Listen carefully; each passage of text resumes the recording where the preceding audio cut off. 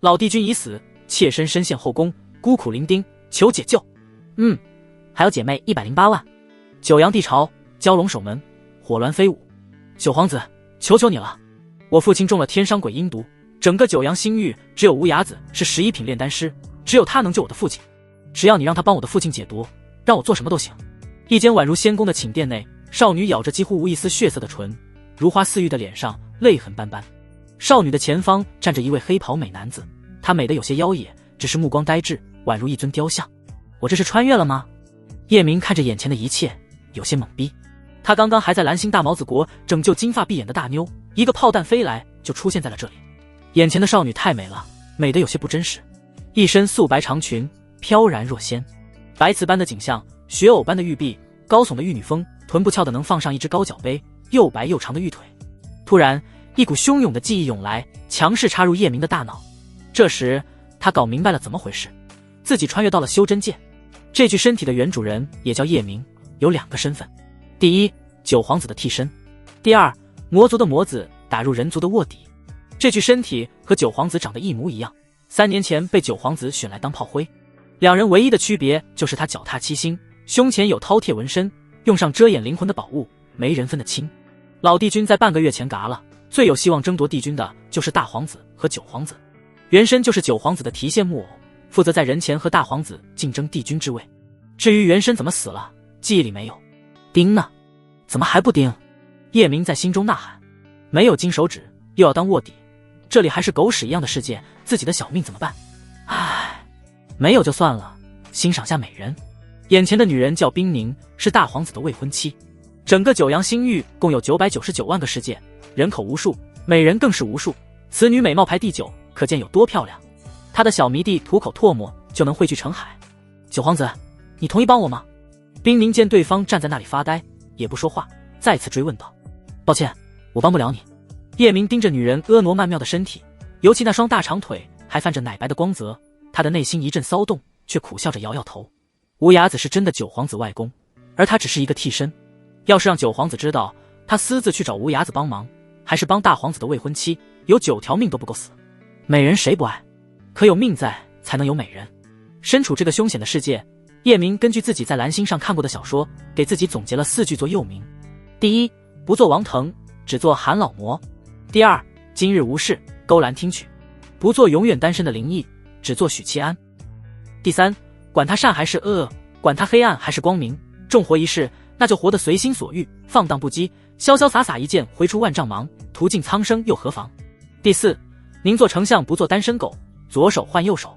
冰宁依然不死心，红透透的眼眶里满满的哀求：九皇子，求求你了，救救我的父亲，我可以为你做任何事。叶明正要拒绝，突然叮的一声，叮，检测到天选之子的天命道侣正是眼前的冰宁，命运剧本大反派系统开始绑定。叮，绑定完成，恭喜宿主获得新手大礼包。卧槽，真的有系统。叶明本以为系统只是作者的虚构，没想到真他娘的有。可反派系统是什么鬼？筒子，你是不是搞错了？像我这么老实的人，不贪财，不好色，助人为乐，勇敢正义，怎么会是一个反派？叮，宿主别装了，我对你了解的一清二楚。宿主贪财好色，爱装逼，爱阴人，在蓝星更有逼王之称，简直逼气满满。你不做反派，简直天地不容。打住，我做的善事还少吗？隔壁老王不在家，我帮忙通下水道，遇到无家可归的小姐姐，我给她安排住处，哥们出差，我帮他老婆修灯泡。宿主等下再说，你还是先看看命运剧本吧。你不阻止天命之子觉醒体质，1个月后就会死。叶明的身前突然出现一个只有自己能看到的蓝色屏幕，屏幕上的写着命运剧本第1集，下面是密密麻麻的小字：天选之子，大皇子帝星。天选之子享受史诗级主角光环，气运加成99999加，悟性加成99999加，道心加成99999加，潜力加成99999加，地心拥有战神血脉觉醒10%，雷霆藏天瞳，眸色金黄如电，眼运雷霆，一旦开启，雷霆万钧，能操控雷电之力。诸天至尊体又称诸天霸体，万体排行榜第1，因此体态霸道，天生被锁，需要解开10道天地枷锁。地心的气运逆天，目前已解开5道天地枷锁，一旦全部解开，世间再无人可压制住它，尸山血海中步入巅峰，神挡杀神，佛挡杀佛。要想解开第6道天地枷锁，需要拥有9阴大道体的女子，这种体质是极品炉鼎，而冰宁便拥有此体。剧本事件：1个月后，帝辛和冰宁成婚，帝辛的第6道天地枷锁解开，修为迎来一波暴涨。九阳帝君之位非他莫属。九皇子嗜血残暴，帝辛嫉恶如仇，会第一个杀了九皇子。宿主作为替身，无辜躺枪，必死无疑。到时候我躲起来不就行了？看到帝辛和谈及的资质，叶明额头的青筋狠狠地跳了跳。不过他的心里抱着一丝侥幸，到时候自己躲得远远的。定，宿主想得太美好了，命运轨迹怎么会轻易改变？不管你躲到哪里，命运轨迹都会让天命之子找到你。该躺枪还是要躺枪，只有改变一些重要的事，才能改变命运剧本。不用说了，本魔秒懂，只要不让天命之子得到冰宁，不解开第6道天地枷锁，就可以改变命运剧本，对吧？定，宿主孺子可教也。滚一边子去，你才是孺子，本魔是未来的夜明大帝。叶明盯着眼前能迷倒千军万马的美人，心想是该自己助人为乐的时候了。冰宁仙子，我救你父亲，你真的什么都愿意做？冰宁图点近看。冰宁星图，读者大大提供。境界：炼气、玄脉、超凡、入道、生死、涅槃、法劫、体劫、魂劫、圣人、小圣、大圣、天尊、准帝、大帝。没错，我什么都愿意。冰宁看到男人布满情欲的眸子，就知道接下来要发生什么，认命的闭上眼睛。下一秒，叶明一步来到女人的身前，捏住她尖尖的下巴，反复的摩挲。睁开眼睛看着我，别害羞，我只陪你1个晚上，明天你要让无崖子去救我父亲。冰宁睁开眼睛，看到男人嘴角含着一抹邪魅的笑，明明俊美的惊为天人，却忍不住打了一个冷战。可以，今夜无眠。叶明一个公主抱将女人抱起，来到床前横着扔了上去。你不会说话不算话吧？冰宁下意识捂住自己的胸口，一副生无可恋的样子。放心，我明天就去求母后。叶明可不想自己去找无崖子，九皇子知道会有大麻烦，让帝后背锅。帝后是九皇子的生母，无崖子的女儿，还不知道她是替身。那个女人可是一个狐狸精，还是九阳星域的第一美人。为了自己的小命，无论如何都要改变命运剧本，不能让大皇子解开第6道天地枷锁。要是你敢骗我，就是同归于尽，我也会杀了你。冰宁眼色冷厉，狠狠道：啧，发狠的样子还挺可爱。叶明躺到女人旁边，一把搂进怀里。帮为夫脱衣吧。这么无理的要求，让冰宁瞬间柳眉倒竖，胸脯剧烈起伏。我们就是一夜夫妻，你自己脱。一夜夫妻也是妻。叶明温热的指腹在对方的唇瓣上摩擦。洞房花烛夜本是一件美妙的事，你哭丧着脸，我可没兴趣。你的要求未免太多了吧？冰宁握紧拳头，泪水再次夺眶而出。他的心好痛，宛如万箭穿心。以后自己该如何面对一身正气的大皇子？在他的心里，只有大皇子才是正人君子，不成婚从不碰他。要是让他知道今天的事，该有多伤心。不是你说的做什么都可以吗？叶明的目光玩味，嘴角含着一道邪似的浅笑。冰宁没有说话，脸上的倔强好似在说：我绝不妥协，爱睡不睡，我不信你能忍得住。她不光是皇朝的公主，还是美人中的美人，无数男人心中的女神。别说一清芳泽，就是拉拉手，估计也会有无数男人愿意为她去死。自己都这样了，这个卑鄙无耻的坏蛋还要求这要求那，他的心里委屈死了。不料叶明起身下床，算了，你的父亲我救不了，你另求高明。这句话让冰宁彻底破防，没有无崖子，父亲活不了几天。情急下，他从背后一把抱住男人的腰。我知道怎么做了，求求你别走。知错能改就是好孩子。叶明转过身，带着惩罚性的咬住女人的唇，逞凶肆虐。丁，一位宿主打开新手大礼包：第1，百花图录；第2，无敌体验券；第3，阴阳至尊典，双修功法中的天花板，永恒级功法，提升自己还能提升道侣，以阴阳正大道。第4，剑法，一剑平四海，一怒山海啸，一剑四海平。第5，红尘仙魔剑，地冰。第6，至尊骨。第7，1万反派点。叶明的记忆里瞬间多出一套剑法，还有阴阳至尊典。天地分乾坤，万物分阴阳。男人体内主生阳气，女人体内主生阴气。阴阳至尊典目前的修炼就是让阴阳二气在两人体内流转，行走一个大循环后直接转化成修为。它的玄妙就在于，哪怕第1层1日就能赶上别人几10天的苦修。这部功法目前只能1对1，随着领悟，以后可以一男和多女同时修炼。和几个女子修炼，叶明提升修为的速度就是几倍。定，宿主和冰凝绑定，激活百花图录第88页。绑定有啥用？凝液内视识海，看到一本图录，图录每页有一个女子虚影，看不清是谁。第88页已经点亮，上面变成彩色3维立体图，跟身下的冰凝一样挠人心肝。这要是换成以前，这张图能用好几年。现在有真人，谁还用照片？照片下面有一排小字，好感度00。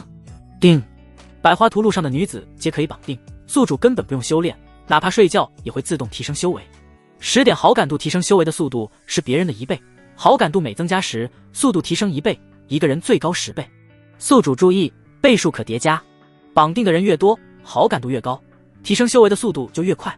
这个不错，根本不用像别人那样苦逼修炼，可以尽情的浪。叶明心里美滋滋，对这个很满意。原身的资质非常烂，只是下品天赋，所以才被魔主当成弃子，派到这里当一个卧底。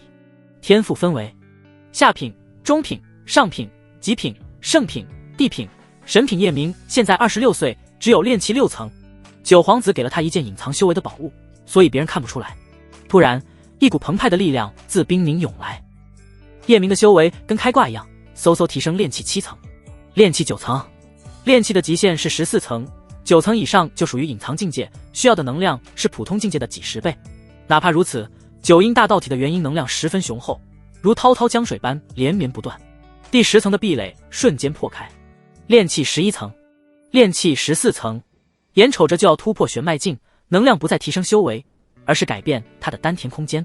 整个空间有方圆几百里，被阴阳2气隔成上中下3个空间，最下面有些阴冷，最中间充斥着烟火气，最上面仙气飘飘，整体给人的感觉就像是3界的雏形，下面是地狱，中间是人间，最上面的是仙界，这让叶明有些摸不着头脑。定，冰凝对宿主的好感度加10，目前时修为增长速度1倍。这时有一股微弱的灵力，不管叶明干啥，哪怕睡觉都会源源不断地涌入他的丹田。怎么会突然增加好感度？想了一下，他明白了，邪魅一笑。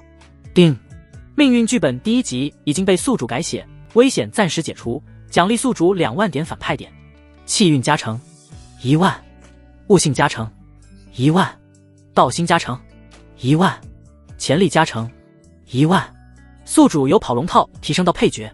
命运剧本第2集正在生成，蓝色屏幕再次出现在叶明和冰凝2人脸颊的中间。突然，命运剧本第1集的文字化做一团黑雾钻进叶明的丹田。卧槽，这怎么回事？叶明心中一紧，连忙将心神沉入丹田。当他的意识进入丹田时，眼前的景象让他大吃一惊。只见一粒漆黑如墨的莲子，宛如一颗黑色的宝石，静静地悬浮在丹田最下面的空间中。莲子足有拳头大小，表面布满神秘的符文，并散发出浓郁的黑光，给人一种十分邪恶的感觉。这莲子究竟是什么？叶明问系统，系统不鸟他。心神退出丹田，屏幕有了变化。命运剧本第2集，剧本事件。半个月左右，天命之子的妹妹帝雪瑶发现宿主不光是替身，还是魔族，人魔不两立。帝雪瑶欲将宿主抓起来交给天命之子，宿主使用无敌体验卷大杀四方，可无敌体验卷只有10息时间，杀了几百万人后被天命之子杀死。破局关键人物冰凝。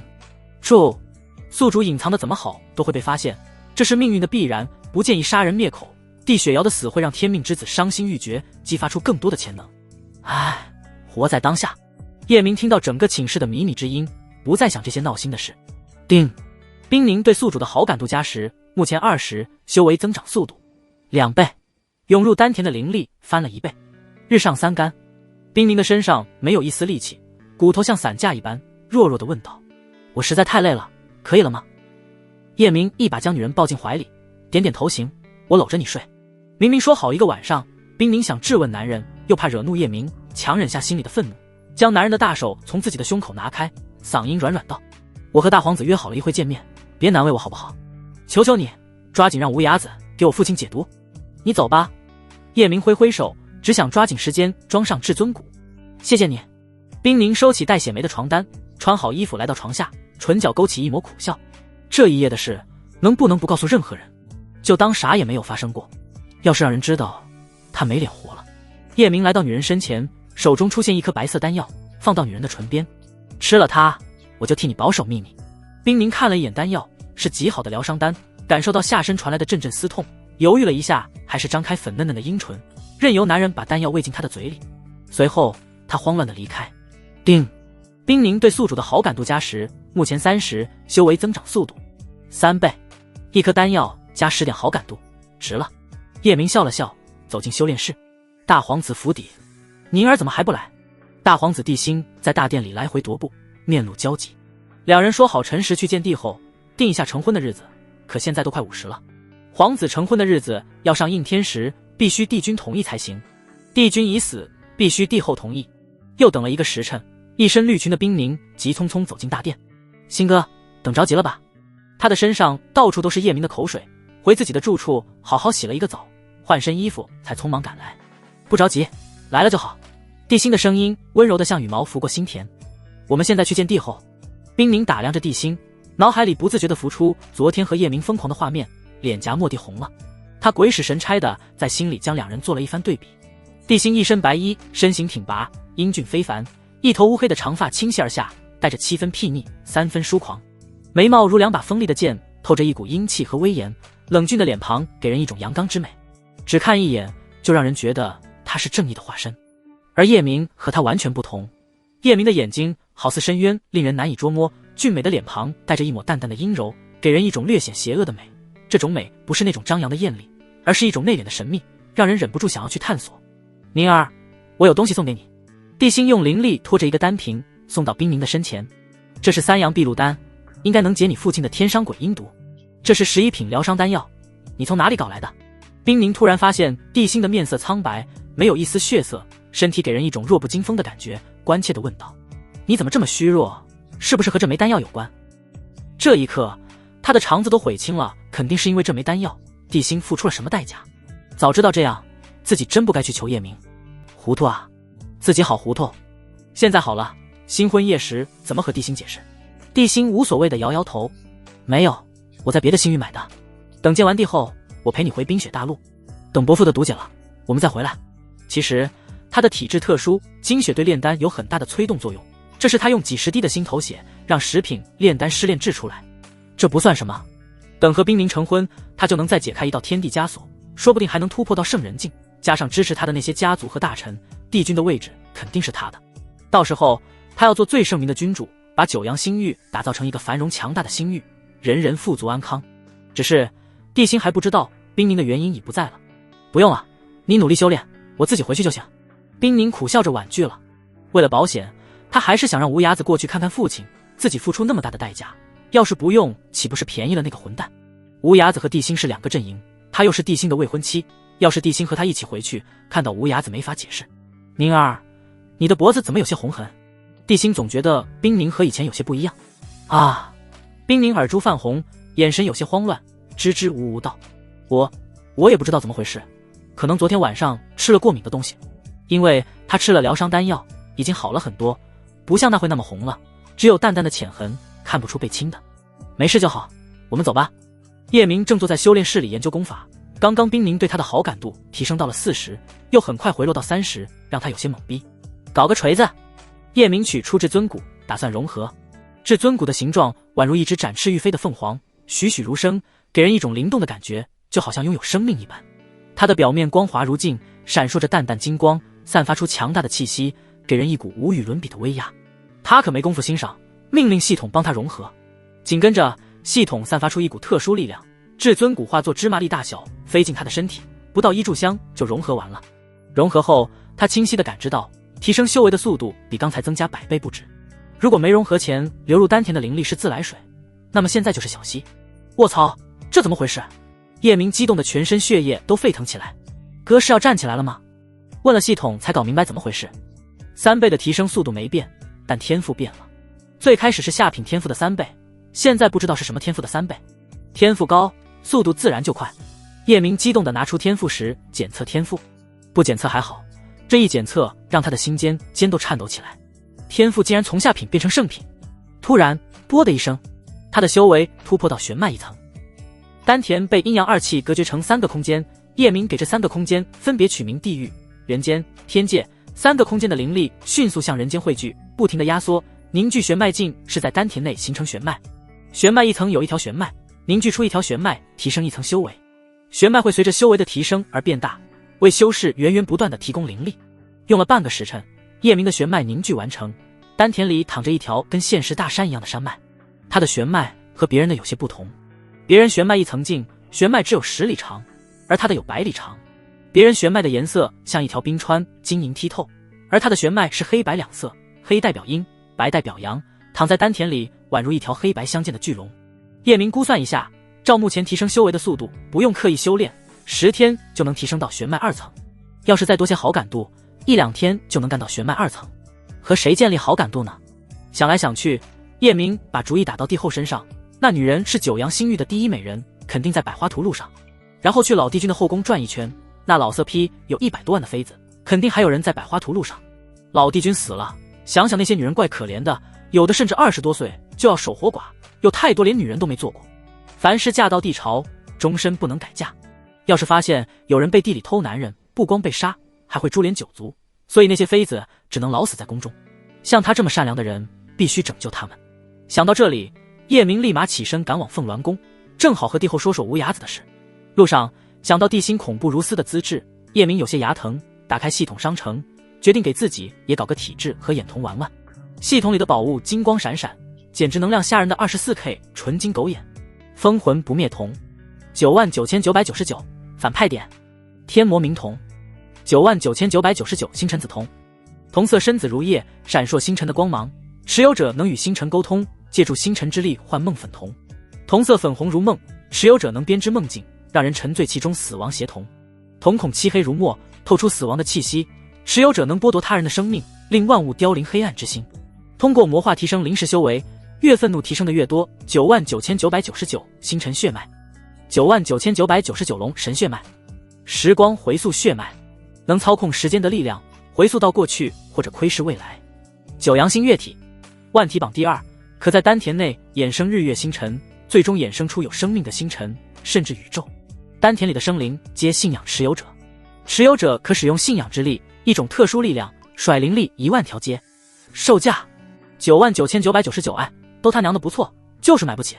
眼花缭乱间，叶明来到凤鸾宫，正好看到帝辛和冰凝走了进去。看到女人穿着一身绿裙，他笑了，笑得有些猥琐。啧，这个绿裙很应景。妮儿小宝贝，我给你点赞。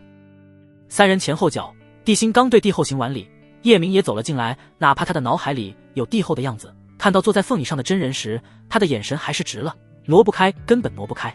他一笑倾城，在笑倾国。他骚的不讲道理，不对，骚和媚不一样，应该是媚到了极致。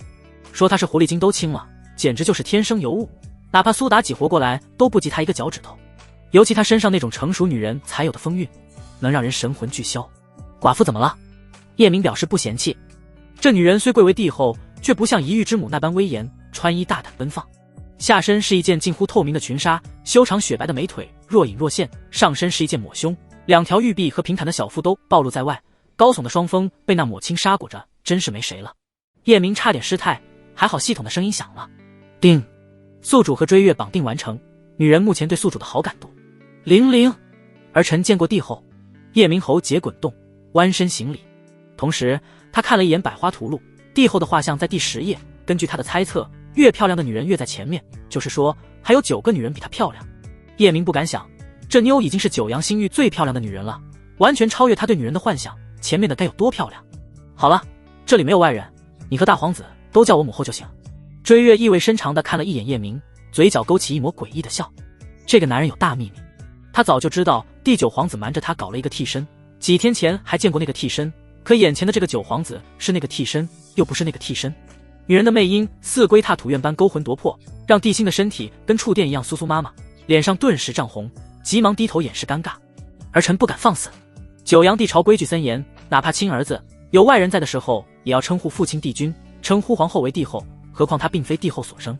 叶明倒是没有那般拘谨，对着帝辛和冰凝抱拳道：见过大皇子，见过太皇嫂。趁别人不注意，他还对冰凝眨眨眼。帝辛只是微微颔首，冰凝却想起了昨天晚上发生的事，脸上顿时燃烧起鲜艳的红晕。9皇子这样称呼不妥，我还没和大皇子成婚。也对，说不定你不会嫁给大皇子。叶明意有所指，让冰凝一脸慌乱，恐怕帝辛误会，急忙解释道：不，我肯定会嫁给大皇子。今天来就是奏请帝后确定成婚日期。不知为何，说完这话，他心微痛。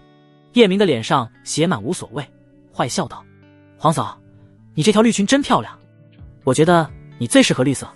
冰宁自然听出叶明的弦外之音，整个人显得更慌张，结结巴巴道：不好看，我喜欢白色。说完，他怕帝辛看出端倪，目光忐忑地看向对方。九皇子这人狠辣无情，帝辛本能地以为冰宁是害怕帝阳才紧张，倒也没有多想，目光示意冰宁不要紧张。叶明将目光转移到帝辛身上，肆意一笑：皇兄，你觉得皇嫂穿绿色裙子好看吗？冰宁心乱如麻，趁无人注意给叶明使眼色，可对方装作没看见，他在心里将对方的18辈祖宗问候一遍。帝辛打量一遍冰宁，由衷地赞美道：九弟说的没错，宁儿穿上绿裙更好看，宛如碧海上的一株青莲。皇兄真是好文采。叶明还想逗逗两人，帝后说话了：好了，说正事，大皇子先说吧。三人落座，叶明坐在椅子上陷入了沉思。刚才他感受到了帝辛澎湃的底蕴，两人之间的实力差得太多，追赶对方可不容易。天命之子那不是开玩笑的，境界越高，提升修为越慢。据他所知，帝辛现在是魂结境，离圣人不远了。帝辛才300岁就到了这个境界，是100万年内人魔妖里最有希望打破诅咒的人。没人知道诅咒是什么，只知道100万年前整个凡间位面降下一股特殊力量，不管多高修为的强者，只要不飞升，寿元到了1000岁就会老死。1000年对于修士来说只是弹指一挥间，再妖孽的人也无法修炼到大地境，打破桎梏，飞升仙界。老帝君也是妖孽，是寿元耗尽而死，死时才小圣境。为何帝辛是大皇子才300岁？只能说老帝君没有儿子命。九阳星域有9大势力，999万个世界，九阳帝朝是当之无愧的霸主。老帝君有这么多的附属世界，自然后宫佳丽无数，风流成性。哪怕一个世界选出一个美人，那也是999万个。老帝君的100多万个妃子，全是每个世界最漂亮的女人。具体多少妃子根本数不清，别说每个人宠幸一遍，有的到死都没见过老帝君长啥样。不知是那个老家伙的基因不行，还是人品不行，这一生有888个公主，却只有9个皇子。前600多个子嗣全是女子，直到700岁才生下大皇子。叶明的压力真的不小，和天命之子相差200多岁，相当于对方比他多修炼200多年，很有挑战性。不过也不是没有机会追上对方，有百花屠戮的帮助，自己再多修炼一下，两人的差距会越来越小。就在他沉思之际，脑海里响起冰宁的灵魂传音：九皇子，求求你，不要现在和帝后说无崖子帮我父亲解毒的事。叶明抬眸看向三人，帝辛正和追月说话，冰宁坐在他的对面，看他的目光满满的祈求。叶明灵魂传音道：哦，我帮你，你拿什么回报我？我再陪你一次。冰宁鬼使神差地说出这样一句话，就连他自己也不知道为何这样说。说完后在心里骂自己好贱。他自我安慰，反正已经被猪拱了，1次2次都一样。你是不是上瘾了？叶明调侃道。臭流氓，你别瞎说。冰宁有恼羞成怒之状，可叶明没打算放过他。今天晚上我去你那里，我们继续 happy。 不行，等我从冰雪大陆回来。冰宁还没意识到，潜意识里他确实有点上瘾。我陪你回家，路上时间充裕，我正好也见见未来的岳父岳母大人。不行，绝对不行。冰宁果断拒绝，没有一点商量的余地。他家只是一个皇朝，是九阳帝朝的附属势力，叶明要是去他家，就相当于皇子去一个县令的家里，那还不闹得周围世界全知道。到时候大皇子肯定会知道。我等不到你回来，一会大皇子走，你留下陪我1个时辰再走。叶明只是说说，不可能跟女人回家，这几天他还要搞定天命之子的妹妹，还真没时间。冰宁瞪了他一眼，别再说了，帝后他们能截取我们的灵魂传音，强者要是想可以捕捉别人的灵魂传音，不过要比自己修为低一些才行。不过熟人不会那样做，不礼貌。怕啥？大不了我娶你。叶明的话音刚落，就有人送温暖了。叮！冰宁对宿主的好感度加10，目前40，修为增长速度4倍。就在这时，追月和帝辛聊到了婚期。女人绵软柔婉的声音问冰宁两人：你们大概多久成婚？我让天机阁给你们选个好的日子。帝辛脱口而出：1个月左右。我想1年后成婚。冰宁的话和帝辛几乎同时说出，帝辛不解地看向冰宁：宁儿，不是说好1个月吗？我还没有准备好。冰宁说完起身对着追月躬身行礼道：帝后，我还有事要回家族一趟，先走了。他也不知道为啥要推后，反正就是不想这么快成婚。别人都说九皇子残忍嗜血，可和对方的短暂接触，他感觉九皇子没有那么坏，只是放荡不羁，嘴有点黄。可这种情调的坏很让女人上瘾，不像大皇子，每日除了修炼就是天下苍生。只是冰宁并不知道，眼前并非真的九皇子，只是一个来自蓝星的有趣灵魂。冰宁的离开让地心一脸懵逼，下意识地认为是冰宁的父亲中毒，心情不好，于是对追月说道：“麻烦帝后让天机阁找个1年左右的好日子。”两人聊着，叶明悄悄追了出去，来到殿外，对着冰宁背影道：“宁儿，等一下。”这个大坏蛋还是没躲过他。冰宁停住脚步，自言自语道：“他就是怕叶明一会留住自己，才选择提前离开。娘子，吃了饭再走吧。”叶明来到女人的身前，帮她撩起额前散落的青丝，放在耳后，温柔的动作就好像关心自己的媳妇，不料却被对方用力拨开他的手。“混蛋，你别乱叫！”“我没乱叫呀，昨天不是你一直喊我夫君吗？”叶明笑着调侃道。“昨天的事已经过去，你别再提了。”冰宁耳珠泛红，抬起头已是满面羞云。“那行，就说今天的事。”叶明一把将女人搂进怀里，坏笑道：“宁儿仙子，这么着急走干嘛？吃了饭再走呗。我的修为可以辟谷，不用吃饭。”冰宁轻轻冷冷道：“乖，别调皮，你来凤鸾宫怎么能不吃点东西就走？那我多过意不去。”说完，叶明甫深吻住女人娇嫩的唇瓣，却被冰宁一把推开，柳眉倒竖，娇嗔道：“你疯了！”这里宫女来回走动，大皇子出来更是看得一清二楚。这狗男人胆子实在太大了，换个地方不就行了？叶明指着旁边的寝殿：“走，去那里。”“这是白天，我不去。”冰宁咬着唇，一副马上要破防的样子。“做人要守信，你刚才可答应我了。”叶明拉起女人的手，走进旁边的寝殿。让他没有想到的是，女人竟然没反抗。帝后，追月点进看。帝后星图，读者大大提供。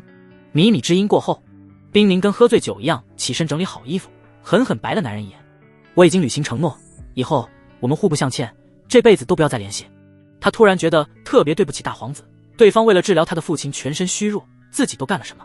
第一次是为了救父亲，那这次吗？除了心里的内疚，他十分爱惜自己的羽毛，在所有人的眼里，他就是一朵冰清圣洁的莲花，出淤泥而不染。可现在的自己，还是别人眼中的那朵圣莲吗？叶明耸耸肩，邪笑道：“无所谓，就怕你回头忍不住来找我。去死，我才不会找你。”冰宁脸上的红晕还没褪去，慌乱的跑了。叶明莞尔一笑，来到刚才的大殿，大皇子已经走了，帝后也不在，宫女说对方去沐浴了。等了足足半个时辰，追月才出来。女人脸部轻移，腰肢款摆，身上只穿着一件半透明的紫色轻纱，里面雪白的肌肤若隐若现，玉腿轻抬便是勾魂，眼波流转便是射魄。追月坐在凤椅上，浑身散发着浓郁的媚香，一头银丝湿漉漉的披散着，还往下滴着水珠。“过来给本宫揉揉肩膀。”“是，帝后。”叶明按到机会来了，走到凤椅后面，双手放在雪白的香肩上揉了起来，薄薄的轻纱就像没有一样，跟摸在吹弹可破的肌肤上没有区别，滑溜溜的。“帝后，冰宁的父亲中毒了，你能不能让无牙子去给看看？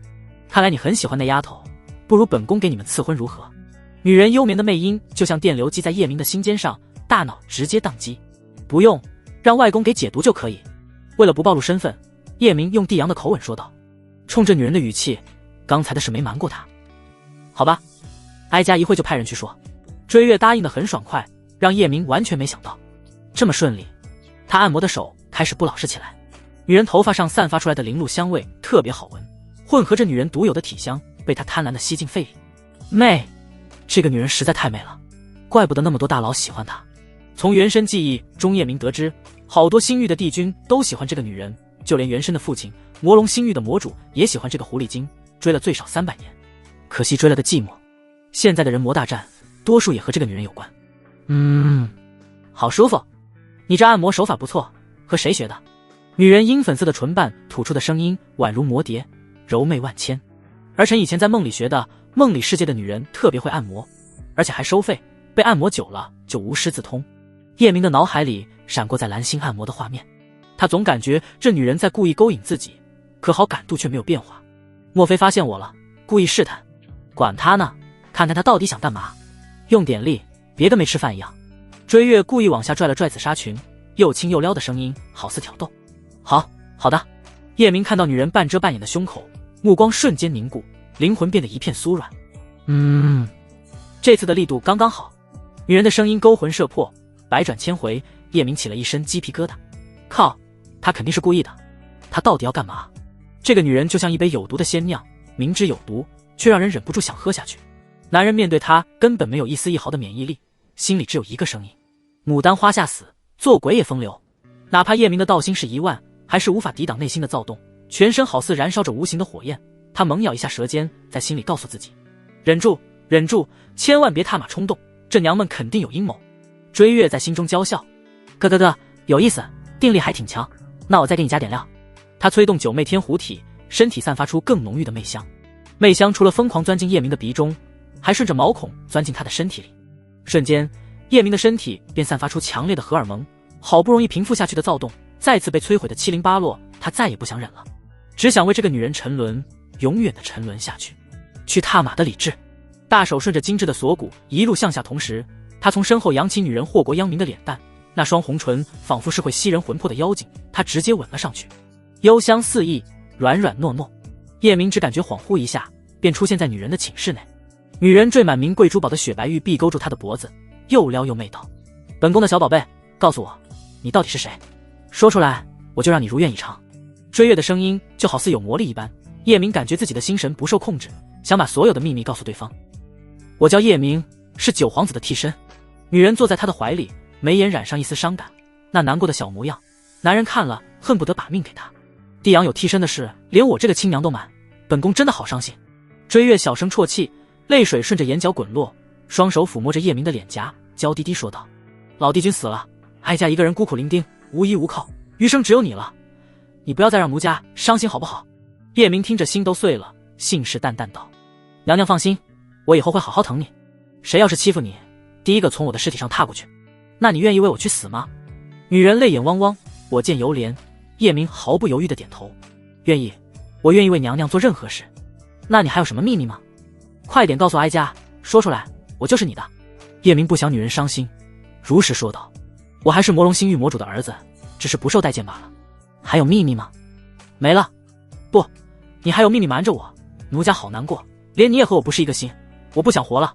对不起，娘娘，我不该骗你，我还是……叶明刚要说出穿越者和系统的事，心脏第6章香魂引破。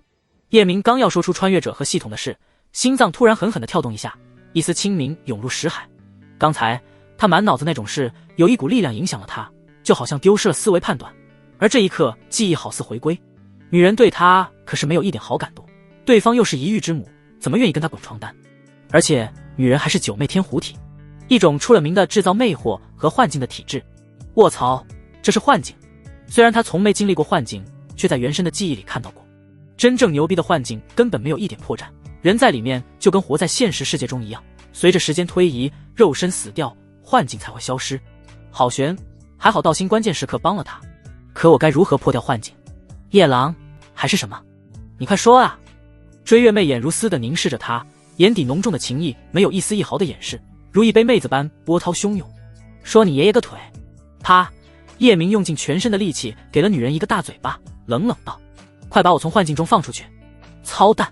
明知道是幻境却出不去，他心急如焚。这幻境不简单，再加上自己的实力太低，想出去不容易。什么幻境？追月抹了下嘴角的血，声音染上哽咽，软弱的让人心疼。我不知道你在说什么。叶郎，你让本宫太伤心了。我可是人族的帝后，更是九阳星域的第一美人，喜欢我的男人数都数不清，你只是魔族的一个卧底，我从没嫌弃你的身份，还愿意把人给你，你怎么能出手打我呢？唉，好难过。好了，别装了，快放我出去。叶明发现自己连无敌体厌倦都用不了，多在幻境里待一刻就危险一分，他一拳狠狠地轰向女人的心口，砰的一声，一个血淋淋的窟窿。鲜血溅了叶明一脸，幻境真实到鲜血都是热的，他的心里甚至怀疑，这会不会就是现实？想到女人是圣人，自己怎么可能打爆她？错不了，这绝对是幻境。啊！追月吃痛，眼泪夹杂微红血色不断滚落，面容破碎又痛苦。叶郎，你在干什么？你打我，身体疼是小事，我心疼。难道你的心就不疼吗？还和我装？现在女人随时能要了他的命，叶明可不想小命掌握在别人手中，咬了咬牙，狠了狠心，一掌拍向自己的天灵盖。砰！脑浆迸裂，瞬间醒来。醒来后，叶明头痛欲裂，眼神呆滞，正站在凤椅后，双手还保持着伸向女人胸口的动作，离目的地不足1寸。他心里这个气，化掌为拳，狠狠地砸了上去。叮！追月对宿主的好感度加10，目前时修为增长速度1倍，合计5倍。叶明，挨揍还加好感度。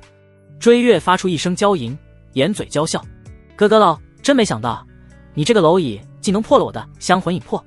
你在幻境里打我的事，必须给本宫一个交代。”啪！女人隔空给了叶明一个大嘴巴，将他抽飞10多丈，狠狠地砸在地上，骨头都要散架了。臭娘们，你别逼我！叶明想用那张无敌体验卷，思虑再三又放弃了。那张卷太珍贵，关键时刻能保命。这个女人好像没有杀他的意思，用了有些浪费。我就逼你了，你有脾气吗？追月方才还妩媚勾人，瞬间满脸杀气，声音冷得像寒冬腊月的冷风，夹杂着冰渣子。我给你3个选择：第一，我亲手弄死你；第二，做本宫的狗；第三，我会将你魔族的身份公布出去，以人族对魔族的恨，点你天灯都是清的。这用想吗？宁叶脱口而出：我选 B。 什么意思？追月疑惑道：就是选第二个，但狗有点难听，要不然我做你的小白脸。小白脸是啥意思？小白脸就是长得特别好看的男子，完全听女主人的话。叶明清抿嘴角，一抹戏谑的笑意浮上嘴角。听话就行，称呼无所谓，那你就做我的小白脸吧。追月满意地点点头，一挥手，一颗漆黑如炭的丹药悬浮在叶明的身前。吃了它。这是啥？叶明哭丧着脸问道。融魂丹，以后你要是不听我的话，我就不给你解药，你的灵魂就会像冰一样融化，痛苦会让你生不如死。娘娘，不用吃了吧？叶明脸色凝重，强挤出一丝笑容。我效忠九皇子，九皇子是你儿子，和效忠你没有区别。九皇子，我儿子。哥。追月性感的红唇扯出一抹邪恶的弧度，警告道：记住，你以后只能效忠我一个人。看女人那疯狂的神情，叶明明白了，这女人跟九皇子根本不是一条心，她是想自己当帝君，效仿武则天。你想当帝君？没错，我要做九阳新域的主人。追月有叶明的把柄，又可以随时杀了他，没有隐瞒自己的想法，大胆的承认。叶明微微挑眉，脸上露出一抹诧异的神色。哦，那你有对付神机卫和隐龙卫的办法？你不要忘了，九阳新域信地，不可能让一个外星人当帝君。神机卫和隐龙卫可不简单，是九阳帝朝的守护神。这2个势力一明一暗，神机卫在明，隐龙卫在暗，谁敢动摇九阳帝朝的地位，可直接斩杀。这2个势力的强者无数，且经过981次忠诚考验才能加入，他们只忠诚每一任帝君，但帝君必须信帝才行。哪怕没有选出新帝君，他们依然无比忠诚，维护整个帝朝安全。要不然，老帝君已死，为何九阳新域还井井有条，一点没有乱？就因为这2个势力。九阳新域周围还有好几个新域，为何没人趁机瓜分九阳新域？也是因为这2个势力的原因。追月眉心微低，略带愁容道：目前还没有太好的办法，但我会想出来。叶明挥手将身前的毒丹震成丹粉，商量道：只要娘娘不让我吃下毒丹，我有办法让你做九阳新域的主人。哦，什么办法？追月眼前一亮，声音明显变得有些激动。叶明诡异一笑道：九阳帝朝有9个皇子，只有大皇子和九皇子最有希望成为帝君。大皇子是因为天资妖孽，有好多大臣和家族支持，而九皇子是因为你是帝后，还有你的娘家强大等原因。哪怕大皇子和九皇子做不成帝君，也不会轮到一个外星人，还有7个皇子。说重点，这些我比你清楚。追月打断他，催促道：好。叶明直奔主题：我的办法很简单，只要我们生的孩子扶持他当帝君，你在后面垂帘听政就可以。老帝君刚死，你抓紧怀孕，完全来得及。等孩子出生，我们就让他当帝君，你怀里抱着孩子就可以主持朝政。啧，本魔真他妈是个天才，连喂奶都不耽误。孩子吃完换人。修真界和蓝星不一样，这里的婴儿不一定是10个月出生，资质不同，胎儿孕育的时间就不同。老帝君才死半个月，临死前有个孩子很正常。哥。追月掩嘴娇笑，仿佛像牙雕成的玉手勾起一缕散落在耳边的银发，柳眉一挑，霎时妖媚的勾魂夺魄。你这小坏蛋，还真敢想！你是为了我，还是为了你？双赢。叶明扬唇一笑，邪魅妖娆。追月转过身背，对他陷入思索。白皙的后背没有衣物，只有绑带，露出精致的蝴蝶骨良久。女人缓缓说道：那你有没有想过，生女儿怎么办？孩子出生会有人检测血脉，怎么瞒过众人？我能保证生儿子。叶明的薄唇猛地勾起一抹诡异的笑。你是帝后，血脉问题能难住你吗？追月脸上的笑容迅速敛去，脸越来越冷，一丝丝动人心。那我凭什么选你生孩子？别忘了，你可是个魔，非我族类，其心必异。天然男人，我找谁不行？谁能抵挡住本宫的魅惑？他想了一下，放弃了这个办法。他对男女之欢不感兴趣，一心向道，争夺帝君也只是为了大道。以他的资质，不可能打破桎梏，飞升仙界，那就只能活1000年。要是当上帝君就不一样了，因为老帝君说过，每个新域的帝君有可能被那个地方选中，那里可以多活很多年，更有机会飞升。可惜老帝君没被选中，要是孩子当帝君，还是没他什么事，这样做没有意义。你想找谁就找谁。叶明看出对方在戏耍自己，无所谓的耸耸肩。他这样做只是想抱住女人的大腿，有了对方的庇护，自己在这里就安全多了。哪怕九皇子那个狗婢拿他当炮灰，他也不用担心，到时候自己可是他的后爹。追月不再提这事，慵懒地斜躺在凤椅上，两条肉感而不失修长的美腿优雅地叠放在一起，声音甜软道：只要你做我最忠诚的狗，我不会亏待你。娘娘说错了，不是狗，是小白脸。叶明纠正道：不管是啥，就是这个意思。那娘娘是不是先给点甜头？叶明盯着女人曼妙的身材，半透明的紫色纱裙刚刚覆臀，胸前的饱满在薄纱下若隐若现。追月手托香腮，含笑望着眼前的俊美少年，用尖尖的下巴指了指脖颈下面。本宫最近这里有些痛，你帮我按摩下。没问题，这是我的强项。叶明喉结滚动，坐在凤椅的边上，开始帮女人按摩。追月将雪白的小脚丫放到叶明的怀里，诱惑道：本宫的小宝贝，你把秘密告诉我，我就同意你的那个计划，怎么样？到时候我们的儿子就是九阳新域的帝君。他依然不死心，想套出秘密来。眼前这个男人绝对还有秘密，应该是有大机缘，要是得到，对他的修炼肯定有巨大的帮助。他的九妹天狐体出生时便伴随一个心技，叫灵眸慧心，可以在心脏上修炼出一双心眸，可以看到别人看不到的东西。前几天他见过以前的替身，那个时候这具身体只是炼气6层，下品天赋，这才几天，对方就变成玄脉1层，还到达了隐藏境界第14层。第14层可不是一般人能到达。更可怕的是，谁都知道天赋几乎无法改变，出生啥样就是啥样，除非能觉醒一些特殊血脉，可这个男人竟从下品天赋变成圣品，而且他能感知到这具身体已经变主人了。我没有秘密了。叶明摇头否认。追月方才还风情万种，媚态横生，瞬间变了一个人，一把甩开他的手，气恼道：拿开你的脏手，别碰本宫，你连我都不信任，还有脸碰我？不碰就不碰。叶明无所屌味道。追月见软的不行，开始来硬的。别忘了，你只是本宫的一条狗，我这里有的是丹药，不听话，本宫就强行为你毒丹，折磨到你说为止。我知道你已经不是以前的替身，告诉本宫，你到底是谁？来自哪里？又是怎么改变的天赋？我听不懂你在说什么。叶明也像变了一个人，妖冶邪佞的眸子里闪过一道凛然的杀气。这个女人真的不简单，有心机，有手段。别看她有时候骚得像个红尘女，实则是一个蛇蝎美人，冷血无情。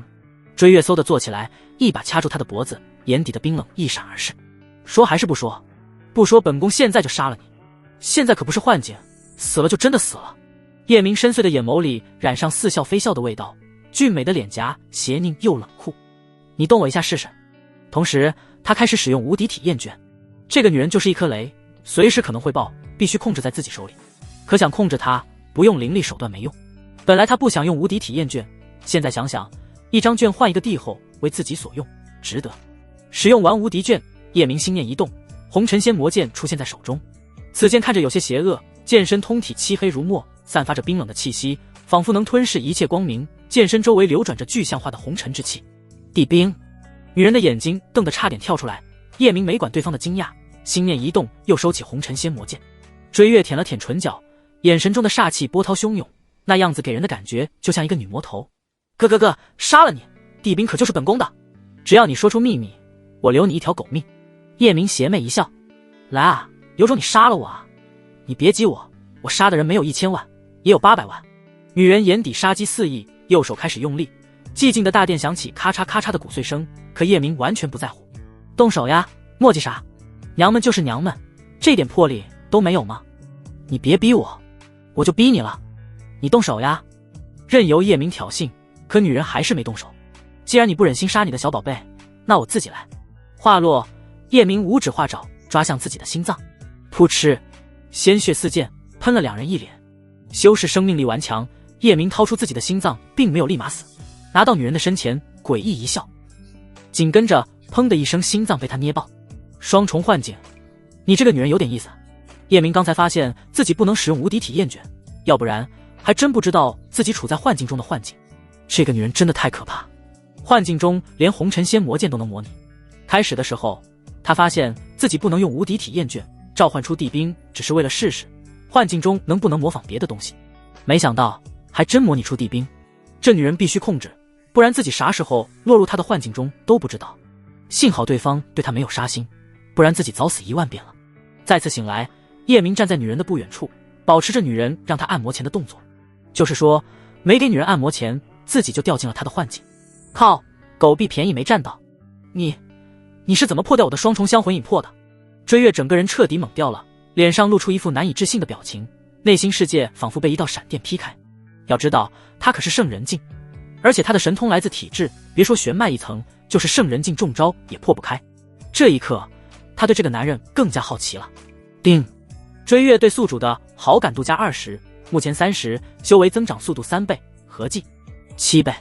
叶明不知道女人为啥会对他增加好感度，肯定不是因为爱，可能是被他的才情折服。怎么破掉的你就不用管了，乖乖做我的狗吧。现在能用无敌体验卷，他直接使用。突然一股强大无比的力量降临到他的身上，瞬间叶明就觉得自己的身体发生了奇妙的变化，眼神仿佛能够穿透无尽时空，皮肤闪烁着奇异的光芒，散发出一种令人敬畏的气息。这一刻他仿佛化身为神奇，整个世界都会向他臣服。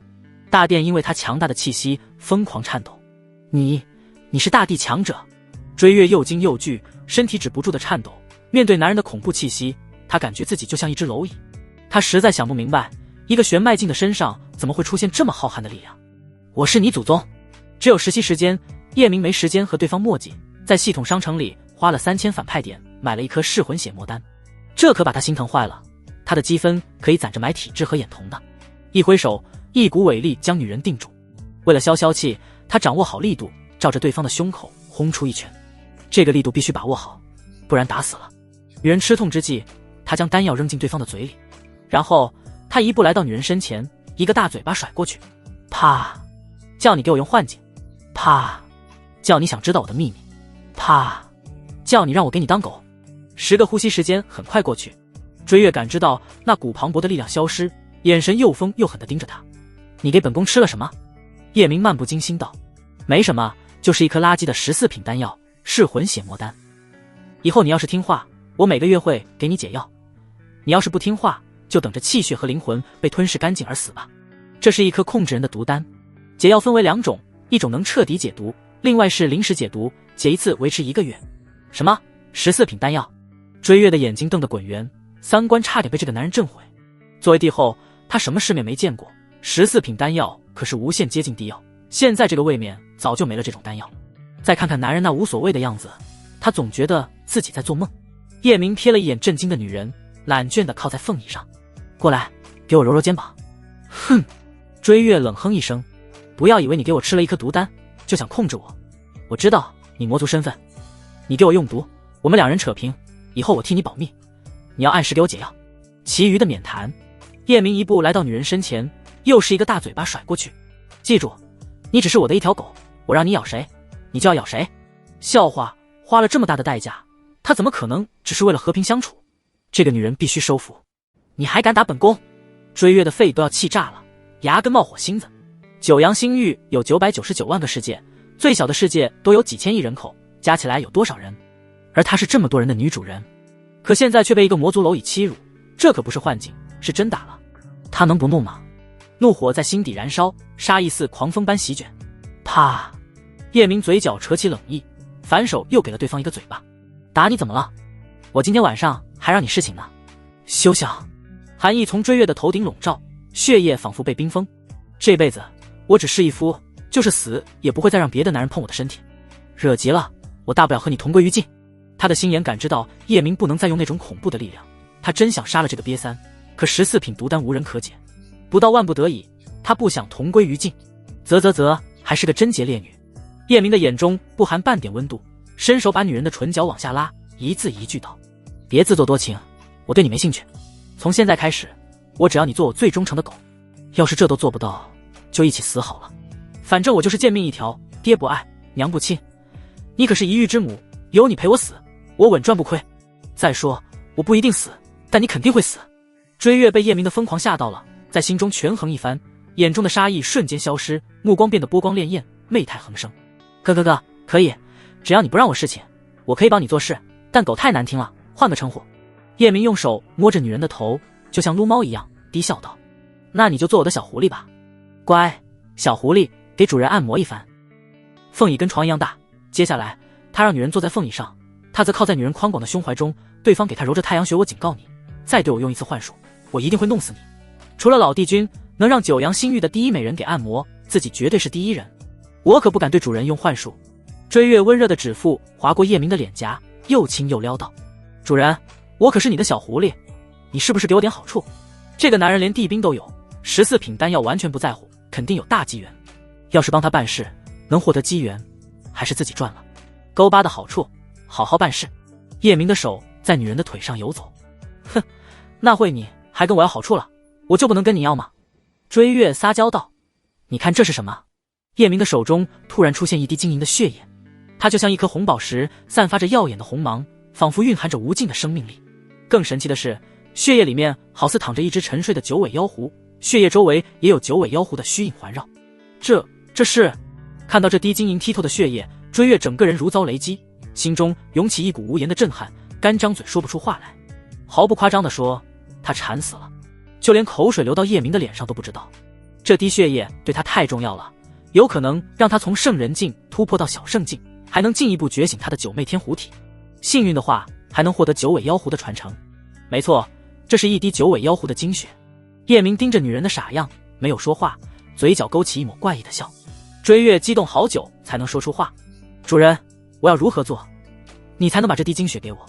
你说吧，让我做什么都行。”本来他不想再染红尘，更不想男人肮脏的身体趴在自己的身上，他只想追求大道，打破这个位面的诅咒，飞升仙界，去追求那虚无缥缈的永生。可这个男人一次又一次地刷新了他的认知，就连九尾妖狐的精血都有。这么珍贵的宝物只存在于传说中，因为这个位面根本没有九尾妖狐，最多到3尾。九尾妖狐并非出生就9尾，一尾一劫，一劫一生死。他要寻求的机缘不就在这个男人的身上吗？什么帝后不帝后，他根本不在乎。跟了这个男人，说不定自己真的可以在1000岁之前飞升仙界。这一刻，他愿意把自己交给男人。你除了身体还能给我什么？叶明开始给对方画大饼。好好做我的小狐狸，说不定本少哪天高兴了，就赏你一个机缘。有我帮你，飞升仙界如喝水般简单，不死不灭也不是问题。九尾妖狐的精血1万反派点1滴，他发誓拿出精血绝不是为了睡这女人，更不会做舔狗。他只想完全掌控这个女人，让对方好好帮他做事，好好保护她，顺便提升一下好感度。叮，追月对宿主的好感度加10，目前40，修为增长速度4倍，合计8倍。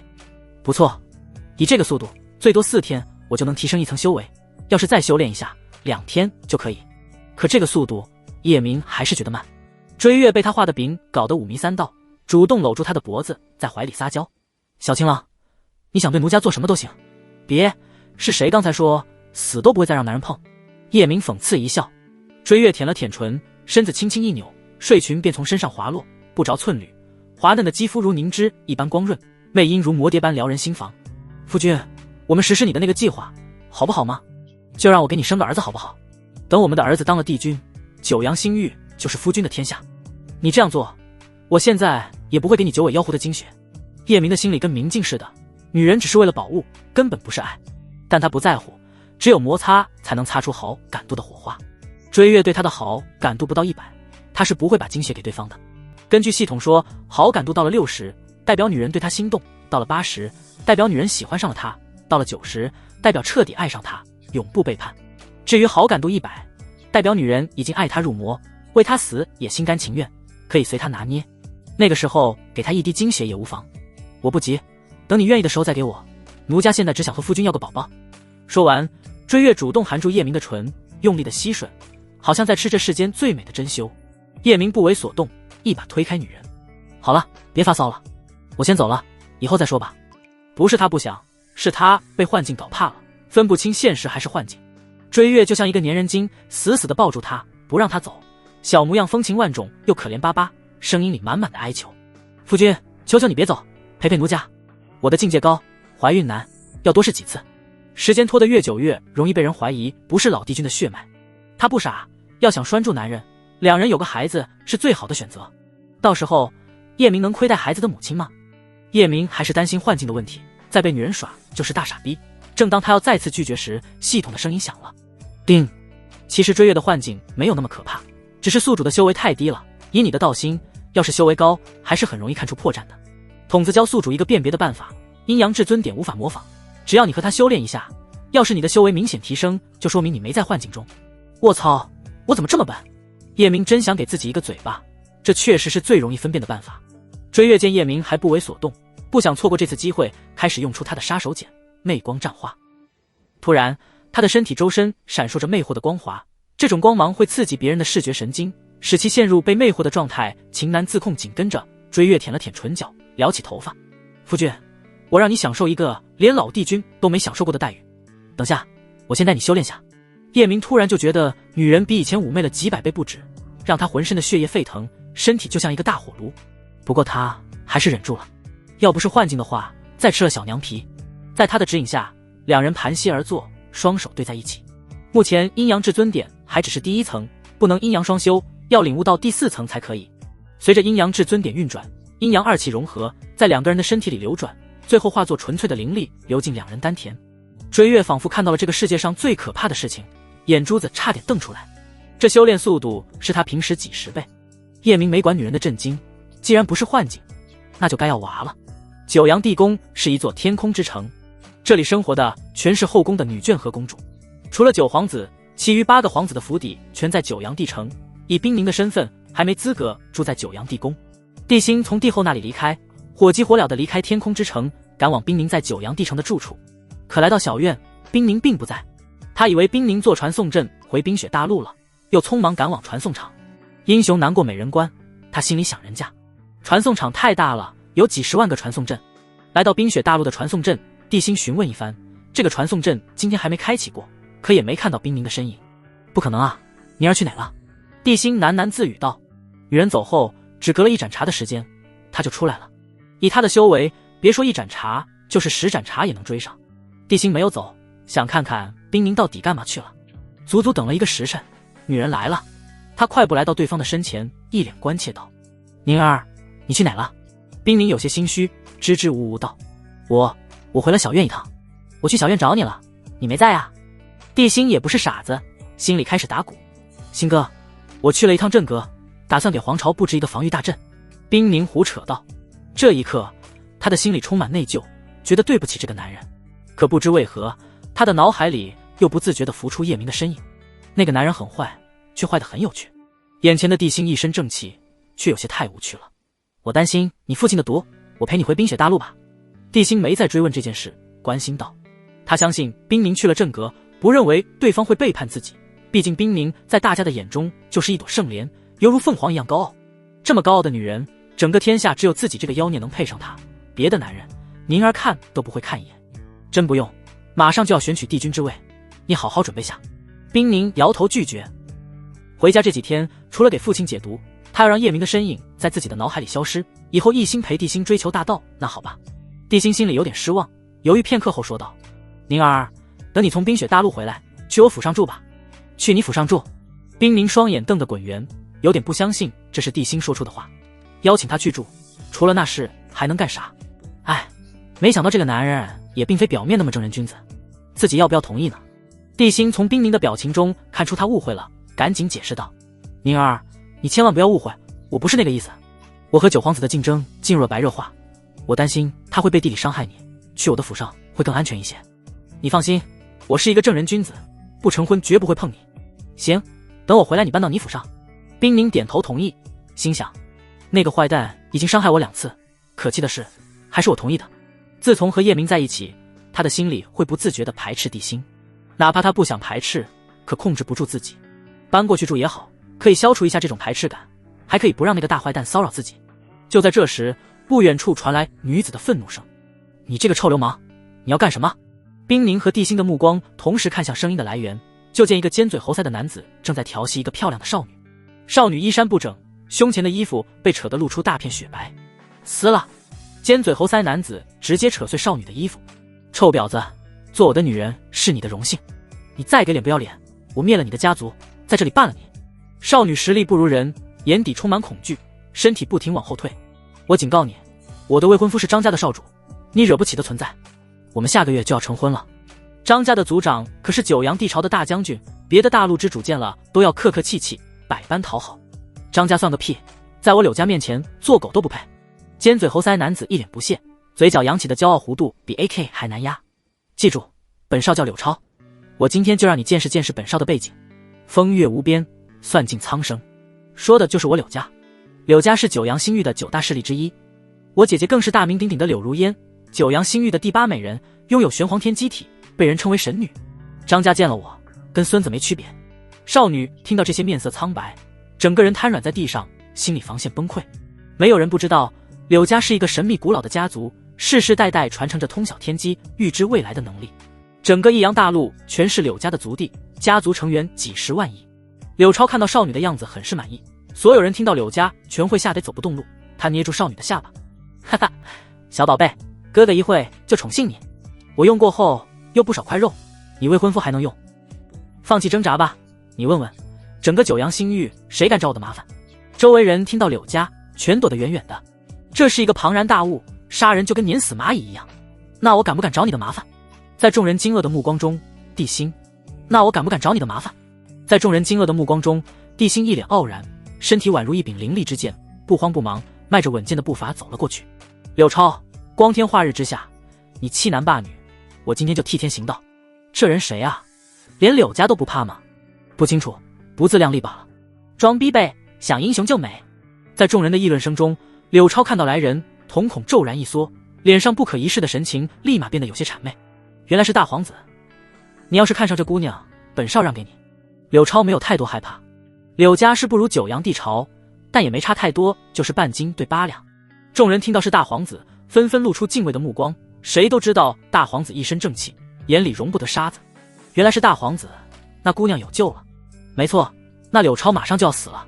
此言差矣，大皇子不会杀柳超，柳家是支持大皇子做帝君的家族，要是杀了柳超，柳家还支持个屁。就是江湖不是打打杀杀，江湖是人情世故，顶天就是教训一顿。地心听到周围人的议论，微微皱眉，脸上有些挂不住。他目光如刀般射向柳超，声音冷得掉渣：你以为我是你这种货色？你这种败类，活着就是浪费灵气。今天我必为民除害，柳家不服可以找我。话落，一股澎湃的威压在地心身上散发出来。冰凝见状，急忙拽了拽他的衣袖，微微摇头：不要杀他，现在是选帝君的关键时刻，少了柳家的支持，对你不利。只有当上帝君，你才能实现伟大的抱负。地心不为所动，一身浩然正气。宁儿不用劝我，我心中只有正义，没有柳家的支持，有天下的百姓支持我，我一样当帝君。柳超见对方来真的，立马慌了，脸上冒出虚汗，求饶道：大皇子，求求你别杀我，我们是自己人，我的家族可是支持你当帝君。谁他妈跟你是自己人，去死吧！地心双指并剑，在身前一划，一道璀璨的剑气射出，噗的一声，柳超的脑袋被削掉，鲜血跟喷泉一样从脖子处喷出1丈多高，脑袋在地上滚了好几个圈才停下。柳超的护道者看了一眼地心，连尸体都没收，扭头就走。回到柳家也是死，不如亡命天涯。不是他们不救柳超，是根本打不过地心，就是打过也不敢对九阳帝朝的大皇子出手。大家全一脸敬畏地看向地心。卧槽，真杀了，那可是柳家的少主啊！世界之主见了柳超都要跪地行礼，就这么死了，我服了，佩服得五体投地。只有大皇子才能让我们穷人活得有尊严，只有大皇子才能让我们不被欺负和压迫。没错，大皇子铁面无私，刚正不阿，支持大皇子做帝君。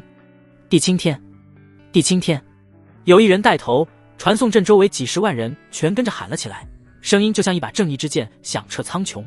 地心非常享受这种万众瞩目的感觉，主动牵住冰凝的手，温柔地说道：凝儿，等我当了帝君，第一个杀了残暴不仁的九皇子，你愿意陪我杀尽天下所有坏人吗？我……冰凝快速抽回自己的手，一时间不知道如何回答。他承认帝辛的做法是对的，要是所有人都像他一样，这个世界不会再有坏人，人人平等。可每个人的想法不一样。他的想法很简单，守护家族，守护亲人，守护爱人，别人什么样他管不着，自己不做坏人就行了。他一直把叶明当成了九皇子，心里有些担心他的安全。两个人的高度不一样，帝辛一脸失望。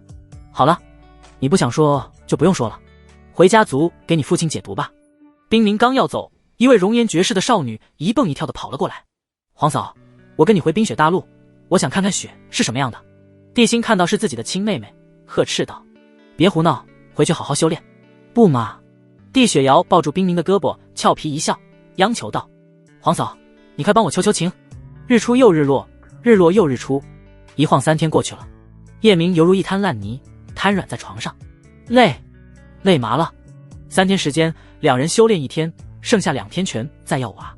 人体是可以源源不断的生出阴阳2气，可用阴阳至尊点修炼，阳气消耗的特别快。叶明修炼1天就入不敷出。系统商城里有一种丹药，2000反派点1颗，吃了后只要1年内怀孕，肯定生个大胖小子。这个女人太妩媚，叶明根本停不下来。追月发现1天的修炼赶上平时几十天的修炼，当时激动的哭了。剩下的2天，女人拼命的讨好他，哪怕现在还不想放过他。哼，蓝星的时候，朋友告诉他千万别招惹如狼似虎的女人，那时他还不信，现在信了。说真的，下次不敢了。这3天，他的修为提升不少，境界来到玄脉4层，丹田里又凝聚出3条灵脉，女人的好感度也增加20点。现在追月对他的好感度是60，提升修为总倍数是10倍。哪怕60的好感度，可叶明心里明白，这个女人不是感性的人，相反，女人十分理性。这么多的好感度，完全是自己破掉她的幻境生出的仰慕之情。后来这20点，完全是因为阴阳至尊点能快速提升修为的原因。休息了一会，叶明准备离开。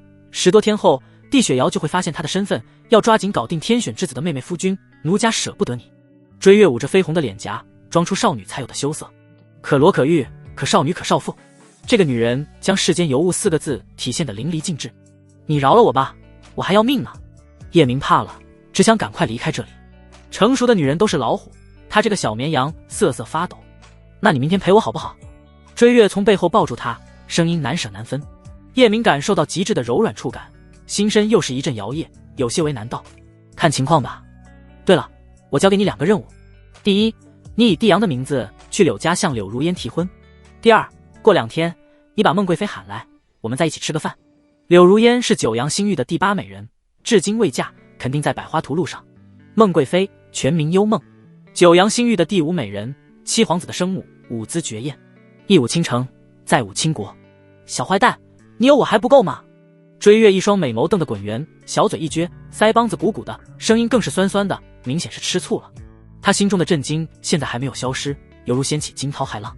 做梦都没有想到，1天的修炼相当于几十天。他现在还有500年的寿命，要是这样修炼下去，他的寿命就不是几百年，相当于3万多年。当然，不能这样算，两人不可能一直修炼，哪怕3天修炼1天，也相当于多出1万多年的修炼时间。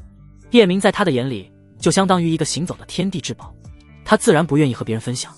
最主要的是，他太想得到那滴9尾妖狐的精血了，认清自己的地位。叶明陡然沉下了脸，冷漠道：想要9尾妖狐的精血，这样做没用，情到了，我自然会给你。对方的心思可瞒不过他，女人一半是装的，一半确实吃醋了。可他也要修炼，不可能在一棵树上吊死。追月没想到自己的小心思没有瞒过对方，心想：这个小坏蛋比猴子还精，本后连老帝君当初的要求都拒绝了。你没要求，我便主动，人家都这样了，你还不舍得给我9尾妖狐的精血？夫君有2个难题，怎么解决？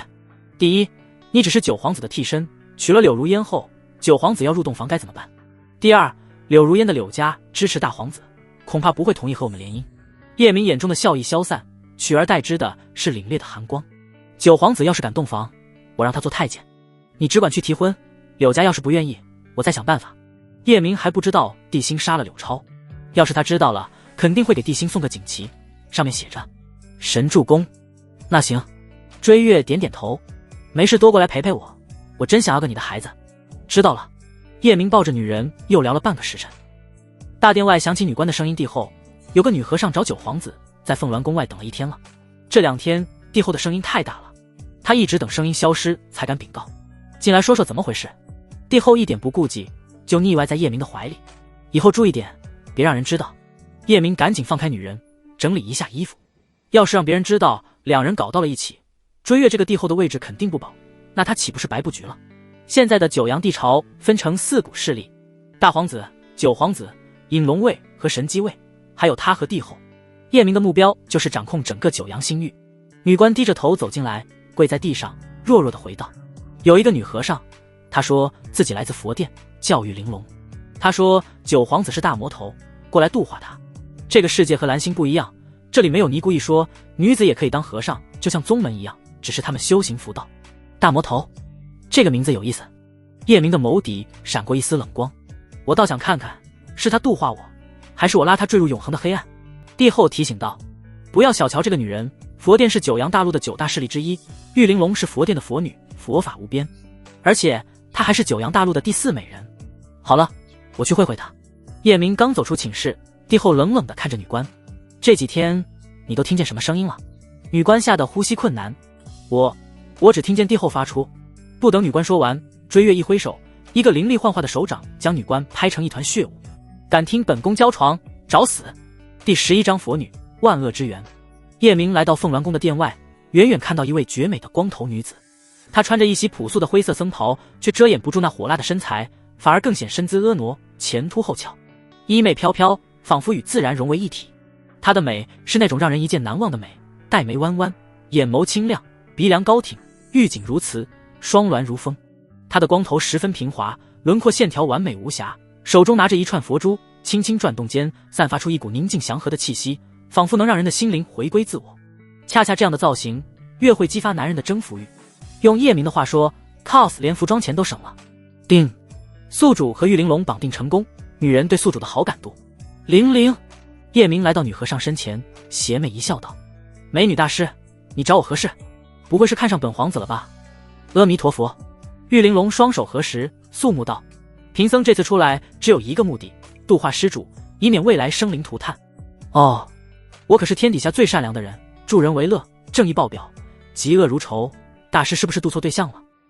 叶明也不知道这女和尚是真的佛法超然，还是因为其他什么原因，但他不得不承认，对方说的每一个字都仿佛能穿透人的灵魂深处，让人心旷神怡，仿佛自己的心灵进行了一次洗礼，变得更加纯净和透明。玉玲珑转动佛珠，声音无喜无悲：“不，施主脚踏七星，饕餮半生，乃是大魔头降临人间，善恶一念之间，若施主不恪守己心，凡间将血流成海，枯骨如山。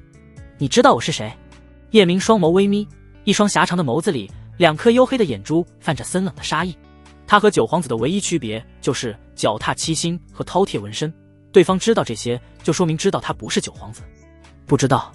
玉玲珑摇摇头，继续说道：“你我皆是芸芸众生中的一员，还请施主放下欲望，无心无情，无色无相，无嗔无狂，心中无我便是佛，心中有欲便成魔。你怎么知道我脚踏七星？”叶明目光如刀，似要洞穿女人心底的秘密。阿弥陀佛，佛法无边。呵呵，好一个佛法无边。既然对方对他一清二楚，叶明也打开天窗说亮话：人要没有欲望，活着还有什么意思吗？你度错人了，帝阳才是杀人不眨眼的魔头，你去度他吧。烦死了。他把皮球踢给九皇子，本来还对这和尚小姐姐有点想法，顿时兴趣全无，不想再和对方说一句话。没有错，贫僧度的就是施主。玉玲珑的眸光明净清澈，如同山间清澈见底的泉水，正色道：九皇子只能算一条小鱼小虾，翻不起什么浪，而你是大魔头，万恶之源，谢谢你抬举我啊。叶明嘴角抽搐一下，目光骇人。佛祖见了我都要点头哈腰，你的佛法不够，度不了本少，别再烦我。说完，他绕开对方离开，不想再有任何交集。他真怕有一天自己无欲无求，只会吃斋念佛，那活着还不如死了。我他娘的怎么就是万恶之源了？这帽子扣得有点大，和尚的脑袋都被驴踢了吗？度我哪有杀了我一劳永逸？真不知道他是什么脑回路。这些话叶明只敢在心里说说，可他又想问问对方，最后还是忍住了好奇。好奇害死猫，万一提醒对方真杀了他，哭都来不及。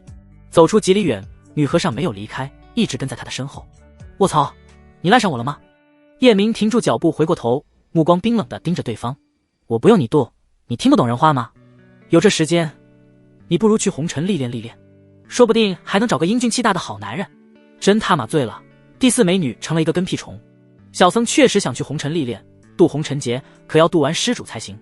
玉玲珑双手合十道：“就是说，你跟定我了呗？”“是的，直到施主回头是岸。”“回个鬼头！要不我陪大师红尘历练一番。”叶明心中喊冤，自己好像还没杀过一个人，一直忙着搞对象，比老帝君的100多万个妃子差远了。这也是大魔头，不给女子放的大招是赶不走他了。想到这里，他走到女和尚的身前，搂住她纤细的腰肢，劝你最好别再跟着我，不然我会把你带坏，从佛法无比的大师带成一个荡妇，到时候渡我不成，心陷红尘。乖，回佛殿好好念经去吧。让叶明没想到的是，女和尚竟然不躲，任由他搂着，哪怕他的手来到那抹挺翘，对方依然不为所动。若欲求佛，但求心，指着心是佛。玉玲珑的话让叶明有种拳头打在棉花上的感觉。靠，我还真不信邪了。他大手扣住女人的光头，低头含住她粉嫩的唇瓣，用力的吸吮，还故意发出滋吱吱的声音。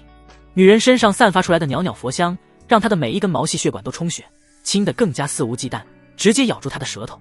可亲了半天，女人不回应也不拒绝，只是闭着眸子，宛如木偶，仿佛这一切跟他没有任何关系，好感度也没有加。叶明清楚，这女人是真的心如止水，福到已经到了一种可怕的境界。这次他真的遇到对手了。本以为百花图路上的女子皆像冰凌那种，再不济像帝后这种，努力一番也能混点好感度，可眼前的女人给他上了一课。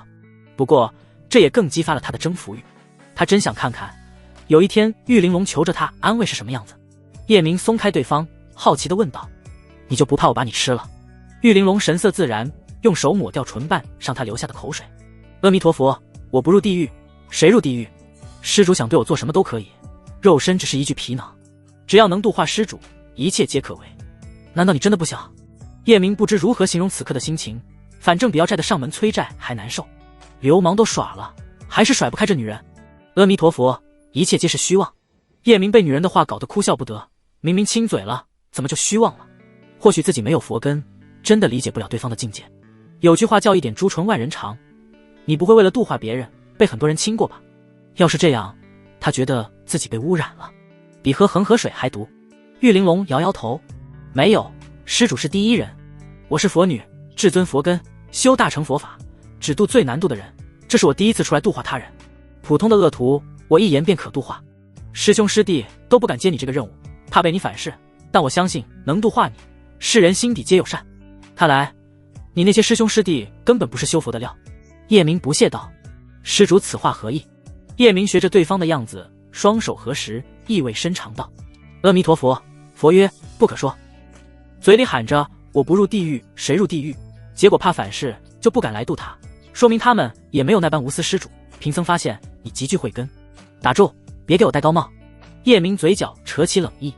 跟着我可以，有3个条件：第一，不许在我面前念经；第二，不许阻止我杀人；第三，不许给我洗脑。那只是初级佛境，我早就不念经了。酒肉穿肠过，佛祖心中留呗。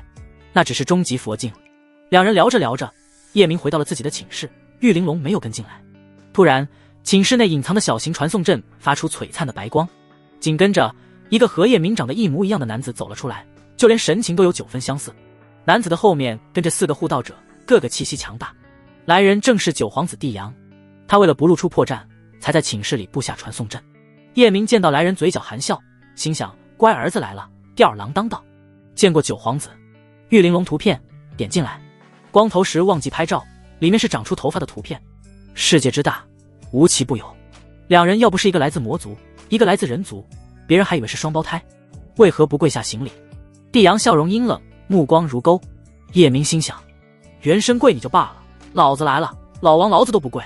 不过他没必要和对方闹得太僵，双手抱拳道：“九皇子，帝后已经封我做了帝司，除了帝君和帝后，我不用向任何人下跪。帝后封的是我，而不是你。”帝阳不屑道：“你只是我的替身，我才是帝后的儿子，你该跪还要跪。”不。叶明微微摇头，诡异一笑：“帝后已经知道我是你的替身，封的就是我，而不是你。”不可能。帝阳瞪大双眼，满脸震惊，以为自己听错了，确认道：“你说母后让你做帝司？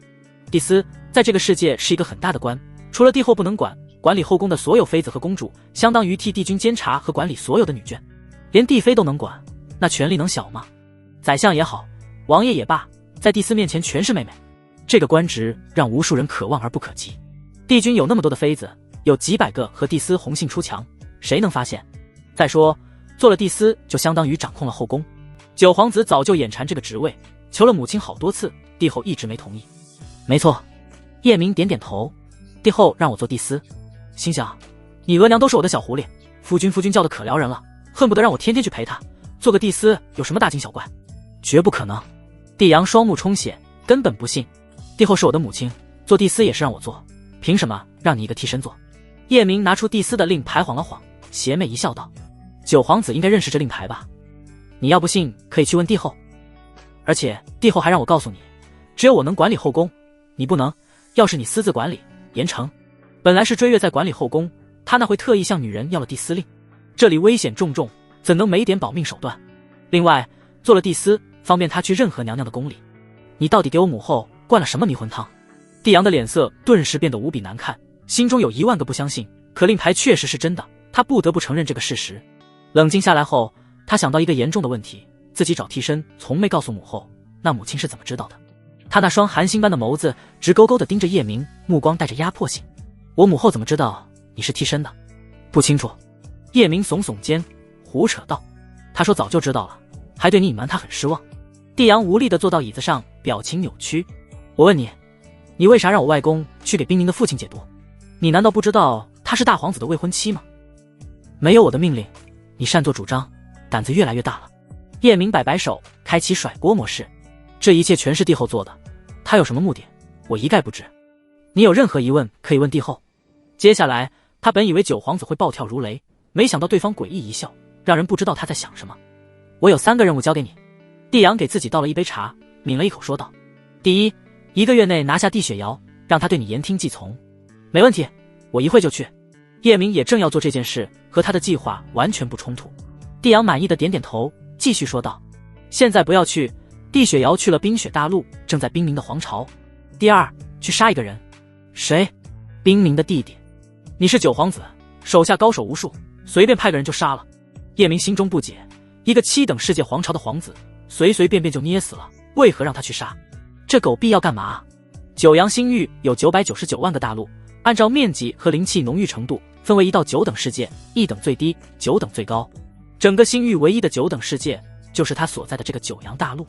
怎么当上帝司就不听话了？帝阳方才还柔声细语，瞬间满脸戾气。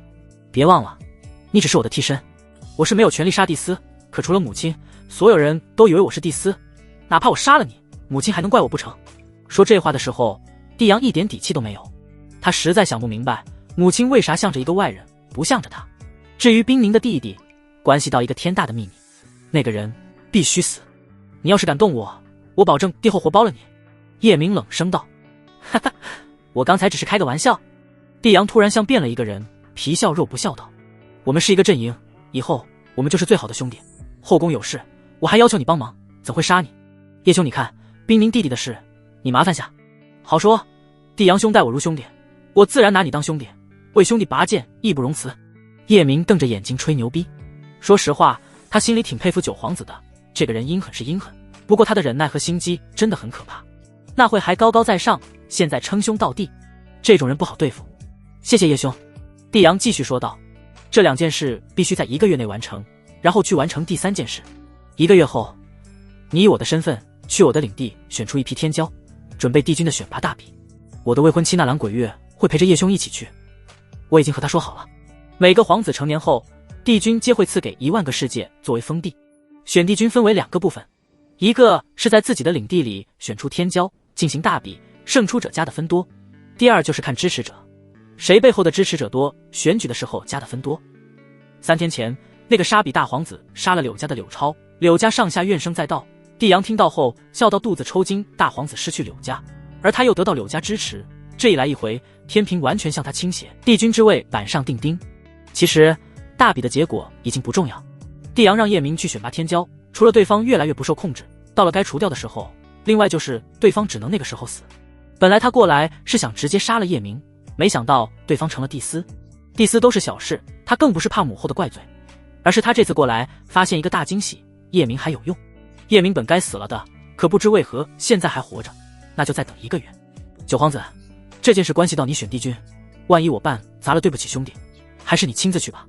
叶明已经意识到了危险的来临，九皇子残忍嗜杀，仇家无数，就算大皇子不杀他，也有很多人想要他的命。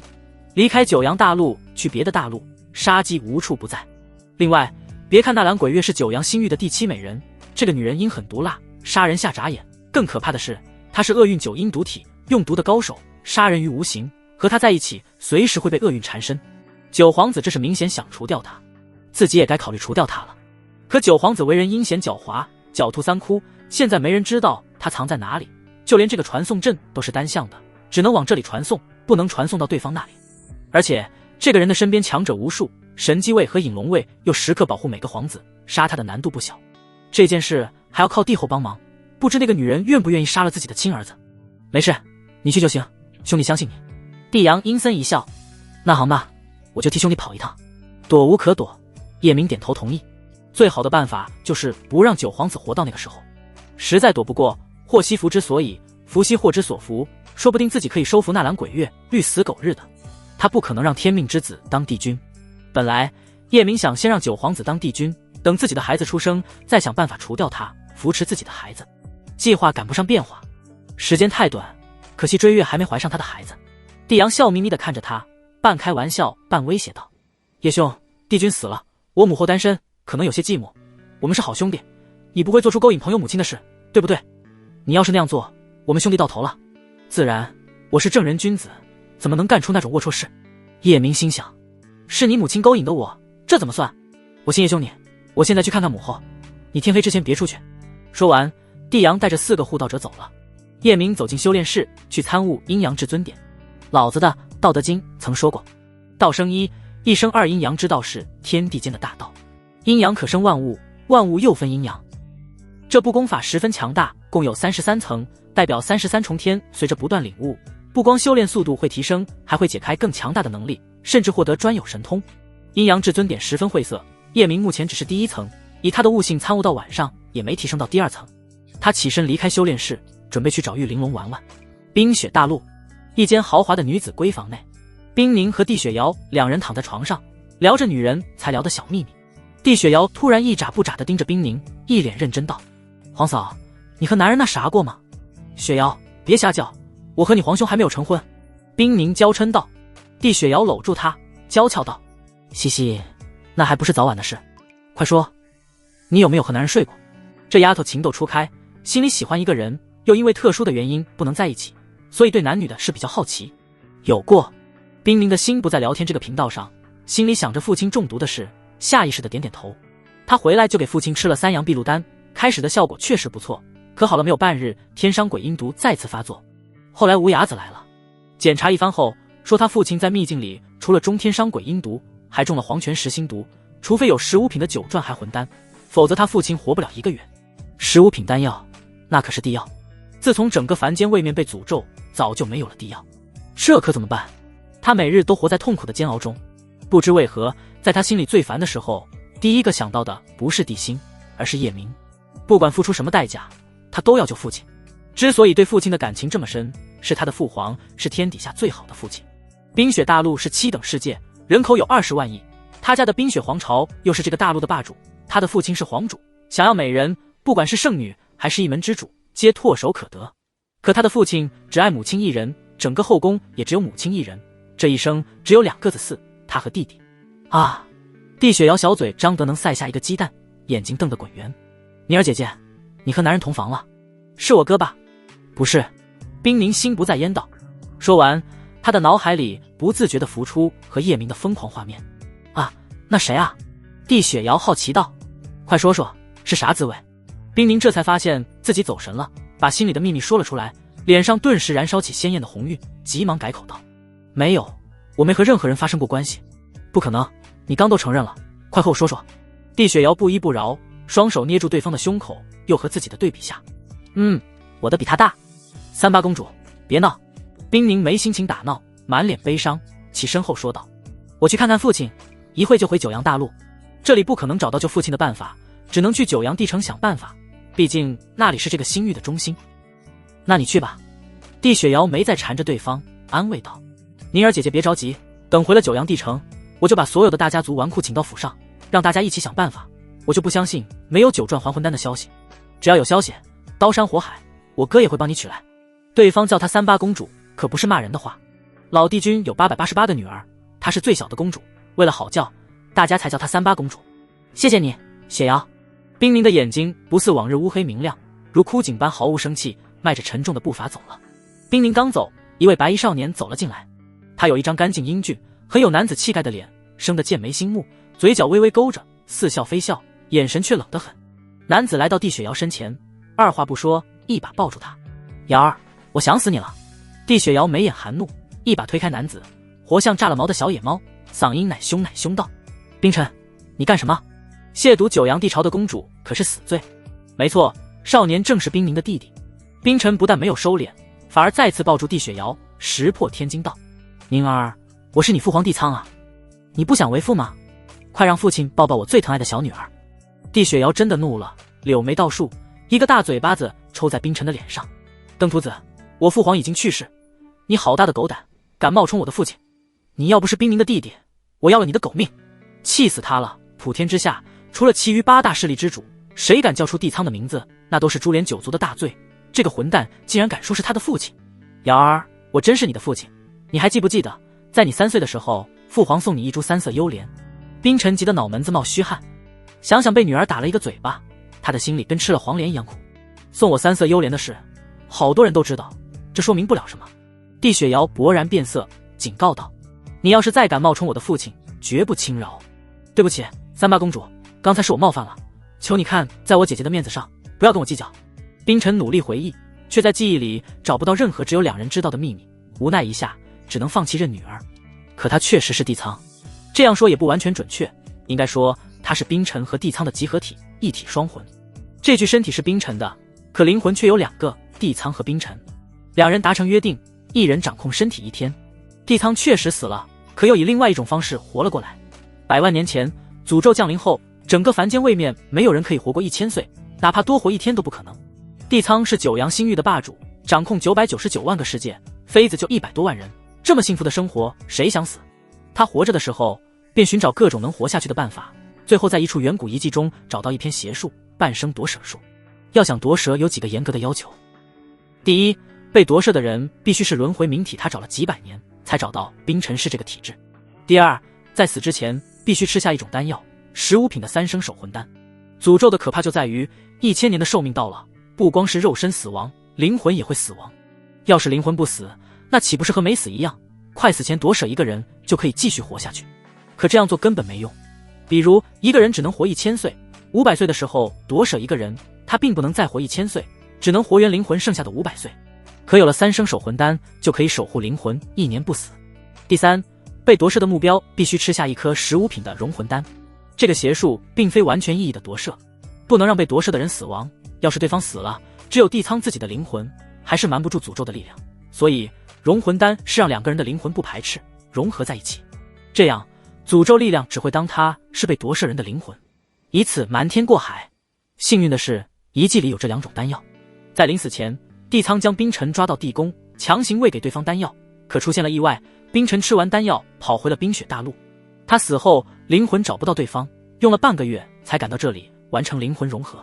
这个邪术有一个弊端，那就是每天要吸食上千人的灵魂，不然就无法保证灵魂的稳定。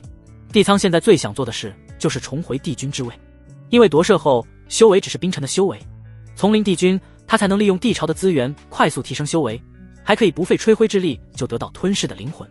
毕竟他的境界低，总是自己找灵魂有危险。另外他更想自己的那些妃子们，尤其是帝后和幽梦，自己不在了，他们会守身如玉吗？可现在他不敢明目张胆的去九阳帝朝说自己就是帝苍，那样谁会信他？一旦自己的身份暴露，估计会有很多人想让他死，尤其是九皇子。父子怎么了？在帝君的地位面前，这点亲情一文不值。死之前他也留了后手，但必须要回到帝朝才能想办法，而且这件事必须赶在帝君册封之前。要是帝君有了新的人选，神机位和隐龙位被新的帝君掌控，他就没有了一点希望，和帝君彻底无缘，以后只能是冰尘的一个附属灵魂。滚滚滚！本公主不想看到你。帝雪瑶的水眸里盛满厌恶，指着门道：“三八公主，你能不能带我去九阳地巢？”帝苍恳求道：“你问你姐。”帝雪瑶扬起下巴，冷冷道：“唉，好吧。”帝苍看着这个最喜欢的小女儿，无奈地叹息一声。过了一会，冰宁回来了。雪瑶，走吧，我们连夜回地巢。叶明走出修炼室，打算找玉玲珑聊聊人生，聊聊理想。一位丫鬟打扮的女子迎了上来，说话的语气极为不客气：“废物，那会九皇子找你干嘛？再喊一句废物，我要了你的贱命！”叶明低沉的声音中仿佛禁锢着一头凶兽。3年前，原身因为资质不行，恰巧九皇子在给自己找替身，两人又长得一样，所以原身就被当成弃子，废物在利用，被魔主派来当卧底。这个丫鬟是魔族人，还是一个强大魔宗的圣女，因为机灵被魔主安排过来，负责传递情报。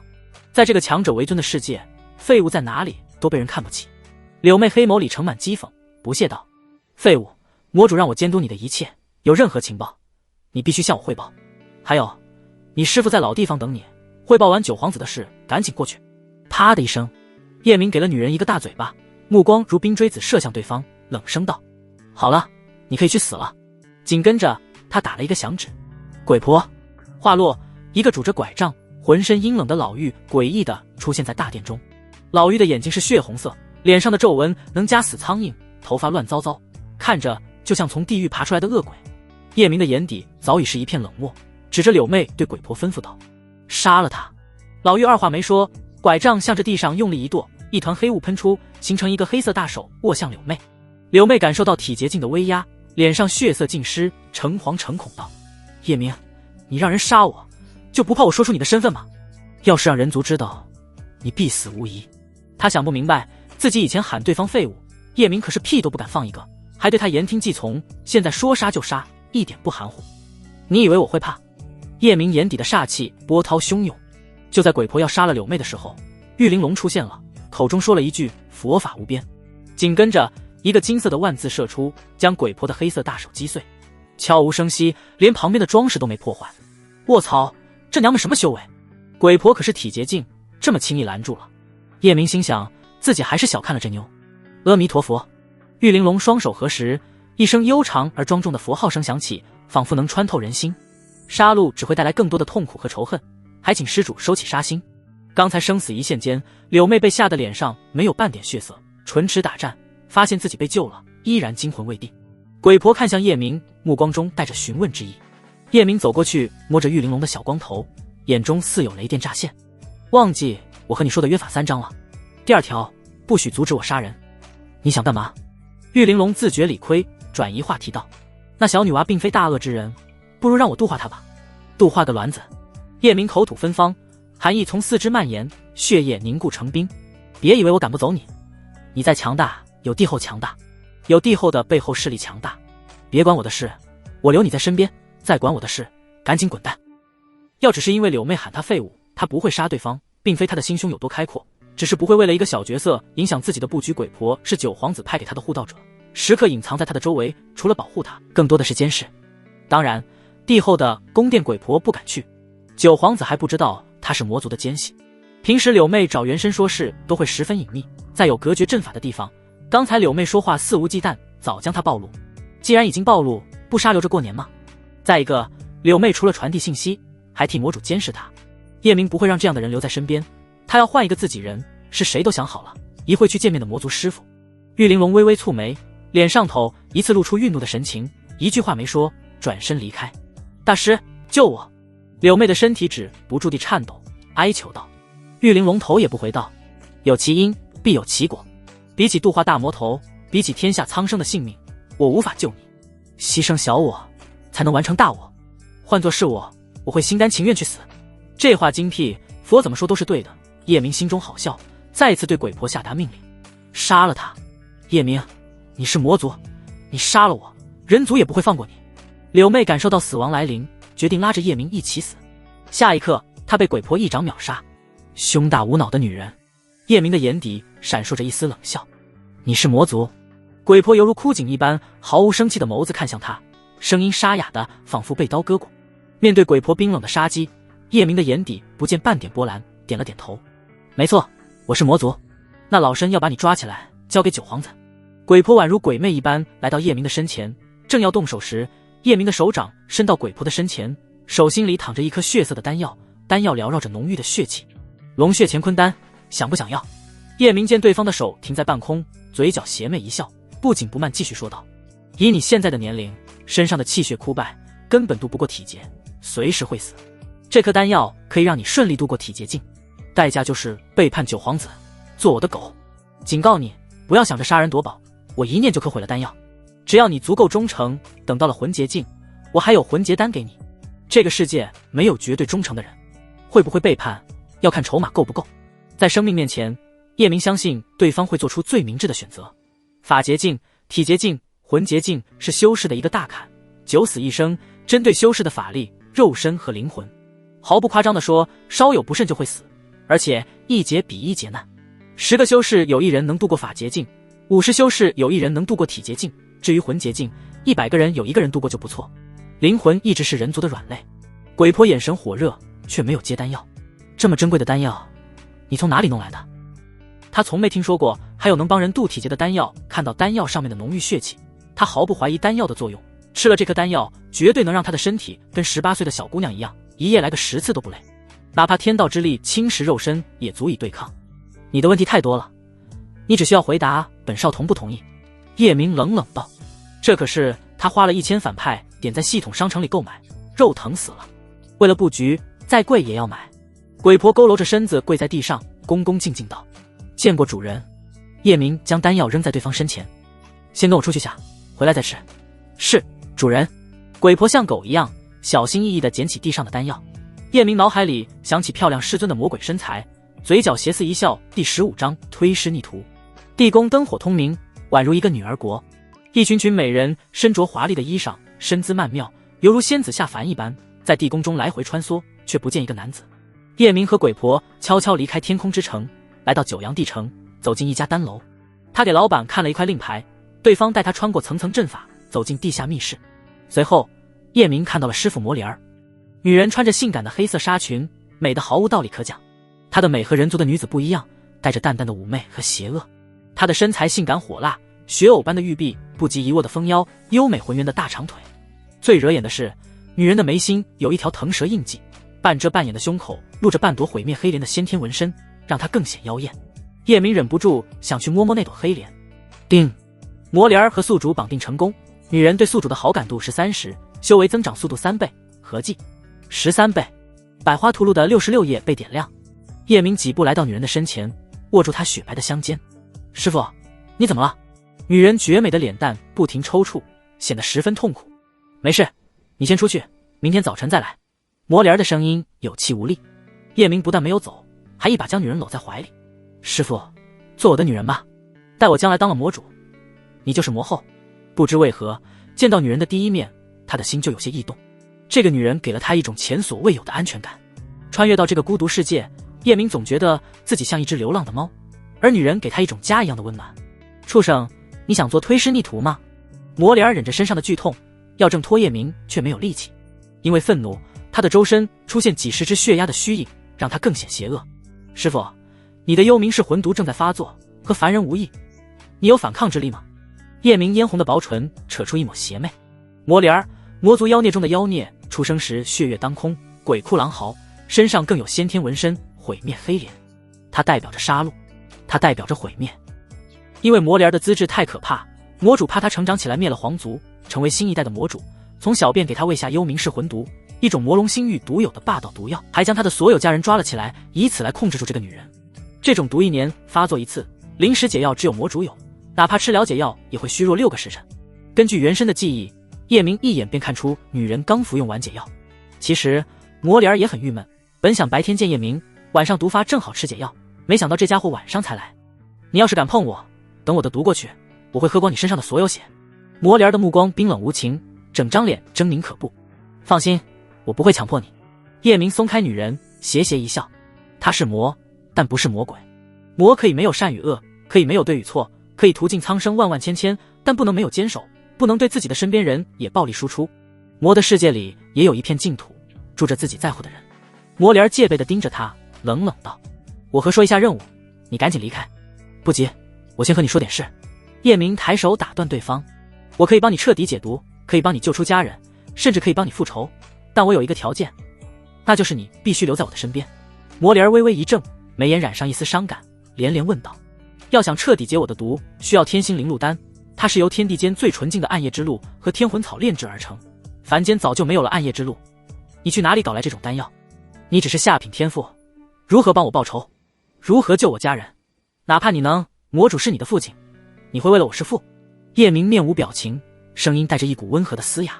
魔主不是我父亲，我谁都不是，我只是我。杀了魔主，我就是魔主，封你做魔后。紧跟着他拿出天赋时，当着女人面测试天赋，没有意外，自然是圣品天赋。天赋怎么还能增长？魔灵儿瞪大双眼，满脸不可置信地看着眼前发生的一切。他明明记得自己的徒儿是下品天赋，这怎么回事？叶明摇摇头，目光宁静幽深。如何增长的不重要，我可以告诉你，这不是我的极限。想要救你的家人，就要有绝对的实力，而我能带你快速提升修为。至于怎么做，你回头就知道了。算了，看在你我师徒一场的份上，以前对我也不错，我不勉强你，一切凭你心意吧。话落，他用2000反派点换了一颗天心灵露丹，捏开女人的烈焰红唇，亲手将丹药送进丹唇里。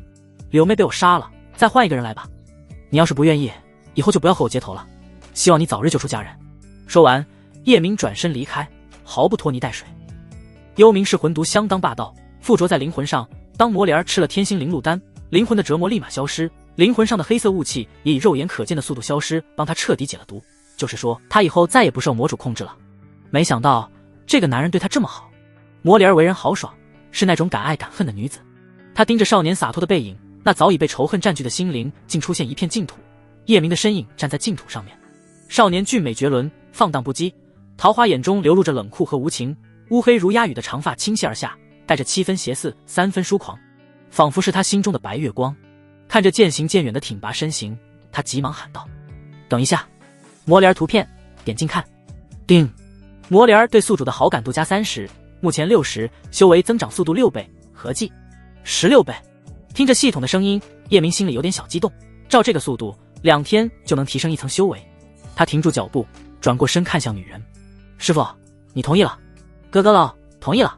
魔灵儿知道男人想要啥，对方无条件帮他解了毒，让他生出许多好感。魔族人的性格向来直爽，心里同意了也不会再扭扭捏捏。他一挥手，地上出现一个黑色莲台，魔灵儿直接躺到上面，将头发挽起，2条雪白的大长腿叠在一起，摆出一个十分撩人的姿势。见叶明迟迟不动，他还催促道：徒儿，快点啊！叶明被追月那女人搞得真不行了，全身虚空，没有一点想法。为了掩饰尴尬，他胡扯道：师傅，我现在要这样做，给你丹药就有目的性，着实不地道。我们还是先培养下感情，水到渠成最好了。改日我们再师徒心连心。这是真的很糗，怎一个悔字能形容他现在的心情？全怪追月。叮，魔灵儿对宿主的好感度加10，目前70，修为增长速度7倍，合计17倍。叶明心中一喜，没想到瞎掰还有意外的惊喜。没事，师傅不这样想。魔灵儿露出一抹比彼岸花还美的笑。叶明的脑袋摇得跟波浪鼓一样。不行不行，徒儿是正人君子。不料魔灵儿嗔怒道：快点，别磨磨唧唧的，你还是不是魔族人，跟个娘们似的，真给魔族的男人丢脸。叶明是哑巴吃黄连，本就苍白的脸上跟白纸一样，商量道：师傅，明天好不好？可他太低估魔族女人的豪爽了。魔灵儿在身前的虚空一握，一只黑色大手直接将他抓到女人的身前，魔气翻腾，他的衣服被震碎，黑莲摇曳，心神更摇曳。2个时辰后，叶明躺在莲台上，怀里搂着魔灵儿。师傅，我太累了，让我抱着你好好睡一觉。魔灵儿像变了一个人，拿出一条被子盖在2人身上，声音极尽温柔：这里凉，盖上点被子。接下来你有什么安排？叶明反问道：你来找我什么事？对方不问，魔灵儿差点忘了，说道：2个事，第一，魔主让你想办法将九阳地巢搞乱；第二，魔主让你在3个月内必须把这枚丹药喂给帝后。同时他将一枚黑色丹药放到叶明的手上。叶明拿过丹药看了一眼，微微皱眉。这是魔族最珍贵的12品丹药，罗刹气血丹。老家伙连这种丹药都拿出来，是想控制帝后做他的情人吧？魔主喜欢追月几百年，现在还是贼心不死。魔莲儿点点头，没错，魔主一直对人族帝后心心念念。那个女人实在是太骚了，那个男人看一眼，魂就被勾走了。老帮菜，有魔后那样的美人还不知足，还敢打追月的主意。叶明用力一捻，将丹药碾成粉末。追月是他的女人，谁敢打他的主意，绝不轻饶。你碾碎了，怎么跟魔主交代？魔莲儿有些心疼，12品丹药卖了也值不少钱。无需交代。叶明摸着女人后背的蝴蝶骨，目光渐深。师父，你不要回魔族了，就留在我身边吧。你的家人，我会想办法救出来。好。两人聊着聊着，叶明沉沉睡去。翌日上午，冰宁已经回到九阳帝城，搬进大皇子的府邸。帝雪瑶和她是好闺蜜，也搬到了这里住。帝辛的寝室里，帝雪瑶瞪着圆溜溜的大眼睛，不解地问道：大哥，你不是和皇嫂住在一起了吗？干嘛不一起住，还给她一个单独的房间？别瞎说。帝辛有点摸不着头脑。我和宁儿清清白白，谁和你说我们住一起了？宁儿姐姐啊。她真这么说的？不是。帝雪瑶回忆一下，如实说道：宁儿姐姐说和男人发生了关系，没说是谁。她是你的未婚妻，除了你还能是谁？哎呀，她不会是背叛你了吧？不可能。帝辛用力摇摇头，厉声道：你别瞎说，宁儿就是一朵圣莲，不许你玷污她。就是背叛全世界，她也不会背叛我。她根本不信，觉得只是两个女孩开玩笑。你凶什么凶？帝雪摇白了对方一眼，双手叉腰，气嘟嘟地撅着小嘴。宁儿姐姐亲口承认，我还骗你不成？而且我看她不像开玩笑。我不信，你别再挑拨离间。打死帝辛也不相信冰宁会背叛他。帝雪瑶这叫一个气，什么叫他挑拨离间？他想说出无崖子的事，可想到冰宁的叮嘱，两人的关系又极好，话到嘴边又咽了回去。算了，或许哥哥已经和对方在一起，只是不想让人知道。过了一会，帝雪瑶和哥哥找到冰宁姐弟，商量九转还魂丹的事。宁儿姐姐，哥哥也同意我的意见，广撒网，明天就召集所有大家族的子弟来府上，让所有人打听九转还魂丹的消息。冰宁点点头，谢谢你们兄妹。客气啥，以后都是一家人。帝雪瑶甜甜一笑道：瑶儿说的没错，大家是一家人，不管付出多大的代价，我都会救你父亲。帝辛附和道：我知道哪里有九转还魂丹。冰尘突然插话道：现在是真的冰尘掌控这具身体，可他同样有帝苍的记忆，眼前的帝辛就跟他儿子一般。三人不约而同地看向他。哪里？地宫的藏龙楼。冰尘一脸神秘道：他必须帮帝苍坐上帝君，帝苍坐上帝君就等于他坐上了帝君，到时候自己也可以拥有帝苍的100多万帝妃。尤其是帝后追月，那是令所有男人癫狂的天生尤物，听说一个眼神就能让人沉沦。以前只闻其名，未见其人，重回帝君之时，他就可以天天宠幸那个女人，实现所有男人想都不敢想的梦想。还有幽梦，九阳新域第5美人，她同样是一个让人如痴如醉的女人。听说她会10多重上古诗传的舞姿，当真是一舞倾国，哪怕是帝苍也只欣赏过她的灵蛇绕舞和星辰幻舞。而且这个女人还是酿酒高手，她酿的银元雪露，就连别的星域帝君都愿意花重金购买。到时候品尝着美酿，看着绝世舞姿，完事后再来上一场巫山云雨，给神仙都不换。藏龙楼是九阳帝朝的秘密，你怎么知道的？帝辛目光凌厉，带着属于上位者的威压看向冰尘。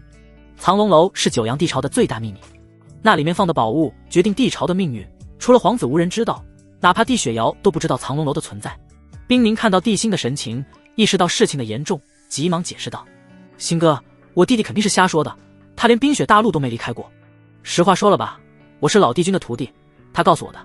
冰尘胡扯道，哪怕他说出自己的身份，帝辛也不会信。在外人眼里，他只姓冰，一个皇朝的皇子罢了，谁会支持一个外星人做帝君？况且他现在不相信任何人。藏龙楼里根本没有九转还魂丹，那里放着帝苍的后手，只要能进去，计划就成功了大半。帝后和幽梦就是他的女人。你是我父皇的徒弟。帝辛半信半疑道。冰宁瞪了弟弟一眼，冰尘，别瞎说，真的，我没必要骗你们。冰尘十分淡定，还催动九阳帝朝的核心功法九阳神龙诀，又编出一大堆的故事，老帝君如何收他为徒。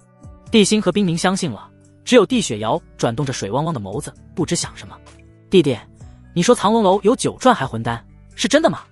冰宁的眼底闪过一抹喜色，看到弟弟点头确认，他控制不住自己的激动，看向大皇子。辛哥，求求你救救我的父亲。帝辛无奈摇摇头，宁儿，不是我不救，是我也打不开藏龙楼，只有新帝君登位才能打开。哪怕我能当上帝君，可时间来不及，你父亲撑不到那个时候。冰尘因为着急，嗓音提高了几分。传国地玺不是能打开吗？传国地玺几天前丢失了。帝辛苦笑道。传国地玺怎么会丢？冰尘气的前列腺一蹦一跳的疼。还有一个办法，9个皇子同时向藏龙楼的血脉大阵滴入精血就可以。帝辛无奈道。我自然没问题，现在9皇子最有希望得到帝君之位，他不会同意这样做的。等他当了帝君，那些宝物全是他的。我可以说服9皇子。冰明下意识说道。你能说服帝阳？帝辛不可思议地看向女人，刚才只是激动下脱口而出。冰明害怕帝辛误会，立马改口道。我的意思是可以试试，毕竟现在没有好办法，不行再想别的办法。他的心里涌出一股对帝辛的内疚感，又要和那个混蛋交易了。就让我姐试试吧。冰尘心想，一会要好好劝劝姐姐，不管付出什么代价，都要说服9皇子打开藏龙楼。夜明悠悠醒来，揉了揉惺忪的眸子。这一觉是他穿越过来睡得最踏实的一觉。穿越过来的这几天，不知为什么，他的心就像无根的浮萍，孤立无援，无所依傍，迷茫惆怅。而这一刻，内心从没有的踏实。此刻，夜明神清气爽，精神饱满。女人的耳垂饱满，亦胜似芙蓉，被他含在嘴里。改天，现在不合适。你出来的时间太长了，不回去容易暴露。魔莲儿抚摸着男人的脸颊。我没想做啥，这叫睡醒一个吻。夜明盯着女人胸前摇曳的黑莲，还是控制住了自己。目前的主要精力还是追月，先有个儿子再说。不知为何，魔莲儿突然咬住他的脖子，夜明疼得龇牙咧嘴，连连求饶。啊，师傅，你轻点，疼。不说还好，一说咬得更狠了。是不是怪他没继续下去？为了让女人松口，他急忙说道。我想到怎么救你家人了，最多1年时间就能救出来。听到这话，魔莲儿果真松开了嘴巴，抬头看向他。怎么救？帝后现在是我的女人，可以让她假装中毒，把魔主引来。叶明将计划说了一遍。丁，魔莲儿对宿主的好感度加10，目前80，修为增长速度8倍，合计18倍。丁，好感度到80，奖励宿主1万反派点，还有一个神秘宝箱。丁，宿主可以查看魔莲儿的资料，请问是否现在查看？叶明没想到好感度到了80还有奖励，以心生道。神秘宝箱是什么？丁，神秘宝箱里有可能是特殊体质等稀有宝物，价值几十万甚至几百万反派点，也有可能是一颗普通丹药，价值几十反派点，一切看宿主的运气。宿主要是不想打开，可以用神秘宝箱换2万反派点，稳赚不赔。好东西的概率是多少？好东西的概率当然低了，95%全是不值钱的东西。听到这话，叶明没有犹豫，立即做出了选择。我换2万反派点。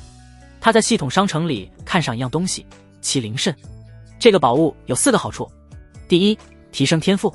提升修为的速度是根据天赋来的，天赋越高，提升的越快。第二，能改变血液，拥有麒麟圣血。麒麟圣血能让人智慧过人，洞察先机，趋吉避凶，还具备强大的防御力和恢复能力。战斗中可以用出麒麟的种种神通，如雷霆之怒、火焰之息。第三，能够让身体生出更多的阳气。阴阳至尊点就是将身体的阳气转化成修为，有了麒麟肾就不用怕不够用。至于第4嘛，懂的都懂。等有了麒麟肾，再开启神秘宝箱碰碰运气。丁，已帮宿主换了2万反派点，是否查看魔莲儿的消息？查看。紧跟着魔莲儿的资料出现在面板上，姓名魔莲儿，身份魔族第1妖孽，天赋神品，境界涅槃9层，体质黑莲毁灭体，年龄100岁，颜值99、36，精确到小数点后2位，身高170厘米，体重52公斤，三围90厘米、58厘米、96厘米。对宿主好感度80， X 经验04，曾经和现在喜欢过的人艺人叶明。不得不说，这女人确实是妖孽，100岁就到了涅槃9层，到了地心的年龄也不会比天命之子差多少。90有点小，不过是他喜欢的形状。刚才叶明又提升1层修为，同时点开自己的面板看了一眼，宿主叶明26岁，境界玄脉5层，天赋圣品，功法阴阳至尊点1层，共33层，剑法一剑平4海，进度0 1000。剧本角色配角反派点，42000。叶明正在看面板，魔莲钻到他的怀里，小鸟依人道：“徒儿，为师和你说话呢，你听见没有？”师傅，你说啥？魔莲说话的语气酸酸的，明显是吃醋了。你小子行啊，魔主惦记几百年的女人，人族帝君才死半个月，帝后就被你搞到手了，怪不得你昨天晚上只陪我那么一会，原来是被那个狐狸精给榨干了。师傅，别闹。叶明捧起对方的脸蛋亲了一口。资料上说的没错，果然是小鸟依人。谁敢想，一个所有人眼中的女魔头会有这么温柔的一面。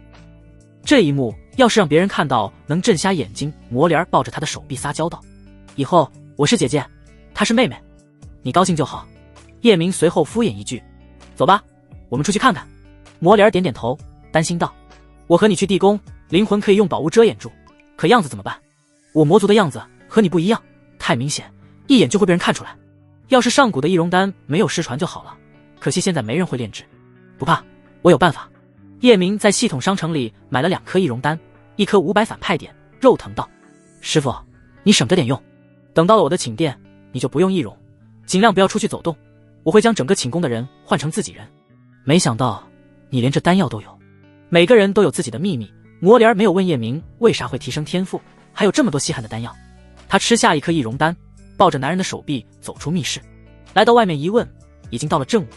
叶明对着老板道：“柳妹死了，现在由我师傅代替她，然后你通知魔主，让我的未婚妻过来和我接头。”原身的未婚妻也是一个大美人，肯定在百花图路上。当初原身来做卧底时，魔主给2人许下婚约，说原身回去时就可以迎娶魔舞，说白了就是空头支票。叶明估计魔主就不认为原身能回去，不然魔子那么多，魔主怎么会把那么漂亮的女人许给原身？魔子，柳妹怎么死的？老板皱眉道：“狗不听话就杀了呗。”叶明风轻云淡道：“你杀柳妹，问没问过我？”老板冷着一张脸，声音不善：“师傅，杀了他。”叶明的眼底闪烁着狼一样的凶光：“你凭什么杀我？”老板因为害怕，舌头打结：“本魔杀人还需要理由吗？”叶明的声音刚落，魔莲抬指射出一道魔气劈链，贯穿老板的眉心，当场领了盒饭。紧跟着他眼中杀过一抹血色，杀意如毒蛇般阴冷，死死地盯着旁边的2掌柜。魔子的话听清了吗？听清了，听清了。另外1人惶恐点头，差点吓尿。叶明淡淡一笑，和鬼婆回到了九阳地宫。他让鬼婆帮魔莲安排住处，将宫女换成最信任的人，然后调查一下地雪瑶回来没有，就回了自己的寝室。刚走进寝室，身后响起一道柔媚万千的声音：“哎呦，本宫的心肝小宝贝，奴家可是想死你了，你昨天晚上去哪鬼混了？”紧跟着一双白白的嫩嫩的缀满名贵珠宝的玉手，宛如灵蛇般从后面搂住叶明的腰。“小狐狸，你怎么来了？”叶明挣脱束缚，转身正要去搂女人，帝后已经出现在床榻上。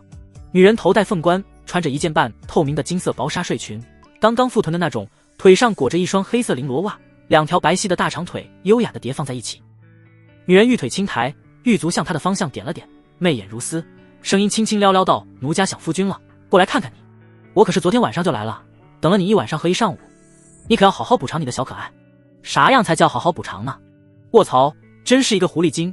叶明发现女人薄纱裙下空空如也，帝后手托香腮，含笑望着她，眼神越来越媚。那要看帝君的诚意了。叶明坐在女人身边，搂住她的水蛇腰。不错，帝君这个称呼朕很喜欢。老帝君要是听到，估计棺材板能气飞了。追月的身上就像没有骨头一样，钻进他的怀里，搂住他的脖子。哥哥喽，他要是活过来，我就再把他活活气死，要不我们改天去地灵看看老家伙，让他见识下夫君的厉害。叶明刮了一下女人的穷鼻，邪魅一笑：“好啊，改天一定去。”话落，2人顺势倒在床榻上。“帝君，你把那滴9尾狐狸的精血赏给奴家好不好？”追月帮叶明擦汗，撒娇道。叶明在女人如白瓷一般的脖颈上狠狠咬了一口，留下一排清晰的咬痕。“我说了，等你真心对我的时候，不用你说，我也会送给你。”帝后娇滴滴地咬着唇，声音又酥又妈道：“奴家愿意给你生孩子，愿意为你做任何事，整颗心全给你了。你没有？”叶明摇摇头，目光骇人，懒得废话。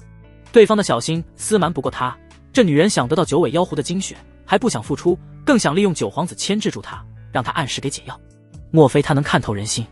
帝后突然明白了，这个男人可不简单，破了他的香魂引魄，还能拿出地兵和9尾妖狐的精血，知道他有所保留不难。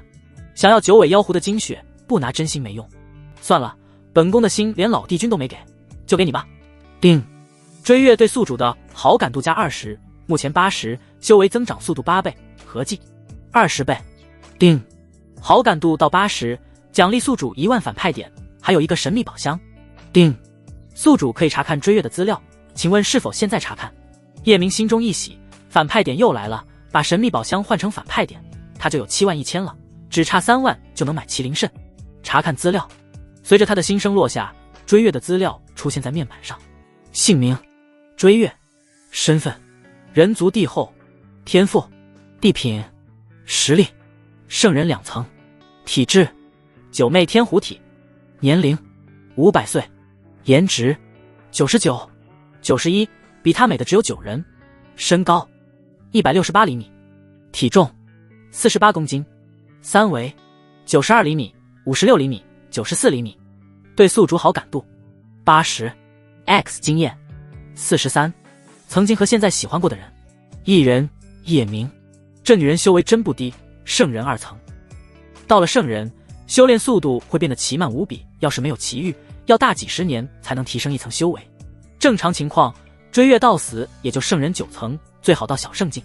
想飞升，白日做梦。小圣上面还有大圣、天尊、准帝、大帝，没降下诅咒前，5000岁能飞升就是妖孽了。夫君想什么呢？追月的眼神明显变了，变得深情款款，变得含情脉脉。没什么。叶明问道。九皇子找你什么事？追月娇喘欲欲道。问本宫是不是知道你的身份？为啥把帝司传给你，不给他？还问咱们2个人是不是有见不得人的关系？你怎么说的？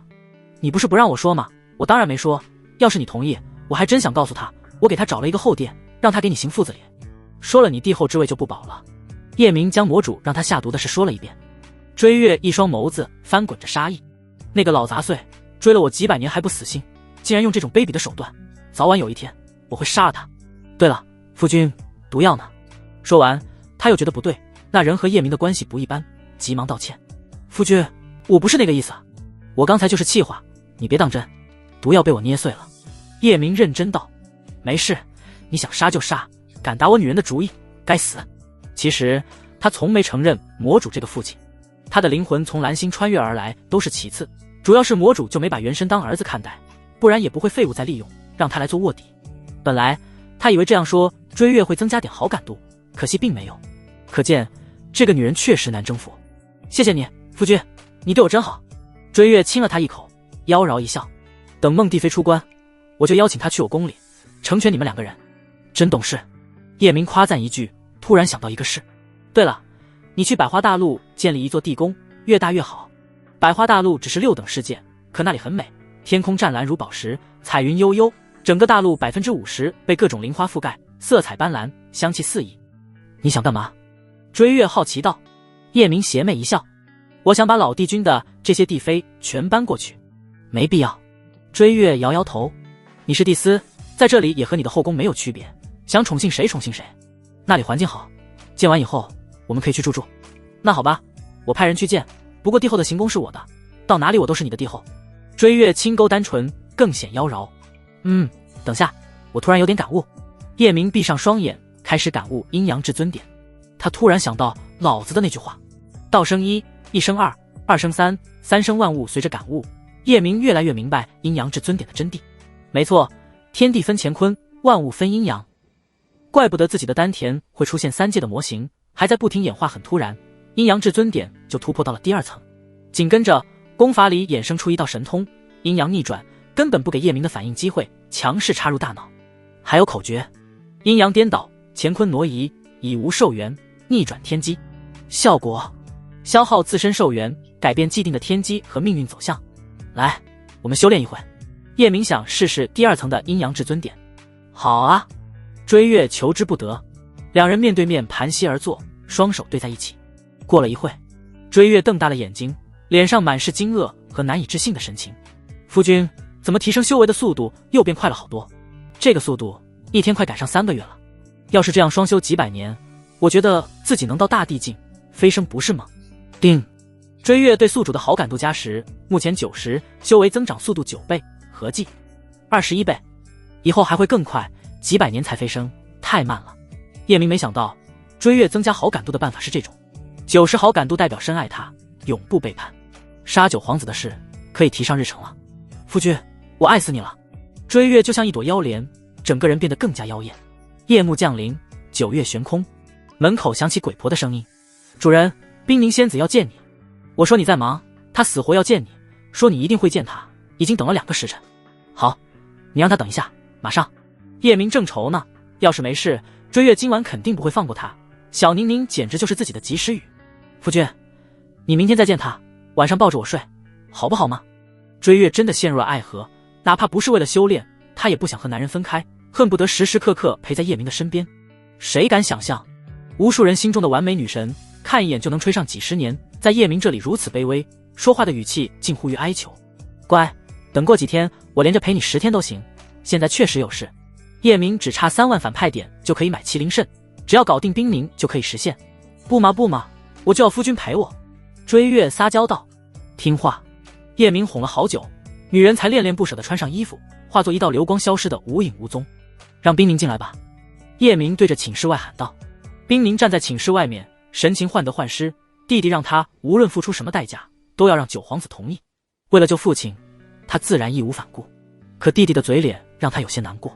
说实话，他的内心一直很忐忑，来之前心里有些小激动，到了这里又有些害怕。他也怀疑自己是不是真的上瘾了。当听到里面男人的声音，他的心跟打鼓一样剧烈跳动。冰凝走进寝室，看到叶明慵懒地躺在床上，一脸的冷漠，垂着眼皮，并没有看他的方向。九皇子，我来求你个事。你那天不是说这辈子都不要联系了吗？怎么舍不得我？叶明抬起眼眸瞥了女人一眼，眼底闪烁着一抹炽热，仿佛点燃了心中的激情。女人穿着一身白裙，飘然若仙，眉眼清冷，一张瓜子脸，又尖又小，那感觉就似秋风里带着些诗意。她的皮肤是冷白皮，碎发贴在脸上，衬得皮肤更加的白皙。冰凝不知如何回答，心里十分紧张，双手紧紧攥着裙子。我现在收回那句话。叶明一双冷如墨玉的眸子直勾勾地看向他。你这个衣服的颜色我很不喜欢，换身衣服再来吧。说完，叶明不再看对方，闭目养神。有个事他还是没想明白。追月资料后面的数字是43，修士的记忆力过目不忘，他肯定不会记错，自己就占了40。追月可是第一美女，长得那么勾魂夺魄，没有她之前经验怎么才是3？这个狗男人！冰凝咬牙切齿，为了救父亲，他不敢发作，明知道男人在偷看，他还是当着对方的面换衣服，倒没有多少羞涩。对方奶没亲过，还怕看吗？换了一身绿裙后，浅浅的露着如雪似酥的胸脯，他冷声问道：现在可以了吗？不错不错，是我最喜欢看到的颜色。叶明学着大皇子的话夸赞道。宁儿穿上绿裙就是好看，宛如碧海上的一株青莲。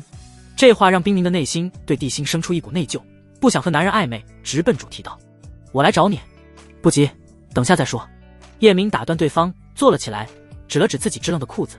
来，宁儿小宝贝，坐我怀里说。说完，他看到女人耳珠泛红，满面羞云，不过还是向着他缓缓走来。同色的腰带将女人的腰束得纤纤一握，款摆间更衬得胸脯丰挺。叶明也不急，嘴角含着一抹放荡不羁的笑，等女人自己坐到他怀里。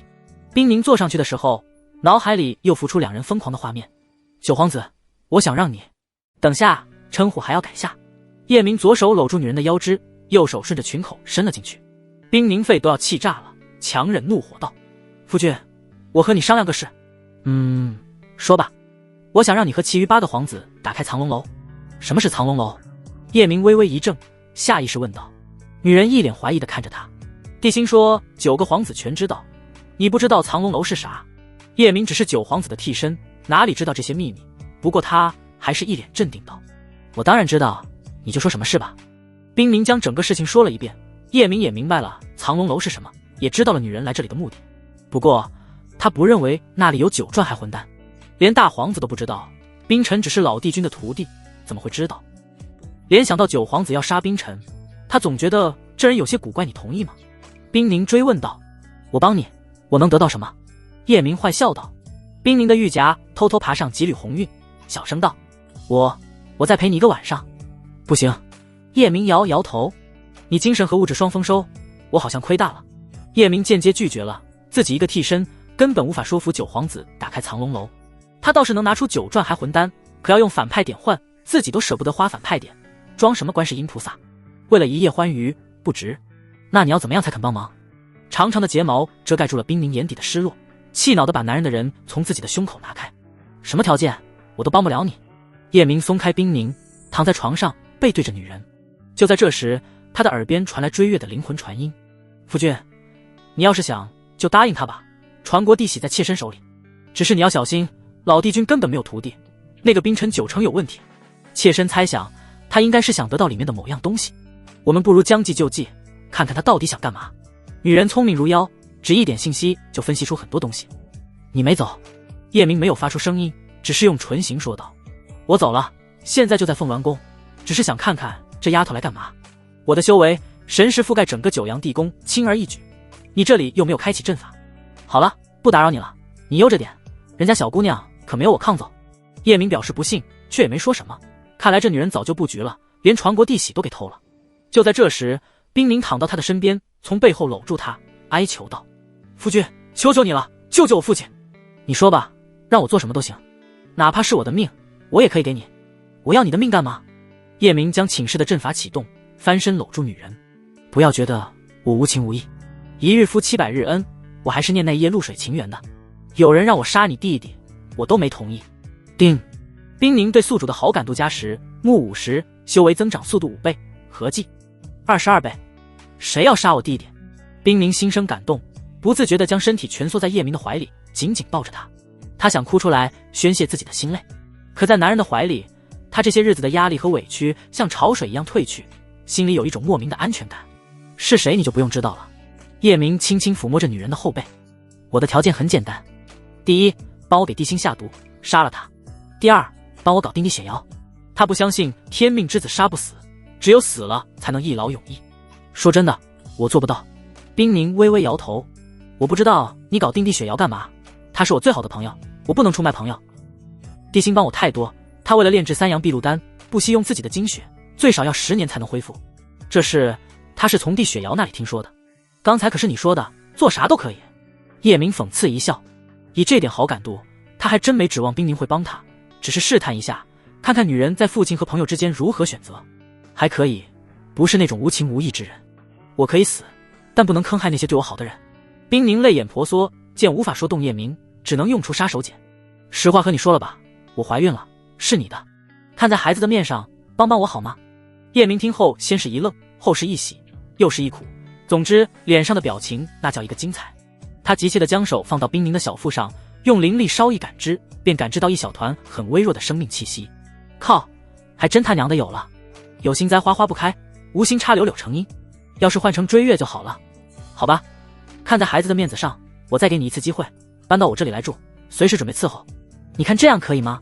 冰凝略一迟疑，弱弱地问道。以后你想我了，我就来陪你，但我们的关系不能公之于众。他对叶明的喜欢并没有多少，还做不到义无反顾。如果真搬来这里，要面对的东西太多，别人背后的指指点点，流言蜚语，对地心的愧疚，所有的压力压在一起，会让他生不如死。他不想伤害地心，那是一个好人。要是地心知道他抛弃对方，却转身投进仇人的怀抱，该有多伤心，多愤怒，说不定一怒之下会灭了他家的冰雪皇朝，杀了他的所有家人。有了孩子，他也不想再嫁给地心，有合适的机会会说清楚。至于叶明，他也不想嫁。目前最好的办法就是自己一个人，召之即来，挥之即去。叶明没有太多意外，他已经了解这个女人的性子，知道对方怎么想的。你需要我，我就会的。冰凝点点头，忐忑不安道：这样可以吗？没问题。叶明举起3根手指，无所屌味道：除了这个条件，你还要答应我3个条件。第一，等孩子出生交给我养。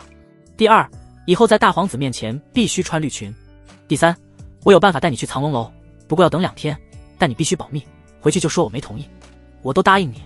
冰凝的脸上带着母性的慈爱，没有任何犹豫就同意了，只是问孩子出生后他能不能和孩子相认，能不能经常看孩子。你是孩子他娘，当然可以。叶明翻身趴在女人身上，却被冰凝阻止。他不好意思道：今天晚上不行，我搬到大皇子那里住了，他知道我来这里。要是我回去太晚，他肯定会找过来。明天我肯定过来陪你。叶明没有说话，勾勾唇角，在女人的肩膀上用力咬着，一直咬到血腥味在嘴里蔓延，才停下冰凝吃痛，指甲紧抠男人的后背，才没有叫出声来。叶明看着椭圆形的牙印，诡异一笑：“回去吧，告诉我你住哪个房间，我一会去找你。”“你去找我？”冰宁瞪大双眼，感觉脑子不太好用。“别废话，履行约定。”叶明用鼻尖蹭了蹭对方的耳朵，又轻轻地咬了一口。冰宁说出自己住在哪个房间，然后离开了。他心里喜忧参半，喜的是可以救父亲，忧的是如何面对大皇子。思绪凌乱间，他回到了太皇子府。帝辛正站在门口，一脸焦急地等他。“宁儿，怎么样？你再不回来，我就要去找你了。”冰宁装出失望的样子，摇摇头。九皇子没有同意。“我就知道老九不会同意，那个人阴狠冷血，怎么会帮你？”帝辛突然发现冰宁走时穿的白裙回来穿上了绿裙。“你怎么换衣服了？”“啊！”冰宁如梦初醒一般，脸上露出不知所措的慌乱，眼神躲躲闪闪道：“我刚才回家一趟，你不是说我穿绿裙好看吗？我就换了一身。”他的心脏差点跳出来，有种被捉奸在床的感觉，还好肩膀被裙带挡住了，没有被帝辛发现咬痕，不然真就暴露了。刚才一直想事，竟然忽略了衣服。他严重怀疑叶明是故意的。“你穿绿色更好看，不显冷。”帝辛还想安慰冰宁一番，冰宁以身体不舒服为由，慌乱地逃走。回到寝室后，想到叶明一会就来，他的心里有一种说不出的小激动，急匆匆地跑到浴室沐浴。洗完澡后，找了一件粉色的莲花朵都穿上。看着镜子中的自己，那婀娜的身材，他满意的点点头。他又在自己的所有睡裙里挑来挑去，最后选了一件买来后从没敢穿的黑色睡裙，是几乎透明的那种，刚刚能盖住翘臀，完美露出雪白的大长腿。还没等他穿上睡裙，帝雪瑶没有敲门，直接闯了进来。“皇嫂，你的身材真好。”帝雪瑶来到冰宁身前，还没到对方的脖子高，顿时感觉好自卑。“哇，你这衣服好漂亮。”他一把抢过黑色睡裙，拿在手里翻来覆去的看了看，坏笑道：“好透，皇嫂，这么大胆的衣服你都敢穿，我还是头一次见呢。”“雪瑶，别闹。”冰宁一把夺过衣服，只想快点穿上遮盖住肩膀的咬痕，却还是被对方发现了。“妮儿姐，你肩膀谁给你咬的？老实交代，你是不是背着我哥在外面有人了？”冰宁慌乱的用手盖住咬痕，一脸紧张的埋下头，结结巴巴道：“没有，绝对没有。”他也找不到一个合理的理由，瞎编道：“刚才九皇子要我做他的女人才肯同意打开藏龙楼，我肯定不会同意，就被他咬了一下，我给了他2个嘴巴才跑出来。你千万别和你哥说，我怕他会误会。九哥那个大坏蛋有能耐欺负我，欺负你算什么本事？”帝雪瑶挥舞着小拳头，嘴角勾起一抹狡黠的笑：“不说也行，但你要答应我一个条件，今天晚上搂着我睡。我们好久没一起睡了。”“不行，我今天不舒服，明天吧。”冰宁果断拒绝，可帝雪瑶非要留下来，想到叶明随时会来，急得他额头冒出细密的汗珠。“好，雪瑶，你要我好好睡一觉。”冰宁好说歹说，最后推着对方的后背送出了房间。刚穿好衣服，弟弟又来了：“姐，我听姐夫说九皇子没有同意。”冰晨哭丧着脸责备道：“我教你的没做吗？哪个男人不痴心？能治好父亲，你牺牲下怎么了？”冰宁虽然对这个弟弟寒心，不过没有瞒着他，毕竟一个娘生的。九皇子同意了，他有办法带我进藏龙楼，但只带我一个人进去。你千万别把这件事说出去，要是让大皇子知道，肯定会知道我付出了什么代价。那九皇子就是我二姐夫了呗。冰晨表面嘻嘻哈哈，心里却掀起滔天怒火。好啊，传国弟媳竟然是帝阳偷走了，这个逆子为了帝君不择手段，早知道活着的时候就该弄死他。虽然现在是冰晨主导灵魂，可帝苍2个人的灵魂融合在一起，那种感受是相通的。别瞎叫！冰宁双颊绯红，语气中隐有严厉。睡就睡了呗，有什么可害羞？用不了多久，帝后就是我的女人。为了帝后和幽梦，冰晨必须进藏龙楼，于是央求道：“大姐，只有我能找到9转还混蛋，你和亲姐夫说说，带我进去吧。”“好了，我知道了。”冰宁下了逐客令，催促道：“你赶紧走吧，我要休息了。”“弟弟懂，不打扰你和亲姐夫风花雪月。”冰晨露出一抹意味深长又猥琐的笑，哼着小曲离开了，心想：行，这九皇子会玩，在帝星旁边玩，等我当了帝君，就是你的死期。这时，叶明在鬼婆陪同下，已经来到太皇子府外。他买了2颗易容丹，吃下1颗，容易成3皇子的样子，明目张胆地走了进去。3皇子是大皇子这一派的人。根据冰宁所说，主殿有3间寝室连着，大皇子住最中间的，他和帝雪瑶住两边。叶明直奔冰宁的房间，而他不知道的是，远处正有一双眼睛盯着他。帝雪瑶总觉得冰宁今天晚上怪怪的，以前从没驱赶过他，今天晚上迫不及待地赶他走。他觉得肯定有事，于是就躲在殿外观察，没想到等来的却是三皇子。他蹑手蹑脚地跟了上去。地雪瑶图片，点进看。叶明来到冰凝的房间门口，推门而入，目光环视整个房间，冰凝盈盈立在香榻边，那胸口诱人的曲线让他喉结滚动一下。点红唇，画柳眉，薄纱黑裙，雪嫩肌肤若隐若现，纱裙半掩，露出粉红肚兜，一横雪府4两个倒扣的玉腕，一双美腿足有3尺长。咕噜，叶明再次狠狠地咽了一口口水，内心一阵骚动。没想到女人还有这么闷骚的一面。三皇子，你怎么擅闯我的闺房？冰凝陡然沉下脸，轻轻冷冷道：是我。叶明心念一动，恢复本身样子。吓死我了，我还以为是三皇子。冰凝拍拍胸脯，松了一口气，紧跟着将阵法打开。门外的地雪瑶还想听墙根，突然被阵法隔绝，什么都听不见了，气得他咬牙切齿，挥舞着小拳头。不用开阵法，外面又看不到。那会追月说走了，叶明根本不信神识是能查看一草一木，哪怕地上的一只蚂蚁都能看得清清楚楚，但必须没有遮挡才行。像这种房子的墙壁，神识根本穿不透，最多就是通过耳力听里面的声音。除非那种灵魂格外强大的人，可以无视一切障碍物，显然追月没有那样的实力。冰凝指了指旁边的寝室，一脸担心道：大皇子就在隔壁的寝室，让他听到就不好了。害怕叶明生气，他上前抱住男人的手臂，嗓音软软的，带着点撒娇的味道：夫君，求求你了，下次不开阵法好不好？就这一次，下次必须听我的。叶明一个公主抱，将女人抱在怀里，低头含住桃花一样的唇瓣，向着粉色的香榻走去。可能是有了救父亲的办法，冰凝的心情好，又或者有些上瘾，他没像往日那般不好意思，恰恰相反，泛着情欲的眸子似要滴出水来，主动搂住叶明的脖子，热烈的回应。这个吻和他清冷的性格完全不一样，格外的疯狂，炙热的唇瓣不停的摩擦，鼻息越来越粗重。叶明轻轻解开肚兜在肩膀上的细绳，大手一路滑到马甲线地雪瑶，心事重重的来到地心的房间。皇兄，我有个事和你说。什么事？地心正在研究功法，随口问道。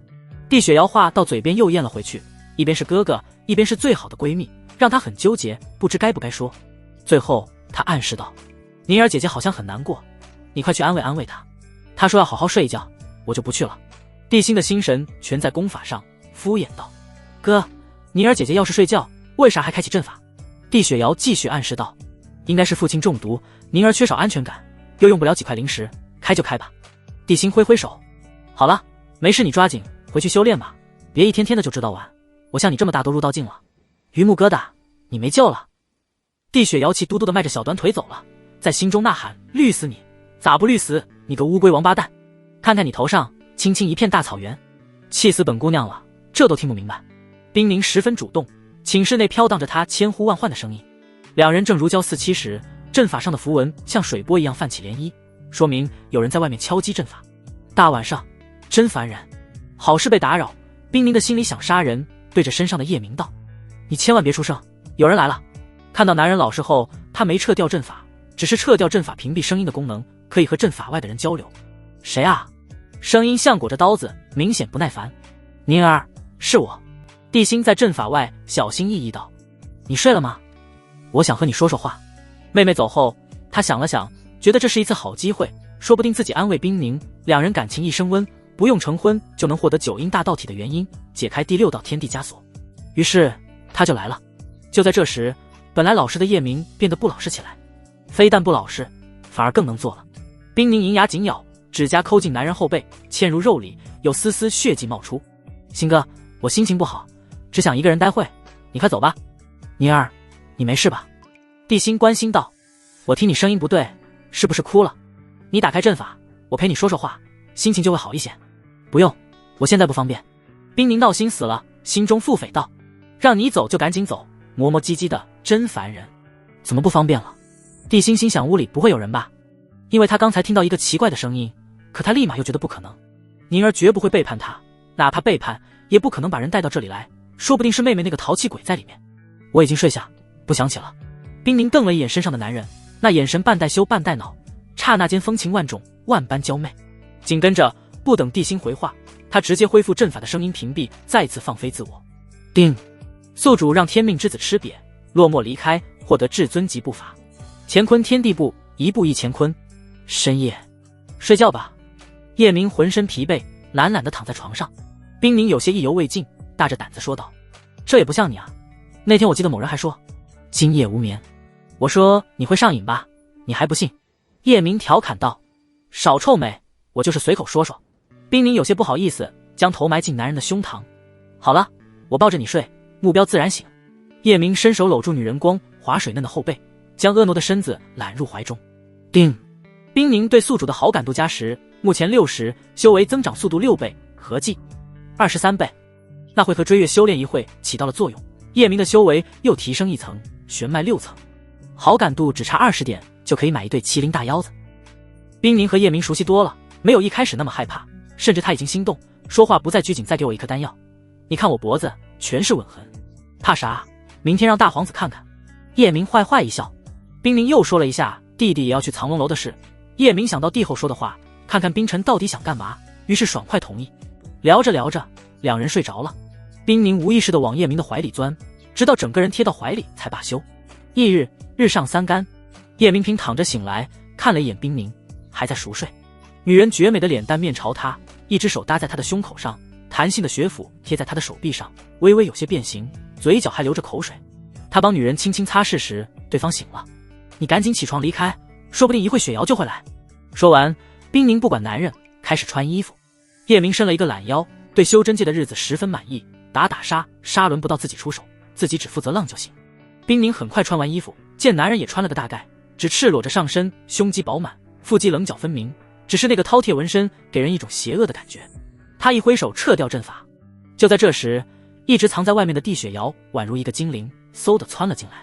当看到叶明时，他的眉眼染上一丝伤感，脸上布满惊讶。九哥，怎么会是你？不对，你不是九皇子，你是谁？这时他已经忘记自己闯进来的目的，瞪着乌溜溜的大眼睛，被叶明的饕餮纹身吸引。你不是九皇子。冰宁听到地雪瑶的话，下意识和叶明保持一定的距离，冷冽的气息一下子从身上散发出来，脸上冷得犹如寒冬腊月的冰渣子。说你是谁？他下意识地以为自己被骗了，自己求的是九皇子，这个人不是，那自己做的这一切不是白搭了。怪不得那会提到藏龙楼的时候，这个男人的表现很奇怪。哦，你怎么知道我不是九皇子？叶明邪魅一笑，没有理会冰宁，打量着绿裙少女。目测少女身高155厘米左右，一头青丝如瀑布般垂落到屁股，脸蛋十分有肉感，眼睛特别漂亮，跟林间小鹿似的，整体给人的感觉很甜。最惹眼的是她的凶器，跟身高极为不和谐，冰宁和她比就是妹妹。叶明想上前帮对方接着，生怕掉下去砸脚面上。他敢说这绝对是萝莉界的天花板。女孩他认识，九阳新域的第10美人地雪瑶。系统说半个月左右发现她的身份，没想到来得这么快。叮，地雪瑶和宿主绑定成功，对宿主的好感度是20，修为增长速度2倍，合计25倍，上来就有20好感度。叶明在记忆里搜索一番后知道了原因，这丫头对九皇子有着别样的情愫，只是碍于两人的关系，不敢跨越雷池半步，深埋在心里，因为这个原因对他才有好感。雪瑶，你怎么知道他不是九皇子？冰宁来到地雪瑶的旁边，全神戒备着叶明。地雪瑶对冰宁解释道，九阳帝朝一共就9位皇子，每个人出生皆会被仔细查看，有没有大到半生印记。我在藏宝楼里查看过九哥的资料，他身上什么都没有，而这个人的胸口有先天饕餮纹身，饕餮代表着制邪，这说明他天生就是一个大魔头。我听说魔龙星域有个废物魔子，出生时就有先天饕餮纹身，要是没错的话，魔子就是他。魔族。冰宁听到后，死的心都有了，身体瘫软在地上，人魔不两立。他是找九皇子办事，被别人白白玷污清白就罢了，自己竟然对一个魔族心动，还怀上魔族的孩子。地雪瑶对冰宁道，皇嫂，魔人残忍嗜血，我们把这个大魔头抓起来。我哥最恨魔族人，见一个杀一个，把他交给我哥。检查错别字的时候，发现有些地方把叶明写成了宁叶，宁叶是上本小说的主角，偶尔会搞乱。我检查了3遍，若还有疏漏，望各位陛下见谅。不急，他跑不掉，听听他怎么说。冰宁面露痛苦和纠结之色，要是将对方抓到大皇子那里，他的事情就暴露了。地雪瑶看着和九皇子长得一模一样的叶明，也有些不知所措，质问道，大魔头，说你为什么要冒充我九哥？当然是你九哥让的。叶明的眼神中透着我主臣服的自信，仿佛一切都在他的掌控中。你放屁，我九哥怎么会让你冒充他作威作福？地雪瑶双手叉腰，杀意如霜。猪脑子，当然是替身，他不同意我能假扮他。叶明没好气道：有可能你把我九哥杀了，你取代了他。傻妞，帝朝的皇子要是那么好杀，早被别的星域杀光了。叶明半眯的眸子里划过一抹讥诮。你叫谁傻妞呢？帝雪瑶就像一个炸了毛的小野猫，奶凶道：你让我九哥来一趟，证明你说的全是真的，不然本姑娘抓你去见大皇子。别看他和大皇子是一个生母，九皇子又和大皇子敌对，可他的心就像摇摆不定的天平，想象着大皇子，又想象着九皇子。我联系不上九皇子，你随意。叶明的脸上写满无所谓。命运剧本第2集上说，帝雪瑶发现他的身份，而他使用无敌体验卷大杀四方，可无敌体验卷只有10息时间，杀了几百人后被天命之子杀死。破局关键人物冰宁。命运的轨迹已经改变，他现在已经没有无敌体验卷。冰宁是3人中的最强者，关键在于他如何选择。哪怕两女把他交给大皇子也没关系，大不了不做这个替身。叶明赶来这里戏花，自然有底气。只要他有事，鬼婆会立马去找帝后。另外，帝司令可不是摆设。大皇子是天命之子，一身正气，是个不折不扣的正人君子，而正人君子都有一个通病，那就是遵守规则和秩序，有自己的底线。哪怕知道他是魔族，有帝司的身份，大皇子也不敢杀他，只会按照规则将他交给帝后处理。到帝后那里还怕个鸟？好，我看你一会到了大皇子那里，还嘴不嘴硬。帝雪瑶的暴脾气上来了，就要动手时，叶明掏出帝司令在身前晃了晃。怎么，你要以下犯上？我是帝司，管理所有的帝妃和公主，你也不例外。帝雪瑶看到令牌，直耸了瞬间，随着眼底闪过一抹狡黠，他开始耍起无赖。大魔头，帝司是帝后封给我九哥的官位，你冒充帝司，罪加一等。妮儿姐姐，我们拿下他。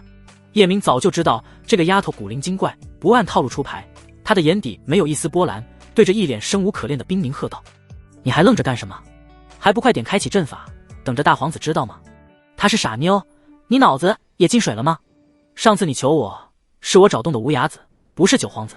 想去藏龙楼找九皇子没用，除了我，没人能带你进去。冰宁恍然大悟，传闻九皇子残忍，还言而无信。而眼前的男人虽然也冷血无情，却遵守承诺。这2次交易他深有体会，对方不想交易就不会承诺，会放他离开。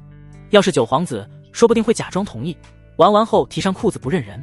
对方答应他去藏龙楼，想必不会食言。另外，这个男人对他好像还不错，表面冷，心里疼。想到这里，冰宁心念一动，启动阵法。妮儿姐姐，你干什么？帝雪瑶不可置信地看着眼前发生的一切，因为愤怒，胸脯剧烈起伏。我们可是最好的朋友，你怎么能向着一个魔人？对不起，瑶儿。冰宁的脸上充满内疚之色。为了我父亲的生命，我别无选择。很好。叶明满意的点点头，笑容未变，眼中的光却冷如寒霜，带着血腥味的杀意涌现，对着冰宁道：这个女人不能留，杀了她。一旦让帝星知道这件事，你觉得她会原谅你吗？我要是出事，你还能进藏龙楼吗？没有酒赚还混蛋，你拿啥救你父亲？哪怕剧本不建议杀了帝雪瑶，可叶明还是起了杀心，这女人留着就是一颗定时炸弹。可惜他打不过这个小萝莉，不然就自己动手了。我哥就在隔壁，你敢杀我？帝雪瑶看到叶明眼中的明亮消失，只剩下一片黑暗杀意，吓得他身体不自觉地往后退，目光戒备着2人。雪瑶，我……冰宁左右为难，目光在帝雪瑶和叶明身上来回切换。迟则生变，还不动手？叶明雷霆震赫，眼中杀意如虎。冰宁咬着苍白的唇瓣，迈着沉重的步伐，一步步走向帝雪瑶，每一步都迈得格外艰难。宁儿姐姐，你真的忍心杀我吗？帝雪瑶不停地后退，后背撞到阵法上，激起一片涟漪，再无可退。她微微扬起绝美空灵的脸蛋，上面泛着点点诗意，除了害怕，更多的是最好的朋友要杀她的伤心。她不停地诉说着2人的过往，那些亲如姐妹的快乐时光，企图唤醒闺蜜的良知。整个寝室内都弥漫着哀伤的情绪，可冰宁终究还是走到了她的身前，抬起颤抖的手。帝雪瑶认命地闭上眸子，万念俱灰道：妮儿姐姐，动手吧。如果我的死能救你的父亲，我愿意。希望你不会忘了我这个朋友。等了片刻，那张会夺走他性命的玉手并没有落下。在睁开眼睛时，他看到冰宁跪在假的九皇子身前，抱住对方的大腿，恳求道：求求你，别杀雪瑶好不好？我保证他不会说出我们的事，更不会说出你魔族的身份。这个世界最不值钱的就是保证。叶明讽刺一笑。冰宁信誓旦旦道：我向你保证，雪瑶肯定不会说。要是他说出去，我用我的命赔你，到时候我和你一起死，我去地狱做你的女人。你的命值几个钱？叶明面无表情，嘴上说着狠话，却握住女人的肩膀，将对方扶了起来，吻掉她眼角苦涩的泪水。你死不死跟我没关系，我一点不在乎，我在乎你肚子里的孩子，那是我的骨肉。不同的种族之间都有血脉的隔阂，人族不光对魔族恨之入骨，更恐惧魔人的嗜血残忍。女人没有怕他，还说去地狱给他做女人，微微拨动叶明的心弦。想了想，留着地雪瑶也不完全是坏事，费一些时间却可以帮他修炼。地雪瑶听到孩子两个字，嘴巴张得能塞下一个鸡蛋，心中的震惊让他忘记了害怕。这怎么可能？宁儿姐姐都有了这个魔头的孩子，那我哥的头顶根本不是绿，而是绿的冒油了。这么说，你同意放过雪瑶了？冰宁对叶明帮他吻去泪水的事感动了，他心里明白，这个男人嘴上说不在乎他，心里还是在乎的。丁，冰宁对宿主的好感度加10，目前70，修为增长速度7倍，合计26倍。叶明没有理会冰宁，刺骨的目光投向地雪瑶，想活还是想死？我偏不说。地雪瑶扬起下巴，一副不肯低头的样子。冰宁急忙过去劝他，雪瑶，快同意，我是不会让他伤害你的，但你也别让我为难好吗？我的命全系在你的身上了，要杀就杀呗。地雪瑶明明心里怕得要死，明明心里已经妥协，就是死鸭子嘴硬。冰宁还要说什么？叶明走到小萝莉的身前，指腹摩挲着对方的下巴，忽然挑起来，迫使女孩看向他，狠厉一笑道：吃下它。不知何时，他的手中多出一枚丹药，又花了3000反派点买了一颗噬魂血魔丹，现在只剩67000，离麒麟大腰子又远了一步。地雪瑶不肯吃，被叶明冷冷地剜了一眼，乖乖张开了樱桃小嘴。随后叶明对冰宁道：你送我们出去，我要带傻妞去我的寝宫，等机会合适再放她回来。看到冰宁欲言又止的样子，他主动说道：放心，我答应你了，就不会伤害她。冰宁点点头，对地雪瑶说道：去了不要任性，你哥要问，我就说你回去闭关了，别怕，他没有你想象那么坏。叶明利用易容丹变成一个侍卫的样子，三人向府外走去，马上就要走出太皇子府。地心从外面迎面走来，宁儿，你们要去干嘛？地雪瑶跑到地心的旁边，抱住他的胳膊，一副委委屈屈可怜巴巴的模样。皇兄。叶明和冰宁不约而同地看向地雪瑶，冰宁紧张的手心里全是汗，不知道如何回答。小妹，怎么了？地心疼爱地摸着地雪瑶的小脑瓜。在地雪瑶犹豫不决的时候，叶明便下了决定，打算动用阴阳逆转。要是魔族的身份暴露会很麻烦，那会没用，是因为他有把握掌控冰宁。虽然地雪瑶中了他的毒，9成不会说出去，凡事就怕万一，他赌不起。哪怕有地司令，哪怕帝后会保下他，可魔族的身份暴露，他肯定无法留在九阳大陆，这会影响到他后面一系列的布局。到时候谁知道叶明是哪根葱？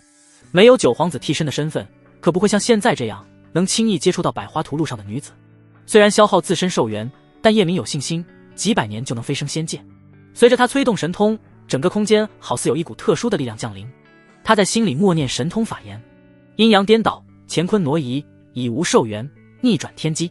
阴阳逆转，消耗自身寿元，改变既定的天机和命运走向。叶明心里想着目前的困境，紧跟着脑海里出现一幅画面，是没用阴阳逆转的命运走向。地雪瑶考虑到自己的生死，没有说出他魔族的身份，和他回了九皇子寝殿。过2天，九皇子要杀了地雪瑶，被他拦住。女孩心中有结，每日郁郁寡欢。快1个月的时候，九皇子又来了，逼地雪瑶给大皇子下毒。小萝莉不肯，被九皇子折磨7天7夜，在心灵和肉体的双重打击下，最后选择自杀。地心发现妹妹死了，了解经过后潜能爆发，杀上九皇子寝宫。因为叶明的阴阳逆转刚入门，熟练度为0，神通能力有限，后面结果不知如何，只能看到这里。叶明心里想着，能不能让命运的走向变成地雪瑶和地心为敌，可惜不行。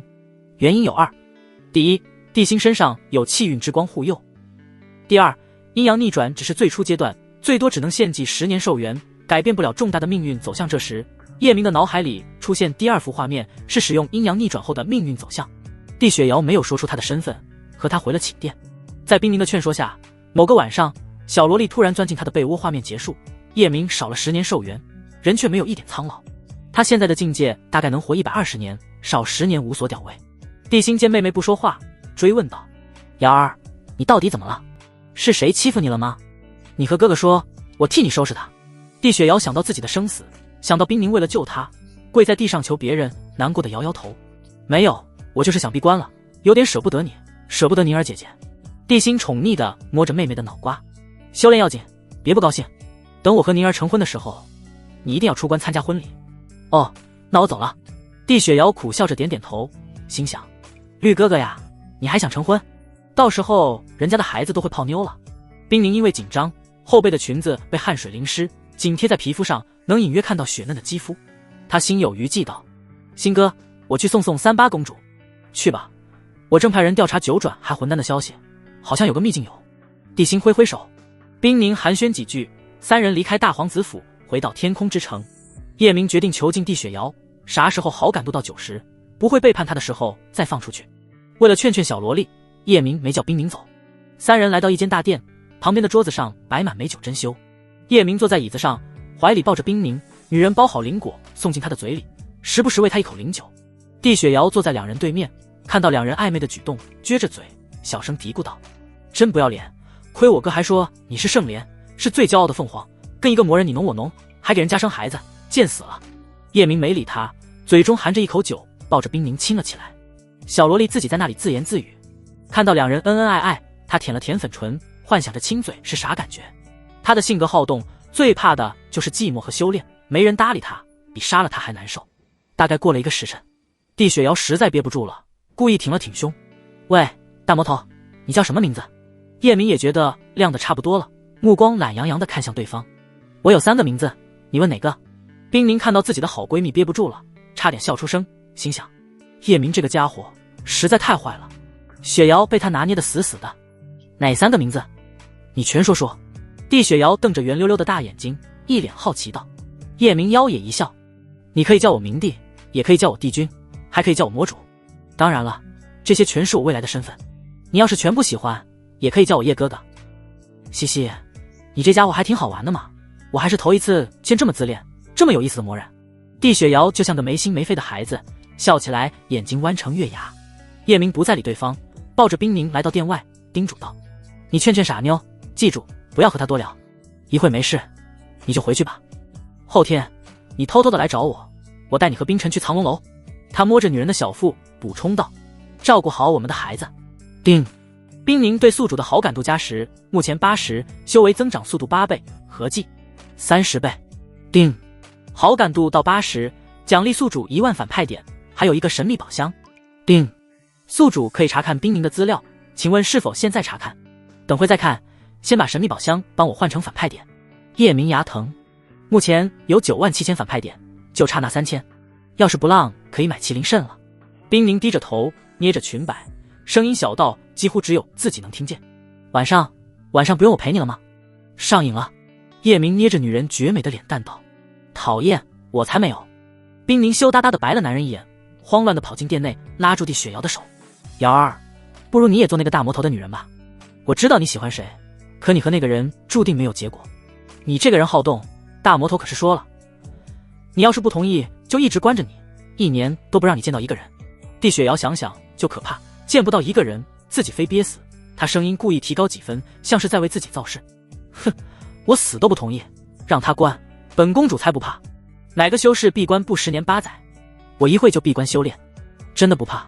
冰宁吓唬道。他可不是把你关这里，而是关进小黑屋，暗无天日的小黑屋。那颗毒丹会吞噬灵魂和气血，没有解药，痛不欲生。他敢，大坏蛋要是敢那样做，我就拆了这里。地雪瑶明明怕得不行，却倔强的不肯低头。冰宁见对方慌了，循序渐进道：做他女人有什么不好？地雪瑶撇撇嘴，骄傲地抬起下巴：你瞎眼，我可没瞎眼，本公主怎么可能找一个魔人做道侣？你就别帮那个大魔头劝我了，我不吃这套。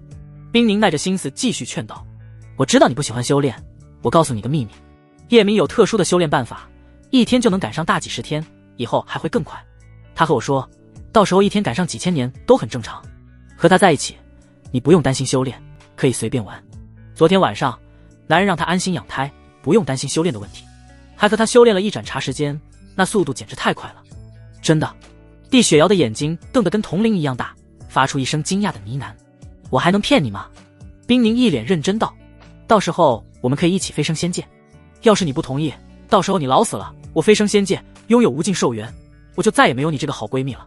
不知为何，她的脑海里浮出一幅羞羞涩涩的画面，大坏蛋一左一右地搂着她和地雪瑶。地雪瑶还是摇了摇头，一脸认真道：宁儿，他是你的男人，我们是最好的朋友，我怎么能抢你的男人？叶明正往自己的寝室走着，喜从天降。丁，地雪瑶对宿主的好感度加10。丁，地雪瑶对宿主的好感度加20，目前50，修为增长速度5倍，合计29倍。不错，以现在的提升速度，一天一层小境界，看来命运轨迹改变的效果不错。叶明走着的时候，看到鬼婆带着几十个宫女向魔莲的房间走去，好奇地问了一嘴：这是干嘛？鬼婆恭恭敬敬道：主人，莲儿主母说要用修士的气血修炼，让老奴每日给她找来几10人。胡闹！叶明的眉眼皱得有棱有角，腾腾腾地走向师傅的房间。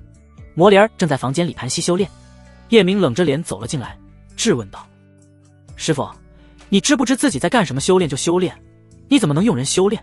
魔莲缓缓睁开眸子，嘴角扯出一抹邪恶的弧度。为了区几个人类，你竟这样跟师傅说话？不管人族还是魔族，皆是我的修炼资源，万一你的计划失败，我境界高一些，也能快点救出家人。怎么，你可怜人族了？叶明眉头微微抽搐，寒芒在眼中闪烁，怒喝道：我可怜你妈，老子在乎的是你。你知不知道这样修炼很容易走火入魔，到时候你就死了。死了知不知道，哪怕不走火入魔，也有可能引来业火劫。啪！叶明抬手给了女人一个大嘴巴，眼中风暴肆虐，再次吼道：你死了，你家人怎么办？我怎么办？你有没有为别人想过？魔族人提升修为快，因为他们走的是捷径，并没有一步一个脚印来。可任何事都有两面性，快速提升修为的同时，就伴随着巨大的风险。10个魔族里最少有3人因为走火入魔而死。魔莲摸了摸火辣辣的脸颊，虽然被打了，却有一股强烈的暖意席卷而来，假装嗔怒道：我的事不用你管。丁，魔莲对宿主的好感度加10，目前90，修为增长速度9倍，合计31倍。不就是修炼吗？我陪你修炼。叶明一把抱起女人，奔着床榻走去。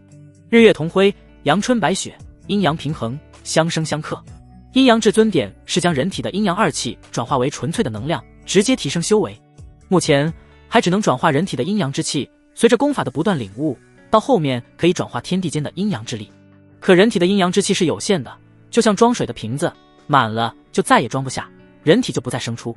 要是有耗损，瓶子不满的时候，身体就会源源不断的生出阳气，但生出的很慢，并非1-2天能补充过来。叶明和追月修炼一天，就好似将瓶子里的水直接干到底了，现在也在恢复，却只恢复很少，继续修炼可能损害根基。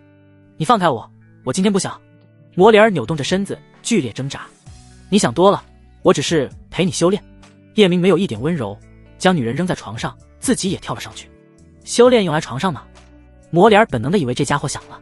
就在他疑惑之际，叶明将他的胳膊伸直，4掌相对，紧跟着阴阳二气通过手掌在2人的体内流转，最后转换成浓郁的能量流入丹田。徒儿，这是什么修炼方法？魔莲的表情十分夸张，眼睛瞪得差点跳出眼眶，整个人跟傻了一样。这样修炼的速度好快，比我的魔莲是血还要快很多。他突然想到，男人那天说可以带他快速提升修为，早知道这样，那天晚上就该问一下，不至于现在才修炼。我的功法特殊，这样修炼没有副作用，你要是再敢那样修炼，我绝饶不了你。叶明的语气中带着严肃。我知道了。魔莲乖巧的点点头，以后我不会让你为我担心了。他不光看到了救家人的希望，更看到了飞升的希望。叶明看了眼女人微微有些红肿的脸颊，上面还有他留下的5个手指印，温柔地问道：还疼吗？不疼。魔莲微微摇头，眼底有泪光闪烁。以后你天天陪我修炼好不好？叶明苦笑道：目前还不行，这种修炼需要消耗自身的阳气，修炼的时间太长，有损一个人的根基。我现在演示给你看，就是告诉你别急着修炼，我有更快的办法。现在一天只是大几十天，以后一天就可以抵得上几10年、几百年，甚至几千年，你急啥？再说过段时间我就能解决阳气的问题。我知道了，我全听你的安排。魔莲突然撤掉自己的手掌，停止修炼，抚摸着男人的脸颊，心疼道：我管你的脸色苍白是不是损害根基了，我不着急，慢慢来。不碍事。叶明搂着女人倒在床上，来，我们继续修炼。翌日，魔莲宛如一个大家闺秀，依偎在叶明的怀里，整个人患得患失。叶，我离不开你了，你以后不会不要我吧？叶明恍惚间感觉对方就是自己的小迷妹，抚摸着女人的青丝。那要看你的表现，表现不好，我肯定不要你。不得不说，魔族的女子确实豪爽，一点也不扭捏。啧叶，等我们有了孩子，我会做一个贤妻良母。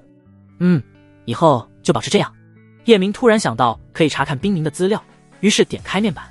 姓名：冰凝，身份：冰雪皇朝的公主，天赋：地品，实力：入道4层，体质：九阴大道体，年龄：40岁，颜值：99， 18，精确到小数点后2位，身高172厘米，体重54公斤，三围92厘米、58厘米、94厘米，对宿主好感度80。注：不喜欢千万别招惹这个女人，招惹上想甩都甩不掉。她很极端，要是谁敢玩弄她的感情，要做好3个准备：1. 做太监；2. 一起死；3. 女人入魔，杀光天下负心汉。X 经验12，曾经和现在喜欢过的人一人，叶明。注：对大皇子只是感激和崇拜之情，并非喜欢。看到太监2个字，叶明感觉下面嗖嗖冒凉风。他发现一个问题，凡是百花图录上的女子，没有一个颜值低于99的，个个美得不像话。难怪光九阳星域就有999万个世界，周围还有那么多的星域，图录上面可不光人族。这么多的世界，要是颜值不到99，也不配上百花图录其他种族的美人，他还没有机会见识。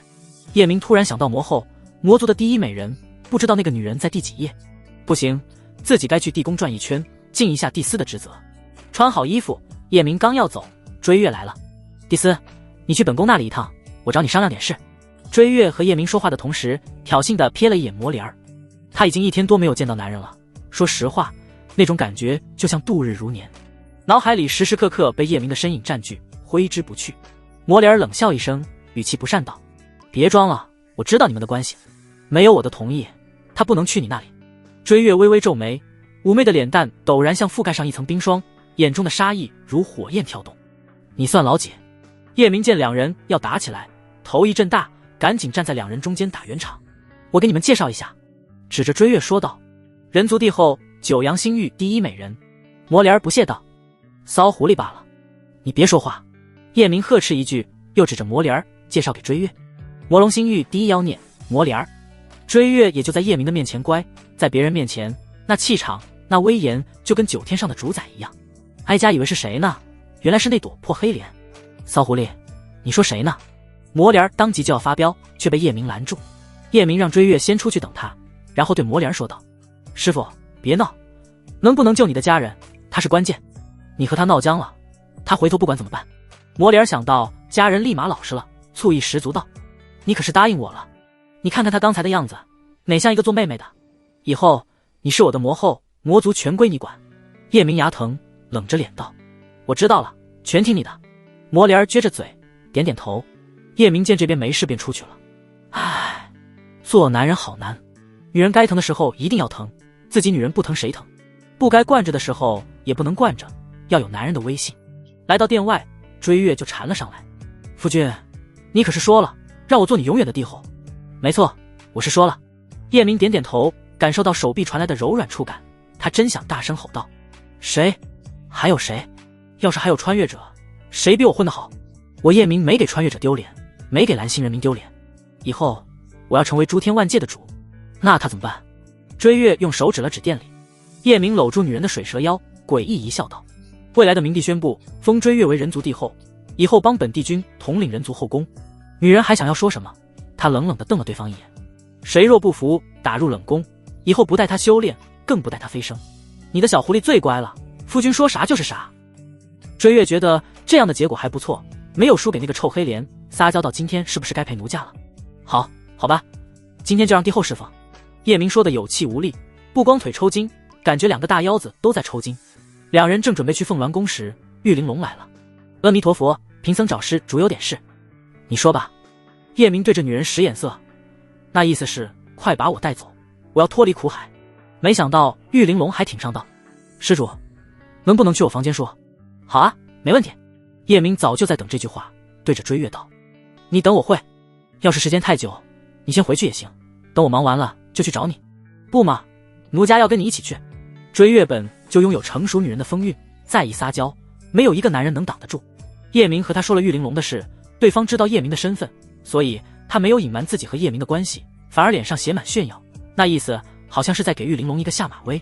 叶明在系统商城里花了2000反派点买了一颗解药，放到追月手上。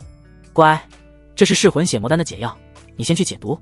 我和大师要讨论高深的佛法，你再不方便。女人的好感度已经到了90，不会再背叛，反派点又不够买麒麟肾，也不差这2000点，只是这一前一后浪出去5000反派点，着实让他有些肝疼。那好吧，追月心不甘情不愿的去找房间解毒了。叶明和玉玲珑来到女人的寝室，女人依然穿着那天的灰色僧袍，却难掩那傲人的身段。谢谢你啊，大师。谢我什么？谢谢你帮我解围。阿弥陀佛，出家人不打诳语，贫僧确实要单独找施主说事。看来是我自作多情了，你这小和尚一点不懂人情世故，就不知给我留点面子。叶明的脸上有点挂不住，看到玉玲珑开启了寝室的阵法，他往后退了2步，神情戒备道：大白天的，你开启阵法干嘛？这妞不会反应过来要杀自己吧？施主别怕，我不会伤害你。玉玲珑看出叶明的担心，主动解释道：每一次天地大乱之前，总会有天命之子出现，自然也少不了祸乱苍生的大魔头。时机不到，我未必能杀了你，哪怕杀了你，还会有新的大魔头诞生。与其这样，不如度化你。贫僧生来的使命就是度化你，何时度化，何时福到圆满。度化就度化，你开启阵法干嘛？叶明眼角抽搐，一脸懵逼道。玉玲珑没有回答他，而是问道：你很想得到我的身体，对吧？叶明点点头，又摇摇头：是啊，不是，你到底想干嘛？他可不想被女人牵着鼻子走。女人这样问，他猜不出用意。紧跟着，玉玲珑躺倒床榻上，脸上无喜无悲道：施主，来吧。叶明更懵逼了，还站在那干嘛？快点呀！面对玉玲珑的色胆包天，叶明突然感觉自己变成了纯情少年，质问道：你到底想干嘛？我告诉你，哥不是随便的人，随便起来不是人。擦，佛都这么开放吗？这他娘的就是一个女流氓。玉玲珑一字一顿道：以身度魔，大姐，你饶了我吧。叶明双腿发软，差点栽倒在地上。这要多旺的桃花运才能遇到这么多的艳福？玉玲珑的脸上带着一抹少有的得意。要么你让我堕入红尘，要么我拉你为苍生立命，为万世开太平，这便是以身夺魔。那个大师，改日再约。叶明看着袍前的高耸，有点心有余而力不足。玉玲珑摇摇头：要么你让我以身夺魔，要么你以后每日被我用佛光洗礼2个时辰。大师，我想问一下，我前世在佛前修行几万年，才换来今生种种，说不清，千丝万缕。玉玲珑开始脱僧袍。别急。叶明3步并作2步来到床榻前，握住女人的手，阻止僧袍的滑脱，嘴角勾起一抹邪魅的笑。穿着挺好，脱掉僧袍会亵渎佛祖。他的小心思没有瞒过对方，女人似笑非笑地瞟了他一眼，一把将他拉倒，刚好趴在女人的身上。开始吧，这可是你自愿的，我可没有逼你。叶明摸着女人的光头道。玉玲珑点点头，身上散发着好闻的佛香，说话时口吐莲香。既种因则得果，一切命中注定。肉身对于我来说只是一具皮囊，只要能夺化施主，一切皆可为。我看你有点入魔。叶明心中嘲笑，真的只是为了度化我吗？一切只是你的执念罢了。我发现施主的悟性真的不一般，修佛很有潜质。玉玲珑发自肺腑地说道。我和大师相比，差得太远。叶明从心里佩服这个女人的佛境，不论她的手如何游走，对方没有一点反应。对方越是这样，越激发他的征服欲。他还真就不信邪。突然，女人粉嘟嘟的唇瓣印在他的唇上。等下，让我先聆听一下佛的心声。叶明的脸来到女人的心口，听着她的心跳。九阳落山，9月升空，天上的星辰羞羞地眨着眼睛。叶明四仰八叉地躺到床榻上，整个人跟死猪一样，精气神萎靡。这次真的打击到他了。人家的佛法无边，他就没打算一次征服玉玲珑。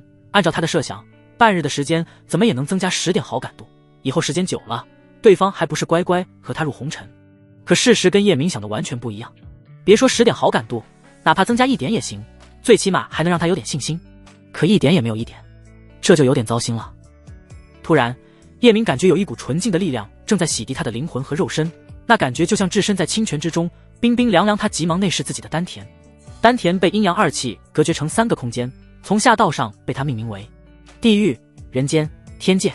地狱里是邪恶的黑色莲子，人间里躺着6条黑白2色的玄脉，天界本来空无一物，这一刻竟然出现一粒白色莲子，莲子有拳头大，仿佛一颗闪耀着神圣光辉的明珠，周身绽放出璀璨夺目的佛光，光芒如同初升的太阳一般耀眼夺目，照亮整个空间。你对我做了什么？叶明嗖地坐了起来，脸上的平静瞬间被撕碎，露出锋芒的杀机，直勾勾地盯着女人。玉玲珑不紧不慢道：我将自己的佛莲之种种在了你的身体里，这颗佛莲会在你的内心深处生根发芽，并时刻净化你的杀戮之心。至于你丹田的莲种，那是佛莲种子的半生莲。我说了，要不我陪你入魔，要不你陪我为佛。你就是个疯子，快帮我取出来。叶明体内的杀意如刀剑出鞘。阿弥陀佛，佛莲种下不可逆。女人的话像一盆冷水泼在叶明的身上，打又打不过，只能先了解一下情况。他不会害我吧？哎，他有种被坑的感觉，都怪自己嘴馋。要是他没猜错，要种下佛莲之种，必须行男女之欢。玉玲珑摇摇头，他只会唤醒你内心的善，不会伤害你一丝一毫。而且这还是一桩天大的机缘，无数人可望而不可及的大机缘。听到不会害自己，叶明心里踏实多了，捏住女人的下巴，寒意在指尖蔓延。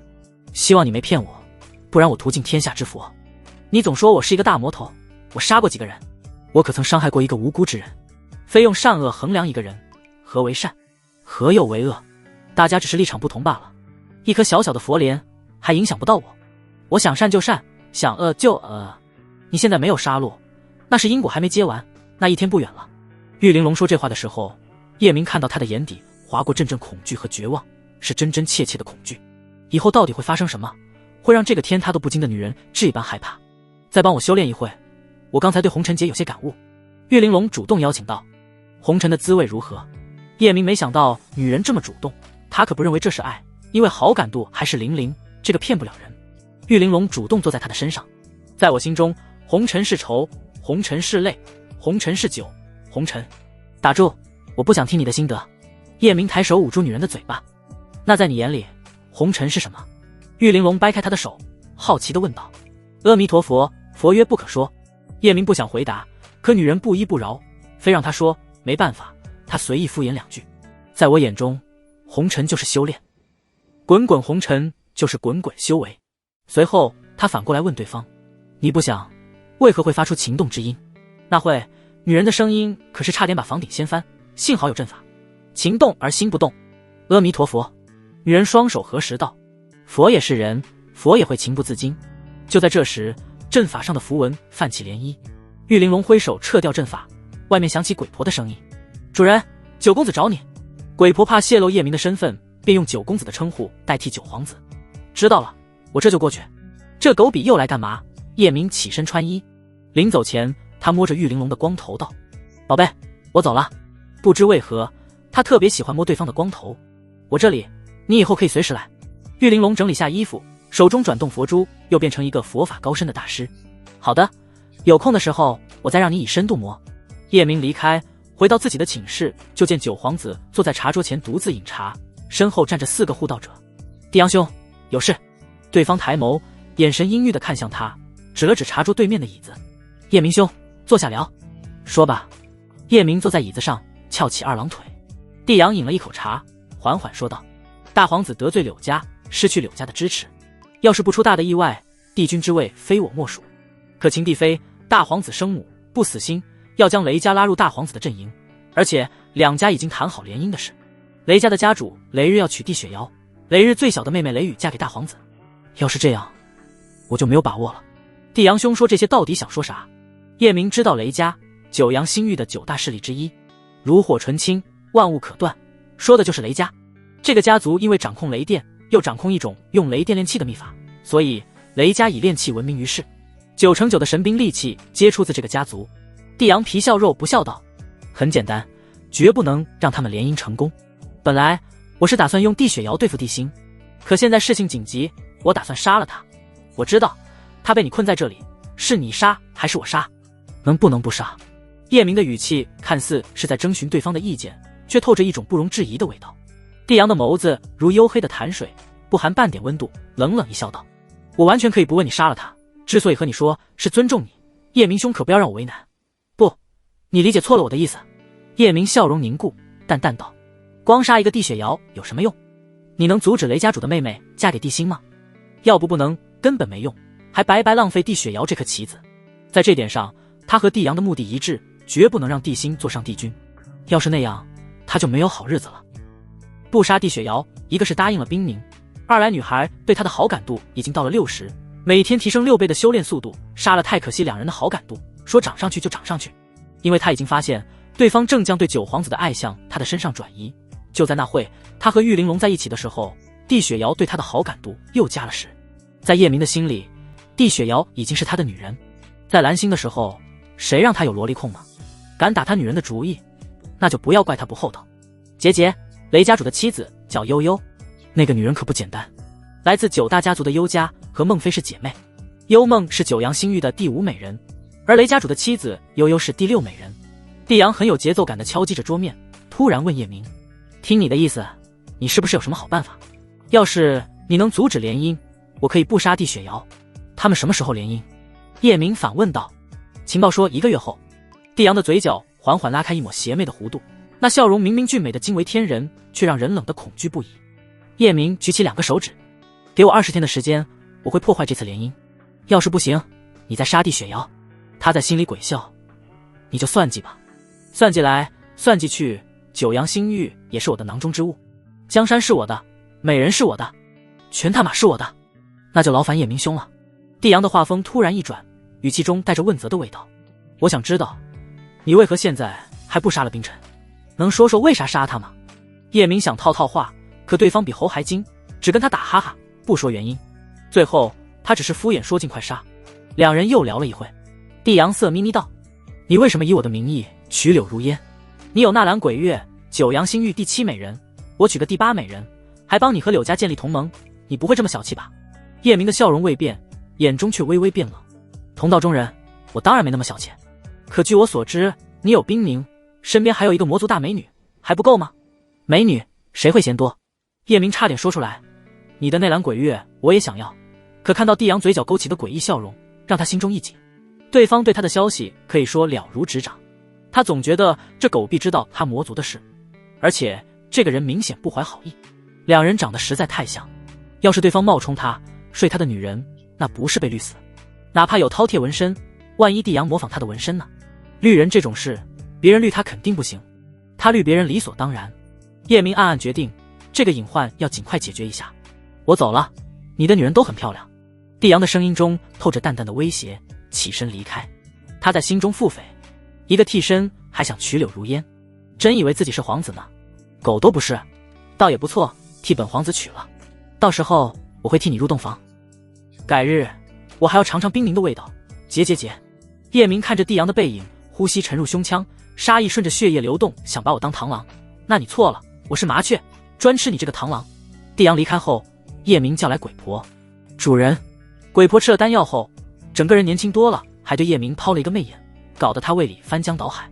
叶明将一枚装满灵石的储物戒指扔给对方，去血沙楼买一下雷家主的详细资料，尤其是他跟悠悠夫人的关系如何，再想办法帮我约一下悠悠，就说我想秘密和他见个面。鬼婆接过储物戒指，小心翼翼道：主人，秦帝妃要见你，已经等了2个时辰，你见不见？一个帝妃，他还不敢打扰叶明的好事，一直让女人在会客殿等着，叫人带她来我寝室。叶明在记忆里搜寻一番，有这个秦帝妃的印象，九阳帝城城主的女儿。别看一个城主，这里可是帝城，去别的世界那就是皇帝的待遇，数不清的人讨好巴结。这个女人仅次九阳星域的前10美人，排在第11。在地雪瑶没有成年前，她排第10。再往前推，冰凝没成年前，她排第9。江山代有美人出，一代新颜换旧颜，唯独追月无人撼动。鬼婆走后不一会，一个宫女领着一位美妇走了进来。美妇一身拖地子裙，宽大的衣袖上绣着金色的凤凰，纤纤细腰用一条云带约束，更显盈盈一握。成熟女人才有的风韵全写在女人的脸上，她每走一步，妖娆的身段便散发出万般娇媚。没错，祸水级美妇，她身上的高贵和威仪无需刻意，自然流露。帝司，本宫打扰了。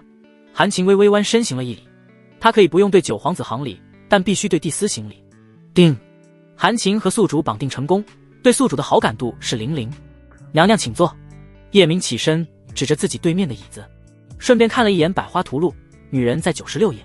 韩晴优雅地坐下，眉眼染上一丝伤感。蒂斯，本宫过来有事求你，还请你一定要帮帮我。娘娘还是先说何事吧。叶明斜斜一笑。韩晴的眼底弥漫着雾气，啜泣道：帝后下午下旨，让三七公主和血魂星域的皇子联姻。那个星域的人全是魔鬼，杀人如麻，听说一不高兴就会吃人的灵魂。我就这么一个女儿，求蒂斯和帝后说说，别让我的女儿嫁过去。不好办呀。叶明装作一脸为难的样子，嘬着牙花子。我只是一个蒂斯，帝后的旨意我也无权干涉。稍微一想，他便明白了追月的意思，这是要成全他和秦帝妃。那女人是他封的帝后，再给自己招兵买马。蒂斯，我那会求帝后了，他说再和你商量下，只要你肯帮本宫，让我做什么都行。叶明等的就是这句话，大手抓住女人比雪还要白，比水还要软的妙手娘娘真的什么都愿意。女人的手像弹簧一样缩了回去。蒂斯，这不好吧？你可是……叶明知道对方要说什么，当即打断道：娘娘当我是蒂斯就行了。其实他是想暗示对方自己并非九皇子，当九皇子的替身有好处，却也有很多的不方便。好多人会忌讳这种关系，早知道就该再搞个身份，让替身跟蒂斯分开。定，韩琪儿对宿主的好感度加10，目前时修为增长速度1倍，合计33倍。叶明当即就明白了，这女人在和自己装纯，心里指不定怎么缠他呢。他起身走到女人的身后，双手搭在雪白中透着粉红的香肩上。娘娘面容疲惫，我帮你按按。谢谢蒂斯。韩晴回眸一笑，顿时百媚生，那眼神就像带钩一样，声音也变得软绵绵。叶明帮他轻轻按摩，挑逗道：娘娘，老帝君已经死了，你一个人不寂寞吗？韩晴心想，寂寞啥？那老色批不是捅窗户纸，只是去捅窗户纸的路上。对方活着的时候，他几十年也见不到一次，哪怕到现在，还有大半的帝妃没有从女孩蜕变成女人。再说修士还要修炼，老帝君闭关一次就要几十年。不过他心里这样想，表面却装作一副可怜巴巴的样子，叹息道：唉，做女人苦啊，做帝君的女人更苦，只要嫁到这深宫，就只能老死于此。娘娘以后寂寞可以找我，我陪娘娘秉烛夜谈。叶明的指腹在女人娇嫩的唇瓣上轻轻划过，明显感觉到女人的身体微微颤抖，呼吸变得不均匀。定，韩琪儿对宿主的好感度加10，目前20，修为增长速度2倍，合计34倍。我就怕蒂斯太忙，没时间陪我。韩晴美目一挑，眼眸似2颗跳动的火星。我什么都缺，就不缺时间。叶明的指甲轻轻一挑，女人肩膀上的细绳便解开。蒂斯是不是太心急了？韩晴娇嗔一声，起身躲开。你有几成的把握劝动帝后，不让我的女儿嫁到血魂星域？定。韩琪儿对宿主的好感度加10，目前30，修为增长速度3倍，合计35倍。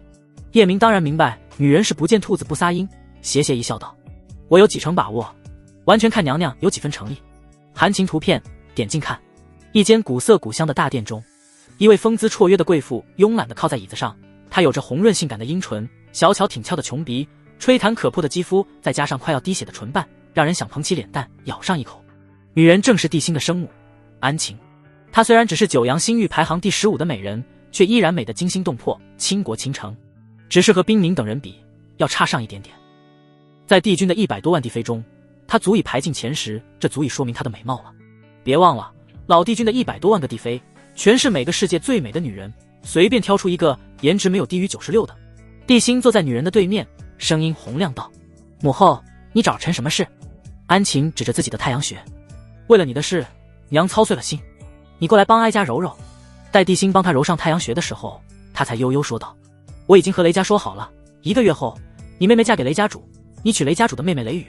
帝星的手突然戛然而止，微微垂眉，态度坚决道：我不娶，除了冰凝，我谁也不娶。唉。安晴长叹一声：我怎么说你好呢？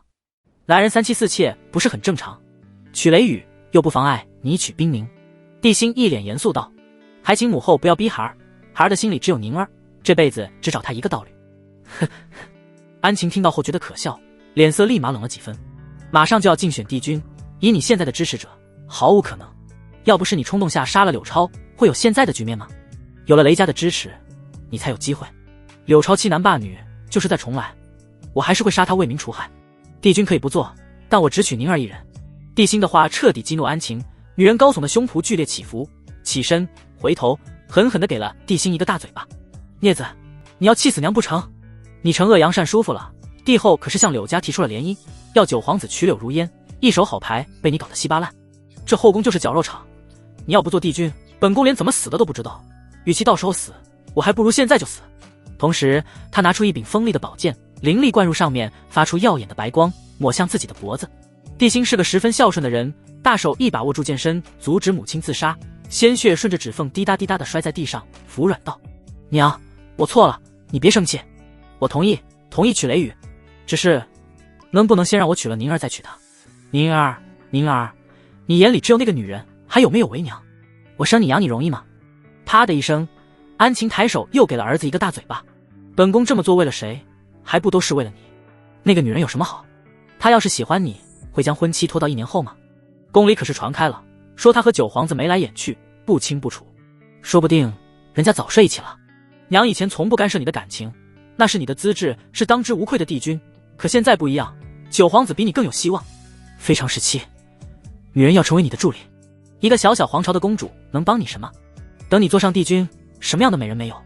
不可能，宁儿不是那种人，我不允许你那样说她。听到母亲说冰宁的坏话，帝辛额头上的青筋狠狠地跳了跳，安晴抚摸着儿子的脸颊，苦口婆心道：儿啊，要是让九皇子当上帝君，你的冰宁能保住吗？到时候新帝君一道圣旨，就可以封冰宁做他的帝妃。要是你当上帝君，想要纳兰鬼月也只是一句话的事。你要明白，只有你当上帝君，才能守护自己的女人。在帝辛的心中，孝大于天，母亲说的话又有道理，他眼中的冷冽尽退，只剩无尽温柔，扑通一声跪在地上。母后，儿臣错了，儿臣刚才不该凶你，不该对你大声说话，我听从你的安排。只是你能不能不让皇妹嫁给雷家主？雪瑶才20岁，那个雷家主都900多岁了，活不了几年，小妹嫁给他，回头不是守活寡吗？不行，安晴的语气决绝，这件事没商量，女人的使命就是联姻，她不嫁过去，雷家会真心帮你吗？再说雷家可是9大势力之一，有多少年轻漂亮的女孩子想嫁过去都没有机会，雪瑶能嫁过去是她的福分。在九阳帝朝，她充其量就是一个公主，嫁过去争宠，玩玩心机，把雷家主服侍好，那个悠悠算什么？说不定她就是雷家的未来主母。据我所知，雷家主就喜欢她那种童颜的女孩。帝辛一身傲骨和正气，不想自己的帝君之位是靠牺牲妹妹换来，据理力争道。雪瑶贪玩，她哪懂心机？要是让她嫁过去，她非伤心死。她是我的亲妹妹，娘你不能把她往火坑里推。安晴不想让儿子看到她是一个狠辣的女人，脑海里浮出很多张画面，将其中一张的秘密说了出来。实话和你说了吧，雪瑶根本不是我的女儿，我把她养这么大，让她做点事，不应该吗？雪瑶不是母亲的女儿。帝辛瞪大双眼，一脸震惊道：那她是谁？她是我妹妹的孩子。那她当初是怎么通过血脉检测的？皇子、公主出生会有专门的人进行血脉检测，保证是帝家的子嗣。安晴的嘴角勾起一抹冷笑，有些东西你想的太简单了，老帝君几十年见不到人，只是出生一个公主，他会在乎吗？只要有宝物遮掩，再收买一下检测血脉的人，这不难。接下来帝辛又问了帝雪瑶的父亲是谁，安晴说不知道，只说他妹妹临死前把帝雪瑶托付给他。哪怕如此，帝雪瑶也是他的表妹，帝辛还是不忍心让她嫁给雷日，可扛不住母亲的坚持，最终他只能无奈离开。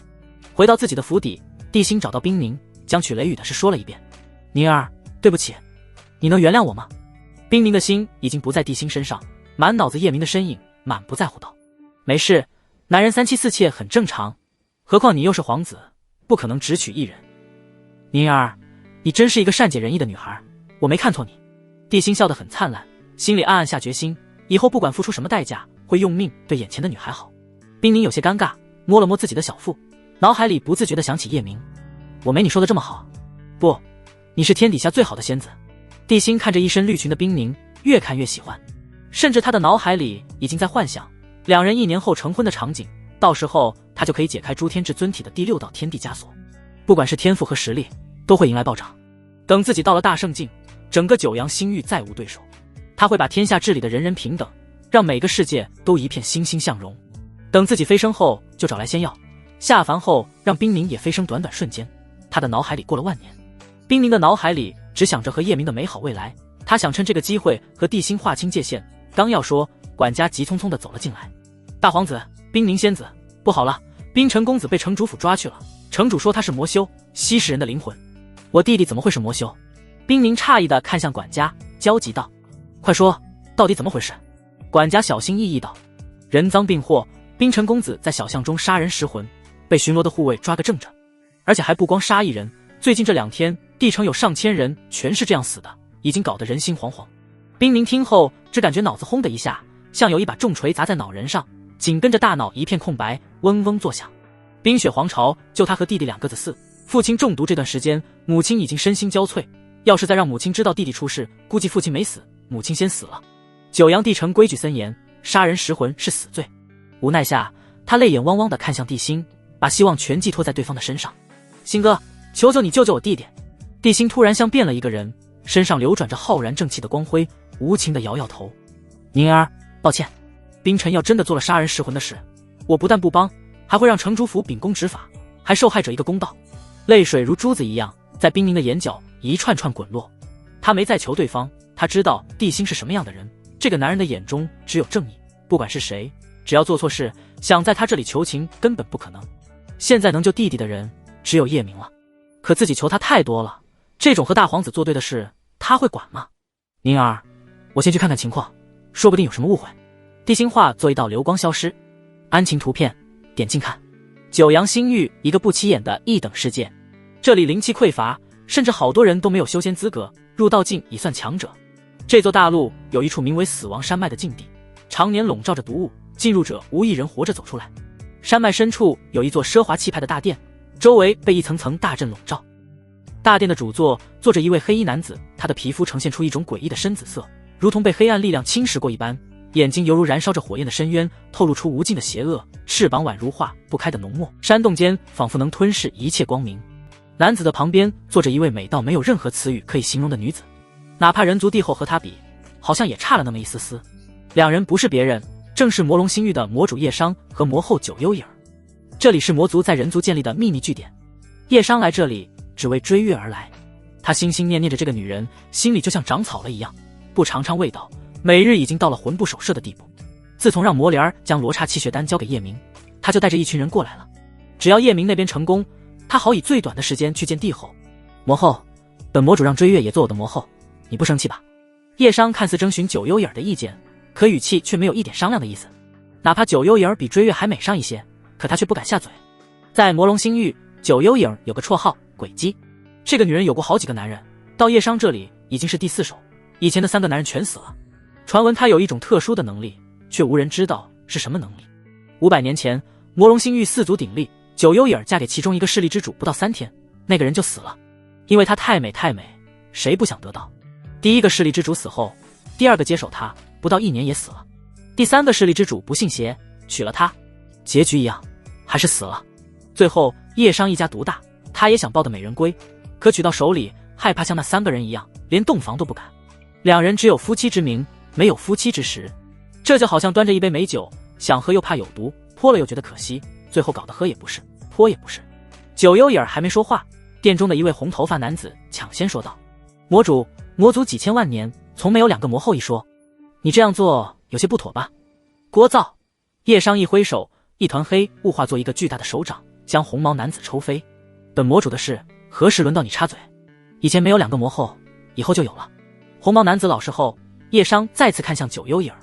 魔后觉得如何？咯。九幽影捂嘴娇笑，样子千姿百媚。你是魔主，我只是你的魔后，这种事你做主就好。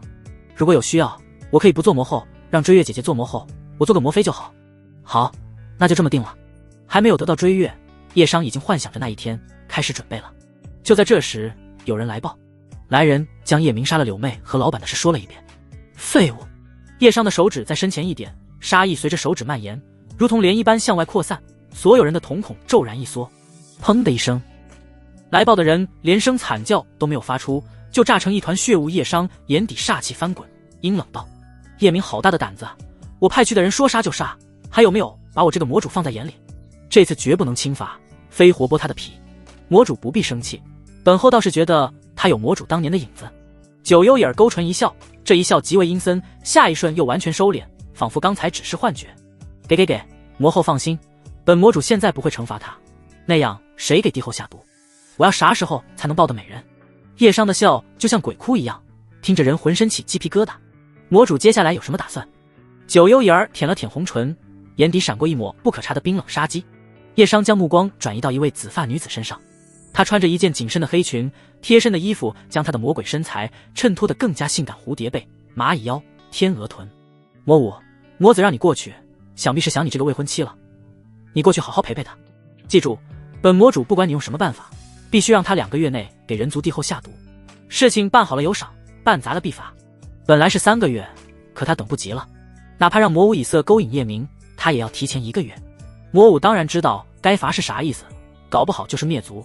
他本想拒绝见叶明那个废物，可感受到对方的冷酷杀意，话到嘴边又憋了回去，单膝跪地。魔主放心，属下一定完成任务。这时九幽影插话道：魔主，让本后陪我一起去吧，我想见识见识九阳帝城。叶商略一沉思，点点头同意了。日子一晃过去3天，叶明躺在柔软的大床上，揉了揉惺忪的眸子，将追月的大长腿从自己的身上挪开。因为身体的原因，他那天和韩晴并没有发生亲密关系，只是抱着对方聊了会天。他还给自己找了一个高大上的理由，自己是正人君子，事情没办成之前不会索要好处。这3天他的修为到了超凡一层，丹田世界发生了不小的变化，丹田不光变大，高度也提升了几百里，光阴阳2气的厚度就有上百里，而且每个空间都出现了陆地、地狱、人间、天界，更加的泾渭分明，完全没有以前的那种浑浊感。不过修为提升到先天，修炼的速度又慢了下来，大概要10天左右才能提升1层修为。本来和冰宁说好了，前天带他去藏龙楼，可这个女人也没来找他，不知被什么事耽搁了。叶明起来洗漱一番，回到自己的寝殿，刚一进门，魔莲就迎了上来：徒儿，为师想你了。我也想你了，晚点陪你。叶明一副苦大仇深的样子，现在女人找他不是修炼了，而是让他履行做丈夫的义务。等着瞧，等有了麒麟肾，全踏马收拾老实了。就在他绝望时，冰宁来了。女人看他的眼神就像看到了救命稻草，他双眼红肿，眼皮沉重，眼底布满血丝，一看就是哭过。怎么了？你能不能再帮我一次？冰宁的眼角挂着晶莹的泪珠，像是清晨花瓣上的露珠，随时可能滑落下来。我没有什么可以和你交易了，你要是不愿意就算了。他本来不想再求叶明，可实在没办法了。大皇子不肯帮忙，还坚持杀了冰尘，他该找的关系全找了，没有一点用。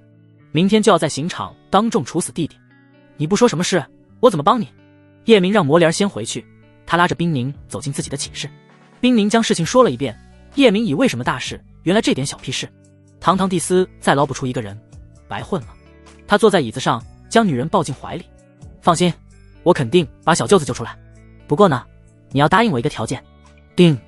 冰宁对宿主的好感度加10，目前90，修为增长速度9倍，合计36倍。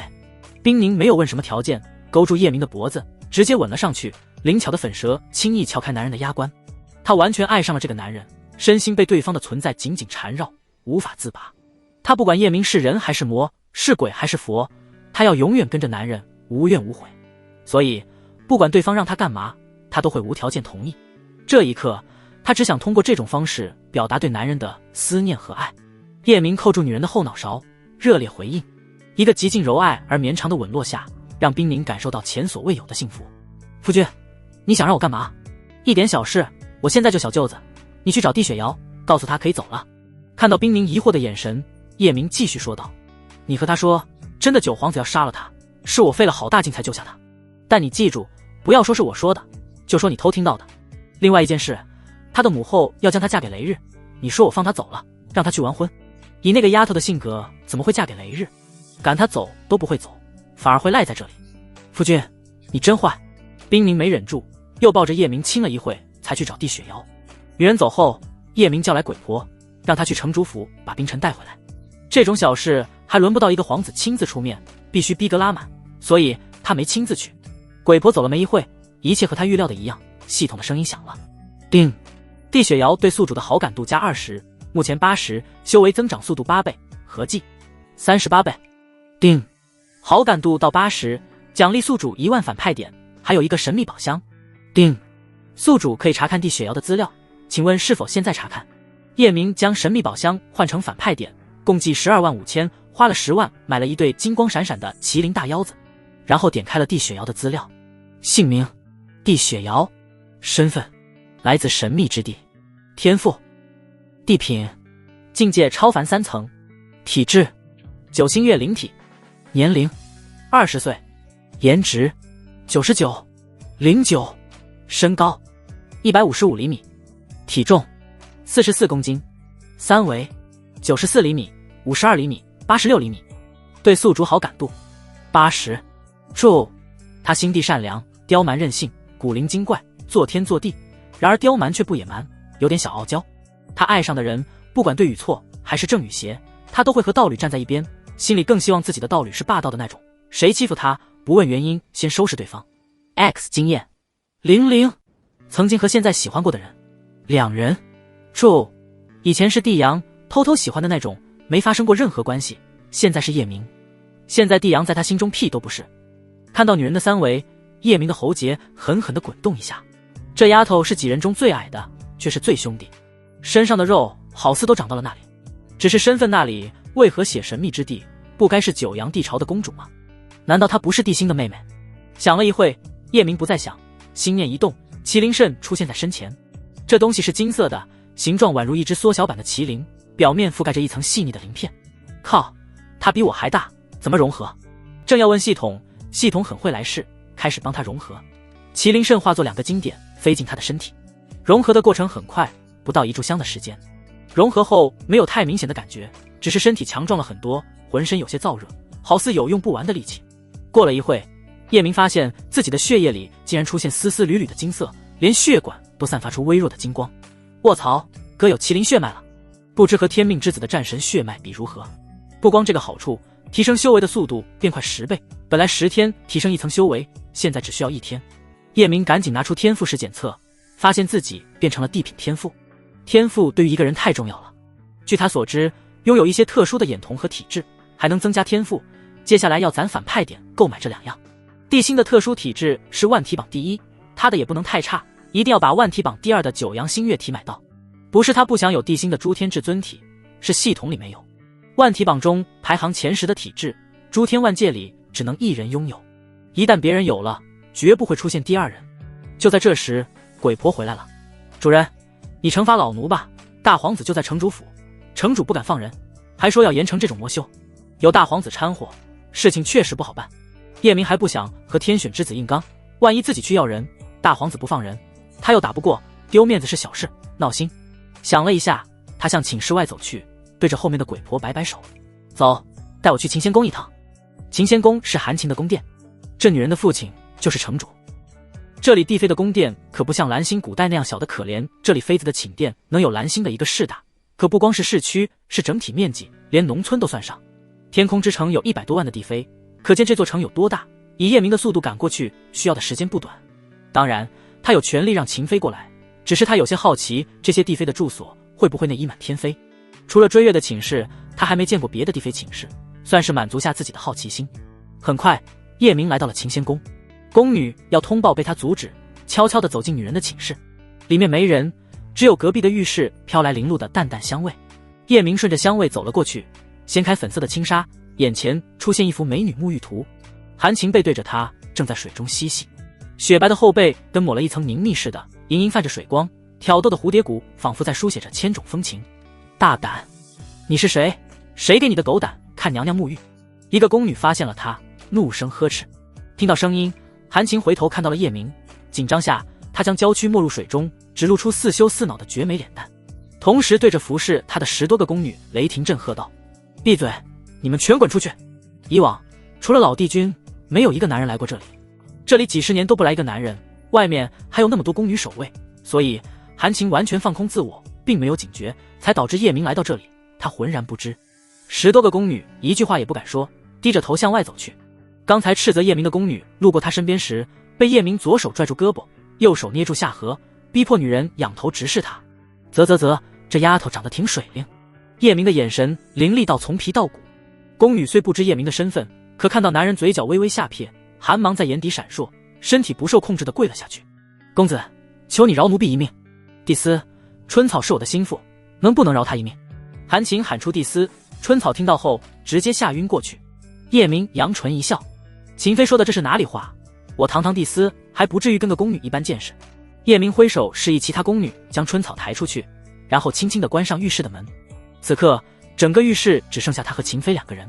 浴池下面是灵泉，咕嘟咕嘟地冒着水泡，泉水很热，散发着水蒸气，袅袅上升，整个空间雾气朦胧，如梦如幻，宛如仙境一般。叮！韩晴对宿主的好感度加10，目前40，修为增长速度4倍，合计39倍。娘娘，需不需要人搓背？叶明望着水中美人，有些不忍心打破这种美妙的画面。韩晴白了他一眼，娇嗔道：人都来了还装傻，快点下来啊！女人幽绵的声音似龟踏土院般勾魂夺魄，样子更是风情万种，哪里还有一点帝妃的样子？叶明走进浴池，一步步走到女人的身后，帮对方涂抹灵露，却乐在其中洗了一会。韩晴转过身，一双水汪汪的眸子似2颗跳动的火星，目光灼热地盯着叶明。蒂斯，奴家也帮你洗洗吧，这灵泉水洗着可舒服了。说着，他便帮男人脱衣。叶明攥住女人的手，阻止了对方给自己脱衣服。我不洗，帮你洗就行。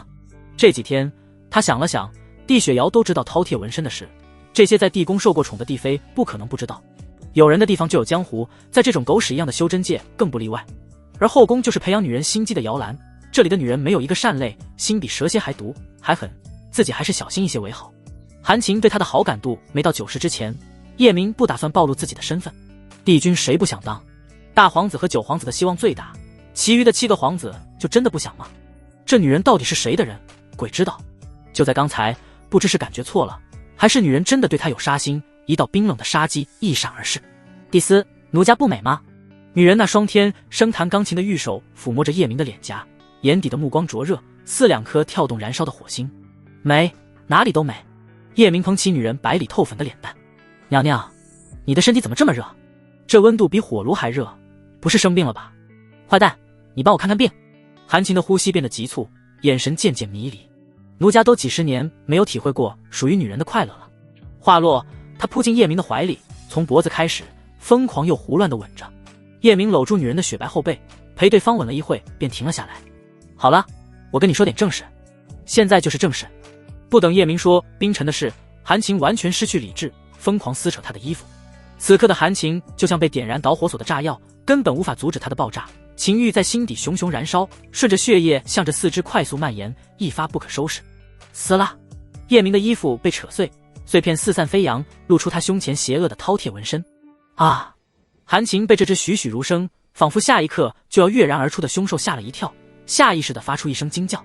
翻江倒海的情欲如潮水般退去，整个人傻了一样盯着饕餮。饕餮的眼睛长在腋下，闪烁着血红色的光芒，獠牙锋利如刀。叶明的肌肉线条分明，与饕餮纹身相互映衬，让他整个人显得更加妖邪。过了片刻，韩晴才从震惊中反应过来，紧锁眉头，冷冷地质问道：你不是9皇子？不是。叶明心想自己猜的没错，这女人果然知道9个皇子的信息。他本不想暴露，奈何女人太疯狂，这还是他遇见的女人中除了魔莲儿最不掩饰自己欲望的人。你到底是谁？面对女人的质问，叶明站在池中，面色沉凝，目光如霜般盯着对方。我是谁不重要，我不管你是谁，为谁卖命，刚才为何露出那瞬间的杀机，从这一刻开始忘掉刚才看到的一切。只要有一点消息泄露出去，我会让你生不如死，不光你，还有你的家族，一个不留。你不是9皇子，帝后为何让你做帝司？韩晴不但没有恐惧，反而伸出粉舌舔了舔唇角，露出一抹勾魂的笑，这让叶明有点摸不着头脑，伸手捏住女人的下巴，杀意随呼吸破体而出。有些事你不配知道，但我可以告诉你，帝后知道我的身份。他这样说可以震慑对方，在这茫茫后宫，没有人不怕追月的手段。毫不夸张地说，有的帝妃听到帝后的名字都身体发软，心跳加速，因为那个女人太狠了。别看她在叶明跟前像个骚狐狸，实际上她的心比铁石还硬。现在韩晴要是还不明白自己送上门，男人为啥无动于衷，那就白活了。她一丝不挂地站起身，展露着自己傲人的身材，故意在男人面前晃了晃，解释道：实话和你说了吧，我没有站队，谁的人也不是。我那会以为你是真的皇子，而我是帝妃，我只是厌恶这种不伦不类的关系，可为了女儿又不得不委身于你，所以有那么一刻，我想杀了女儿再自杀，不让她留在世间遭罪。我不敢杀你，也杀不了你。真要那样做了，我家族的几亿人恐怕无一人可活。现在好了，你不是九皇子，我的心里彻底没有顾忌，可以肆无忌惮地享受你带给我的快乐。话落，他踮起脚尖，再次吻向叶明。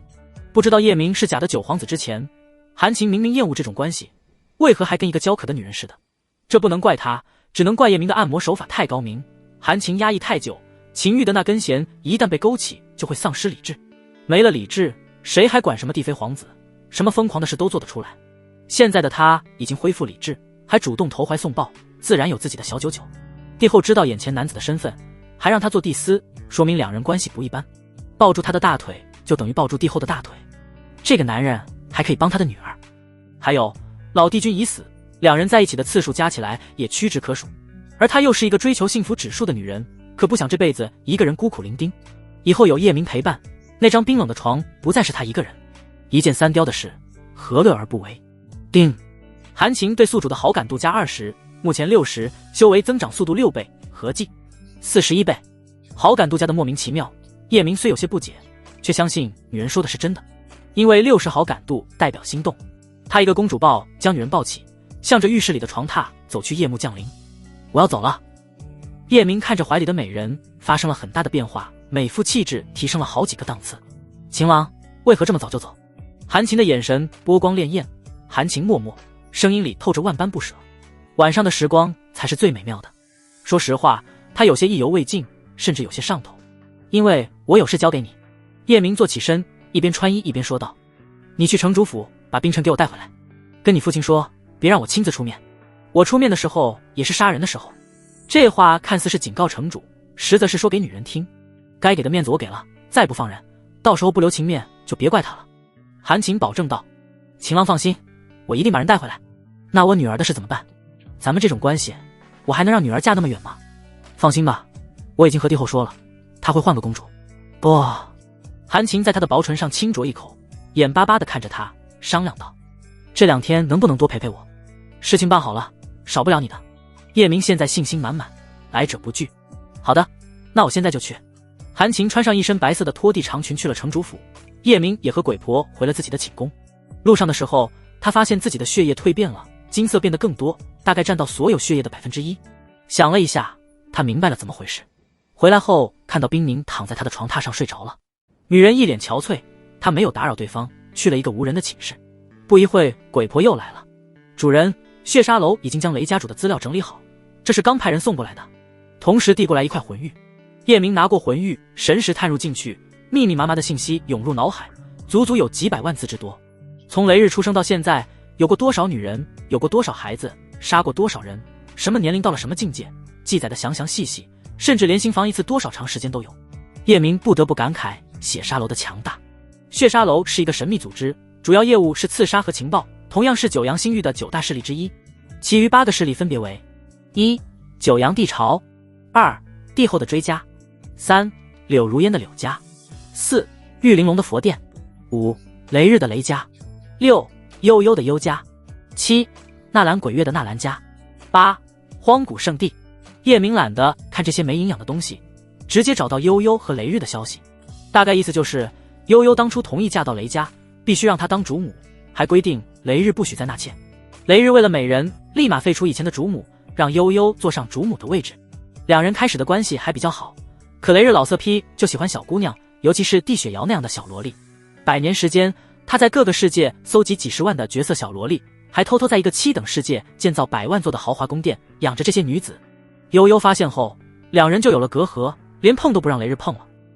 雷日反而挺高兴，多数时间都守着他的那些小萝莉，这让悠悠对这个男人更失望，更怨恨两人早已形同陌路。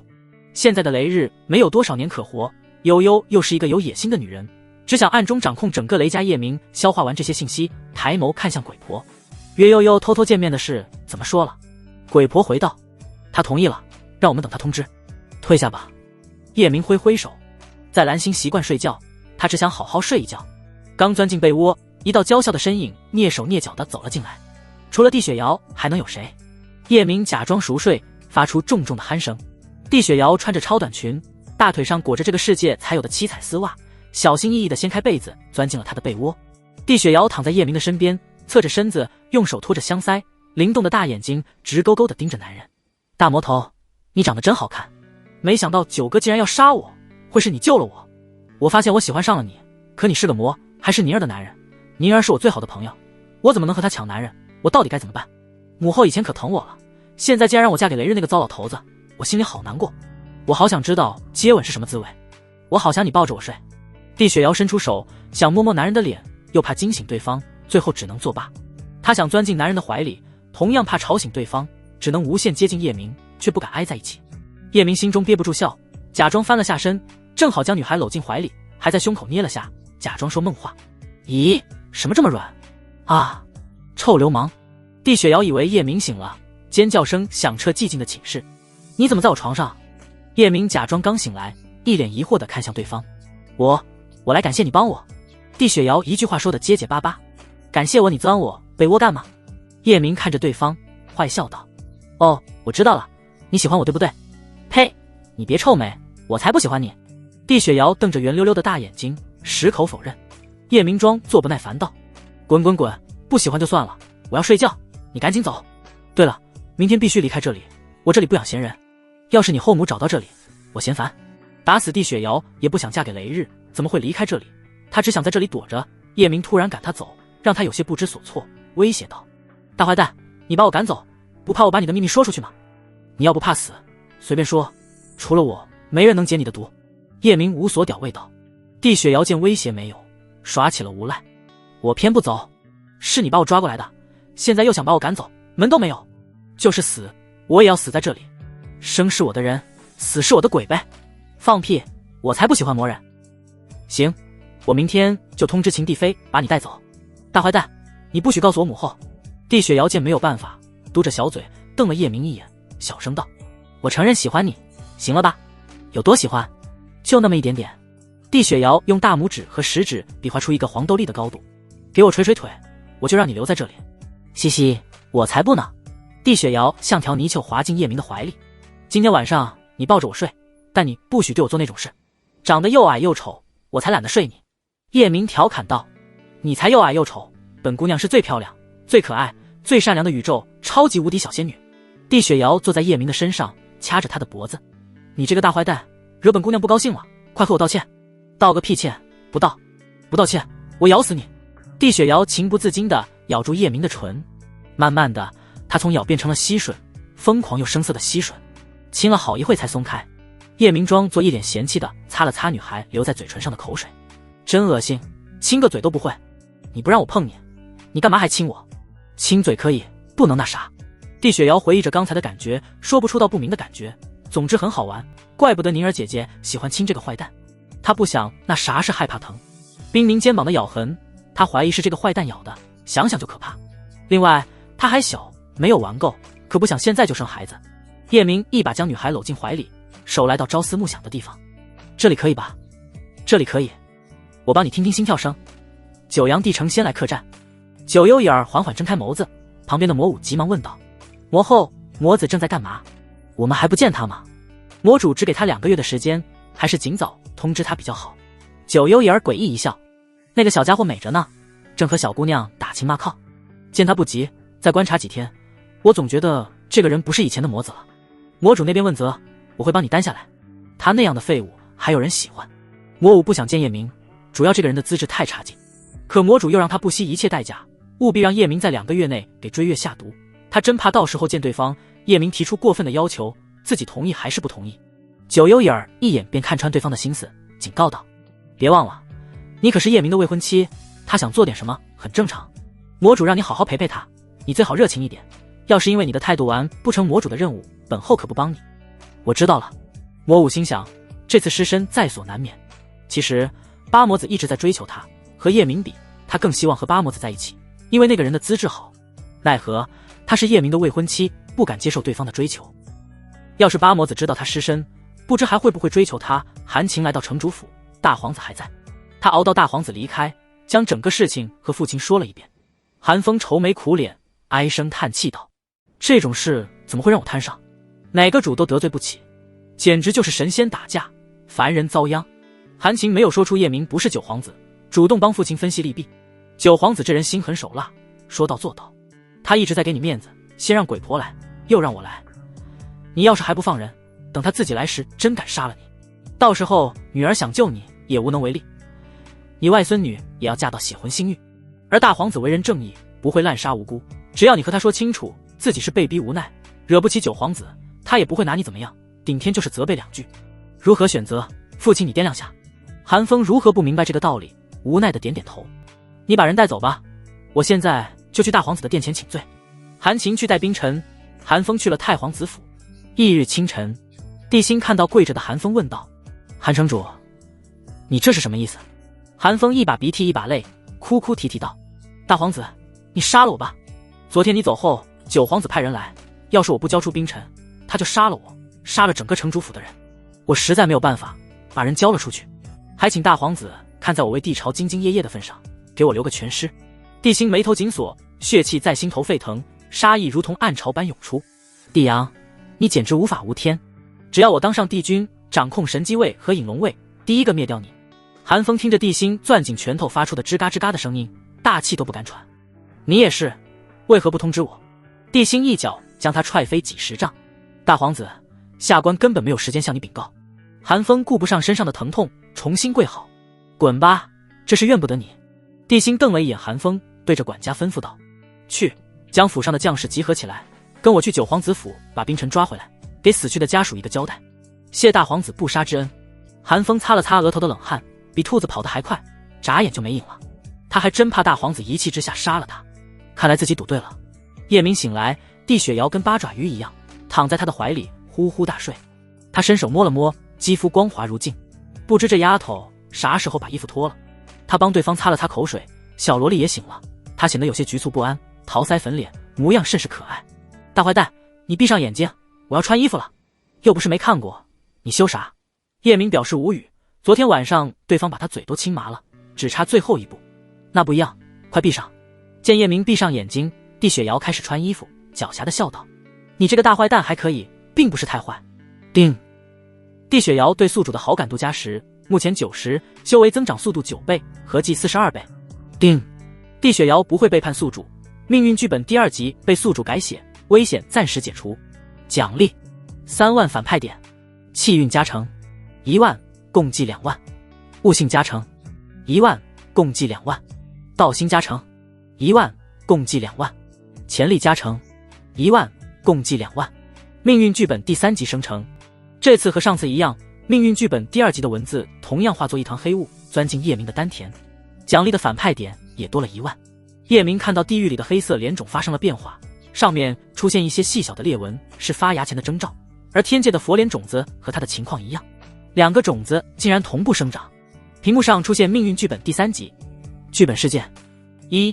天选之子的正义得到许多人的认可，待帝辛娶了雷雨，雷日娶了帝雪瑶，天选之子获得雷家的大力支持，帝君之位10拿9稳。2. 天选之子去上古秘境为冰凝寻找9转骸魂丹，碰到天地至宝9阴道路，食用后天地异象铺满天。帝辛不光解锁第6道天地枷锁，修为更是暴涨，成为帝君板上钉钉。待帝辛坐上帝君，第一个整治的就是九皇子。作为九皇子的替身，宿主目前有2个选择：第一，放弃眼前的权力和美人，现在就跑，跑得越远越好，跑慢一步就挂了；第二，破坏天选之子的联姻和突破，不让他坐上帝君。破局关键人物：呦呦，帝雪瑶。跑个锤子，哪有不战就跑的道理？叶明有种在钢丝绳上跳舞的感觉。实力不够，他连和天选之子过招的资格都没有，只能玩些小阴谋。唉，早生300年就好了。他心里也明白，想跑没那么容易，九皇子不会让他跑掉的。叶明的修为又提升一层，可他还是觉得慢，恨不得一个呼吸提升一层。这时冰凝走了进来，帝雪瑶正在穿丝袜，看到对方后像个做错事的孩子，急忙解释道：宁儿，你别误会，我和大坏蛋真的什么都没发生，不信你问他。没错，是什么都没发生，就是抱着睡了一宿。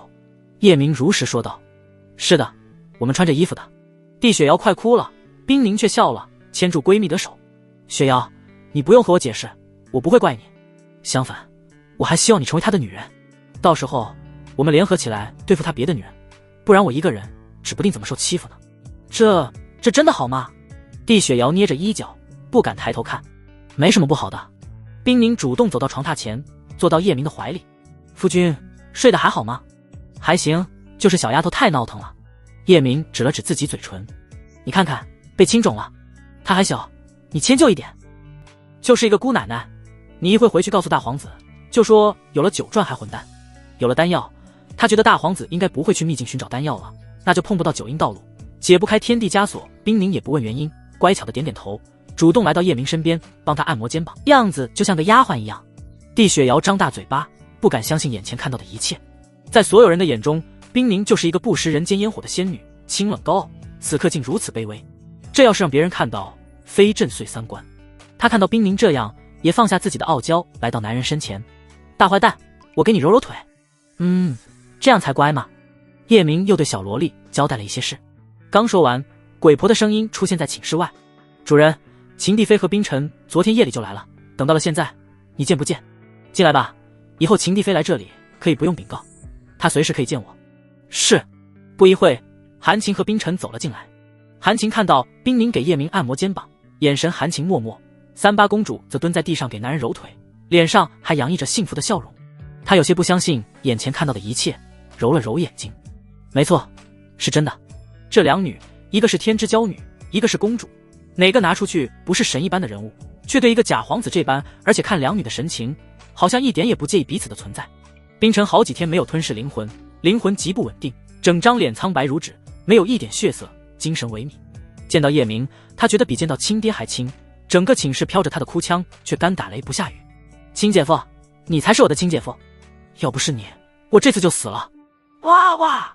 现在虽是帝苍主导灵魂，可这段时间他也想明白了，要是还放不下曾经帝君的架子，整天不可一世，早晚会把自己玩死。要是以前吞几个灵魂怎么了？谁敢放个屁？可现在不是以前，必须放低姿态才能有命活下去，重回帝君。这次就是差点被大儿子给杀死。唉，说多了都是眼泪。眼前的九皇子可以让他拿到后手，等自己重临帝君再装逼也不迟。冰凝看到弟弟喜出望外，却没有跑过去，而是继续给叶明按摩。叶明斜瞥对方一眼，好了，大男人哭哭唧唧算什么？是，姐夫教训的对。冰尘忙不迭的点头。叶明回头看到冰凝时，不时瞥一眼韩晴，一副欲言又止的样子，说道：有事就说吧，这里没外人。冰凝点点头。夫君，冰尘回来了，我们能进藏龙楼了吗？冰尘先一步说道：不行，我要出去2天，过2天再去。他必须找个地方吞噬灵魂，不然再有几天，灵魂就会因为不稳定而消散。在九阳大陆，他可不敢了，要去小世界吞噬。两人一体双魂，属于半生关系。一魂死，两魂全死。叶明目光如箭一般射向冰尘。我问你，你为何要吞噬别人的灵魂？九皇子为何非要杀这个人？到底有什么秘密？这件事他一定要搞清楚。没什么，姐夫你就别问了。冰尘不可能说出秘密，那样第一个要他死的就是九皇子。弟弟，是你姐夫救了你，你怎么连他都瞒？冰凝不悦道：我不是瞒着姐夫，就是修炼一个功法出现了后遗症，现在不会再吞噬灵魂了。冰尘转身离开，我还有点事要办，先走了。就在这时，寝殿外响起大皇子的雷霆怒喝：帝阳，滚出来，交出冰尘，不然我平了你的府邸。冰尘听到大皇子的声音，当场就吓麻了，就差给叶明跪下。亲姐夫，你可要救救我啊！你救我一个小舅子，我要死了，我姐非伤心死。和我都不说实话，我救你个篮子！叶明一脚将对方踹飞，眼中不含半点温度，冷漠道：鬼婆，将他带出去，交给大皇子。冰凝想说什么，话到嘴边又咽了回去。以前堂堂的帝君被人当狗一样踹，冰尘体内的帝苍真想骂娘，双手一点一点攥紧，一番挣扎后又松开了，哭丧着脸道：亲姐夫，你不能这样啊！我说的都是实话，确实是不小心修炼了一部功法。鬼信吗？叶明扭过头，不再理狗日的。鬼婆揪住冰尘后背的衣服往外走，一开始冰尘还以为是吓唬他，可走到寝室门口，叶明依然一脸冷漠，一句话不说。冰尘大急：姐夫，我说，我全说，你快让鬼婆放开我！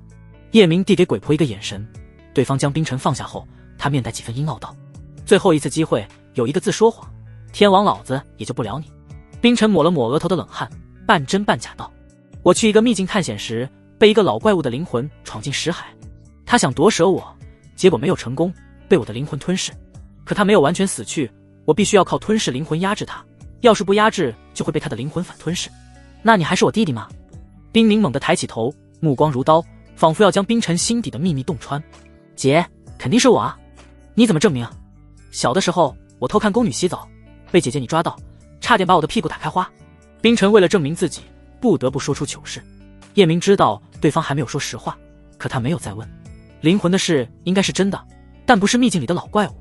如果是秘境的里的老怪物，怎么会知道藏龙楼？九转还魂丹的事更是胡扯。追月可是说了，地仓根本没有徒弟，能说出这些，显然那个夺舍的灵魂和九阳地巢有关。地家的族人多了去了，可知道藏龙楼的人少之又少。会是谁呢？以往的帝君最有可能。难道是老帝君？不可能呀，没有人能活过1000岁，包括灵魂，而且原身的记忆里，老帝君是真真实实的死了。就在这时，帝雪瑶对他灵魂传音道：大坏蛋，这个人有古怪。我在冰雪大陆的时候，他说是我的父亲，被我骂了一顿。他真这样说的？真的。小萝莉确定以及肯定，这让叶明更迷糊了。是不是老帝君？回头试试就知道了。如果真是，那就有好玩的了。冰明小声道：夫君，洗澡的事只有我和弟弟，还有那个宫女知道，他确实是我弟弟。叶明点点头，对冰尘道：我出去见大皇子，你躲在这里不要出去。谢谢姐夫，只有你对我最好。冰尘感恩戴德道。叶明单独和冰尘说了2句话，又对韩晴低声道：你不用出去，沐浴好在寝室等我，昨天的事继续。哪怕韩晴是过来人，脸还是蓦地红了，露出一抹少女才有的羞涩。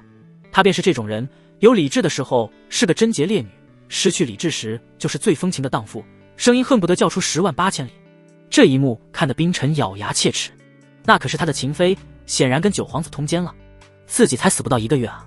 他想了想，为了大局，一个美貌排在第11的帝妃无所谓了，只要帝后不背叛他就行。还有孟帝妃，那个女人肯定不会背叛他。叶明带着鬼婆几人来到殿外，就看到帝星身穿一身黄金甲，手拿一杆1丈长的紫雷盘龙枪，身形挺拔，目光如刀，直刺人心。那逼装的宛如9天上的战神。当他看到冰宁和帝雪瑶的时候，脸上的平静被打破，露出疑惑和愤怒。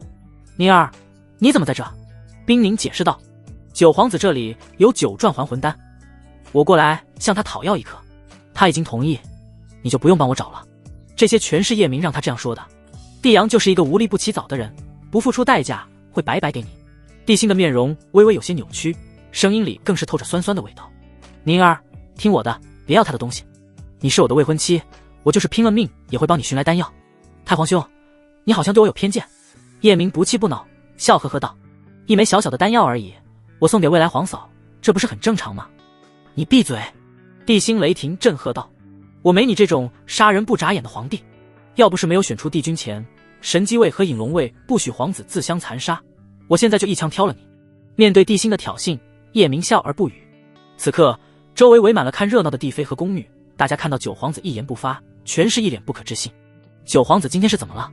九皇子连这都能忍，这不像九皇子的性格啊。是啊，要是以前的九皇子早就杀意横飞，让手下出手了。现在的九皇子还是帝司，怎么一点脾气没有了？叶明的沉默让帝星有种全身力气打在棉花上的感觉。冰宁和九皇子走得这么近，他胸中愤怒难抑，将怒火对准帝雪瑶。你来这里干嘛？帝雪瑶按照叶明交代好的，没好气道：你们把我嫁给雷日那糟老头子，连问我都不问，我要跟你们断交，以后跟着九哥混。胡闹，一会跟我滚回去。帝星突然意识到自己是来要冰尘的，说这些扯远了，目光深不可测地看向叶明，把冰尘交出来。他走了。叶明耸耸肩，不可能，肯定被你藏在宫殿里。帝星来的时候问过天空之城的守卫，冰尘进来就没有出去过，守卫是他的人，不可能骗他。我说走了就走了。叶明的嘴角缓缓拉开一抹戏谑的弧度，我一定要带走冰尘，既然你不交人，那别怪我了。帝星一挥手中的紫雷盘龙枪，直指叶明，对身后的将士吩咐道：去，将整个地阳宫翻个底朝天，也要把冰尘给我找出来。谁敢阻拦，我的枪会刺穿他的脑袋。哗啦，几千将士如水流一般涌去。鬼婆知道自己打不过帝星，还是硬着头皮站在叶明身前，眸子如地狱的恶鬼扫视众人。这里可是九皇子府，我看谁敢。令所有人意外的是，平时最看重面子的九皇子竟让鬼婆退下，对着帝星笑道：想搜可以，不过我现在可是帝司，要是搜不出来，你必须给我一个交代。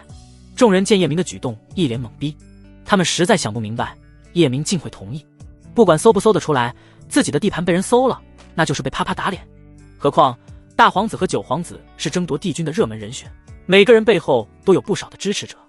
要是九皇子背后的支持者看到他这么软蛋，被人搜宫都不敢言语，谁还有信心支持他？你想要什么交代？听到帝司2个字，帝辛微微皱眉，挥手示意手下停下。叶明的眼中闪过一抹血色，淡淡道：搜出来，我的命给你；搜不出来，你自杀。这是要赌命。周围人皆倒吸一口凉气。冰宁和帝雪瑶也被叶明的话惊到了，心脏骤然一缩。冰尘就在里面，他们清楚，万一大皇子同意，到时候怎么办？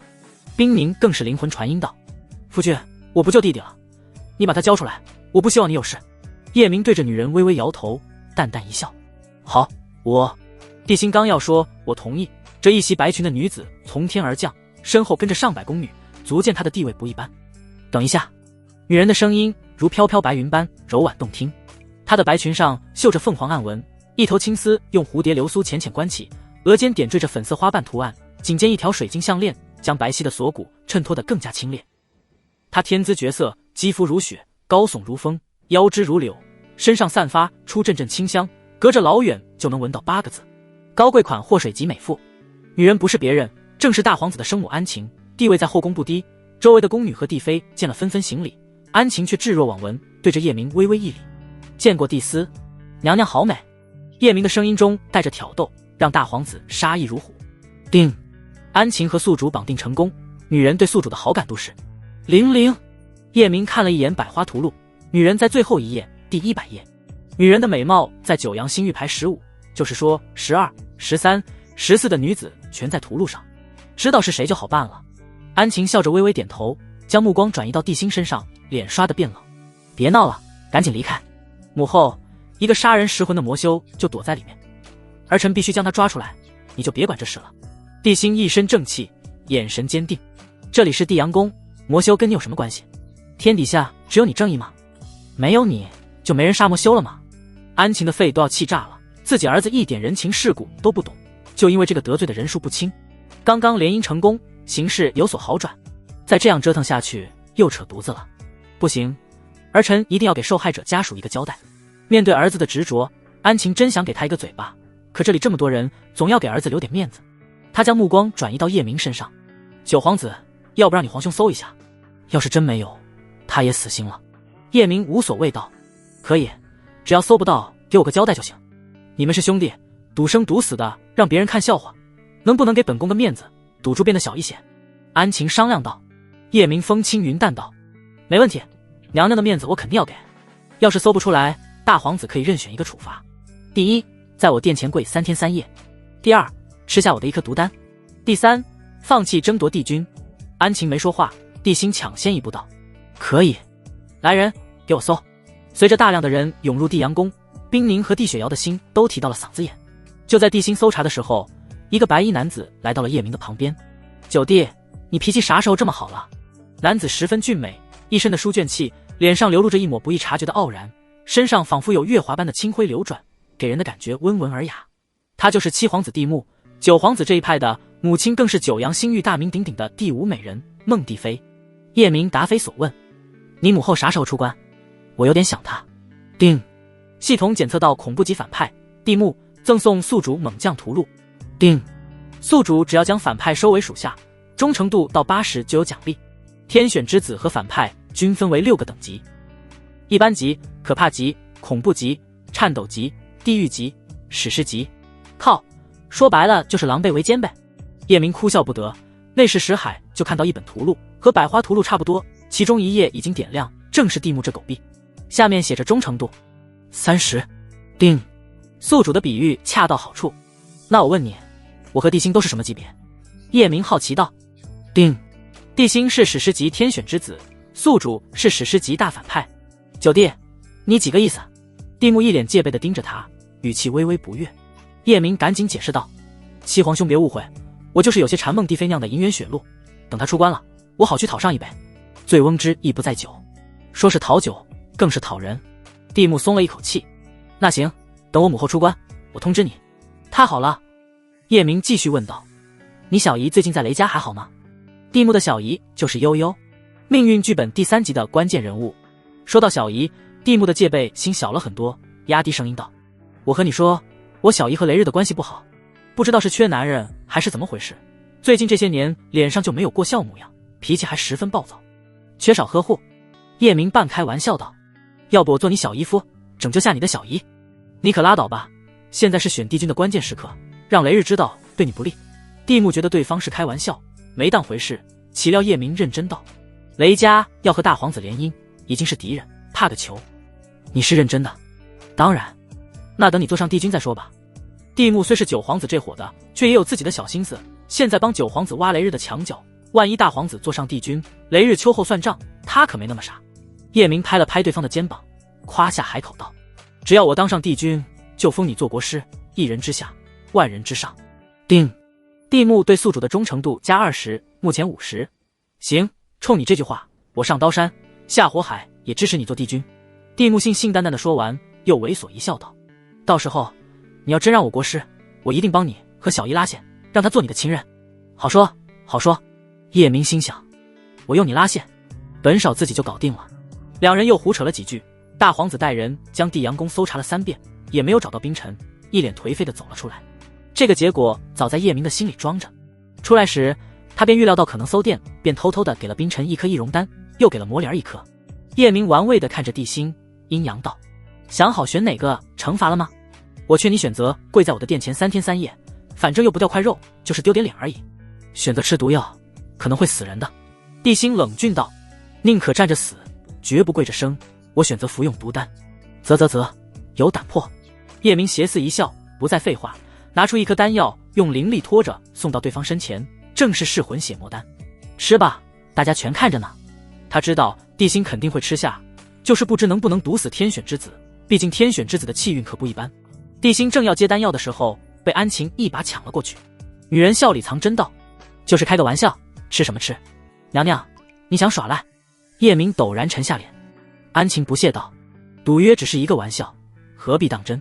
再说耍赖你又能怎么样？你能拿本宫如何？你背后有支持者，我就没有吗？哼，要是这样，我要把帝后请来主持公道了。”叶明拿出帝司令，在女人面前晃了晃：“认识吧？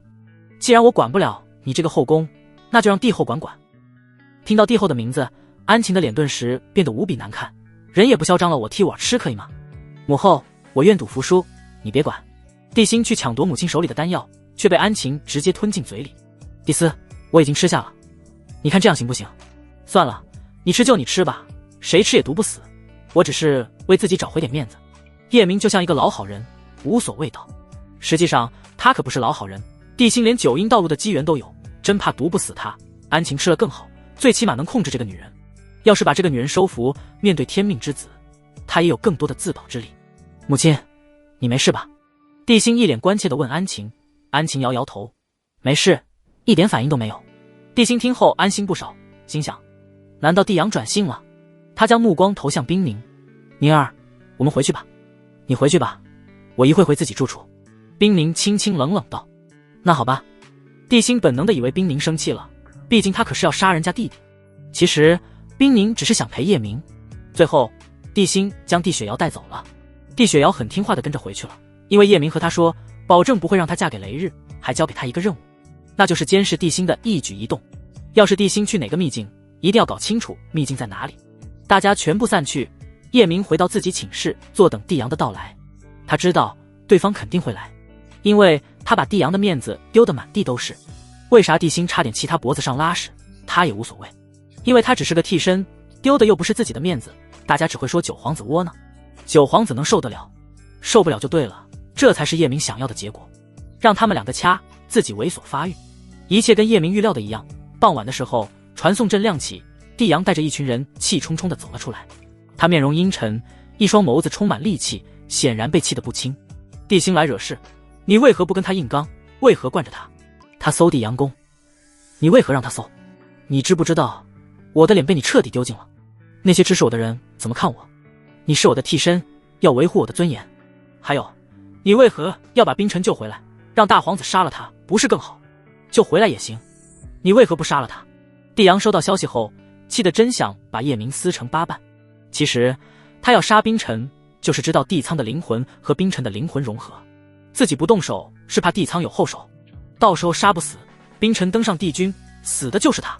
要是大皇子杀了冰尘，相当于间接弑父，到时候消息一公布，累死他也做不上帝君。至于让叶明杀，关系到他后面一系列的计划。面对九皇子的连连指责，叶明眼中的笑意消散，取而代之的是凛冽的寒光。你对我兄个鸡巴，有能耐找地心算账。你们有隐龙卫保卫，死不了，我只是个替身。你又只给我一个鬼婆，谁能打过大皇子？要是能打过，我早干死他了。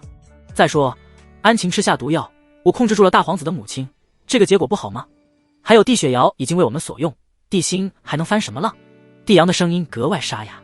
地雪瑶不是老帝君和安晴的女儿，地心已经知道她的作用不大，以后你不要再打她的主意。地雪瑶不是安晴的女儿。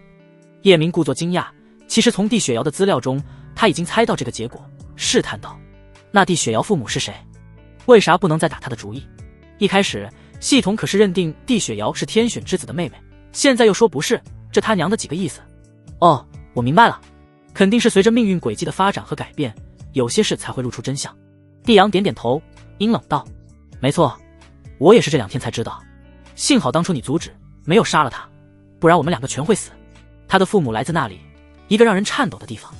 你记住，哪怕他有用，以后也不能再利用他，还要保证他不能出一点点的事，不然你怎么死的都不知道。那个地方是哪里？他的父母又是谁？叶明看到九皇子提到地雪瑶的身份时，眼底充满无限的恐惧和后怕，说话时嘴唇都哆嗦。到底是什么样的地方，会让一个心欲的皇子害怕到这样？只是这狗逼的嘴太严，不该说的一个字不说。有些事不是你能知道的。帝阳转身离开，我现在就去找地心算账。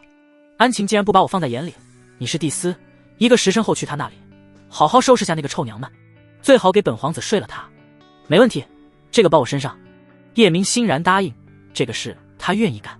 帝阳离开不一会，叶明从天空之城都听到了九阳地城里的大战，声音如雷剑光，枪芒横压天际，让人觉得天地好似要被打碎。不用想，肯定是大皇子和九皇子的护道者干起来了。叶明的嘴角浮出相当完美的笑意。不到1个时辰，声音没了。叶明看了一眼身下的韩晴，好了，今天就到这里，我有点事，改天好好陪陪你。那好吧。韩晴长叹一声，声音中透着幽怨和无奈，一脸不高兴地走了。叶明来到秦地宫，这里灯火通明，宫女穿梭，在侍女的引路下，他见到了秦帝妃。女人还是穿着白天的那身裙子，神情有些憔悴，见到她脸上露出淡淡的诧异。帝司，你有事？我来关心关心娘娘。叶明斜斜一笑，侵略性的目光从上到下扫视女人火辣的身材。本宫不需要你的关心。安晴的眉宇间荡出一抹不明显的厌恶。男人的目光从衣到肤，从肤到骨，让他有种脱光了站在对方面前的感觉。面对女人不善的声音，叶明毫不在意，迈步向着他的寝室走去。安晴忙不迭地追了上来。帝司，你这是干嘛？那里可是我的闺房，除了老帝君，任何男人不可进。叶明不理对方，继续大步向前走。你站住！面对女人的冷喝，叶明头也不回道：我是帝司，负责监察所有帝妃和公主的作风问题。老帝君已死，我怀疑你耐不住寂寞，勾引男人。现在我要对你这里详细检查。就在他要走进寝室时，女人一个闪身出现在他的身前，张开双臂，耳珠泛红，满面羞云，胸前的大柚子剧烈摇曳。不行，你不能进去。女人越是这样，叶明心里越是好奇。娘娘，你阻止我检查，莫非野男人就藏在这里？你别血口喷人，没有什么野男人。安晴的神情紧张，额头冒出细密的汗珠。滚开！叶明大声一喝，眼中冷意乍现。见女人依然堵在门口，他最后通牒道：再不让开，我会禀告帝后，就说你不守妇道，幽会男人，还阻拦本帝司检查，后果就是将你丢进魂雷之渊，灵魂时时刻刻承受魂雷的轰击。听到这话，安晴忍不住打了一个寒战。求求你，我真没有不守妇道，你别进去了好不好？滚一边子去！叶明趁对方愣神之际，一把将女人拽开，掀开珠帘走了进去。卧槽，这里宛如粉色的海洋。整个寝室大概有5个足球场大，房间中弥漫着淡淡的女子体香，装修奢华至极，房顶是罕见的月亮石，看着就像满天繁星。墙壁上镶嵌着暖色系的琉璃粉玉，散发出淡淡的粉光，让整个寝室充满情动的情调。要是没有月亮石，叶明觉得像蓝星的发廊。一条60米宽的粉色地毯直通500米远的粉色大床，两边是鱼池，里面游的全是名贵的龙鱼、九彩仙鱼、魔鬼鱼，甚至还有几10条美人鱼。向前走100米，鱼池消失，两边摆着一排排的衣架，上面是各种凤袍、裙子。再走100米，衣架的衣服变了，全是各种肚兜等贴身衣物。不过也还算中规中矩，毕竟人家是帝妃，有个几千套衣服很正常。可再走100米就变味了。怎么说呢？衣服十分大胆。叶明看了后，顿时血液沸腾。怪不得女人不让他进来，原来是怕他看见这些。没想到，真是没想到，平时高贵典雅的秦帝妃，还有这么不为人知的一面。此刻安晴的脸上似要滴出血来，恨不得找个地缝钻进去，用近乎哀求的语气说道：“帝司，别看了好吗？这里就这么大空间，一眼就能看到头，根本没地方葬人。那可不行，本司要对得起自己的职位，不负帝后的重任。”叶明走到一排衣架前，用2根手指捏起一件薄如蝉翼的粉色抹胸，放到鼻下闻了闻。安晴见此又羞又怒：“帝司，你怎么能碰本宫的东西？难道一件小小的抹胸还能藏人不成？本司只是检查你有没有不守妇道。”叶明突然脸色一变，这上面怎么会有男人的汗味？不可能，这件本宫还没穿过。安晴拿过来闻了闻，整个人瞬间僵在原地，还真的有男子的汗味。修仙者的鼻子异常灵敏，这绝对错不了。这怎么回事？他的寝室除了几个心腹丫鬟，从没有男人进来过。娘娘，这你怎么解释？我真的没有背叛老帝君，这辈子只有他一个男人。安晴一脸无辜道。叶明看女人的表情不像说谎，可衣服上面的汗味假不了。本来他只想满足下好奇心，结果抓到了女人的把柄。不好说，本司要继续检查。叶明越往前走，衣服越清凉。他又发现几件带男人汗味的衣服。说说吧，和你通奸的人是谁？本宫真的没有，我一直恪守妇道，这里面肯定有什么误会。那这些怎么解释？叶明将有汗味的衣服狠狠摔在女人的脸上。一件有汗味，你说误会？这么多全有也是误会吗？这说明老帝君活着的时候你就有了野男人，而且你们多数都是在这里。安晴拿过来闻了闻，顿时就慌了，真的全有汗味。我也不知道呀。哼，这次你完蛋了。叶明继续往前走，衣服根本数不清，一直延伸到粉色大床前。床的周围是粉色的床幔，微风拂过，床幔轻轻飞舞。撩开床幔，叶明看到了一些应该出现在牢房里的东西。这是啥意思？女人慌张地跑到他身前，试图用曼妙的身体挡住他的视线。求求你了，别看了，我们出去说。出去。叶明捏住女人的下巴，嘴角含着一抹邪魅的笑。只要我将这事告诉帝后，你想死都难。魂雷的滋味会让你生不如死。不光如此，你勾引别的男人，大皇子的声誉也会受到影响。肯定是你在冤枉我。安晴第一想法就是对方陷害自己，那些衣服肯定是有人提前放在那里，不然对方为啥突然搜查他的寝室？呵呵，你的想象力很丰富。叶明猛地扬起女人的下巴，强行和自己对视。你今天要是不去我殿前装逼，我都记不起你这个人。我还没有那么闲，没事冤枉你。你到底想干嘛？安晴眼含煞气道。叶明指着旁边那些清凉的内衣，嘴角勾起一抹放荡不羁的笑。不知高贵的秦娘娘穿上它们是什么效果？只要本宫穿给你看，你就不告诉帝后？安晴咬着粉唇，好似下一刻就会破防。那要看娘娘的表现，要是让我高兴了，说不定会把这事烂在肚子里。叶明揉了揉女人的脑袋。那不行，你必须答应我，我才穿给你看。不配合就滚，你没有和我讨价还价的资本。叶明毫不掩饰心里的不耐烦。安晴的粉唇被咬出丝丝血液，本就娇艳欲滴的唇瓣更显妖艳。内心一番剧烈挣扎后，他点点头。好，我穿给你看，你就在床幔里，不许偷看我换衣服。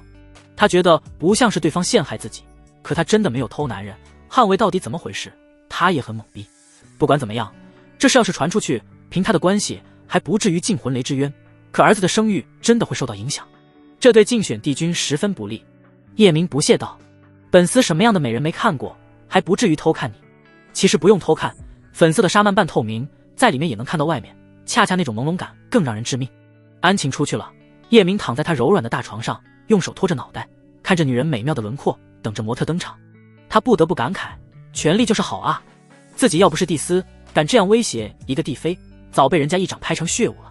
不一会，轻纱撩开，安晴有些难为情地走了进来。粉色肚兜配一线天炫白的锁骨，纤细的丰腰，雪白浑圆的大长腿上散发着冷白的光泽，一双玲珑玉足立的一寸，脚踝处还系着2条凤凰铰链。叶明没忍住，喉结狠狠滚动一下，走几步给本司看看，柳腰要扭起来，眼睛要含情，样子要妩媚。面对男人的要求，安晴的脸上露出一抹愠怒。眼前的男子可是他儿子的大敌，说仇人也不为过，在一个仇人面前穿成这样，还要卖弄风骚，这让他感受到从没有过的羞辱。犹豫片刻，他还是压下心中的怒火，在床前迈着莲步，腰肢款摆。那玉足轻点便是勾魂，那玉腿轻抬便是射魄。叶明欣赏着模特表演，心里想着怎么提升下好感度呢？只有好高度才能让女人忠诚自己。看了一会，过了新鲜劲，有些索然无味，他淡淡说道：再去换一身，要薄纱的那种。女人倔强了一下，还是出去换衣服了，很快穿着一件漆成透明的粉纱睡裙走了进来，内无裹衣。叶明满意的点点头，虽然你的舞技不如孟蒂飞，听说也不错，给本司舞上一曲。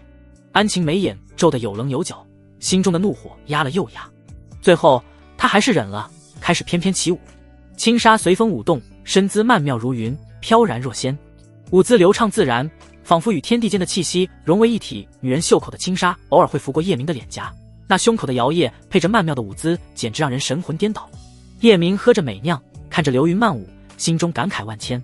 说实话，他到现在还有点云里梦里，明知道不是梦，却总感觉这一切好像是自己在蓝星睡着后的一场梦。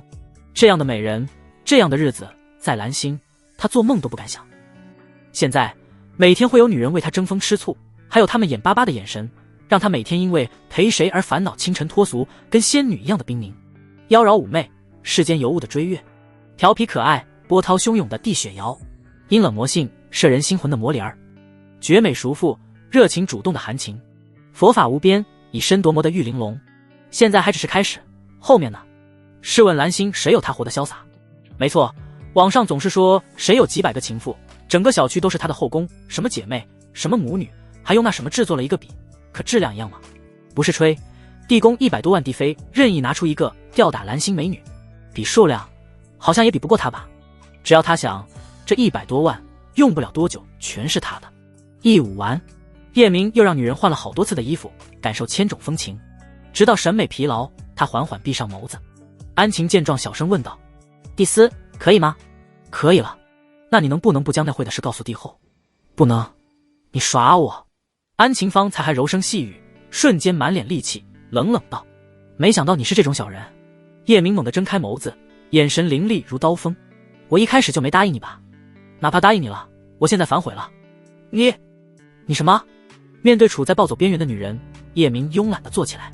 娘娘别那么大火气嘛，只要你答应我一件事，我就保证不说出去。什么事？安晴伸手一吸，射来一件严实点的衣服穿在身上，遮住若隐若现呼之欲出的雪白。很简单。叶明走到女人身前，用手指将女人的衣服挑落，再次露出黑色的超短裙和不到1钱重的抹胸。只要你别让帝星娶雷雨，别让帝雪瑶嫁给雷日，我就帮你保守这个秘密。你放心，我这次说话算话，绝不可能。安晴没有任何犹豫，果断拒绝。这关系到帝星的帝君之位，他绝不会妥协。叶明没有意外，来到女人身后，手指点着女人的蝴蝶骨，威胁道：别忘了，你可是中了我的毒，那可是14品噬魂血魔丹，除了我没人有解药。你要不要现在就尝尝被吞噬灵魂和血液的滋味？安晴的眼中闪过一抹决绝，人变得有些癫狂。哈哈，你休想威胁我，大不了我自杀，只要我死了，就不会影响我儿当帝君。等希儿当上帝君，第一个死的就是你。那你倒是死呀！叶明耸耸肩，玩味道：我现在看着你死，等你死了，我帮你去报丧。见女人不为所动，他催促道：快点死呀！怎么还不动手？嘴上说说和真实去做，那是两回事。哪怕安晴不怕死，可真让他死，他的心里还是充满恐惧。叶明的嘴角紧紧抿住，刀锋般的目光射向女人。不敢死就别他妈吹牛逼，拿死吓唬谁呢？操，你死不死关我屁事。在叶明的注视下，女人缓缓褪去身上的束缚，一丝不挂地站在他身前。她突然像变了一个人，变得千娇百媚，两条宛如灵蛇般的玉臂勾住他的脖子。我知道你馋本宫的身子，不如我和你做个交易如何？只要你不和帝星竞争帝君，再帮本宫除掉帝后，我就是你的女人，永远被你藏在这座金屋里的女人。只要你想，就可以过来找我。不光我，还有我所有的侍女，包括梅兰雪竹，全是你的小后宫。而且我保证，帝星当上帝君绝不会伤害你，让你这辈子荣华富贵，美女环绕。说话的同时，他开始解叶明的衣服。啪，一声清脆的声音响起，叶明一个大嘴巴抽在安晴的脸上，嘴角微微下撇，杀意在眼底闪烁。你以为自己是谁？别他妈太自恋，别说金屋藏娇，你的样子也就勉强给我做个丫鬟。笑话，追月都没诱惑住她，那女人可是9妹天虎体，还是第一美人，谁给这女人的自信？其实答不答应对方竞争帝君无所谓，反正她只是个替身。没错，完全可以先答应，吃到嘴里再说。可他说杀了追月，这让叶明怒火中烧。他的女人除了他，谁动谁死。定，安晴对宿主的好感度加10，目前时修为增长速度1倍，合计43倍。叶明，几个意思？怎么一巴掌还打出好感度了？想到在蓝星网上看的那些奇葩新闻，他明白了。安晴的眼底闪过一抹不可察的兴奋，装作盛怒的样子，怒吼道：混蛋，你敢打本宫？我可是帝妃，还是大皇子的生母。哀家警告你，刚才的事你必须保守秘密，还要把噬魂血魔丹的解药给我，不然我现在就喊说你调戏我，到时候别说你当不上帝君，还要受到严厉的惩罚。啧，跟我玩这套。叶明不以为意，指着寝室门口喊呀，大点声喊，让整个秦地宫的人全听见，让整个天空之城全听到。同时他一拳轰在女人的心口上，咣当，女人从粉色的纱幔中倒飞出去，摔在地上。定，安晴对宿主的好感度加10，目前20，修为增长速度2倍，合计44倍。叶明听到系统声音，心中感慨，果然世人皆有弱点，玉玲珑肯定也有，只是我还没有找到。安晴的修为可比他高，对方要防御，他还真伤不到女人，但他没有，反而撤去所有防御。安晴眼底的兴奋快要压制不住，舔了舔嘴角的血迹，诡异一笑道：你不是九皇子？女人的话让叶明微微一愣，急忙低头看向自己的胸口，衣服完好无缺，并没有露出饕餮纹身。正因为叶明的这个举动，让安晴100%确定他不是九皇子。刚才安晴还只是怀疑，他对九皇子的性格有过深入的了解，和眼前的男子比，两个人是两种狠。九皇子是嚣张的很，冷血的很，要是九皇子面对他刚才的威胁，肯定会假装同意他的条件，等他无法诬陷对方时，九皇子会疯狂的报复，甚至不惜一切代价弄死他。还有，九皇子绝不会只带一个鬼婆就来他这里犯险，而眼前的男子和九皇子恰恰相反，他也无法形容那种狠。总之，这个男人的很有些随心所欲，没有人知道他在想什么，是那种十分阴险的狠，不知啥时候他就会笑着把你弄死。这样的人要比九皇子可怕太多。从走进寝室那一刻，男人的一言一行就让他觉得这人不像九皇子，所以才会突然咋呼一下。没想到冷不丁的效果会这么好。我就是九皇子。叶明意识到自己疏忽大意了，可他不会承认，没有实际的证据，女人奈何不了他。来啊，有能耐把我打服了，我就帮你保守秘密。好，满足你。面对安晴的挑衅，叶明几步来到女人的身前，直接坐在她的身上，大手左右开弓，嘴巴抽得啪啪响。叫你跟我装逼，叫你替大皇子吃丹药。定，安晴对宿主的好感度加20，目前40，修为增长速度4倍，合计46倍。正当叶明打得起劲时，安晴指尖突然白光闪烁，对着他的身上一点，砰的一声，衣服瞬间化作齑粉，胸前的饕餮纹身立马露了出来。两人赤诚相见，安晴露出一抹比彼岸花还邪美的笑。你现在还有什么好说的？九皇子胸前可没有饕餮纹身，其实他是想挨，反正就是无意中发现了这个秘密，拿到对方不是九皇子的证据，这还真是一个天大的惊喜，自己不用再这么被动了。叶明知道自己彻底暴露，一股怒火在心中燃起，嘴角勾起一抹邪恶的笑。怎么想男人了？要不我帮帮你？可惜我有点看不上你。话落，他一手掐住女人的脖子，一手扇着女人耳光。突然寝室门口传来脚步声，两人急忙起来，各自穿上衣服。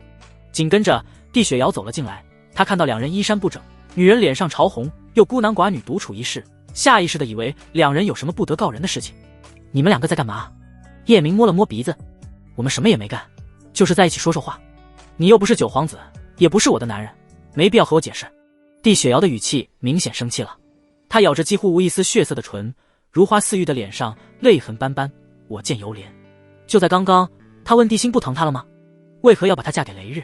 帝星说出了她的身份，她才知道自己不是老帝君的女儿。原来自己的母亲死了，临死前把她托付给安晴。询问父亲是谁，帝星也不知道。他来这里是想问问安晴，自己的母亲怎么死的，自己的父亲又是谁，为何父亲不要他了？没想到会看到这个大坏蛋。看两人的样子，好像还发生了什么。叶明穿着一身黑袍，整个人显得邪肆不羁，淡淡道：我做事只凭心意，无需向任何人解释什么。你觉得我和秦飞有事就有事。他对女人的态度向来是该疼疼，但绝不惯着。安晴有些难为情，脸颊爬满红霞，变得异常滚烫，却没有解释。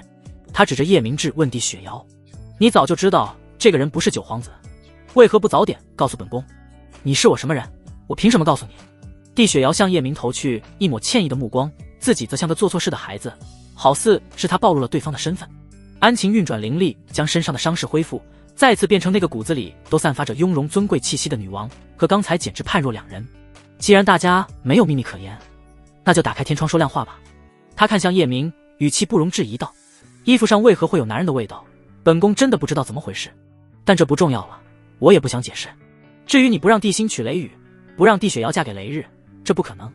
你有我一个秘密，我有你一个秘密，我们互相为对方保密。你现在要把解药给我，不然我就说出你是假的九皇子。”帝雪瑶听到叶明来这里是为了他的事，心里涌出浓浓的内疚，同时又感动得稀里哗啦。他上前抱住叶明的胳膊，可怜巴巴道：“大坏蛋，对不起，我不该误会你，你别生气好不好？我从来就没有生气。”叶明揉了揉丫头的脑袋，将目光转移到安晴身上。想要解药不可能，我还没傻到那种地步。一旦你解毒了，男人捍卫的事不足以让你帮我保守秘密。你要不怕死，可以说出我的身份。你叫叶明，魔族的魔子，对吧？安晴心里明白，对方不会轻易交出解药，能达到这种平衡，不影响帝心争夺帝君，目前已是最好的结果。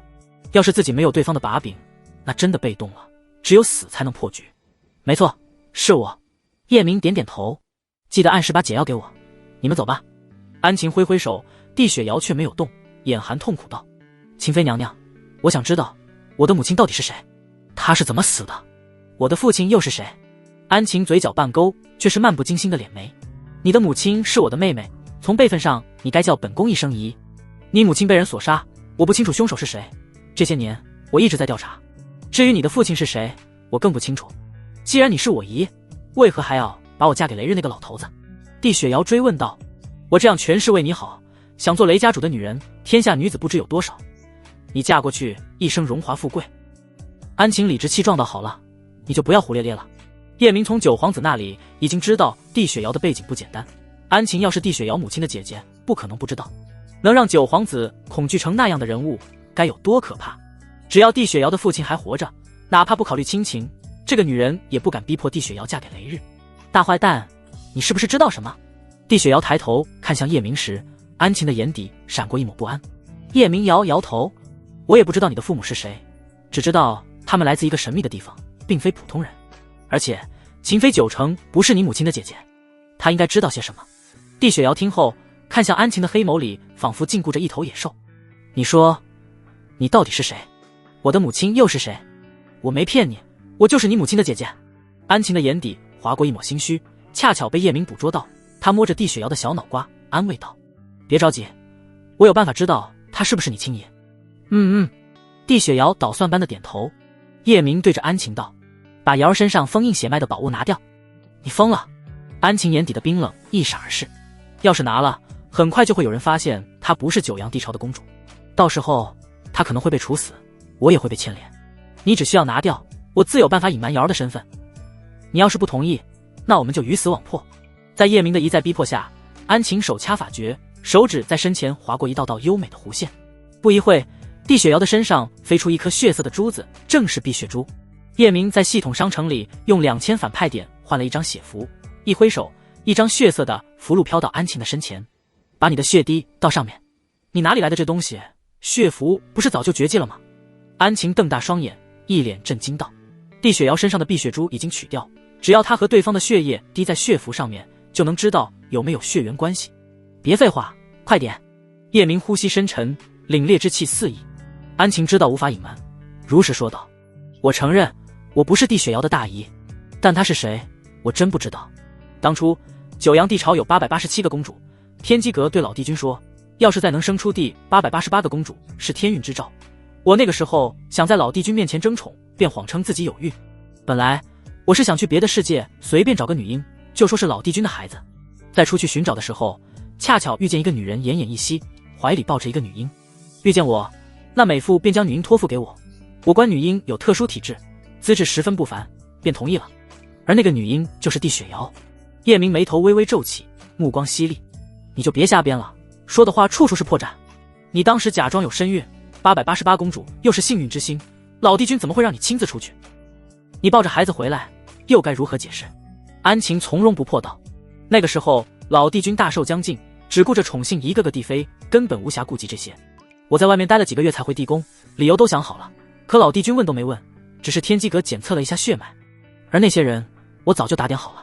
就算你说的是真的，那个美妇临死前也该对你交代一些事情，最起码会让你把孩子交给他父亲。叶明追问，试图从中找出破绽。安晴轻掀眼皮，冷漠地瞥了他一眼，那种居高临下的态度宛如一个女帝。他当时只是说女婴的父亲姓岳，女婴叫岳瑶，然后就离世了。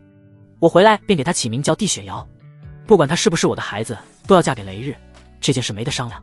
我给你脸了。叶明走到女人身前，一个大嘴巴甩过去。安晴脸色变成青色，又转成绯红，眼里半喜半怒，娇羞地瞥了一眼帝雪瑶，对着叶明嗔怒道：我可是老帝君的帝妃，你在干什么？你的胆子也太大了，啧，还跟我装上了。叶明一个嘴巴扇过去，却被女人攥住了手腕。再胡闹，我告你调戏帝妃罪。叶明心里明白，帝雪瑶在这里，安晴作为帝妃被他打，要是不还手的话，岂不是十分没面子？他对帝雪瑶使了一个眼色，你去外面等我，我和秦妃谈谈人生。感谢星月和其他陛下们的礼物。不一会，叶明出来了，女人有点放不开，被他揍了一顿，一点好感都没加。问帝雪瑶的身世，对方还是那套说辞，守口如瓶，真真假假，谁又能说得清呢？等吧，事情总有水落石出的那一天。至于帝雪瑶嫁给雷日的事，他有别的计划。大坏蛋，谢谢你。帝雪瑶收起往日的调皮，眼眶湿润道：我没有家人了，往后只有你和宁儿，你会疼我的对不对？叶明捏着对方的脸蛋，点点头。放心吧，我不会让你嫁给雷日。叮，帝雪瑶对宿主的好感度加10，目前100，无法再提升，修为增长速度10倍，合计47倍。叮，好感度到100，奖励宿主5万反派点，还有一个神秘宝箱。好感度到100就意味着毫无保留，意味着死了都要爱，意味着生命不止，爱意不息，这是很难到达的。帝雪瑶之所以会这样，完全是没有了亲人，将叶明当做了全部的依靠，叶明又一心一意地帮他，他便将所有的感情倾注在男人身上。那我回太皇子府了，替你监视帝星，以后就我们2个人的时候，你叫我月瑶，我不想做什么帝雪瑶。月瑶甜甜一笑，娇俏道：好，我以后就叫你月瑶。1万反派点一个。叶明在系统商城里买了2件准地器，灵犀幻戒，建立联系后将其中1枚递给对方，滴上你的血，长期带着。宝物、宝器、灵器、法器、圣器、尊器、准地器、地器。是干什么？月瑶接过黑不溜秋的戒指，翻来覆去的看了一遍，撇撇嘴，感觉好丑。叶明解释道：功能有很多，你可以幻化帝家人的血脉，遮掩境界和灵魂，还可以当储物戒指。要是嫌弃不好看，可以随心所欲地改变戒指的外观。反正功能有很多，最重要的一点就是我们之间会有感应，如果有人冒充我接近你，你会立马识破。叶明最近一直在想怎么防止帝阳冒充他接近他的女人，最后选了这款灵犀幻戒。贵是贵了点，总比被绿好。好神奇，我现在就要玩玩。月瑶露出一抹天真无邪的笑，将血滴在上面，心念一动，将戒指幻化成一个小鸭子的形状，然后又幻化成碧方凤凰玩得不亦乐乎。更主要的是，他和叶明建立了一种心灵感应，不管对方变成什么样子，他都知道是大坏蛋。叶明没想到好感度到100的奖励这么丰富，反正他现在也不是太缺反派点，直接打开了神秘宝箱。万一开出一个特殊眼瞳，岂不是赚大了？叮！恭喜宿主获得 JK 一套衣服、3条干过膝高筒袜、鞋子等全是圣器，可任意改变大小、改变颜色、改变。靠，系统牛逼，让我重温旧梦。叶明对着还在玩戒指的月瑶说道：我再送你一身衣服。他将 JK 给了对方，连动物图案的内内都有，并说了一下功能。月瑶拿过来很是开心，当成宝贝一样爱不释手。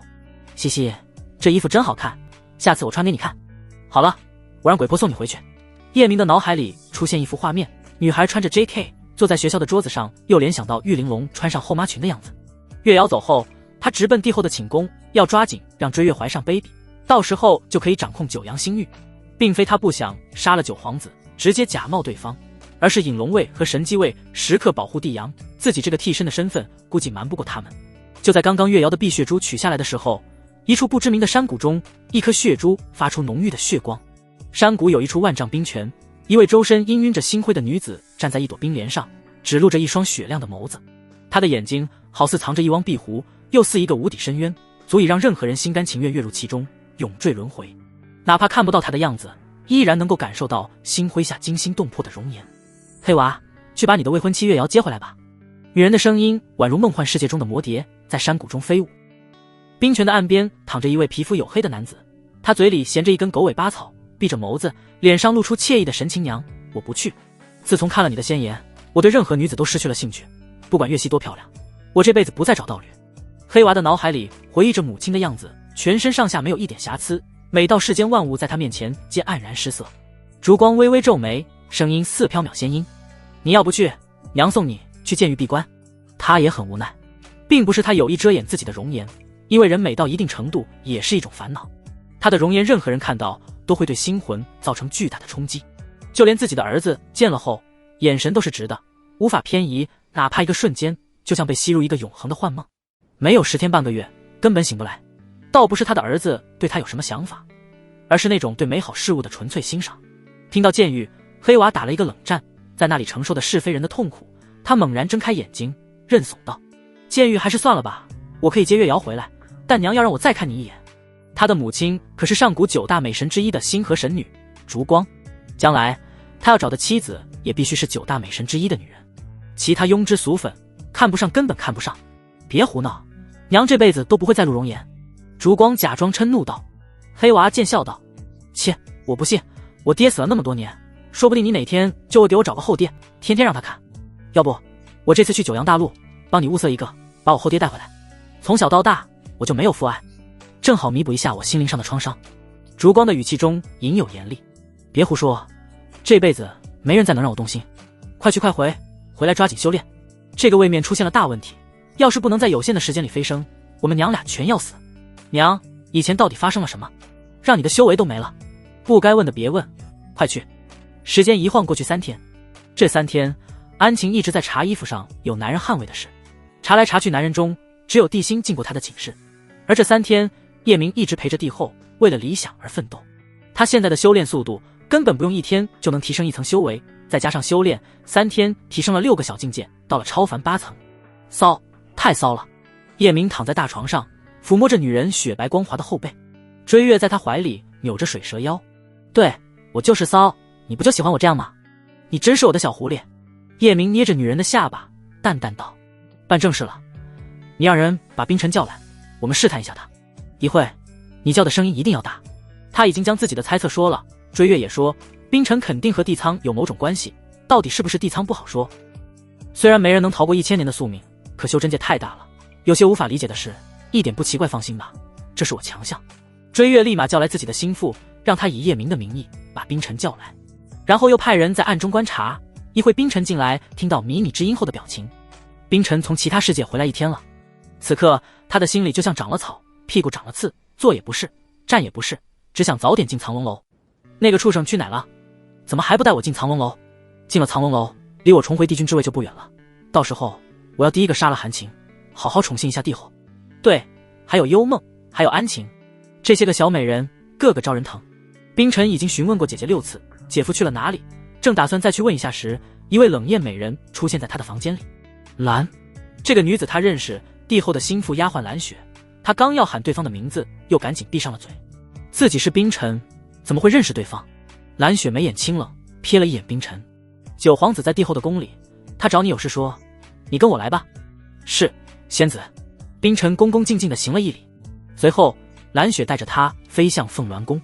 来到凤鸾宫的大殿，蓝雪走在前面，冰尘跟在后面。到了追月的寝室门口，里面飘出不堪入耳的声音。蓝雪抬手阻止冰尘继续前行。帝后和九皇子在里面商量要事，等商量完，你再进去。冰尘对追月的声音并不陌生，刹那他额头的青筋暴起，眼中杀意如虎，指尖相入掌心，伴随着的是骨子里的冷意。就在他马上要冲进去质问追月时，不对，是试探。冰尘身体里的地仓立马意识到事情有蹊跷，暴怒的瞬间又完全收敛，就像按了返回键，仿佛刚才只是幻觉。他可是帝君，活了1000年，比完阴谋，他敢说自己是祖宗？冰尘装作若无其事的样子，甚至还假装热血沸腾，色眯眯地打量着蓝雪的身段，可他的心里却在打鼓。追月为何要试探他？难道真的背叛他了？有没有和别的男人好？这个女人只能属于他，不管是谁，别说触碰追月的身体，哪怕碰一下他的衣服，他必杀之。与此同时，追月的香榻之上，叶明的手从女人没有一丝赘肉的小腹上拿开。本宫的小宝贝，你好讨厌。追月风情万种地白了男人一眼，又亲又撩道：我们还不如来点真的。别闹，刚才在办正事。叶明严肃道。声音刚落，一团黑光落在床榻前，化作一位蒙面的黑衣女子。帝后，冰尘一开始表现得十分愤怒，可瞬间就恢复了正常，后面再无任何不妥。下去吧。追月挥挥手，目光看向叶明。帝君，你怎么看？叶明将女人抱进怀里，搂着她纤细的腰肢。如果她真的是老帝君，或者灵魂里有老帝君的记忆，那可是一只千年的老狐狸，发现我们试探很正常，哪怕是瞬间的暴露，也证明我们的猜测8、9不离十。要不我用香魂引破试探下。不行。叶明果断拒绝，不容置疑道：我的女人，哪怕是在幻境里，也不能让别人占便宜。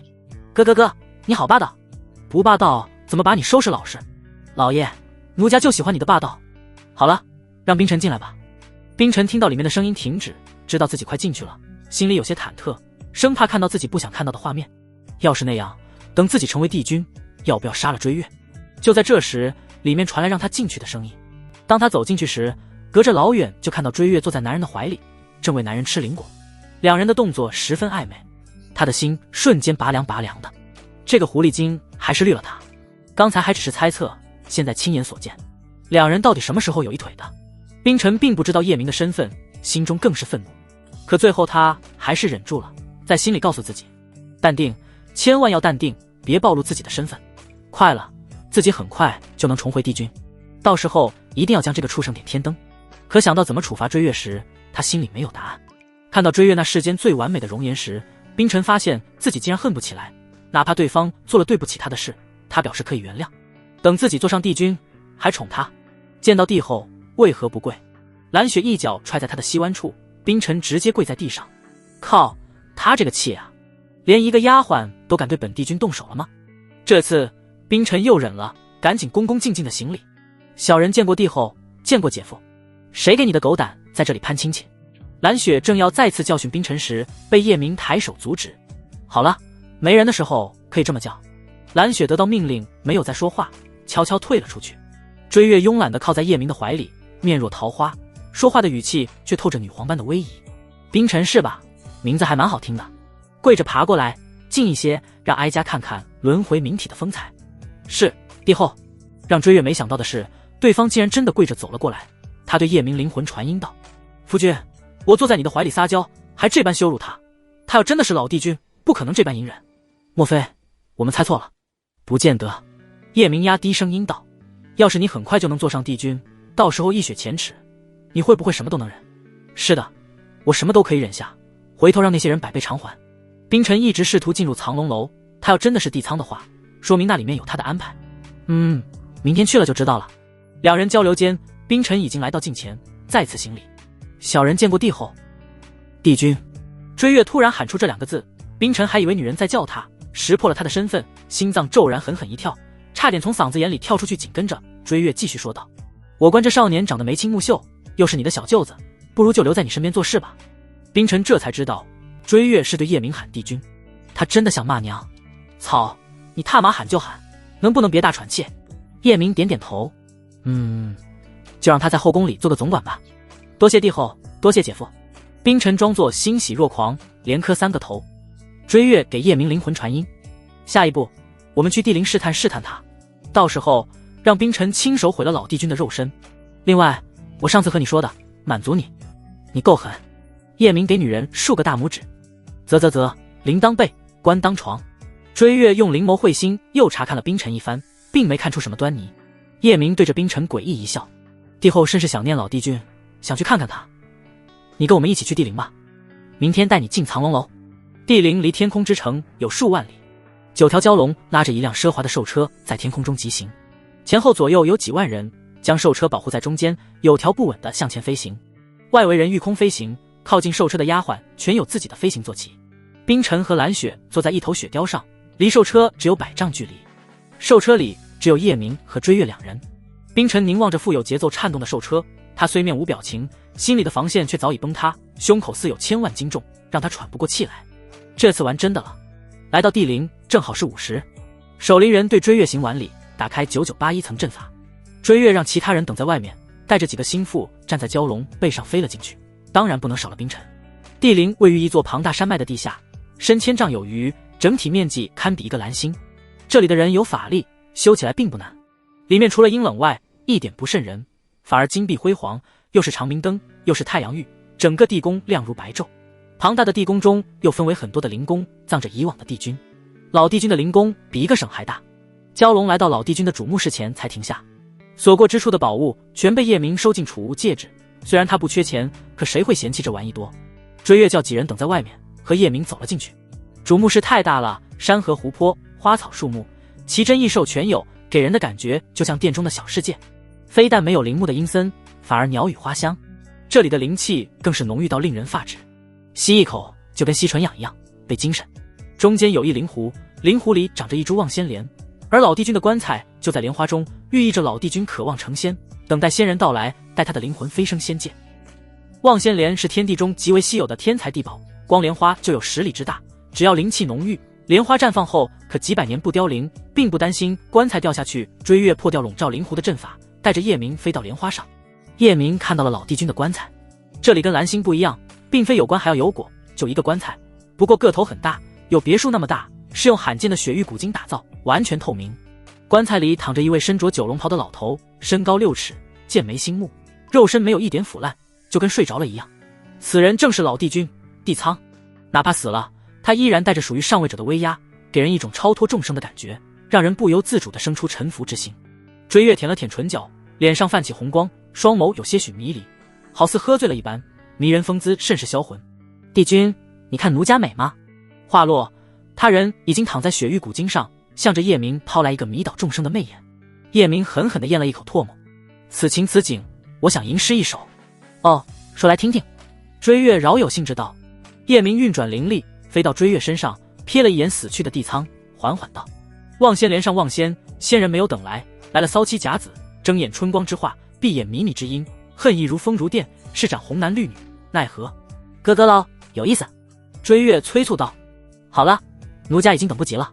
叶明道：我擦，老东西不会把棺材板掀飞吧？他敢，我一把火将他烧成灰。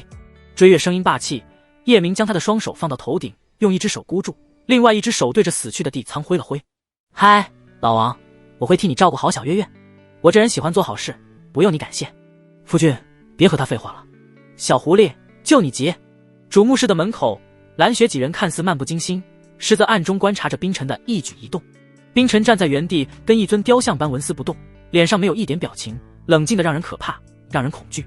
他的脑海里勾勒出追月两人此刻的画面，心中的怒火就像火山喷发一般，沿着血液涌向全身每一个角落。帝阳，你该死！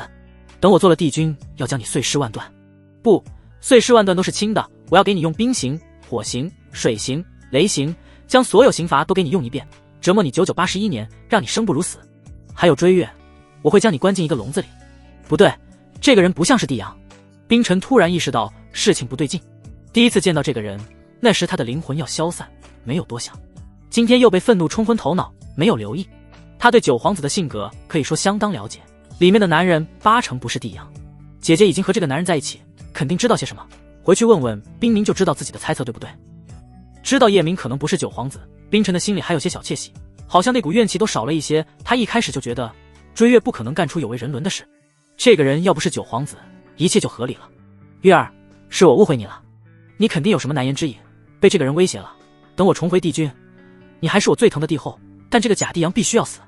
时间过得很快，一晃来到翌日清晨。叶明现在自动提升修为的速度是47倍，根本不用修炼，哪怕是吃饭、睡觉，修为也会自动提升。这不，他的修为到了入道1层。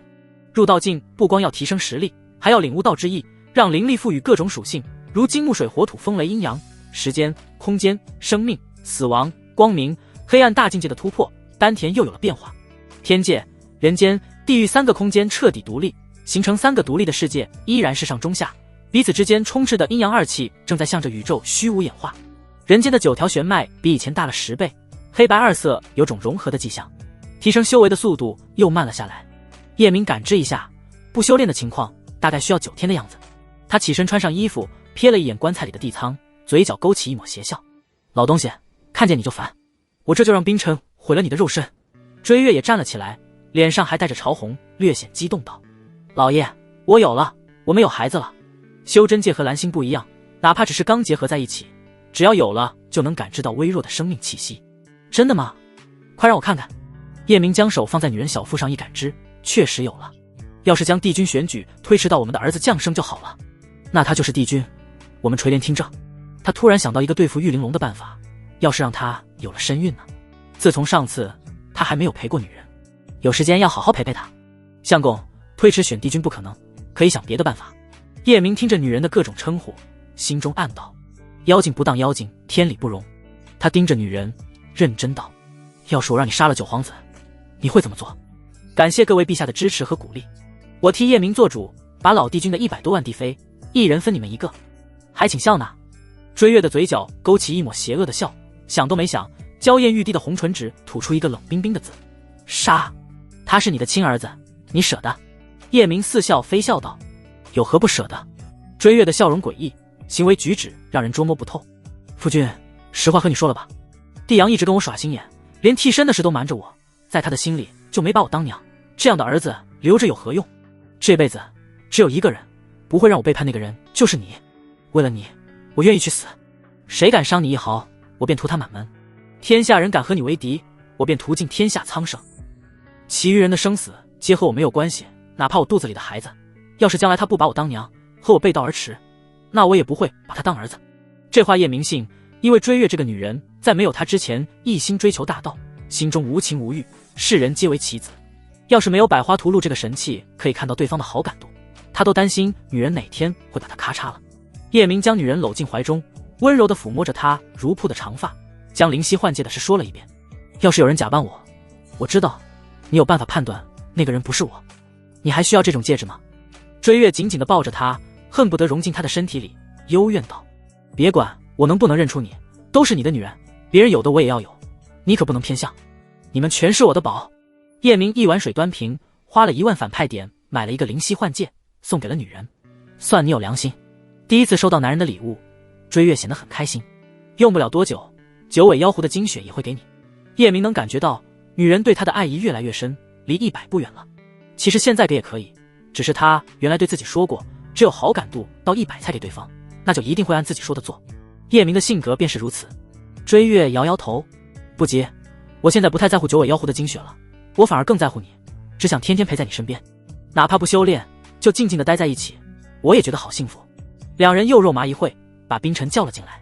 冰尘装作若无其事，一脸谄媚道：姐夫，你让我来什么事？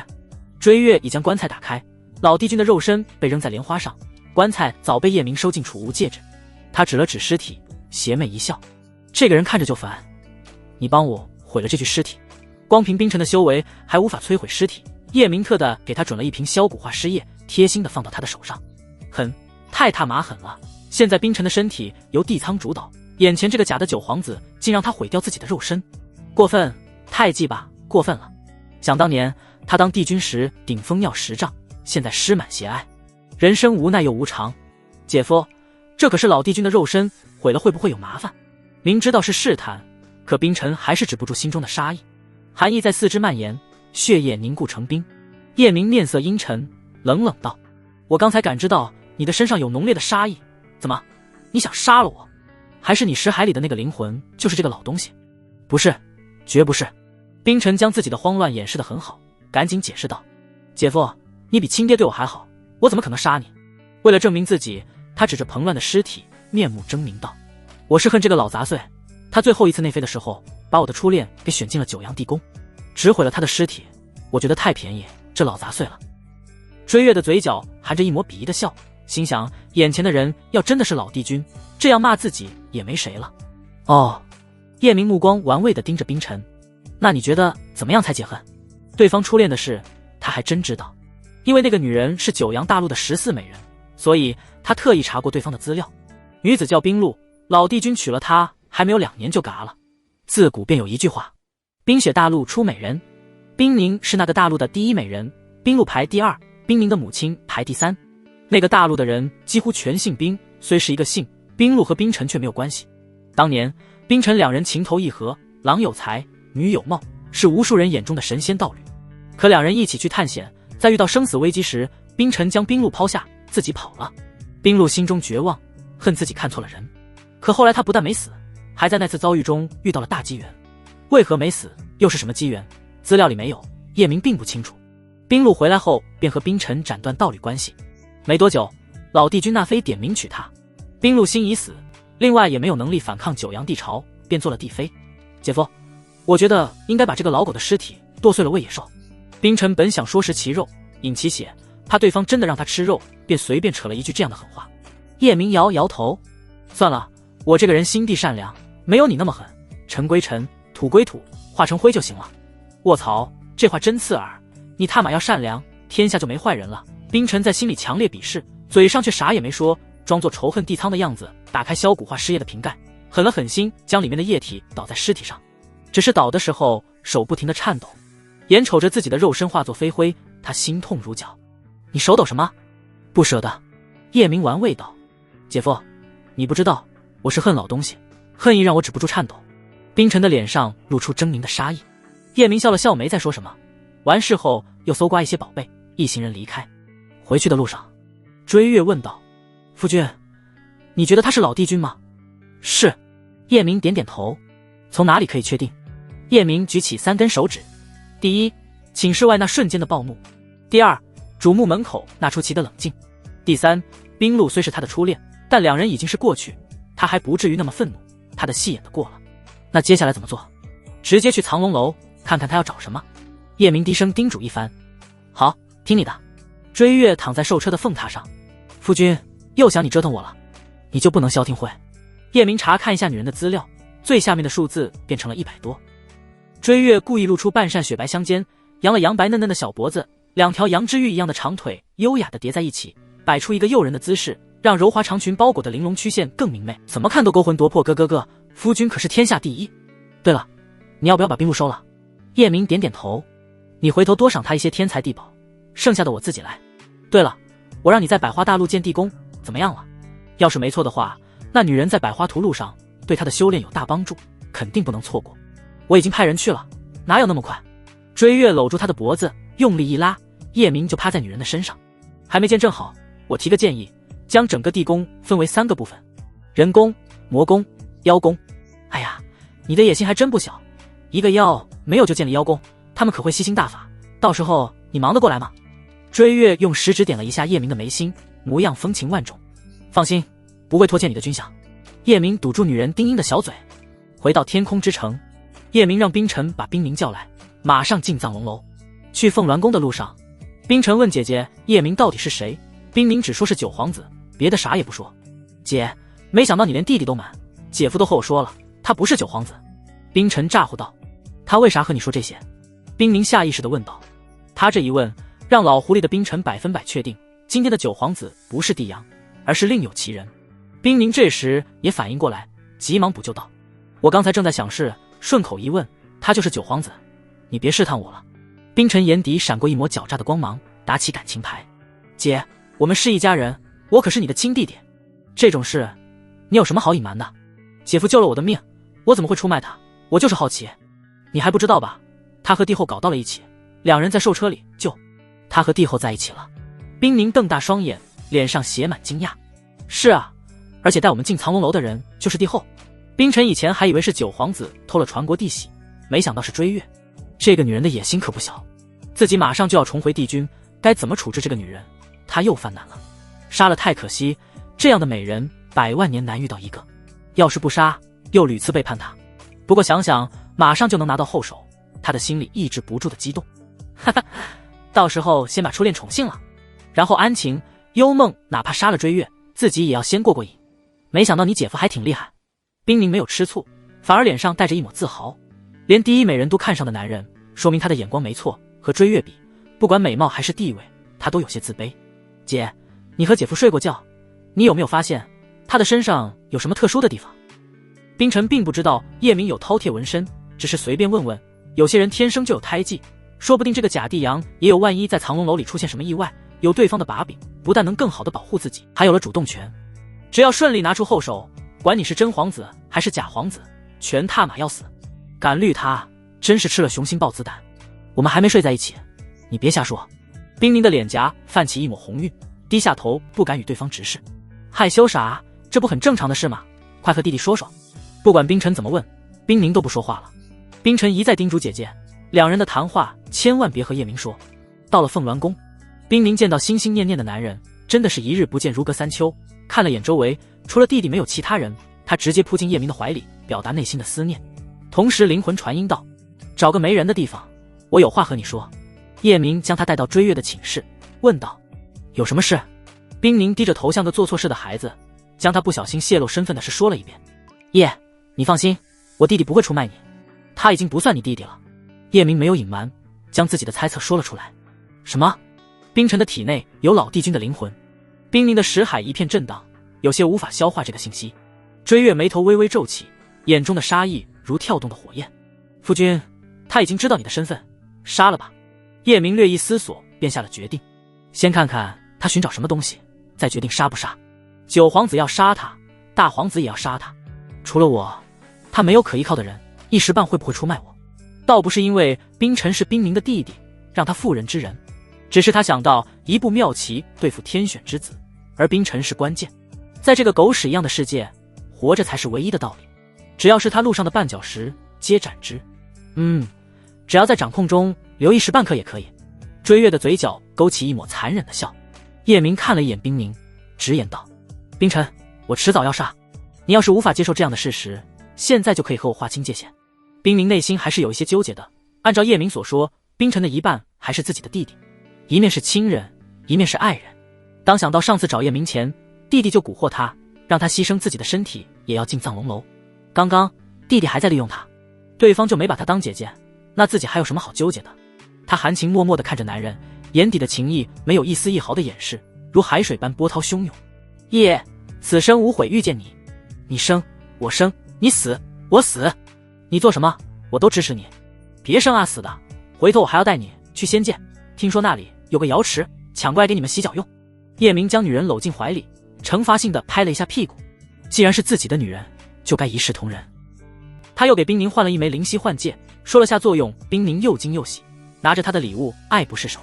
凝儿，以后我们就是姐妹了。追月主动拉住他的手，冰凝受宠若惊，急忙挣脱就要行礼，一句话说得结结巴巴。帝后，我可不敢和你做姐妹，我可以给你做丫鬟。完蛋玩意！叶明捏着冰凝白皙的脸蛋，教育道：他又不是母老虎，你怕他个锤子？以后他就是你月月姐，有事就和他说，他要敢不管，你告诉我，我给他用家法。月月姐，冰凝总感觉有些怪怪的。三人聊了一会，来到殿外。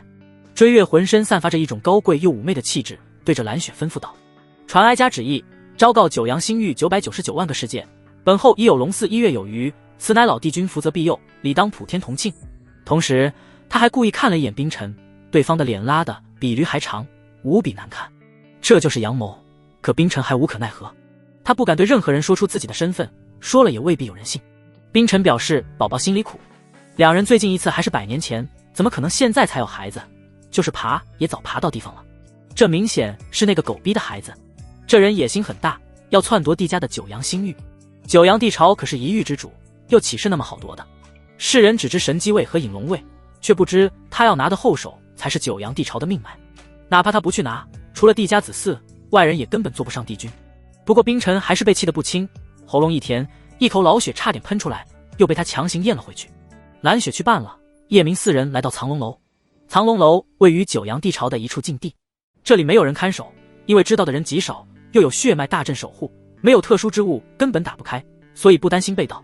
追月用传国地玺打开血脉大阵，眼前出现一个不起眼的阁楼，门匾上写着3个金色大字：藏龙楼。四人走进去后，里面另有乾坤，里面的空间大到一望无际，有山川、草原、海洋等等，就是一个小世界。藏龙楼本身就是一件空间地器。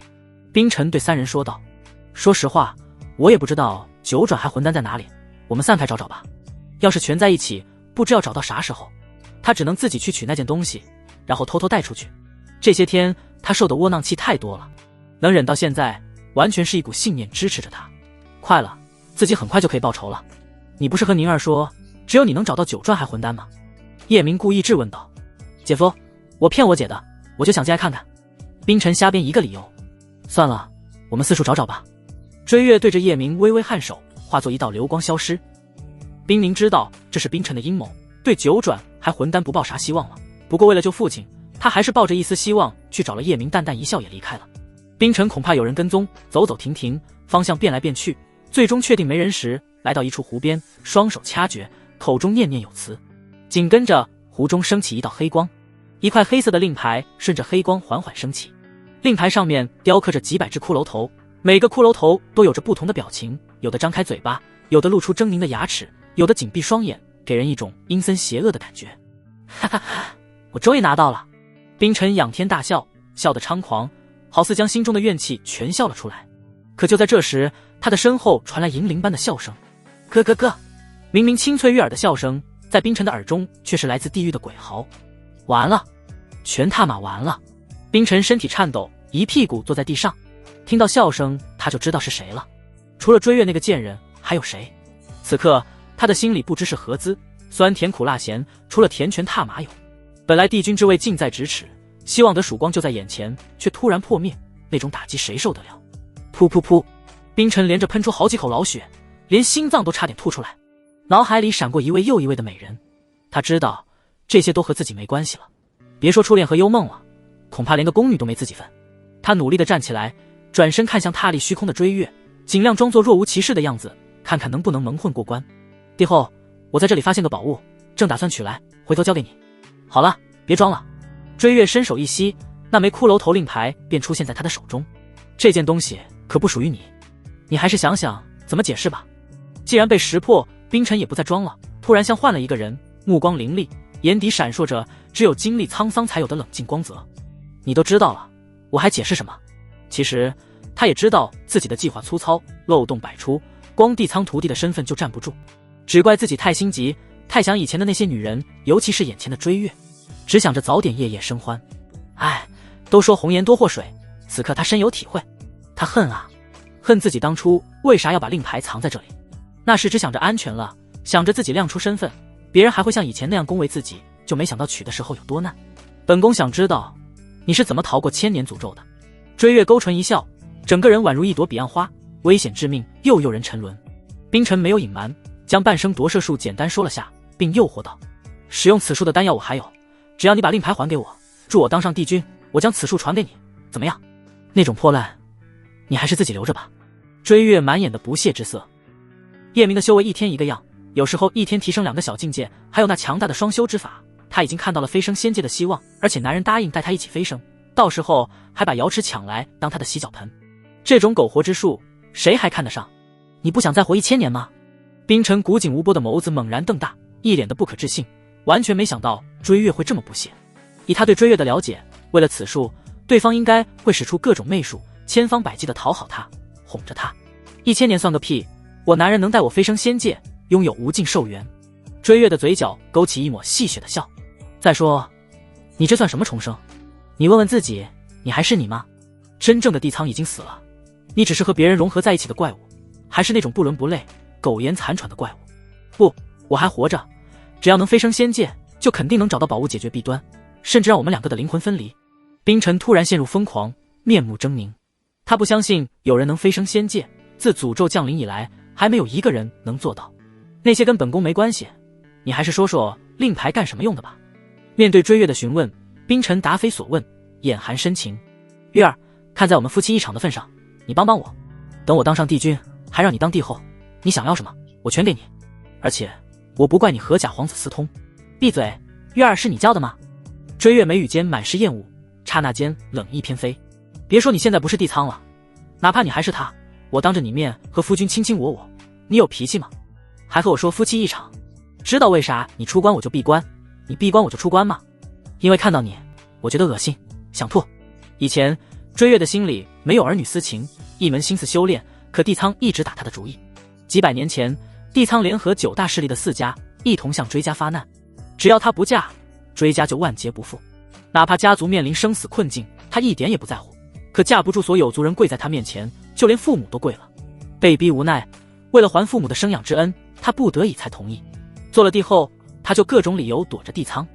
你，追月的话实在太毒了，冰尘只感觉一股气血从心中上冲，喉咙一甜，噗的一声，一道血溅喷出。追月眼神冷漠，不以为意，回头看向远处，声音变得嗲声嗲气：“夫君，看够热闹了没？你的小狐狸正被人欺负，你还不出来吗？”话落，几十里外，叶明和冰凝的身影凭空出现。敢欺负我的小狐狸，打他满地找牙！叶明催动乾坤天地步，虽然这部玄技没有升级熟练度，却也十分可怕，当真是一步一乾坤。几十里地距离，叶明宛如鬼魅，一步便出现在冰尘的身前，揪住对方的头发，一拳轰向对方的腮帮子。冰尘今年30岁，只是超凡9层，而叶明已经是入道1层，对方根本毫无还手之力。砰的一声，冰尘的头发被扯下一大撮，人倒飞出去，狠狠地砸在地上，血沫子混着牙齿从嘴里流出。叶明上前一步，照着对方的另外一边又是一拳，只2下，冰尘便满嘴没牙了。叶明又一脚将对方踹飞，回头看向追月，邪肆一笑：“宝，满意了不？”追月还处在震惊中，刚才叶明的步伐太玄妙了。听到男人的声音，他一步来到对方的怀里，软乎乎道：“还是老爷疼我。这女人可是500岁了，声音自带撩人功能。”叶明被那生老爷叫的裤子都变形了。你们这对狗男女！冰尘眼神阴郁，说话满嘴跑风。你个老不死的，肉身都化成灰了，还出来作妖！叶明随手一挥，一道灵力射中对方的肚子，飙飞出一道血浪。说吧，那令牌是什么？当冰尘看到叶明的杀意如毒蛇般静默待发，身体忍不住打了一个寒战。哼，我可知道你不是九皇子，只要你把令牌还给我，助我当人帝君，我不会亏待你。我不光成全你和追月，还把所有的帝妃送给你，怎么样？叶明笑容凝固，目光如刀。SB， 我用你给吗？他们现在全是本少的后宫，你还是先考虑下自己怎么活着出去吧。冰尘早有对策，姐姐最疼他了，一定不会让这个混蛋杀了他。只要自己活着出去，有叶明的把柄，就有机会夺回令牌，帝君之位还有希望。他快步来到冰凝旁边，装可怜道：“姐姐，父亲和母亲就我这么一个儿子，你可要救救我！我死了，母亲会伤心死。”本以为姐姐肯定会帮他，没想到冰凝走到假皇子的身边，挽住对方的胳膊，对他轻轻冷冷道：“这个男人是我的全部，我全听他的。”冰尘睁大眼睛，不相信这话是从姐姐嘴里说出来的，突然感觉天塌了，双腿发软，瘫软在地上。好了，你求谁都没用。叶明的嘴角轻轻扬起，笑容带着一丝玩味的杀意：“跪下，做我的狗。同意则生，废话1个字就死。”哼，让过去的帝君做狗，估计自己是第一人。扑通，冰尘毫不犹豫地跪在地上：“我愿意给你做狗，你让我咬谁，我就咬谁。”他现在只有一个想法，活着出去再想办法，实在不行就雇佣血杀楼，杀了假皇子，抢回令牌。他在一个地方藏了很多的宝物，足够雇佣杀手用。很好，叶明上前揪住对方的头发，冷冷道：“说说吧，那令牌什么用？记住，只要有一个谎字，我绝不让你活过一夕。要不要给这狗币吃一颗毒丹控制下？”想到要好几千的反派点，叶明放弃了。最多2个月，等这狗币帮他完成一个计划就可以杀了，花上几千反派点实属浪费。除了他没人能庇护这货，他并不担心对方说出他的身份。那个令牌叫亡灵血令。随着冰尘说完，叶明几人明白了，这枚令牌是一件帝器，知道秘密的只有每任的帝君。谁选上帝君，只要开启册封大典，令牌就会自己去新一任的帝君手中。所以冰尘要想当帝君，就必须赶在册封帝君之前。令牌是怕九阳帝朝出现什么意外，是保护帝家江山的最后一道保险。每一代帝君死前都会用帝家的秘术，在肉身里留下一道微弱的魂灵，而这个令牌能召唤那些魂灵。凡加入神机位和引龙位的人，会在血液里种下帝家的魂灵印，一旦魂灵齐聚，就能号令这2个势力。哪怕有歹人坐上帝君之位，魂灵可另立新的帝君，让神机和引龙听命新主。因为魂灵印的关系，他们绝对忠诚。假如叶明和追月的孩子坐上帝君，因为不是帝家的血脉，亡灵血令是不会去他们孩子那里的，而且还会自动择主去最有潜质的皇子手中。拿到亡灵血令的皇子就可以召唤魂灵，掌控神机和引龙，废除叶明的孩子。叶明心道好悬，还好误打误撞发现了，不然自己的努力到时候就打了水漂。追月气的不行，目光冷如霜，这帮老东西差点影响我坐上帝君。我明天就派人将他们的所有尸身全毁了。我看他们的魂灵还能作妖不？不用，你把令牌给我，我有用。凡事有两面性，叶明想利用一下这些魂灵。好，听你的。追月将令牌给了叶明。冰尘低着头，眼底闪过一抹不可察的鬼笑。毁尸没用，哪怕毁了亡灵血令都没用，他怎么可能说出所有的秘密？冰凝突然问冰尘，这里到底有没有9转骸魂丹？没有。冰尘微微摇头。哪怕冰凝有心理准备，听到后还是因为失望栽倒，被叶明一把扶住。别担心，我早给你准备好了。叶明拿出一个丹瓶递给对方。他早就预料到这里没有9转骸魂丹，那天让冰凝和地心说自己有，就决定给女人了。这是15品丹药，一颗就1万反派点，不管多贵，这钱必须花。一来要阻止地心进入秘境帮冰凝寻找9转还魂丹，从而改变命运剧本，阻止地心解开天地枷锁。二来冰凝是他的女人，叶明对自己的女人从不吝啬，该疼疼该说说。叶，你对我太好了，此生无以为报，只能陪你到地老天荒。冰凝接过丹瓶，没有太多惊讶，这个男人在他的心里无所不能，唯有2串感动的泪珠顺着绝美的脸颊滑落。要是以前这么肉麻的话，他觉得这辈子都不会说出口，可现在不光说得很自然，他甚至觉得还不够肉麻，还不足以表达他的爱意。丁冰凝对宿主的好感度加10，目前100，无法再提升，修为增长速度10倍，合计48倍。丁，好感度到100，奖励宿主5万反派点，还有一个神秘宝箱。叶明听到系统声音很满意，又一个死了都要爱的女人爱着他，用手轻轻擦去女人的眼泪，调侃道：叫夫君。夫君。冰凝扑进叶明的怀里，踮起脚尖，疯狂地吻着。女人传递来的信号，叶明怎么会不明白，给追月使了一个眼色，追月心领神会，带着冰尘出去了。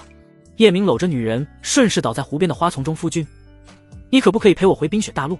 冰凝娇喘吁吁道。怎么，离不开我了？那样你就有更多的时间陪着我。啥时候开始的？第一次以后就总会想起我们在一起的时候。我那个时候问你，你为啥不承认？人家不好意思嘛。你到底陪不陪我回去？我看看时间，可以的话见见岳父岳母。叶明不知道能不能走开，他还要见悠悠，改变命运剧本，还想会冰露。安晴忙呀。太忙了。好吧，我这2天回去，你要有空就陪我一起。冰凝的声音中透着失望。粘人精。叶明捏了捏他的胸口。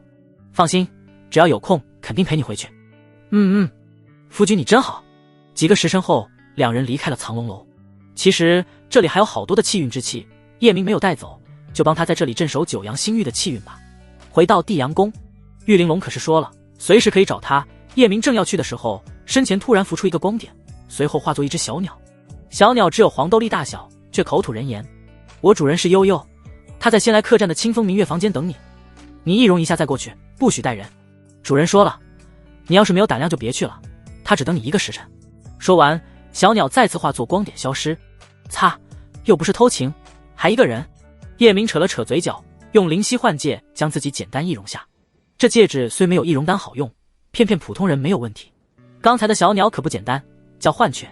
别看它小，没有什么攻击力，却掌控着空间力量，速度快到超越想象，而且还能换身，传递情报。他的王者在9阳星域，幻雀属于极为稀有的灵兽，就连9阳地巢都没有，只有幽家的人能驾驭他们。因为幽家是9大势力中唯一的御兽家族，悠悠是第6美人，娘家就是幽家。有句话是这样说幽家的：山有99，天有33，天下之兽欲去自然。意思就是说，天下的妖兽没有幽家不能驾驭的。叶明将让鬼婆将他送到9阳地城，他一个人前往仙来客栈。路上打开了神秘宝箱。叮！恭喜宿主获得一次性玄冰宝甲，可以抵挡大地境以下的任意一击，穿在身上即可，无需刻意催动，危机时刻会自动护主。我这运气还可以，开2次没有1次垃圾东西。叶明心念一动，玄冰宝甲贴身穿在里面，外面是黑袍。那是因为100好感度的神秘宝箱要比80的概率高一些。就在叶明赶往仙来客栈时，同样住在客栈里的九幽莹儿舔了舔唇角，对着隔壁房间的魔武传音道：魔子来了，你最好有心理准备，恐怕今天晚上你无法休息了。悠悠图片点近看。叶明来到仙来客栈，这个客栈共有999层，清风明月房间就在999层，这么高，又不是幽会，非要挑个风景好的地方。小娘皮，你给我等着，等见到你看我怎么收拾你。这可把他气够呛。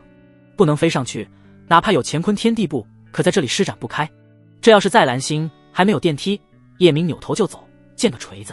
费了好大劲，叶明来到999层。这一层只有这一间客房，他用力拍了拍门上的阵法。很快，阵法上出现一个门，里面传来一道略显不悦的声音：“听说你要收拾我，怎么收拾啊？”卧槽！这女人听见我墨迹了。叶明迈步走了进去，同时说道：“悠悠夫人的心胸不会这么小吧？”走进门里，就见一位颠倒众生的美人坐在茶桌前。抛开美不说，这是他见过最有女人味的女人，不经历红尘打磨都没有的女人味。一身粉色凤凰裙，眼里装满了故事，肌肤如脂，青丝如瀑，容颜如诗，双眸如水，唇色如丹，颈项如瓷，锁骨如池，高耸如峰，腰肢如柳。定，悠悠和宿主绑定成功。女人对宿主的好感度是00。定，悠悠的动情指数5颗星，极易动情。1星，寒冰之心，无情无欲，极难动情。2星，不易动情。3星，比较理性。4星，比较感性。5星，心是水做的，极易动情。定，宿主别怕，容易动情不代表来得快去得也快，恰恰女人是那种容易上头还一直上头的人，只要爱上宿主，她能把你粘死。等等，这是啥时候多出来的功能？以前怎么没有？叶明以心声道。定，有2人的好感度到了100后才开启的功能，没啥屌用，管他1星还是5星，只要本少想，全他娘的是5星。叶明十分自信道。不过玉玲珑在他心中是个例外。和系统交流完，女人冷冰冰的声音在他的耳边响起：“我很生气，你说该怎么办？”女人的脸上没有一点笑模样。叶明心想，还真被七皇子说对了，显然是缺少爱情的滋润。夫人是哄不好的那种，还是能哄好的那种？哎，我也不知道。悠悠指了指自己对面的椅子，示意他坐下。我的按摩手艺不错，帝后都夸好，要不我给夫人揉揉，就当赔罪了。不用了，男女授受不亲。悠悠淡淡的摇摇头，继续说道：“说说吧，你找我何事？”还挺矜持。叶明坐下后直入主题：“我想和夫人合作。”“怎么合作？”女人追问。叶明说出破坏地心和雷雨联姻的事。不料悠悠摇摇头：“抱歉，我无法和你合作。”在他的眼里，联不联姻和他的利益没有关系，他要的是掌控雷家，没必要给雷家和幽家树立大皇子这个敌人。叶明自然知道女人怎么想的，手指有节奏地敲击着桌面，发出咚咚咚的声音。“夫人莫要这么急着拒绝，听我帮你分析下利弊，再决定也不迟。”“那你说吧。”悠悠闭上眼睛，一副不感兴趣的样子，可并没有影响到叶明的任何情绪，慢条斯理道：“破坏联姻看似对夫人没有任何好处，可你要想掌控雷家，有几个问题必须解决。第一，雷日活着1日，你就1天无法掌控雷家。据我所知，雷日还有几十年的寿命，你等得了那么久吗？第二，哪怕你能解决这个问题，但雷雨一旦嫁给地心，那人家就是2口子，地心的眼里揉不得沙子，要是知道你夺了雷家，他会放过你吗？第三，地雪瑶嫁给雷日，秦帝妃就会横插一脚，你能应付吗？你怎么知道？”悠悠瞪大双眼，没有笑模样的脸上露出浓浓的震惊，抬手指向叶明，有恼羞成怒之状：“你敢调查我？夫人，我最烦别人用手指着我。”叶明的笑容凝固，目光从对方指着自己的那根手指上漫然掠过，杀机已现。只是打不过罢了，打得过他会直接掰断女人的手指。从地位上说，2人半斤对8两，但还是九皇子高一些。九皇子虽不是帝君，却是争夺帝君的热门人选。九阳帝朝又是整个星域的第一势力，而悠悠是雷家的主母，娘家也是9大势力，有2个大势力做后盾。当然，那是九皇子的地位，并不代表叶明，但对方并不知道他是替身，以为他是九皇子。悠悠了解九皇子这个人不好惹，能不为敌最好不要为敌。想到这里，他收回自己修长白皙的妙手，脸上难得露出一抹笑容：“我就是和九皇子开个玩笑，你不会心胸这么狭隘吧？有些玩笑可以开，有些玩笑不可以开。”叶明嘴角凝固的冷笑缓缓拉开，变得人畜无害。算了，看在夫人这么美的份上，这是接过去了。九皇子真会说话。不用想，悠悠也知道对方是从血沙楼那里得到他的消息，因为他做事绝对够隐秘，别人不可能发现。既然对方知道，他也没必要遮遮掩掩。听九皇子的意思，你好像有办法对付雷日，杀了他不就好了？叶明风轻云淡道。悠悠略一迟疑，摇了摇头：“杀他可没有那么容易，只要夫人配合，杀他不难，就怕你不忍心。不管怎么说，我们夫妻一场。”悠悠叹息一声，叶明没再说话，走到一扇万平米的落地窗前，俯瞰九阳地城，下面是密密麻麻的建筑，地城一望无际，哪怕站得这么高，只能看到很小的一部分。东方的天空中漂浮着一座巨城，比先来客栈还要高，正是天空之城，只能看到它的冰山一角。叶明指着下面一排排建筑，淡淡道：“夫人，你站在这里能看到什么？”悠悠有些摸不着头脑，来到窗前和叶明并排站在一起，向下望了一眼。无数的建筑、街道、售车、行人，除了这些还有什么？为啥在地面上看不到这么多建筑，在这里却可以？叶明扭头盯着对方的脸颊，问道：“因为站得高呀。”悠悠下意识说道：“没错。”叶明顺着对方的话往下说：“正因为你站得高，所以才比站在地面上看到的多得多。要是你站得更高呢？是不是可以看到整个九阳地城？为啥我们要仰望天空之城，只能看到它的一个角？因为它比我们高。要是我们站在宇宙星空，是不是天空之城也在我们的脚下？那时我们看它只是一个点。要想站得更高，就要踩在别人的肩膀上往上爬，不狠怎么行？你连杀雷日的勇气都没有，如何掌控雷家？”叶明停顿一下，瞬间变了一个人，化身成一个知心的大哥哥，声音温柔的像羽毛：“我知道夫人向往的是朝朝暮暮、海枯石烂的爱情，我知道夫人眼中的道侣是他见众生皆草木，唯有见你是青山。我还知道你遭遇过一个无情无义的男子，初恋为了第二美女的迷上抛弃了你。你曾想着一心一意和雷日白头偕老，可他却背着你养了几十万的妙龄少女。你现在的处境可不好，家族的父母遇到危机，只有你掌控雷家才能化解，可雷家现在人人防着你，不说雷家别人，就连雷日都防着你。你和他有100年没有睡在一张床上了吧？”叮，悠悠对宿主的好感度加10，目前时修为增长速度1倍，合计49倍。男人的话彻底触动悠悠的心弦，他的身体忍不住的颤抖，眼泪在眼眶里徘徊，往事像幻灯片一样在脑海里播放，心里的苦无人倾诉。呵呵，何止100年，他都记不清多少年没有和雷日同房了。他对这个男人失望透顶。当初他就是怕雷日的身份高，搞回来几万甚至几十万的女人，所以成婚前才提出条件要做雷家主母，并约定雷日不许再纳妾。可雷日倒好，是没纳妾，其他世界里有几十万，这就罢了，现在连他都放。叶明扫了一眼女人前凸后翘的身材，眼角已有泪珠滚落，他的嘴角勾起一抹似有似无的邪魅。他缓缓走到女人的身后，从后面轻轻搂住女人的柳腰，下巴支在她的肩膀上，声音如同一股温暖的潮流：“心里苦就大声哭出来吧，你只是个女人，就该被男人疼，被男人宠。有些事不该你一个弱女子扛着，应该有个男人帮你分担。”第48章，我觉得你们做一对合适。叶明刚说完，悠悠就转过身扑进他的怀里，放声大哭，哭得伤心欲绝，哭得肝肠寸断，空气中都弥漫着一股悲凉的味道，好似他受了天大的委屈。可见他一个人默默承受了多少。叮，悠悠对宿主的好感度加30，目前40，修为增长速度4倍，合计52倍。咦，果真是极容易动情。我就说这么几句话就增加30点好感度，要是来个深情大礼包还不一见钟情。不过叶明明白，女人的感情充沛也是相对的，最起码要入对方的眼，身份相匹配。他要是一个寒酸的修士，长得还贼磕碜，敢去搂对方的腰，早踏马一巴掌被拍飞了。难得这次叶明做了一回正人君子，只是轻轻拍打着女人光滑雪白的后背，没有动手动脚，因为他深知什么样的女人采取什么样策略。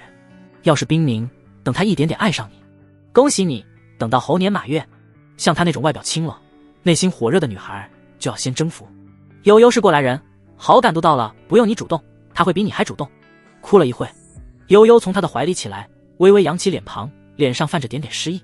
不好意思，让你见笑了。夫人不必客气，我的肩膀随时可以借给你用。叶明扬唇轻笑，近乎妖娆。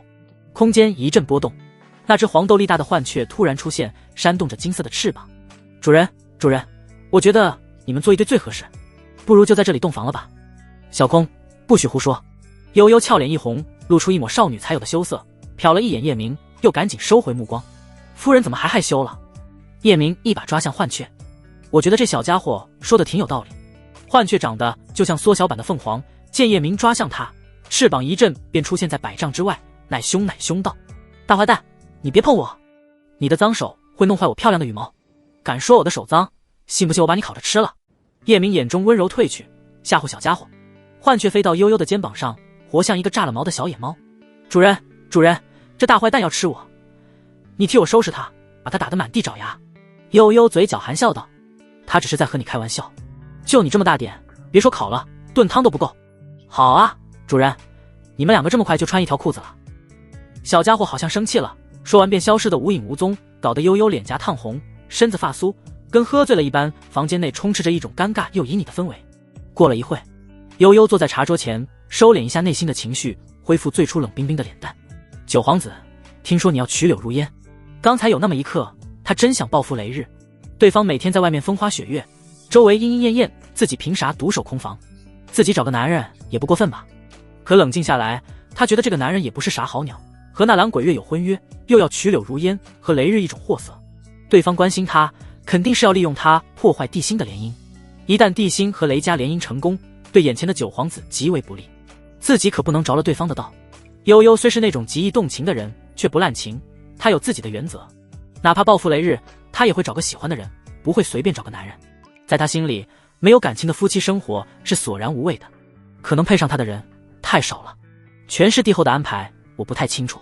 叶明一眼便看出女人的想法，可他还不能说出自己是假的九皇子。夫人，我们还是说说合作的事吧。容我想一下。悠悠问道。能和我说说，你怎么让我掌控雷家吗？你又为何非杀雷日吗？不料他的话刚落，男人一句话没说，起身离开。九皇子，你这是何意？我没有说不同意，只是想一下。叶明头也不回道。夫人无心，说多只是徒然。只要你的父母能等，那你就自己夺取雷家吧。但我要告诉你，人不狠不成钢，人不疯不成魔。改天你来求我，就不是合作这么简单，你要付的代价会很大。最近这些天，他的麒麟圣血浓度已经到了 5%， 这种血脉能增加人的智慧。哥已不是当年的哥，通过女人的一言一行，他便能看穿对方心思。这条路走不通，还有别的办法。总之，雷日打他女人的主意，必须死。悠悠盯着男人的背影，喃喃自语道：这个家伙太聪明了。没错，他确实没想和对方合作，因为九皇子这个人太阴毒了。这样的人眼里没有承诺，没有信誉，只有利益，不知啥时候就会出卖队友，在背后捅他一刀。合作太危险，他可不想冒险。与此同时，先来客栈第888层。九幽影对着魔武道：他出来了，你去等他吧。我知道你在想什么，但我要警告你，这个人可不是你抛两个媚眼，画个大饼就可以糊弄的。魔后，我不想失身给他。魔武的心里确实没想下血本。叶明只是个废物，再修炼也活不了多少年，100多岁顶天了。而且魔主并不喜欢这个人，自己跟了他，恐怕连修炼资源都混不到。八魔子深受魔主喜欢，又天资妖孽，还在一直追求他，是最合适的道侣。等完成这次任务，有了功劳，就请求魔主和叶明解除婚约，答应八魔子的追求，只要能完成魔主的任务，你随便吧。但我明确的告诉你，你的小心思根本没用。九幽影邪魅一笑，宛如深潭的眸底藏着玩弄权术的心机，祸国殃民的面庞下充斥着权倾天下的欲望。魔无嘴角勾起一抹傲娇的弧度，简直比 AK 还难压。魔后，你可能还不知道，叶明可喜欢我了。以前的时候，我让他干嘛就干嘛，可听话了。我跟他说句话，他都能高兴好几天。只要我一会温柔点，给他点希望，他肯定愿意为我去死。实在不行，我就拿他的命威胁他。叶明早已不是当初的叶明。九幽影明媚一笑，是妩媚的放纵感。这个人现在就是一只阴险狡猾的狐狸，一般人可对付不了。想让他帮你做事，他要是没有好处，你就是在做梦。算了，和你说再多也没用，你一会就知道了。好自为之吧。这几天他已经知道叶明和帝后的关系，怎么可能帮魔主？这次魔主恐怕要阴沟里翻船了。好戏很快就要来了。魔后，我先去了。魔武不服气，去等叶明了。九幽影的喉咙里发出一阵低沉幽步的笑声。有意思，太有意思了。两个兄弟，一个是假皇子，一个给嫁皇子当替身。魔武图片点进看。天地分乾坤，万物分阴阳。和追更的陛下简单说一下，这次进小黑屋，剧情上没有大的调整，阴阳至尊点调整一下，功法从原来的双修调整为男女之间4掌相对。随着功法的领悟，每提升一层，提升修为的速度会大大增加，后面还会多人共同修炼，几人修炼，主角就提升几倍速度。这样做，一来是响应平台要求，二来主角可以带众女共同飞升仙界。功法领悟到第4层，再开始真正的双修。总之就是随着功法提升，会出现很多新的能力。叶明恢复自己的样子，正用乾坤天地步飞速下楼。来到888层的时候，前面站着一道曼妙的身影。叶，等一下！女人见了他，美目一挑。叮，魔武和宿主绑定成功，女人对宿主的好感度是00。叮，魔武的动情指数是3颗星，比较理性，不会盲目的陷入爱河，只选择适合自己的道侣。未婚妻，你来这里干嘛？叶明打量着女孩，脸上无喜无悲。这个女人很美，在百花图录的67页和魔脸挨着。她很会打扮自己，细细的银色耳坠垂到肩膀，鼻子上戴着一种开口型的银色眼饰，上面的花纹十分漂亮，将那双狐狸眼衬托得更加邪魅。一身性感的黑裙，还是那种裸露后背的设计。叶明站在楼梯的高处，刚好能看到雪白后背的绑带，还有她那精致的蝴蝶骨，配上女人不及一握的细腰，丰满的天鹅臀，整体给人一种火辣又神秘的美。你好像不欢迎我来。魔武刚才从男人的语气中没听到任何的惊喜，声音不冷不热，这让他有些出乎意料之外的错愕。叶明眼神玩味，故意调侃道：如果你是因为想我来看看，那我欢迎你，晚上请你吃大餐。如果你是带着任务来的，我不欢迎。说句不好听的，原身在这个女人面前就是一只不折不扣的舔狗，在蓝星他都不舔，在这里更不会。对付这种傲娇又有点小绿茶的女人，千万不能被她拿捏。魔武的脸上露出微微的诧异，心想这个男人确实和以前不一样了。想到自己的任务，折中说道：我是带着任务来的，但我也想你了，想你爷爷个腿。叶明看破不说破，上前拉住女人光滑的小手。既然想我了，那就尽一下未婚妻的义务吧。你住哪个房间？我们去你房间。魔武的眉宇间荡出一抹不明显的厌恶，嗖的抽回了手。现在不行，等成婚了吧。只要你完成这次任务，我就会跟魔主说，不再让你做卧底。我们回魔龙星域完婚，上坟烧报纸，你糊弄鬼呢？叶明翻脸简直比放书还快。滚蛋，我完不成。他虽不知道是什么任务，但通过对方用成婚来哄他，还有点故意放低姿态，叶明大概猜到肯定和帝后有关。我还没说什么任务，你就说完不成？魔武被噎了一下，骄傲的内心受到了极大的刺痛。叶明，你现在怎么变成这样了？你还是那个原来爱我的叶明吗？以前你从不大声和我说话。不好意思，我不会当狗。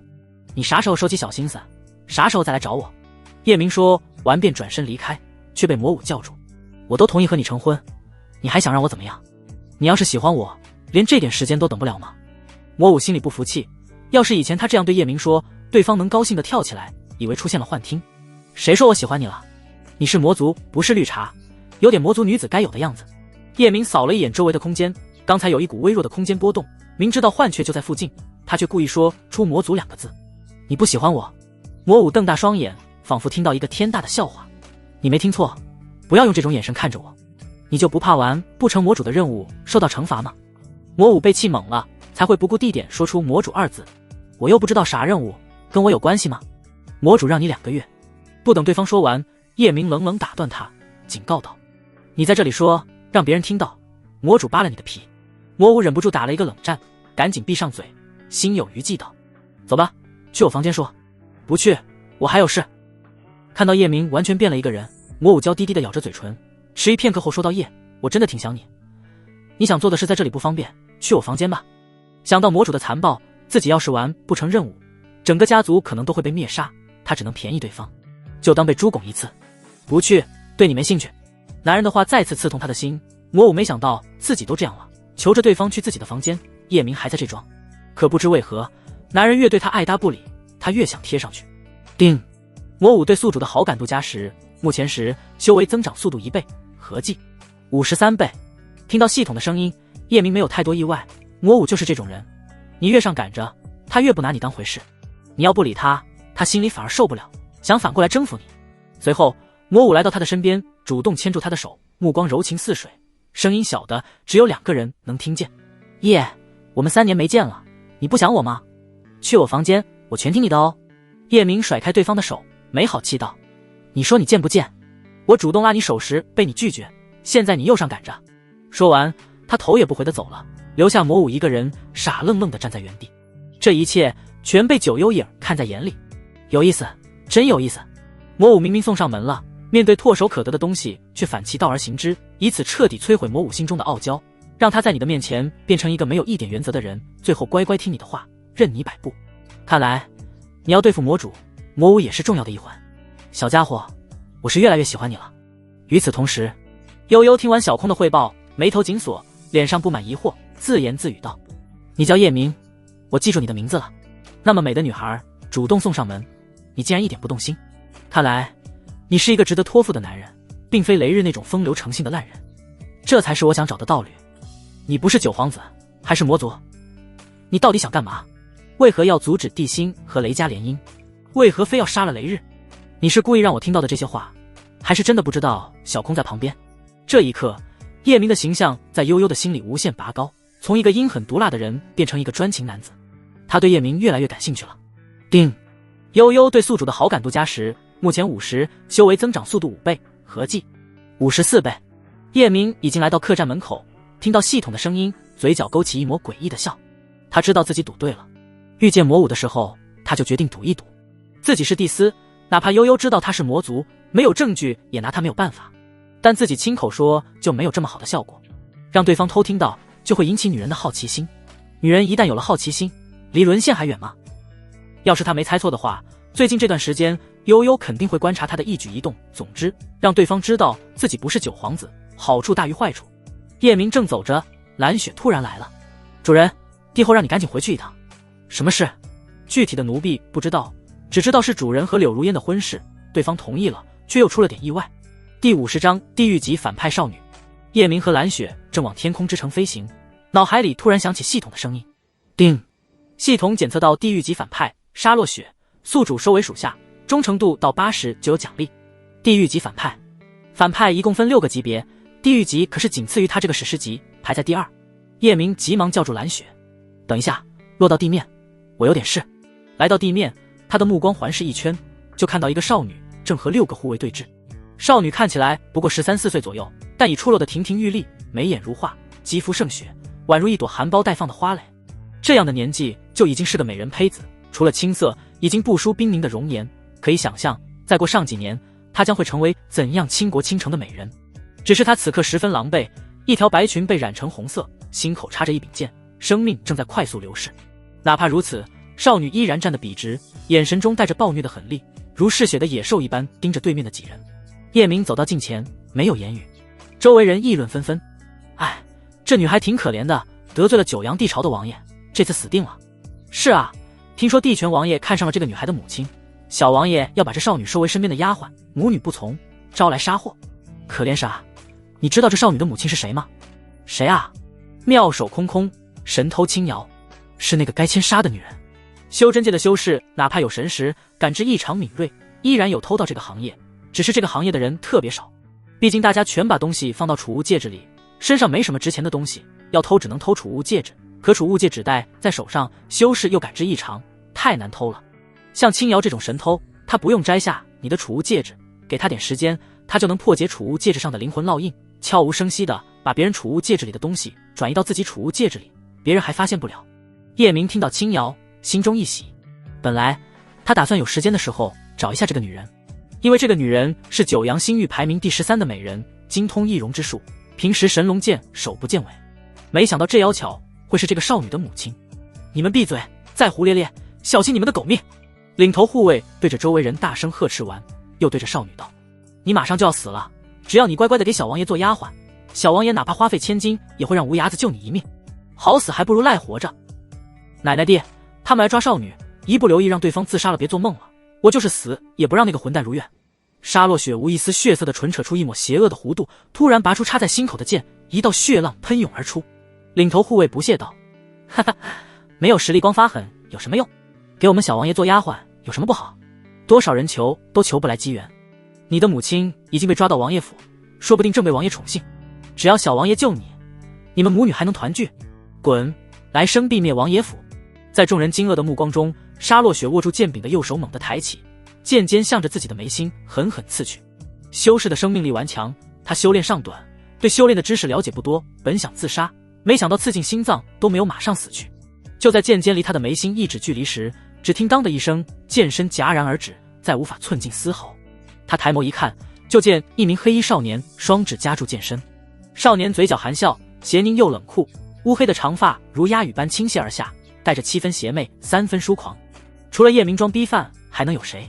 小妹妹别怕，哥哥为你做主。叶明的声音带着一股温和的嘶哑，又带着一种慵懒的随意，心想哥这次也做回好人，伸张正义，除暴安良。玉玲珑那狗女人天天说我是大魔头，看看哥不是在做好事吗？再敢说我是大魔头，屁股打开花。在众人震惊的目光中，他对着虚空轻声道：隐妹。紧跟着，一位浑身包裹在黑袍下的女人出现在现场，沙哑的声音就像被刀割过一样：主人，去王府把这女孩的母亲救出来，顺便把地泉那对狗父子给我抓过来。叶明这么急，是不想地泉那狗婢玷污了青瑶，不知现在还来得及不？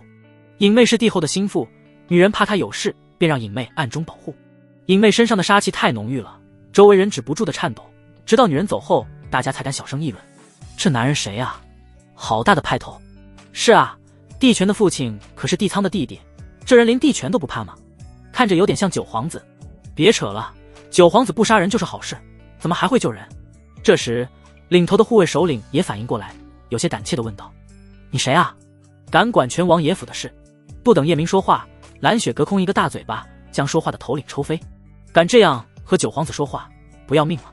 他知道叶明不是九皇子，可帝后有交代，没人的时候叫叶明主人或者帝君，有人的时候要叫九皇子。听到真是九皇子，所有人扑通跪地，大气都不敢喘。叶明将沙落雪的剑拿开，将一颗青色的丹药放到少女的嘴边，淡淡一笑：吃下它，伤势马上就好。所有人看到这颗生机勃勃的丹药，倒吸一口凉气。11品疗伤圣丹青木丹，这种伤根本不用这么好的丹药，不愧是无崖子的外孙，11品丹药跟不要钱一样。沙落雪毒蛇一样阴冷的目光看向叶明时柔和了很多，又看了一眼丹药，乖巧地张开嘴巴吞了下去。叮！沙落雪对宿主的忠诚度加20，目前20。做完这些，叶明眼底的笑意消散，取而代之的是冰冷的寒光，死死地盯着6个护卫。蓝雪，杀了吧！领头护卫的胆都吓破了，连连求饶：九皇子，饶命啊！不是你听到的那样，是神偷青瑶去王爷府偷盗，所以才惹怒王爷，王爷才要惩罚他们母女。不用跟我解释，我杀人从不问理由。叶明的眼中没有一点温度。九皇子，全王爷可是你这边的人，我们也是你的狗，求求你，饶小人一条狗命吧！护卫头领见那样说没用，又换了一套说辞，头磕得砰砰响。我不缺他一个狗，至于你们，连给我做狗的资格都没有。叶明的指尖轻轻敲击着剑柄，不为所动，心中只有一个字：杀。等一下！就在蓝雪要动手的时候，沙落雪看向叶明，问道：能不能让我亲手杀了他们？可……叶明点点头，对着6个护卫道：谁敢动一下，我灭他9族。这话没有一人会质疑。九皇子名声在外，说灭族绝不是开玩笑。6个护卫听到后，心脏骤然一缩，吓得唇齿打颤，甚至还散掉肉身防御，配合沙落雪杀自己，那样子就像伸长脖子等待菜刀的乌龟。叮！沙落雪对宿主的忠诚度加20，目前40。沙落雪走到一人身前，眼底闪烁着不该这个年龄就有的狠辣和嗜血。手起剑落，噗的一声，其中一个护卫的脑袋从脖子处齐刷刷地落在地上，在地上咕噜噜地滚了好几圈才停下，鲜血如泉般喷涌而出，像血沫般泼在少女的身上。沙落雪此刻就像一个血人，就连脸上都没有一寸肌肤露在外面，本就被鲜血染红的白裙顺着裙摆滴答滴答地往下滴血。少女没有一丝不适，反而伸出舌头舔了舔嘴角周围的血，那样子既残忍又疯狂。周围人看到这一幕，身体忍不住打了一个寒战。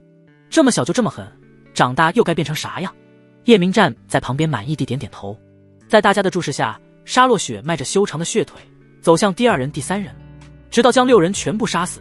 他将目光转移到叶明的身上，眼底藏着别人看不懂的情愫，突然俏皮一笑：我长得不丑，可以做你的女人吗？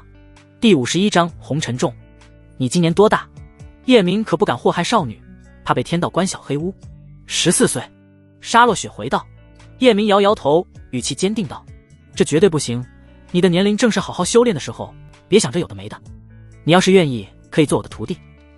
14岁在蓝星还是祖国的花朵，他怎么能干这种畜生不如的事？他其实还是喜欢悠悠那种成熟有女人味的，哪怕是过了18岁的少女，他的兴趣也不大。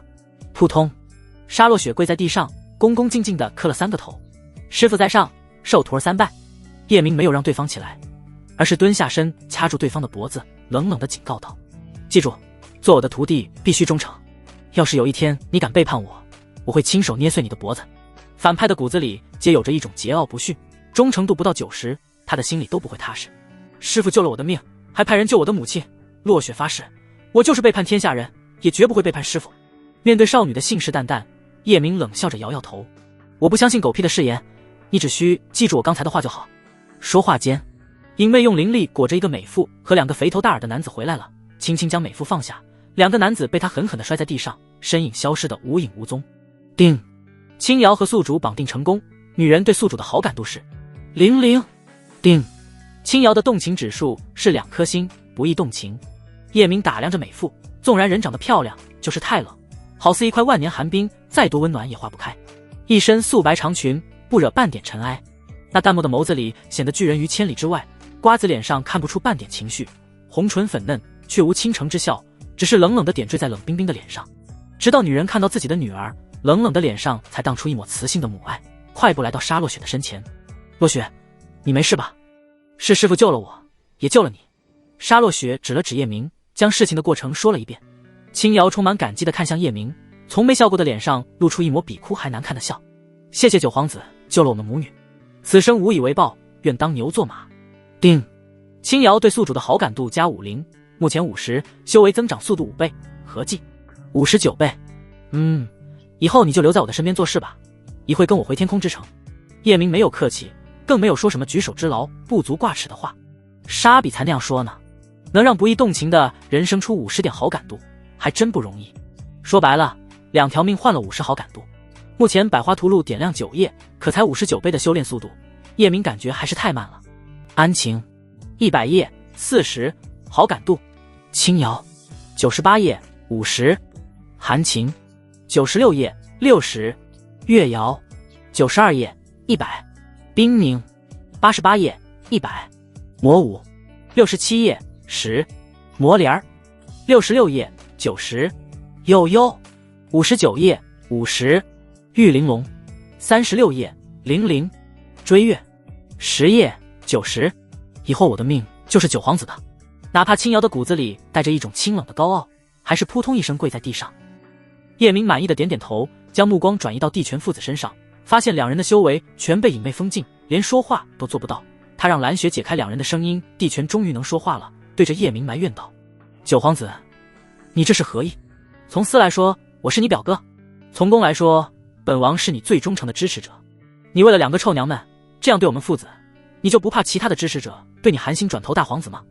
帝权的父亲和帝仓是一个辈分，别看他现在300岁，和真正的九皇子确实是堂兄弟。最是无情帝王家，帝家本身是一个帝朝，又是一个庞大的家族，人口都是以亿为单位。说实话，在这样的家族中，血缘一点也不值钱。叶明冷哼一声：鱼找鱼，虾找虾，就你们这群一天不干正事的臭狗屎，除了我，大皇子会要你们。大皇子阵营的人正义之士居多，九皇子的阵营没啥好人。帝权并不知道眼前的人是假的九皇子，心里骂道：这个沙瘪，骂我臭狗屎，那你自己不也是臭狗屎？你要没事，我们就回去了。他不认为叶明敢杀自己，那样他们阵营的人谁还会效忠对方？我让人把你们抓过来，不是让你们来旅游的，欺负我徒儿，1000个你们也不够死。叶明看向沙洛雪，眼中杀意如虎：徒儿，你杀还是我杀？定。沙洛雪对宿主的忠诚度加20，目前60。师父，能不能等我成长起来，亲手杀了他们？沙洛雪的眼底一片黑暗，征求道。叶明没有回话，而是指着帝权问青瑶：老东西有没有碰你？要是碰了，这个人必须杀。他并非舔青瑶，而是一种刻在骨子里的霸道。有些东西除了他谁也不能染指。以前他没来就算了，现在穿越来了那就不行。青瑶摇摇头：没有，差一点得逞，幸好那位前辈来得及时。听到没有，叶明眼中的杀意缓缓退去，对沙洛雪说道：你这一套是正人君子干的事，既然你想，这次就随你吧，2条狗而已，啥时候死我无所谓，但只此一次。你要记住，以后做事面对无法掌控的敌人时，永远不要给对方留下任何喘息的机会。斩草不除根，春风吹又生。徒儿谨记师父教诲。沙洛雪手握宝剑，邪恶一笑：现在不杀他们，但也不能这么便宜他们。说着，他走向帝权父子。你要干什么？帝权看到少女眼中嗜血的疯狂，有一种不好的预感，身体遍布寒意，裤裆嗖嗖冒凉风。见对方一步步逼近，他急忙向叶明求救：九皇子，我们可都姓帝，你不能这样呀！我不知道他是你徒弟，求求你饶了我这一次，以后我坚定不渝地支持你。谁他妈跟你姓叶？叶明眼底一片冷漠，看都没看对方一眼。紧跟着便传出杀猪般的惨叫，那场面可比初当太监时惨多了。解决完，叶明几人回了天空之城，将母女交给鬼婆。他和蓝雪去见帝后，刚走进寝室，追月就扑进他的怀里。好想你。先说说正事。叶明坐在床榻上，将女人抱在怀里，大手四处游走。追月搂住他的脖子，亲了一口，才说道：柳如烟同意成婚，但要通过他的一次考验才行。他以前和别人有过婚约，因为那个男子是个废物，他看不上对方就强势退婚，男子受尽侮辱，和他约定100年后一战，找回尊严。后来不知怎么回事，那男子强势崛起，天资妖孽，两人皆在荒古圣地修行，3天后就是约定的100年时间。柳如烟让你过去，就是看他的决斗，同时还要和你比一下天机预测，要是你赢了，什么时候成婚都行；要是你输了，这桩婚事作罢。行，我明天就去荒古圣地。叶明总觉得柳如烟的故事有点像退婚流的小说剧情，不过来到这个世界还没看过各地的风土人情，正好出去转转。看到追月一副欲言又止的样子，他摸着女人尖尖的下巴：我们之间有啥就说，不用顾忌。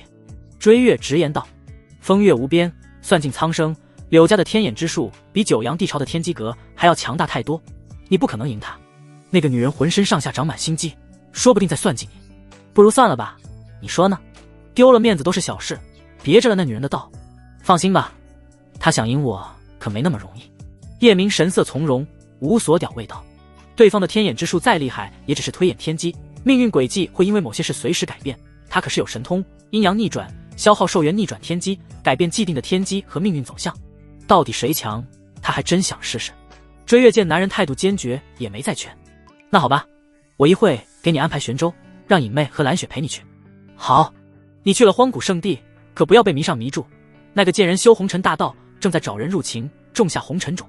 追月酸溜溜道：你和我说说迷上的事，风傲天不是一直追求他吗？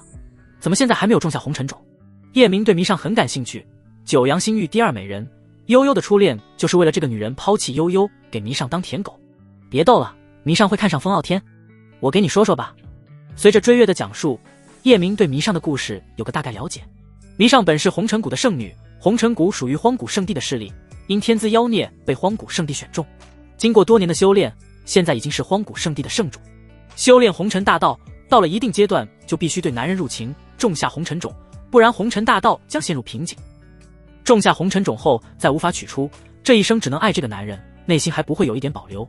用叶明的话说，就是好感度直接拉满，要是斩断红尘种，人就会生死道消。所以对于修炼红尘大道的女子，选择种下红尘种的对象必须谨慎再谨慎，万一遇见一个渣男就完了。当初风傲天看到迷上的第一眼便陷了进去，无法自拔，想让迷上对他种下红尘种，奈何迷上根本看不上他。再说风傲天抛弃悠悠，这样的男人更入不了迷上的眼。这些年风傲天一直在舔迷上，却毫无进展。两人交流一会，天色已黑，晚上留在这里过夜吧。追月躺在男人怀里，恋恋不舍道：不了，我去会一下冰露，等从荒古圣的回来再陪你。叶明起身穿衣。冰露是冰尘的初恋，现在是九阳地朝的冰妃，在他的计划中，这个女人同样至关重要。我赏了冰妃好多的修炼资源，并暗示她是你送的。追月一边帮他整理衣服，一边说道：办得不错。叶明转身离开，刚走出凤鸾宫没多远，安晴的心腹迎了上来：奴婢见过帝司，我家娘娘想见帝司一面。我还有事，没时间。九阳地城一个小院，冰宁坐在自己院子中的椅子上，嘟着小嘴，眼底有淡淡的失落。他明天就要回冰雪大陆，看来叶明不能陪他回去了。就在这时，一道熟悉的声音打乱了他的思绪：宁儿，想什么呢？一身白衣，风神俊朗的帝星走了进来。没什么。冰宁指了指对面的石椅：大皇子，坐吧。以前他都叫帝星、星哥，为了保持距离，他将称呼改了。其实他想和帝星说清两人的关系，想到叶明只是九皇子的替身，害怕帝星伤害到自己的男人，他打算回头再划清界限。要是帝星对叶明不利，他兴许还能获得一点情报。宁儿，我来和你说个事。帝星坐到椅子上，对方喊他大皇子，让他的心里有些不舒服。可能是因为他要杀冰尘，对方还在生气，便也没有多想。哦，你说吧。冰宁不冷不热的态度让帝星的心再次微微刺痛，不过语气却十分温柔道：我过来就是和你说一下，再有10天我就成婚了，等成婚完就去秘境帮你寻找9转害魂丹，救你父亲应该来得及，你不要太难过。不是说好1个月，怎么10天了？雪瑶也是那天嫁给雷家主吗？冰凝知道叶明正在破坏这次联姻，绝不能让帝星娶雷雨，更不会让帝雪瑶嫁给雷日。突然改变时间，那岂不是打乱了叶明的计划？是的，我娶亲当天，雪瑶出嫁。帝星点点头，继续说道：母后怕夜长梦多，再加上雷家主已经等不及，所以决定提前成婚。那恭喜你。冰凝想到叶明说过不能让帝星帮他寻找9转还魂丹，急忙将丹药拿了出来，给对方看了看。大皇子，我真的有9转还魂丹了，明天就回冰雪大陆救父亲，你就不要为我的事操心了。你就是找到，我也不会要。9皇子给你的。是的。他没向你提什么代价？没有任何条件。帝星有些意外，点点头。这次我还真是小瞧他了，他应该是在向我示好，怕我坐上帝君杀了他。看在他帮你的份上，只要他不继续作恶，等我当上帝君，可以考虑给他留个全尸，或者将他关进雷狱，一辈子关在那里，了此残生。大皇子，你要没事就回吧，我想睡一觉。冰凝的眼底划过一抹寒芒，冷冷地下了逐客令。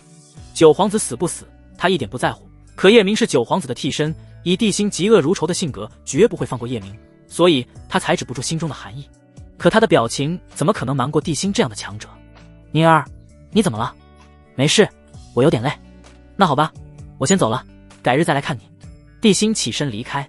他怀疑肯定是9皇子提了什么条件，自己说给9皇子留个全尸，对方眼底才会露出寒意。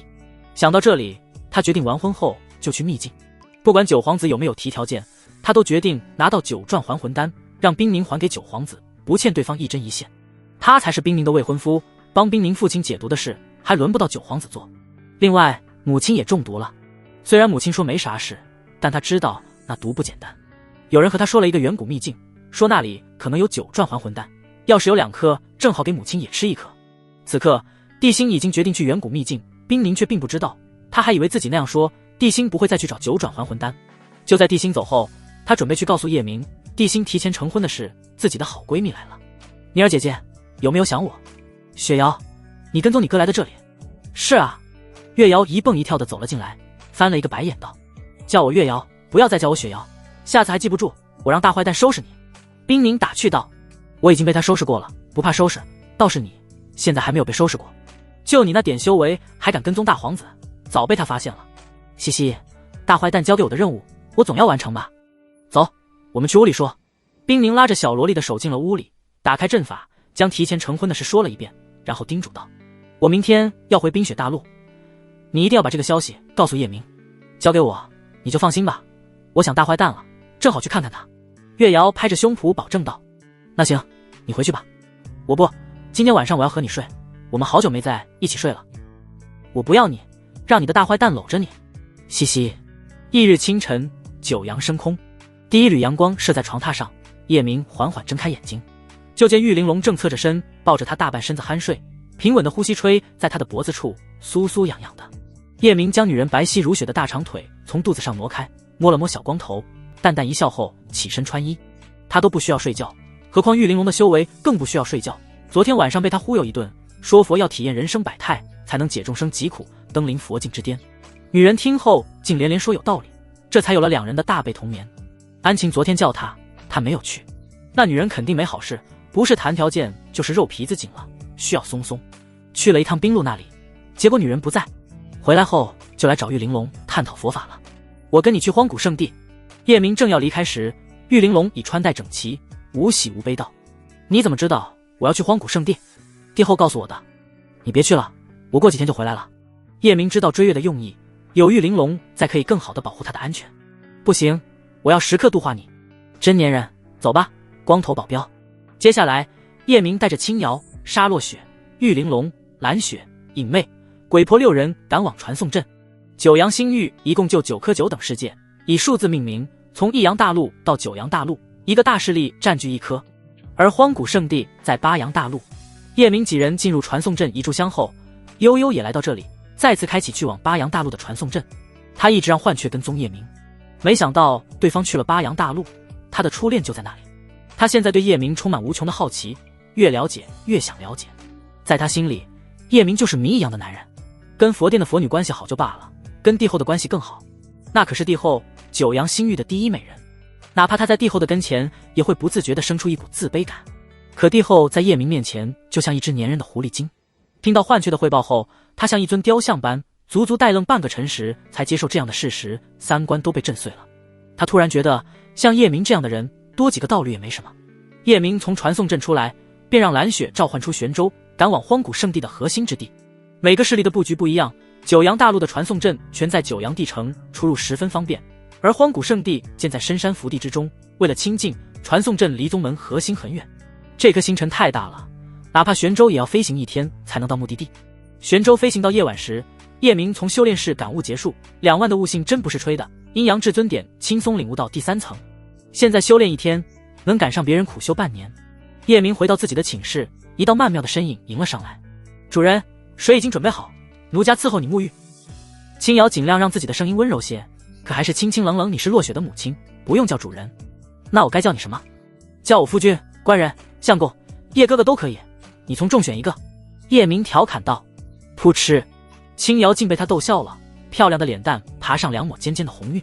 官人，奴家伺候你沐浴。不洗了，有点累，我想躺一会。叶明摇摇头，紧跟着他看到青瑶直接躺倒他的床上，用被子将自己的脸蒙住。你几个意思？官人救了我和落雪的命，要是你不嫌弃奴家是残花败柳，我愿意做你的侍寝丫鬟。叶明走向床榻，心想，我有嫌弃的理由吗？既然人家都不客气，我客气个甚。叶明刚吻上女人娇艳的唇瓣，咣当一声被推开了。他嗖的起身，同时回头看向来人。师傅，你们在干嘛？沙落雪探进一个小脑袋，瞪着乌溜溜的大眼睛，好奇地打量两人。还好两人穿着衣服。我们在修炼。叶明阴着一张脸，厉色道：你来干嘛？进门前敲门知不知道？都多大了，还一点规矩都没有。青瑶看了一眼女儿，便低下头，脸一下子变得通红，耳根发热，心脏差点从胸膛跳出来。师傅，我来问你一些修炼上的事。沙落雪这一刻不似昨日那般狠厉，和正常的少女没有区别，青春灵动，甜美可爱。她瞥了眼母亲，眼底闪过一抹狡黠。去！叶明不耐烦地摆摆手，你去问鬼婆、蓝雪他们谁都行，就说我让问的，他们会耐心帮你解答。青瑶用余光偷偷瞥了一眼叶明，心想，你这样支开我女儿是不是太明显了？你给她解答一下，再让她走呀。叶漫漫，还差这一会吗？我不去，你是我的师傅，我当然要问你。沙落雪没有离开，反而走了进来。我们还要修炼，没工夫教你。叶明的语气有些心虚，他懂个锤子修炼，估计还没自己的徒弟懂得多，自己丹田为啥这样他都没有搞明白，哪里会教人家，当初收对方当徒弟时就想好了。散养。但作为师傅，他还不能说不懂。那我看看你们怎么修炼。沙落雪想好了，不管如何都不会出去，不能让两人擦擦。滚出去，你想违抗师命吗？面对叶明严肃的神情，沙落雪的眼珠转了转。只要师傅帮我解答完修炼的问题，徒儿就出去。叶明没有办法，为了不暴露自己是个草包，装模作样道：等我和你娘修炼完，为师再帮你解答。看在你好学的份上，为师特许你在旁边观摩学习。随后他对青瑶道：来，我们继续修炼。那个，能不能改天？青瑶有些不知所措，只觉得脸上火辣辣的，心中更是像有一群小鹿在乱撞。这辈子他都没有这么害羞过，这种感觉让他既兴奋又紧张，同时还有些害怕。叶明一本正经道：就是修炼，又不是干件不得人的事，怕啥？盘膝坐在床上，伸出双臂，手心向外。青瑶不知男人要干嘛，还是照着对方说的做了。叶明盘膝坐在女人的对面，同样伸出双掌，和对方的双掌对在一起，一股浩瀚的气流沿着手臂，通过手心涌入女人的阴脉之海。青瑶的身上同样涌出一股汹涌的气流，与叶明的气流相互缠绕，然后沿着大周天行走。知道是这种修炼，青瑶悬着的心才放下。可刚放下没一会，心脏再次砰砰狂跳起来，他的双眼瞪得滚圆，整个人仿佛被惊雷击中，僵在原地，脸上露出难以置信的夸张表情。因为极度的震惊，说话都变得结巴起来，竟喊出了最暧昧的称呼：叶哥哥，这是怎么回事？就刚刚短暂的修炼，竟然赶上他平时1天的修炼。比他还震惊的是沙落雪。少女捂着嘴巴，错愕地看着母亲，自己孤傲的大冰山母亲竟然喊师傅叶哥哥，我耳朵是不是出问题了？叶明不以为意道：别大惊小怪的，跟没见过世面一样。青瑶想说，照这种修炼速度，别说大地境，飞升都不是问题。100万年可是无一人能飞升，不管放到谁身上，谁能淡定？定。青瑶对宿主的好感度加10，目前60，修为增长速度6倍，合计60倍。接下来就是漫长的修炼。叶明本以为待一会沙落雪就会走，自己也能感受一下冰山的寒冷，可这丫头愣是陪他们靠了一个晚上，死活就是不走。直到翌日上午，鬼婆来通知到了荒古圣遁，小丫头才离开。离开时，丫头对她露出一抹意味不明的笑。一夜的修炼，她的修为到了入道2层。玄州跟一座城般悬浮在荒古圣地的上空，下面黑压压的没有一点光亮，就好似太阳被吞了。无数弟子驻足观望，大家都知道这是有大人物来了，不知是给柳如烟撑腰，还是给韩风撑腰。韩风就是柳如烟退婚的那个人，家族势力同样不弱，虽不如9大势力，却也仅次9大势力。这时，一道身影冲天而起，来到玄州前方100丈的位置，抱了抱拳，声音恭敬又不失气度。荒古圣地长老风傲天特来迎接，敢问是九阳帝朝的哪位神子光临？神子，其他势力对九阳帝朝皇子的称呼。听到来人，叶明的嘴角勾起一抹邪魅。风傲天，这不是悠悠的初恋吗？他在前方不紧不慢地走，身后跟着一群跟班，让人感受到他的地位和威严。来到玄州甲板，就看到一位美男子中的美男子，正是风傲天。男子一身紫袍，人如玉，发如墨，眼如琉璃，眉如斜剑，一身空灵的气质，宛如万物的宠。怪不得当初能征服悠悠的心。光凭这长相和气质，当得起公子是无双。叶明斜瞥了对方一眼，言语直接，毫不掩饰心中的不悦。风长老，为何迷上不来？派你一个不入流的长老来，是看不起本皇子吗？他虽是九皇子的替身，可在别人的眼里就是九皇子。九皇子可是有可能当上帝君，真要做了帝君，就是迷上见了都要行礼，还是行大礼。说实话，哪怕以他现在的身份，一个长老来迎接还真不够格。风傲天微微皱眉，脸上刚露出不悦，又瞬间消失，陪着笑脸道：还请九皇子见谅，圣主和太上长老等人有些要紧事，正在禁地里，等圣主出来就会第一时间见你。荒古圣地的架子是真的大，比我九阳帝朝还大。叶明阴阳道：不敢不敢，确实是圣主有事，还请九皇子见谅。风傲天连忙赔不是，算了，本皇子要是跟你这种小人物计较，有损身份。叶明的声音刚落，一道火光冲天而起，紧跟着一位容颜绝世的女孩站在风傲天的旁边，她周身缭绕着似有似无的凤凰炎，向外散发着炙热的高温。女孩真的很美很美，比玉玲珑还美。一身低胸火红长裙，头戴凤羽，整个人充满青春的气息，一双水汪汪的眸子仿佛会说话，给人的感觉可甜可咸，好似初恋一般美好。定，凤仙儿和宿主绑定成功，女人对宿主的好感度是00。定，凤仙儿的动情指数是4颗星，比较感性，此女单纯无邪，纯的就像一张白纸，十分好骗。叶明看了一眼百美图录，女子在14页，仅次追月的存在。女孩对他甜甜一笑，声音如涓涓泉水般沁人心脾。你就是九皇子，要娶我如烟姐姐的那位？没错，仙儿姑娘是来替如烟把关的吗？叶明跟刚才完全是两个人，瞬间化身成一位意气风发的少年，声音干净温柔，似流水击石。咦，你怎么知道我的名字？凤仙儿干净剔透的眸子盛满好奇。仙儿姑娘这么美，又是妖神星域火凤一族的公主，不光我，恐怕所有人族都知道你的名字。叶明没有恭维，说的是事实。凤仙儿就好似九阳星域的帝后，其他星域也全知道追月，哪有你说的那么夸张？凤仙儿有些不好意思，嫣然一笑，云生双颊。风傲天站在旁边，感觉自己有些多余，插话道：九皇子，我先带你去住处，然后你们再聊。叶明看都没看对方一眼，对着凤仙儿说道：仙儿姑娘，在下长这么大还没骑过飞行妖兽，尤其是火凤，你能满足一下我的愿望，让我骑一下吗？你没有骗我。凤仙儿微微张开粉嫩嫩的小嘴，露出错愕的神情。她有些不敢相信，堂堂一个皇子竟然连坐骑都没骑过。我骗谁也不可能骗你这么善良的女孩。那好吧，你是如烟姐姐的未婚夫，也算是我的朋友，我就满足一下你的愿望，让你骑一次。说着，凤仙儿幻化成一只通体火红的火凤，翅膀和尾巴都燃烧着熊熊烈火，眼睛如同2颗炽热的宝石。上来吧，我带你去见如烟。来了。叶明跳到火凤背上，心想真的好单纯，太好骗了。看了一眼天际，要是他没猜错的话，悠悠快到了。他让青瑶等人跟随风傲天去住处，然后对着凤仙儿道：不着急见如烟，你带我多飞几圈吧。你坐到我身上，不然掉下去。凤仙儿把叶明当成了土老帽，叶明魂不在意，坐到鸟背上。七，一声嘹亮的凤鸣响起，天空只留下一道火影，一人一兽消失的无影无踪。两人在附近飞了好久，最后在叶明的指引下落到一处山巅，凤仙儿幻化成人。仙儿姑娘，你有男朋友吗？叶明开始露出狐狸尾巴。啥是男朋友？面对女孩如泉水般干净到不行的目光，叶明心里有些不忍，可那种不忍瞬间便被他抛弃。只有他才能让这么纯真的女孩永远活在自己梦幻的世界中。男朋友就是道侣的意思。哦，那我还没有道侣。杨说好多人的心都是黑的，不让我找道侣，到时候会在族内给我安排道侣。我的心是白的，要不你做我的女朋友？啥又是女朋友？面对女孩的问题，叶明心想这是什么脑回路，也推唇了。他耐心解释道，女朋友也是道侣的意思。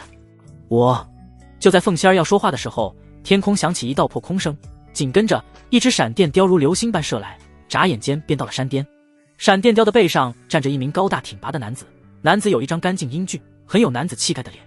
凤姑娘，我有点事找你，能不能单独聊聊？来人不是别人，正是被柳如烟退婚的韩风。他瞥了一眼叶明，便赶紧收回目光，不敢再和对方对视。不管是地位还是铁血杀伐，九皇子的名头让他有些忌惮。九皇子是什么样的人，大家全清楚。在荒古圣地听到九皇子和凤仙儿单独在一起，他怕凤仙儿被对方祸害，便急匆匆地出来寻找。看到凤仙儿衣衫整洁，悬着的心才放下。他想告诉凤仙儿，九皇子是什么样的人，可又怕激怒九皇子，所以才说单独聊聊。没错，韩风喜欢凤仙儿。凤仙儿是一个月前来的荒古圣地，他和柳如烟是好朋友，特意过来玩的。当时韩风看到他，只一眼便喜欢上了这个女孩，喜欢她的纯真，喜欢她的美丽，喜欢她的灵动。这1个月的时间，他虽没有表白，却一直在暗示自己的心意，可女孩根本不懂他的意思。韩风追求凤仙儿还有一个原因，故意给柳如烟看，他想告诉对方，你和我退婚，那是你眼瞎，我找的道侣比你还漂亮，不好吧？我在陪九皇子。凤仙儿甜甜一笑道。叶明没有说话，是因为系统的声音响了。叮，系统检测到一班级天选之子韩风。叮，宿主杀死天选之子就有奖励，若是让天选之子黑化，奖励翻10倍。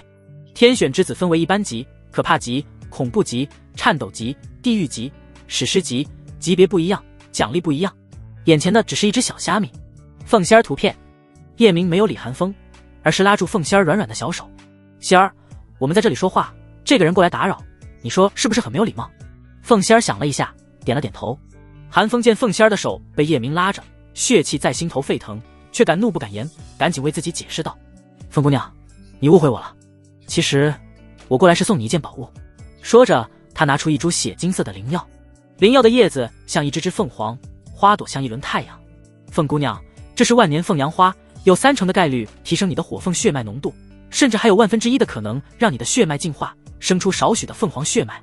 火凤血脉只是凤凰血脉的一个分支，离精纯的凤凰血脉差着108000里。哪怕如此，凤仙儿的火凤血脉浓度也不是100%。这种天才地宝有机会提升火凤血脉，对于火凤一族就是天大的机缘。韩风哥哥，这是送我的吗？凤仙儿眼巴巴地盯着万年凤阳花，眼底的渴望根本压制不住。韩风看到凤仙儿火热的眼神，心中极为满意，这就是他想看到的表情，一抹得意浮在脸上，同时瞥了一眼叶明，目光里充满挑衅和炫耀。当然，我来这里就是把它送给你。话落，韩风用灵力裹着万年凤阳花，大方地送到凤仙儿的身前，可他脸上的肌肉却隐晦地抽搐一下，显然是心疼了。谢谢你，韩风哥哥。凤仙儿将手从叶明的手中抽出，包裹上一层法力，将凤阳花拿在手里，狠狠地咽了一口唾液，恨不得现在就吞下去。这株天地灵药可是韩风九死一生的来，不可能肉包子打狗白白送出去。他鼓起勇气，趁热打铁，表白道，凤姑娘，从看见你的第一眼，我就被你的善良和可爱深深吸引。我是荒古圣地的圣子，家族还是人族的大族，你愿意给我一个走进你心里的机会吗？说话的时候，他特意将圣子2个字加重，以彰显他身份的不凡，完全配得上对方。凤仙儿虽单纯，却明白对方是想追求自己，玉颊微微浮出几缕红晕，有些不知所措地看着对方。这一刻，万年凤阳花在他手里就好像一颗定时炸弹，还回去有些不舍得，不还回去相当于把自己卖了。两难之时，叶明的声音响起，被善良和可爱吸引。狗屁，我看你就是见色起意，有他在还轮不到别人装逼。仙儿姑娘，你看这是啥？叶明的手来到女孩身前，手心里淌着一滴晶莹剔透宛如血钻的血液，血液散发着浓郁的红色光芒，仿佛燃烧着无尽的火焰，透过血光甚至能看到里面有一只凤凰虚影。这是凤凰精血。哪怕凤仙儿是火凤一族，对一些凤凰的宝物皆有所耳闻，可看到这滴血液，他还是有些不确定。因为凤凰精血太稀少，太珍贵，是天地间的至宝，只存在于传说之中。此刻，凤仙儿的双眼瞪得比牛眼还大，死死地盯着凤凰精血，目光无法移动，哪怕一丝一毫，身体止不住的颤抖，就连口水都流了出来。这不能怪他如此失态。如果说凤凰精血是黄金，那万年凤阳、花莲废铜烂铁都算不上，两者的珍贵程度根本没有可比性。毫不夸张地说，哪怕将凤仙儿家族中所有火凤的血液提炼，最后得到的凤凰精血都没有叶明手中的多。凤仙儿的血液突然被凤凰精血牵引，变得不受控制的沸腾起来，就像开锅一样。他在火凤一族里血脉排第3，火凤血脉有70%。要是能炼化这滴凤凰精血，最少也会进化成最纯净的火凤血脉，甚至还可能进化到凤凰血脉。哪怕1%的凤凰血脉，也不是火凤血脉能够比拟的。要是那样，他将成为火凤一族里唯一有凤凰血脉的人。血脉对于妖兽一族实在太重要了，未来能走多远，完全由血脉决定。韩风看到叶明手中的凤凰精血，脸色顿时变得无比难看，那样子就好像吃了苍蝇屎一样。可他又无话可说，和人家的凤凰精血比，自己的万年凤阳花确实是垃圾中的垃圾。你是火凤族的公主，不会连凤凰精血都不认识吧？叶明调侃道。我知道，但是没有见过。凤仙儿吐了吐舌头，样子甚是可爱。你是要送我吗？当然。叶明点点头。叮。凤仙儿因为宿主的慷慨而生出好感，对宿主的好感度加20，目前20，修为增长速度2倍，合计62倍。凤仙儿看了一眼手中的万年凤阳花，顿时就觉得不香了，对着韩风道：我娘说过，不能同时收2个男人的礼物，所以你的我就不要了。正他当准备将万年凤阳花还给对方时，被叶明一把抢了过去。这样的垃圾玩意还敢拿出来丢人现眼。叶明将万年凤阳花丢在脚下，用脚狠狠地碾碎。呸！最后还不忘了啐上一口，这要是让人看到，非心疼的吐血。帝阳，你欺人太甚。韩风感觉自己的脸好像被抽了无数个嘴巴，火辣辣的疼。侮辱，这是对他最大的侮辱。当初为了这株灵药，他没了半条命，用了1年的时间才恢复伤势，现在就这样被毁了。我就欺你了，你能咋地？叶明缓缓抬眸，目光如冰锥子射向对方，风吹过，发丝轻扬，身上的杀意如刀剑出鞘。滚！从现在开始，凤仙儿是我的女人，你要是再敢打她的主意，我会让你知道花儿为什么那么红。韩风100多岁了，修为不低，他还真打不过对方。不过他知道影妹肯定就在附近，现在不杀这狗婢是有别的原因。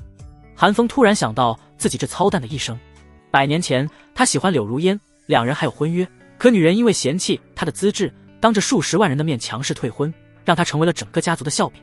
可现在，那个女人要嫁给九皇子。后来他有了金手指，拥有剑体、剑心、剑魂，是所有人心中的天之骄子，有无数的女子追求，可他都看不上，势必要找一个比柳如烟好看的。现在好不容易找到，机会还挺大，却被九皇子截胡，他能不气吗？越想越憋屈，越憋屈越生气。韩风额头的青筋暴起，紧握拳头，指甲插进肉里，却浑然不知。可他从心里触眼前的男子，并不敢出手，只能用嘲讽发泄心中的愤怒。没想到堂堂的九皇子会要柳如烟那种势利眼的女子，等着吧，我明天会亲手斩杀她。不等叶明说话，凤仙儿第一个站出来。韩风，你凭什么这样说如烟姐姐？本来我还以为你是一个正人君子，没想到是这种人，人家不嫁给你，追求自己的幸福，你就记恨人家，你的心胸太狭隘了。凤姑娘，我不是那样的人，你不知道当初柳如烟是如何羞辱我的。韩风脸上写满焦急，不停地解释。好了，你就不要解释了。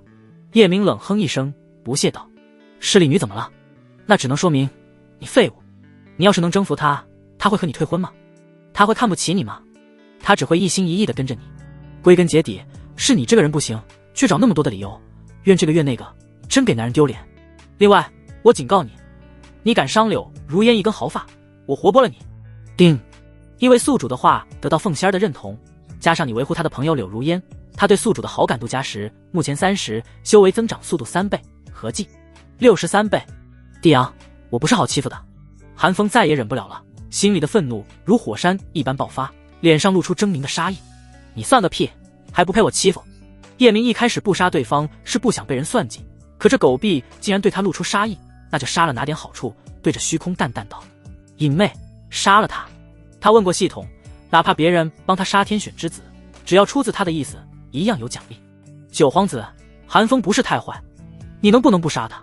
凤仙儿明镜止水的眸子带着请求看向叶明。好吧，听你的。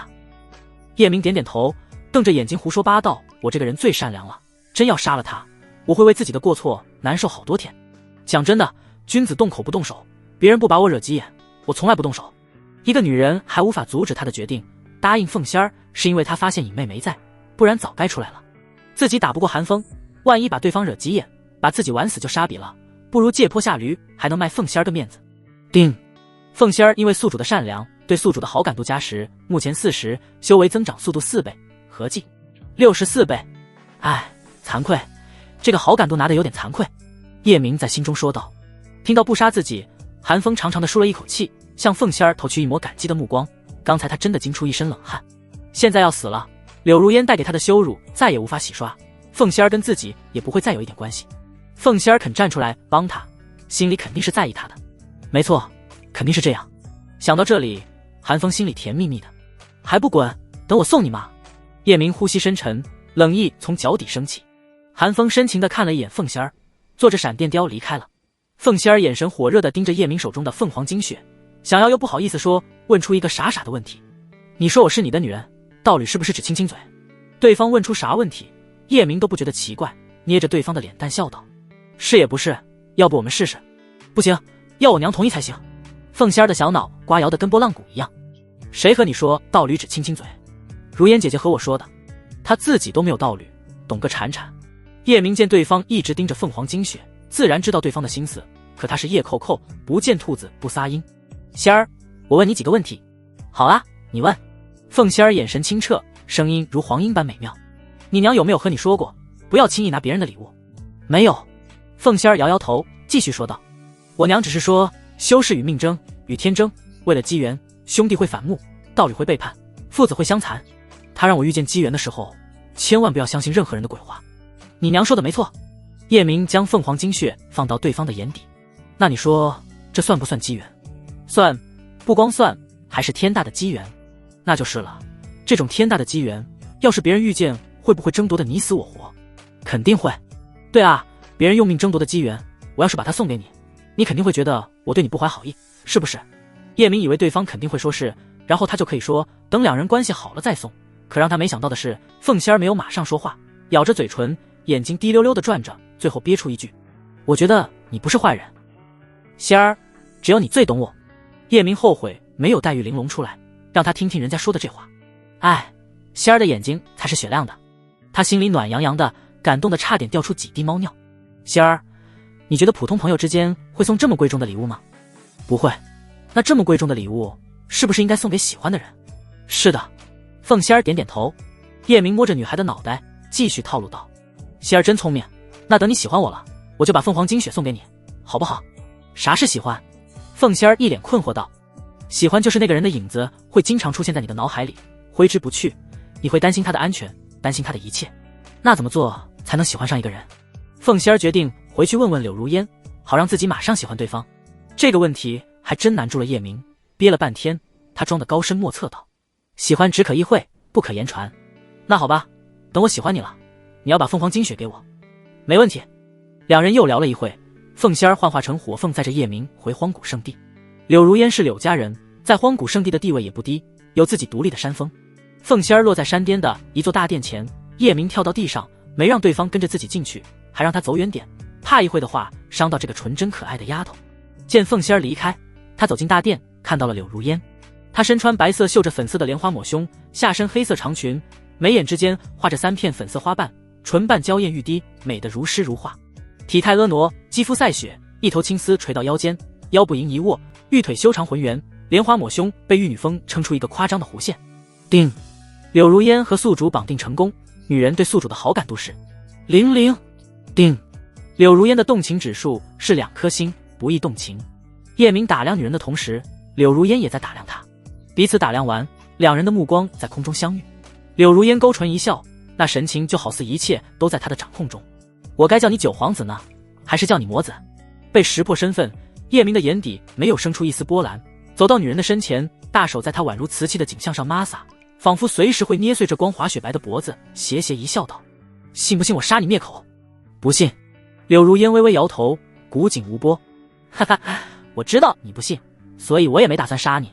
叶明收回手，却猛地将女人拽进自己的怀里，女人的后背贴着他的胸膛，他双手搂住对方纤细的丰腰。柳如烟没有反抗，任由男人搂着，秋水一般的眸子突然深邃起来，让人不知道他在想什么。看来你都知道了，这是对我的惩罚吗？没错。叶明将下巴支在女人的肩膀上，一缕杀意从胸口深处升起，如凛冬降临。我没有杀了韩风，你是不是很失望？没错，他当时不想杀韩风，只是不想钻进这个女人的圈套，后来决定杀了影妹又没在。从凤仙儿去接她的时候，柳如烟就已经布局。这女人知道韩风喜欢凤仙儿，还对她的性格十分了解，断定她会喜欢这只清纯的小火凤，才故意让凤仙儿一人去，没让凤仙儿进来，就是不想让她知道被自己的闺蜜利用。柳如烟有没有用天眼之术，叶明不太清楚，要是没用，那这个女人的心机可不简单。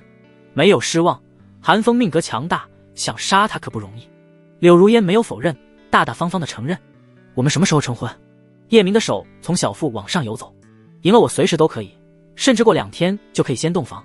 说说吧，你想和我比什么？很简单。柳如烟挣脱叶明，转过身勾住他的脖子。明天我和韩风上升死台，我们就赌韩风会不会死，只要你选对，我就嫁给你。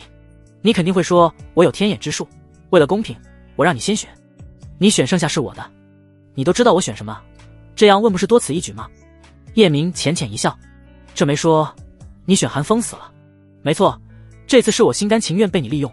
叶明点点头，心里确实是这么想的。从韩风对他露出杀意的那一刻，他就给对方判了死刑。哪怕黑化天选之子会有10倍奖励，可他嫌麻烦，不如直接杀了痛快。柳如烟有天眼之术，肯定预测到了一些事情的发生，但他还真不信邪。哪怕不用阴阳逆转，一个韩风的生死，他还是能决定的。你哪里是被我利用，你是不服我的天眼之术，不是吗？柳如烟说完，两人相视一笑，大有一种相见恨晚的感觉。定。柳如烟欣赏宿主的聪慧，对宿主的好感度加10，目前时修为增长速度1倍，合计65倍。叶明一个公主抱将女人抱起，向着寝室大步走去。这次你输定了，干嘛过2天洞房？我看现在就挺好。柳如烟图片，一片葱绿的竹林里有一间竹屋，两女相对而坐，一女身穿黑袍，一女一袭红裙。红裙女子美的不讲道理，美的不真实，和追月不分伯仲，只是追月的美是妩媚妖娆，而她的美是知性。如果放在蓝星，她有些像大学里的老师，满腹诗书，安静文雅，有内涵，有品味，有修养。黑袍女子正是影妹，她抚摸着手中的剑，头也不抬道：师姐，听说你正在找男人入情，种下红尘种。红裙女子正是九阳星域的第2美人迷上，她微微点头。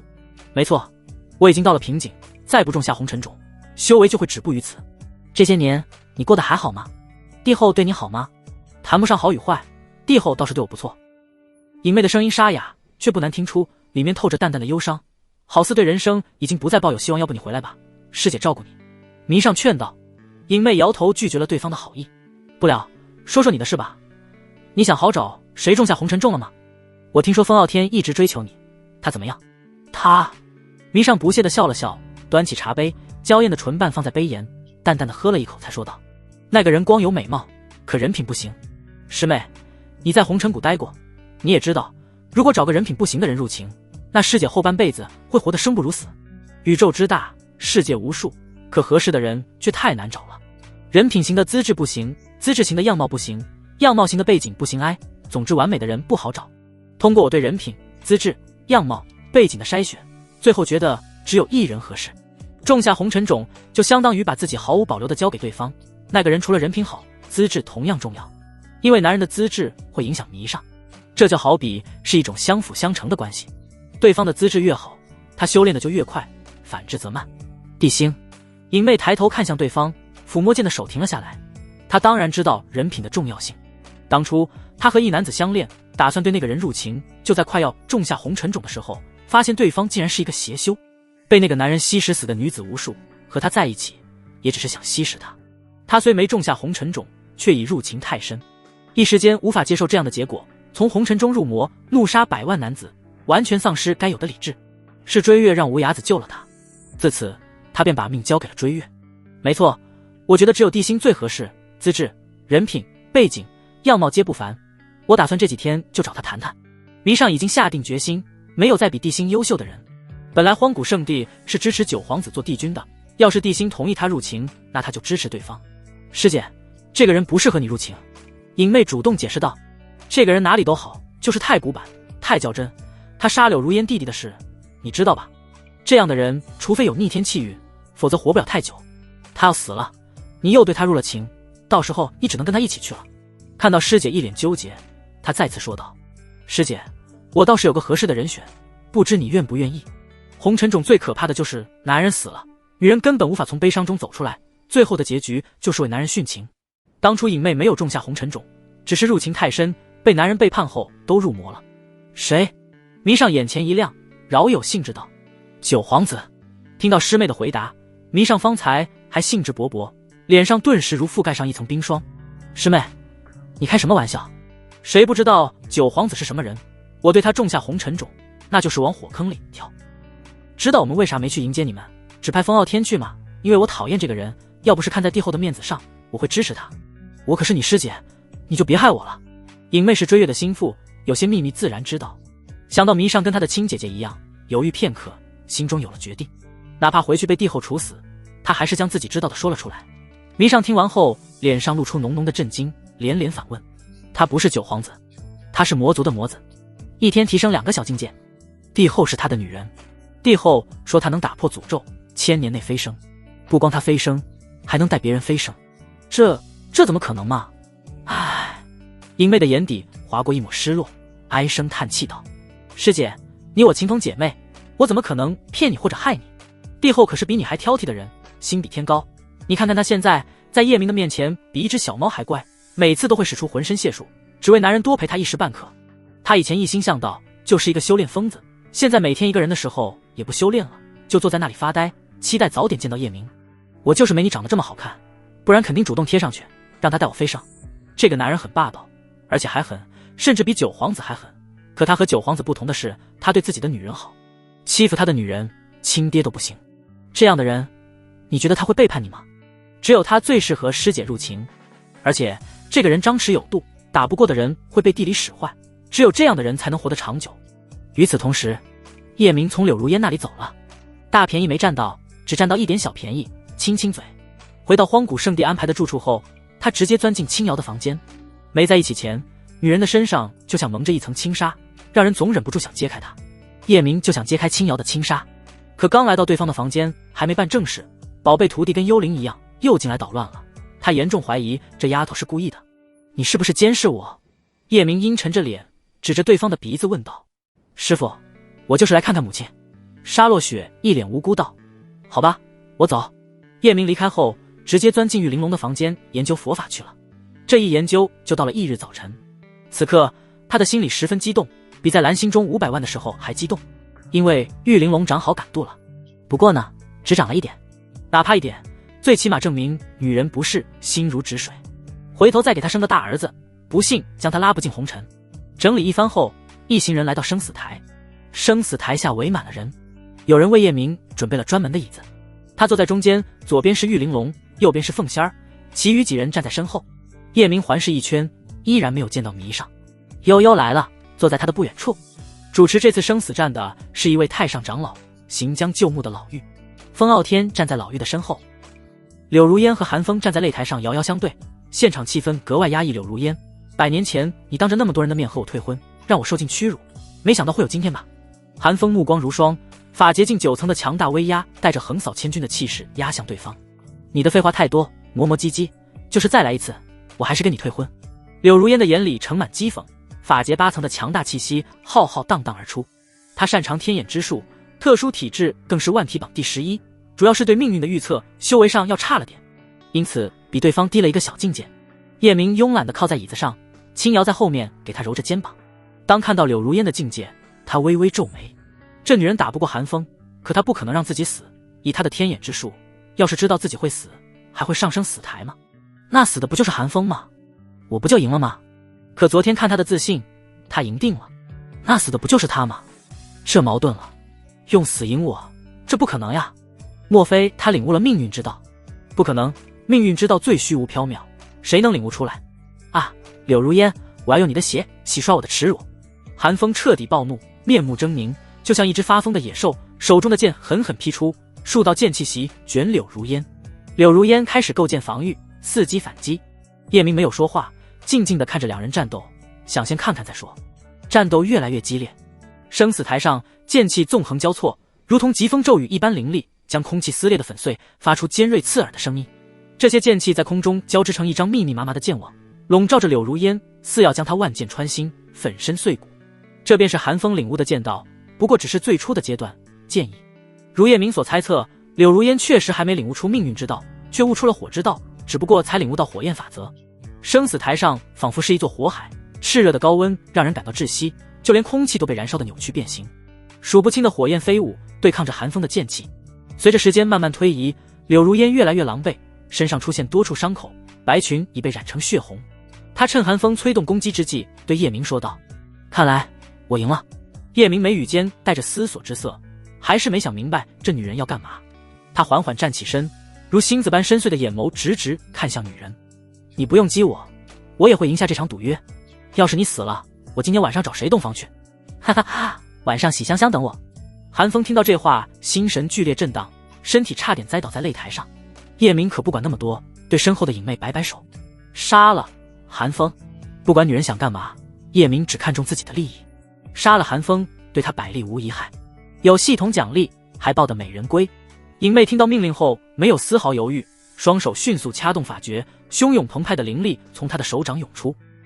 紧接着，生死台上方的虚空中凝聚出一只巨大无比的金色手掌，手掌足有100丈大小，散发着令人心悸的气息。随着影妹的意念一动，金色手掌立刻呼啸着朝生死台拍下，带起一股狂暴至极的劲风，使得整个空间都为之震颤起来。砰！生死台的防御阵法就像纸糊的一般，瞬间被拍得稀巴碎。寒风正想一招解决柳如烟的时候，金色手掌突然向他拍来，面对无法匹敌的力量，他面带惊恐，发白的唇不由自主地抖动起来。帝阳，我日你祖宗！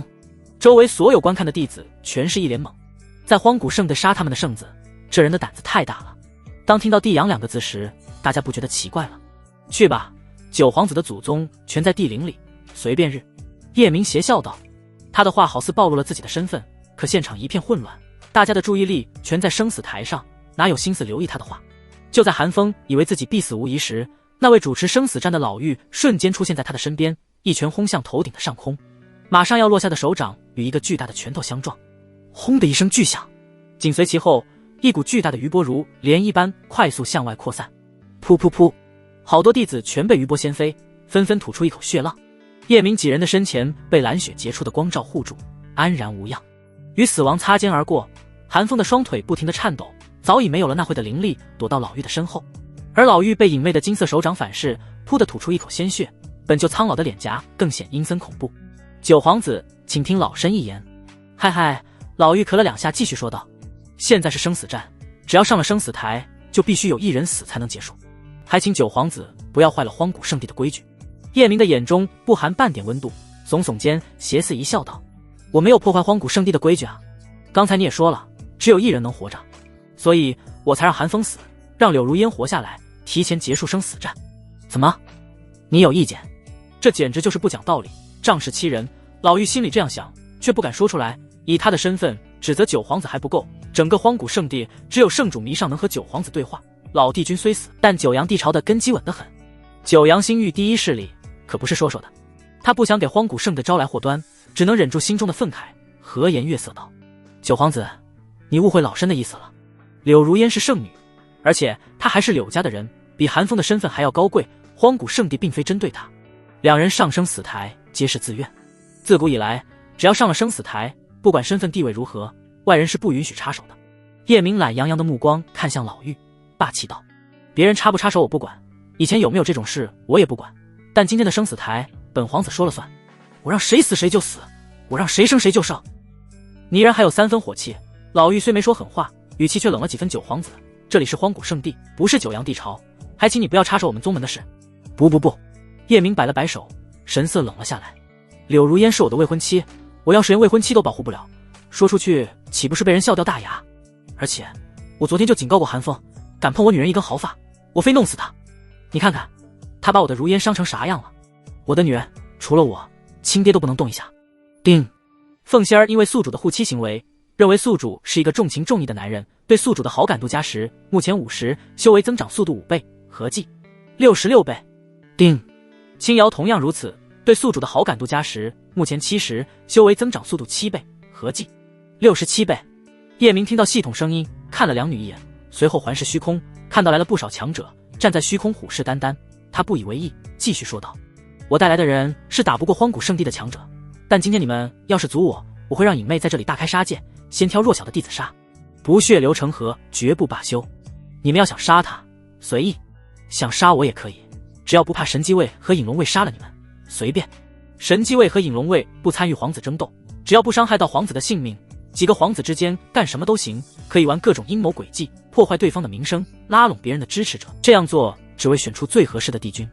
一身正气的帝星不一定适合做帝君，阴狠毒辣的帝阳未必不适合做帝君。帝君的位置需要一个有心机、有权术、有胆魄的全方面人才。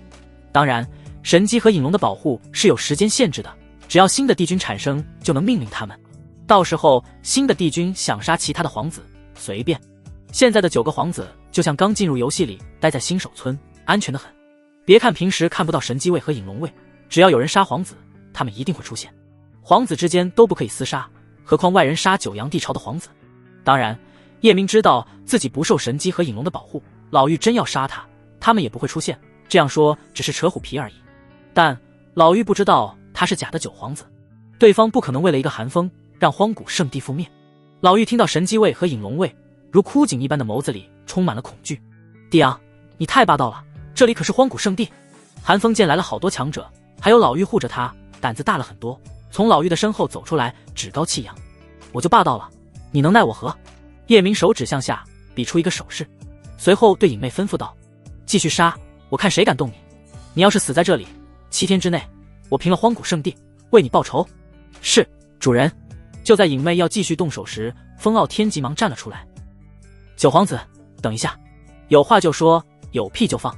叶明没好气道：我和太上长老商量一下，你稍微等一下。风傲天已经在心里决定将寒风交出去，这是一个难得的表现机会，回头可以和弥上说，他一心为荒古圣地的安全着想，如果有一天需要他的命保护荒古圣地，他连眉头都不会皱一下，说不定弥上一感动就会对他入情。10息时间，多一息都不行。叶明说完便继续坐到椅子上，翘起2郎腿，轻摇给他揉肩膀，徒弟来到他的身前，蹲下帮他捶腿。风傲天快速和老妪灵魂传音，很快10息就到了。风傲天对着叶明抱了抱拳：九皇子，你看这样行不？寒风和柳如烟算平手，生死战到此结束。寒风刚才还有些紧张，怕圣帝惧怕九皇子的背景把他出卖，听到风傲天的话，嘴角勾起一抹得意的弧度，看来是自己想多了。以他的资质，宗门怎么可能抛弃他？不行，寒风必须死。叶明连眼皮都懒得抬起，摇摇头：那行吧，就把寒风交给你处理。风傲天无奈地摇摇头。悠悠看到风傲天的丑陋嘴脸，竟然将自己的亲儿子送出去，眼中闪过一抹血色，杀意随呼吸破体而出。我可是圣子，你们怎么能这样对我？寒风见宗门放弃了他，眼睛瞬间变得猩红，充满疯狂的杀意，头发开始飞舞起来，像是被风吹拂一般，但实际上周围并没有风。他的脸上更是露出狰狞的表情，牙齿紧紧咬在一起，发出嘎吱嘎吱的声音，每一次呼吸都带着强烈的杀意和怨恨，仿佛要将整个世界都毁灭掉。哦，竟然要黑化了！叶明看到寒风的样子，眼前一亮。哪怕如此，他也没有留下对方的打算。黑化天选之子拿10倍奖励，哪有那么容易？黑化需要一个漫长的过程。另外，他想看看，命运就真的无法因为人的思想而改变吗？只要自己杀了寒风，那柳如烟的天眼之术就是一个笑话。这时，柳如烟来到了他的旁边，叶明一把将女人抱进怀里，坐在他的腿上。你输了，我马上就杀了寒风。不，柳如烟摇摇头，我没有输，是你输了。不信你杀下寒风试试，看看能杀死吗？女人的笑容充满自信，叶明还真就不信了。不管谁阻止，他杀定了。影妹，杀了他！就在影妹要动手时，出了意外。叶明的识海里响起悠悠急切的灵魂传音：求求你别杀他，快让影妹停下，我有话和你说。影妹，叶明抬手做出一个先别动的手势，然后灵魂传音给悠悠：好了，你说吧，什么事？说重点，我没时间听废话。他心里有些好奇，为啥悠悠会帮寒风？悠悠直截了当道：只要你不杀寒风，我答应和你合作，破坏雷日和大皇子的联姻，如何？不过，我那天和你说过，你再来求我，就不是合作那么简单了，你的代价会很大。悠悠咬了咬唇，带着威胁的语气说道：叶明是吧？我已经知道你的身份，你也不想自己的身份暴露吧？证据呢？叶明的心底没有生出丝毫波澜，语气玩味道：没有证据，你说的话有人会信吗？这几天你跟的也怪辛苦吧？幻雀有没有被累到？要不要我给他准备点空间灵虫犒劳下？果然，他是故意让我知道的身份。这个男人太坏了，悠悠在心里抓狂。那天他就怀疑过是叶明故意的，想引起他的兴趣，但后来想想，暴露那么重要的身份，只为引起他的注意，不太可能。在没有证据的情况下，他一个外人说九阳帝朝的一个皇子是假的，还是魔族，还真没人信。搞不好还会偷鸡不成蚀把米，惹来九阳帝朝的报复。想到这里，他只能添筹码。你引起我的注意，不就是看上我了吗？这样吧，只要你放了韩风，我给你做女人怎么样？我们共同对付雷家，等我掌控雷家，也相当于你掌控了雷家。不知为何，他说完这句话时，脑海里闪过很多男女的画面，而且还有些神往。叮，因为宿主这几天让优知道你强大的一面，成功引起他的注意，对宿主的好感度加10，目前60，修为增长速度6倍，合计68倍。叶明明白了，从来到巴阳大陆，这女人就没有监视他，不然他和青瑶修炼的事会让女人更感兴趣。失误，有点失误了。他没有回答对方行不行，而是反问道：我很好奇，你为啥非要救韩风？因为他是我的儿子。悠悠没有隐瞒，如实说道。卧槽，这可是个大瓜。叶明看过悠悠的资料，还真没有这个信息，好奇地问道：韩风不是姓韩吗？他是你和韩老狗的儿子，还是你和风傲天的儿子？你到底有多少红尘往事？怎么，我要给你做女人，你嫌弃我的过去？悠悠的声音中透着说不清的难过。那倒没有，就是好奇。我也不想，但遇不到良人有什么办法？悠悠简单解释道：我以前有过2个男人，风傲天和雷日。当时和风傲天分开时，我正好有了身孕，就偷偷把孩子生了下来。要是让家族知道，不会放过韩风。孩子出生的时候，我便给他种下血脉遮眼的宝物。韩家的主母是我的好朋友，我便把孩子给他们抚养了。所以，除了韩家少数的几人，没人知道韩风是我儿子，就连韩风自己也不知道。那风傲天知道吗？他并不知道我那时有孕。哦，我说风傲天怎么会让韩风送死呢？他不知道，但他也不是什么好东西，伪君子罢了。悠悠泛冷的声音中透着满满的鄙夷。叶明一听就知道这里还有故事，于是问道：当初风傲天不是为了迷上才和你分开的吧？他配吗？悠悠不屑道：是我不要的他。当年他说有事一走就是几个月，我后来才知道，他去了各个小世界，专门找那些美艳的寡妇，半夜镇压人家，强行。最让我无法接受的是，他竟然仗着自己长得貌美，勾引我的姐姐幽梦。我姐姐一心修炼，怎么会看上他？要不是看在我的面子上，我姐就把这事告诉老帝君了。风傲天就是有10000条命都不够死，这是要姐妹通吃呀。叶明没想到看着温文尔雅的风傲天会玩得这么滑。你姐姐一武倾国，酿的酒还好喝，有机会我要尝尝。会有机会的，你要是同意我的条件，我们以后就是一家人。晚上你就可以钻进我的被窝，搂着我。悠悠再次诱惑道。他认为叶明肯定会同意，毕竟他能帮对方破坏联姻，还多一个大美人做情人，不管是身份还是美貌，比他强的不超过1掌之数，给9大势力的家主戴上一顶绿帽子，天下男人谁不想？不料叶明却说道：美人虽美，还有韵味，可我不缺，你错过了和我合作的最好机会。叶明有自己的想法，不相信命运能左右他的决定。柳如烟说他输定了，那他就偏要赢一次。至于悠悠，他吃定了，只是时间早晚的事。其实悠悠心里有些后悔，那天在男人怀里哭的时候，自己要是再撒撒娇，主动些，2人也就在一起了。现在让叶明放了韩风，还不是一句话的事。可当时他确实没有对叶明心动，现在心动可晚了。但他绝不能让叶明杀了自己的儿子，不行就自己出面阻止，暴露韩风是他的儿子就暴露吧。叶明和悠悠结束交流后，正要对影妹下达命令时，脑海里响起一道天籁的飘渺之音：别再闹了，这件事到此为止。卧槽，你谁啊？叶明找不到声音的来源，用唇语问道。叮，迷上和宿主绑定成功，女人对宿主的好感度是00。叮，迷上的动情指数不好说，既是1星又是5星，中了情就是5星，不中情就是1星，寒冰之星。听到系统的声音，他才搞清楚，原来说话的女人是迷上荒古圣地的圣主。随后叶明就在百花图录上看到了女人，在第11页和追月挨着。美，美到天地失色，美到乾坤颠倒。她的美是那种知性的美，让人会不自觉地联想到大学里的最美女老师，还是教生物的。要是再戴上一副眼镜，换上白衬衫，黑色包臀裙，冰薄款黑丝，上黑下红的小高跟，往讲台上一站，完了，没有人会听课。有机会，叶明一定要送女人一身，连 JK 都有，他相信系统也有这样的衣服。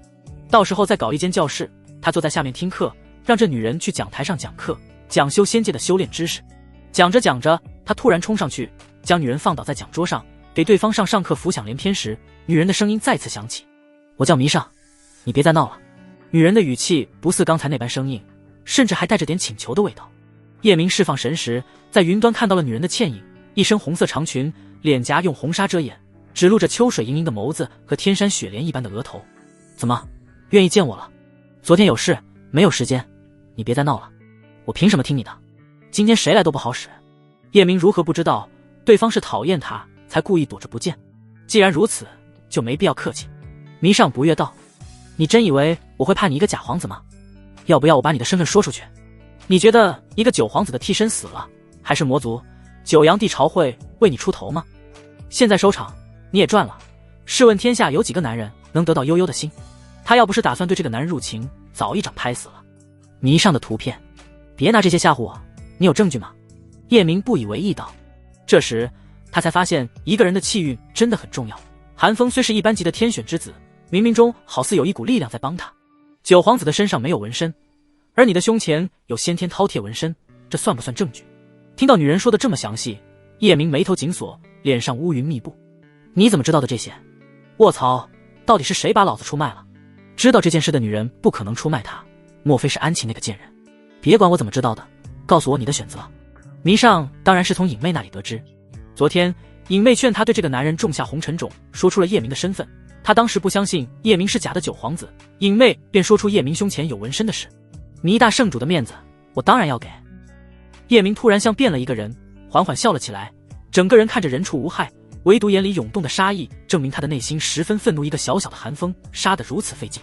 既定的命运真的这么难改变吗？只有改变一些大事件，才能改变命运轨迹吗？突然，他想明白了柳如烟的用意。妙啊，这个女人好算计。不行，自己怎么能一点好处捞不到？不能杀寒风，那就拿下他娘亲。看似叶明和迷上交流很久，其实现实只过了几个呼吸。他灵魂传音悠悠：“我可以放过寒风，但你还要答应我一个条件。”什么条件？悠悠显得很激动，就连灵魂说话的声音都是颤抖的。刚才他的心里莫名的难过，哪怕自己说出那样的条件，叶明还是没同意，说明对方不在乎他。作为恋爱脑的他，叶明这一刻又突然同意，那只能说明一个情况：男人的心里在乎他。叶明深情又霸道地说道：“我的条件很简单，以后你要好好的爱我，我也不会辜负你，而且你只能属于我一个人。前尘过往我会帮你抹平，风傲天和雷日我会全部弄死，他们本不该存在这个世界上。我以后只属于你一个人，我会用命爱你，余生你说什么就是什么，我全听你的。”悠悠眼含热泪，要不是人多，他非跑过去扑进男人的怀里，献上自己最热烈的吻。叮！悠悠喜欢对他霸道的男人，在他的眼里，你杀风傲天和雷日就是爱他的表现，所以他被感动，对宿主的好感度加30，目前90，修为增长速度9倍，合计71倍。叮！好感度到80，奖励宿主1万反派点，还有一个神秘宝箱。叮！宿主可以查看悠悠的资料，请问是否现在查看？还真是极易动情的女人。叶明听到系统的声音，邪魅一笑，没有立马查看资料，只是将神秘宝箱换了2万反派点。80好感度的好东西少，他不打算开，攒反派点买个眼瞳，100点好感度的宝箱再开。叶明往悠悠的方向望了一眼，女人深情款款地看着他，眼底的浓情蜜意如海水般波涛汹涌。早这么乖多好，回头咱们两个研究一下杀雷日的事。悠悠的脸颊蓦地爬上几抹红晕，软软绵绵道：“别改天了，就今天晚上吧。迷上说晚上宴请大家，吃完饭后我就回屋沐浴等你。这次我不要在你怀里哭，我要在你怀里笑。行，那就今天晚上，你不用提前沐浴，到时候等我一起。”说完，叶明没再和女人交流，发现大家的目光全在看他，他清了清嗓子：“嗨，别这么看着我，大家都是好朋友嘛，我刚才就是开个玩笑，怎么会杀荒古圣地的圣子？这事就这样吧。”众人一脸疑惑，没想明白这是什么骚操作。刚才还必须杀，现在又说开玩笑，九皇子性格还真是喜怒无常，说变脸就变脸。韩风已经从黑化中退出来，一脸的颓废，没有一点精气神。听到不杀自己，他的眼底才燃起一点点色彩，第一时间看向凤仙儿，心想：我是不是太丢人了？凤姑娘会不会瞧不起我？我还有没有机会？这时，柳如烟从叶明的怀里站起来，压低声音道：你输了，我们的婚姻解除，以后不要再碰我了。你亲，我就当就我的报酬了。这点报酬和我的付出可不对等。叶明一把又将女人拽进自己的怀里，指尖在女人的脸颊划过，杀意如影随形。利用完我就想拍拍屁股走人，你觉得天下会有这么好的事吗？柳如烟深邃一笑，样子仿佛掌控众生的女主宰。是你说的甘愿被我利用，你可别输不起。不，这是两码事。我说心甘情愿被利用是杀了韩风，可不包括没有杀了韩风，帮你渡劫。叶明也是刚才才明白，从女人同意嫁给他又提出一个条件时，对方就开始利用他，目的只有一个，帮对方渡劫。昨天凤仙儿的事只是其中一环，这个渡劫并非是境界上的渡劫，而是女人陷入了死劫，命中注定的死劫。而这次的生死战就是她的死劫。上生死台会死在韩风手中，不上生死台可能会被韩风私下杀了。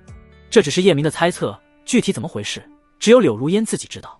但他可以肯定，不管战还是不战，没有他的出现，柳如烟必死无疑。这个女人玩得好啊，不光化解死劫，还不用嫁给他，可谓赚妈了。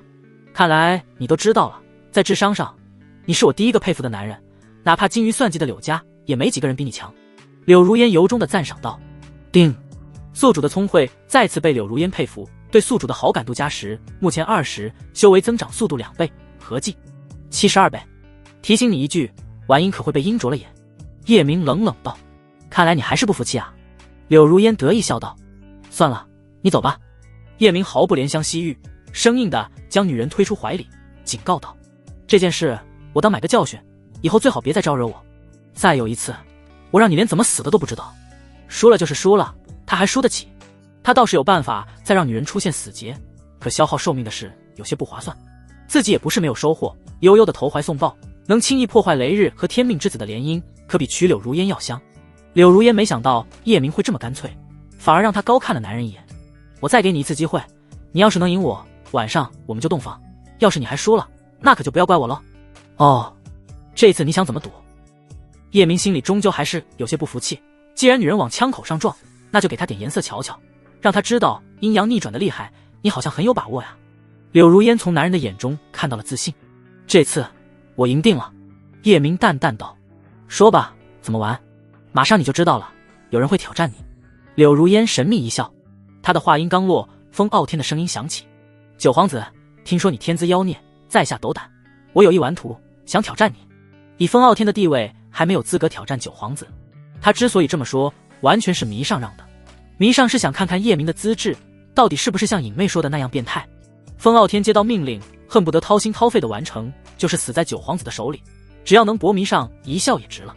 他哪里还顾得上自己的身份和九皇子不对等？你算什么阿猫阿狗，让徒弟挑战我？叶明的话音刚落，柳如烟的灵魂传音便响起。风傲天徒弟叫秦莹，年龄26岁，和真的九皇子一样，当然和你也一样，是荒古圣地的一名天之娇女。我们就赌秦莹是输还是赢？这次我还是让你先选。叶明没有任何犹豫，薄唇只吐出2个字：他死。好啊，那我们拭目以待。柳如烟诡异一笑，主动坐到叶明的怀里，摸着他的脸颊。我真的好希望你能赢，不然我晚上跟谁洞房？哎，可惜你这次又输了。放心，我前半夜有事，后半夜去找你。叶明在女人的身上捏了一下。风傲天满脑子迷上的身影，被叶明说阿猫阿狗并没有生气，还用出了激将法。九皇子请放心，就是比试一番，不会有生命危险。要是你实在怕的话就算了。这时秦莹已经站在生死台上，眼神挑衅地盯着叶明。不等叶明说话，沙落雪不干了，直接走了出来，眼中有无尽的杀意。老帮菜，你算什么狗东西，敢挑战我的师傅？比试这种事还轮不到我师傅亲自出面，我替他接了。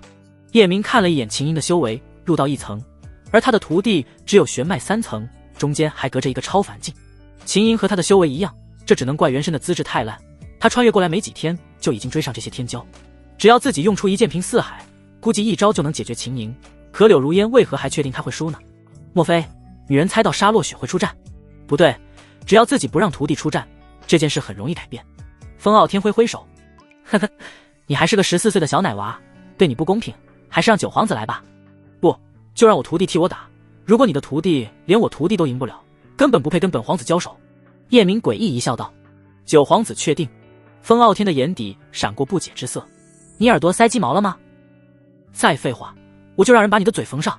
叶明想了一下，就明白了怎么回事。以风傲天的地位还不敢这样挑衅他，那对方的反常举动肯定是有人受益。谁？肯定是迷上，因为女人那会完全可以杀了他，可对方却没有。联想到红尘种的事，他觉得女人想对他种下红尘种，而现在这样做只是想看看他的资质或者潜力。如果让自己的徒弟赢了，是不是更有效果？与其自己主动出击，他更喜欢女人自己送上门来。这时周围响起议论声，玄脉3层打入到1层，这怎么可能？谁给他的自信？肯定是九皇子没有把握，让徒弟上，这样输了又不丢人。闭嘴！叶明冷冷的目光扫过众人，谁说我徒弟是玄脉境了？众人闭嘴后，他看了一眼云端的迷上，又将目光转移到沙落雪身上。只见小丫头毫无畏惧，一副生死看淡，不服就干的架势，正向着生死台走去。回来！叶明喊了一声，小丫头屁颠屁颠地跑了回来。师父，我不怕。我没说你怕。叶明取出一颗9种颜色的丹药，递给对方。你拜师后，为师还没送过你东西，这颗无穷造化丹送你，马上吃了它。地狱级反派不假，可修为太低，对他没有什么帮助。趁这个机会给提升一下，因为他想成立一个自己的势力，名字都想好了，明楼。到时候让沙落雪去主持。无穷造化丹早就不存在了，没有人见过，但大家都知道它的名字，可谓如雷贯耳。在丹药中，那就是劳斯莱斯。这种丹药的效果就是提升修为，霸道的提升。除了叶明，每个人看到这颗丹药皆眼神火热，就连迷上都不例外。有的人甚至有想去抢的冲动。要不是忌惮九皇子的身份，早有人出手了。沙落雪颤抖地接过丹药，激动道：谢谢师父，你以后就是我的。憋了半天，那2个字他没说出来。定。沙落雪对宿主的忠诚度加20，目前80。定。沙落雪的忠诚度到了80，奖励宿主1万反派点，还有一个神秘宝箱。定。宿主不打开宝箱可以换2万反派点。好了，快吃下提升修为吧。叶明将宝箱换了2万反派点，买无穷造化丹花了1万，现在总共有13万9千的反派点。这么好的丹药，他不吃是因为只有第1颗有效果，而这种只是最低款，他要留着机会吃最高款。最高款太贵，现在买不起。另外，吃了这种丹药会境界虚浮，根基不稳，稳固根基就要1-2年，而他现在几天就提升一个境界，还是最稳根基，吃了有些得不偿失。等将来修为提升，速度慢了再吃合适。沙落雪将丹药吞下后，身躯散发出耀眼的9彩之光，仿佛与天地融为一体，宛如一尊降临尘世的神奇。他的修为跟坐火箭一样快速攀升，玄脉4层，超凡1层，入道1层，入道9层。到了入道9层停下了，能量还有，却无法提升，因为这个境界最少要将一种道领悟入门，才能突破大境界的瓶颈。多余的能量储存在沙落雪的身体里，接下来的时间，他可以一边稳固根基，一边感悟大道。所有人皆一脸羡慕地看着他，不停地吞咽口水，心想自己要是九皇子的徒弟该有多好。悠悠终于明白，为啥帝后会对这个男人爱得死去活来，毫无底线。看来自己的选择没有错。他心里幸福得要死，叶明维护女人的霸道他可都看在眼里，自己这次终于找到了真爱。沉寂了100年，晚上就可以。叶哥哥，你的宝物好多啊。凤仙儿微微一笑，天真烂漫。叶哥哥是叶明让他这样叫的。叶明毫不避讳柳如烟，拉住凤仙儿的手，柔声道：放心，凤凰精血我给你留着呢。凤仙儿捣蒜般的点头。柳如烟此刻有种说不出的滋味，这家伙的机缘就好像用不完似的，连凤凰精血都有，自己赢他是对还是错？要不要故意让他赢，然后自己嫁给他？影妹羡慕地扫过叶明身边的女人，目光最后落在云端的迷上身上。师姐，我没骗你吧？这家伙确实不一般，想必能飞升的事8、9不离10。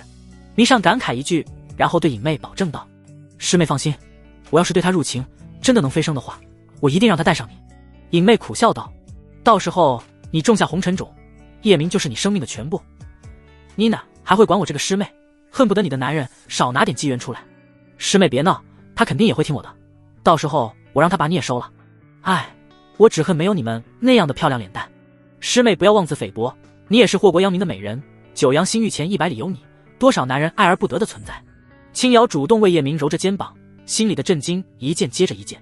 先是那夸张的修炼速度，后是无穷造化丹，刚又听见凤凰精血。能活着谁想死？他当然想飞升，拥有无尽的寿元。他在心里开始埋怨女儿，死丫头，要不是你2次打扰娘的好事，我都是她的女人了。你爹死得早，我一个人容易吗？下次再敢捣乱，娘非好好收拾你。前几天青瑶还像一座冰山，自从跟在叶明身边，就好像冰山融化了，越来越有女人味。阿嚏！沙洛雪一步来到生死台上，突然打了一个喷嚏，自言自语道：怎么回事？有人说我坏话吗？随后他目光如毒蛇一般看向秦莹，阴冷道：你敢主动挑衅我师父，真是不知天高地厚。本姑娘很生气，后果很严重，要么生死战，要么认输滚下去。秦莹面对沙洛雪的目光，有种如坠冰窖的感觉，身体忍不住打了一个寒战。师父叮嘱过他不许伤害对方，他现在也不知怎么办，只能将目光投向风傲天。风傲天也做不了主，正等待弥上的传音。弥上只说了一个字：可。风傲天收到命令后，对着叶明皮笑肉不笑道：九皇子，你同意吗？同意。叶明神色从容，漫不经心道：本来他就想让沙洛雪这样做，没想到徒弟自己提出来了。那要是你徒儿输了，你不会像刚才一样阻止生死战吧？放心，我徒儿输不了。风傲天摇了摇头，对秦莹道：既然对方要生死战，那你就不用客气了，没有多余的废话。大战起！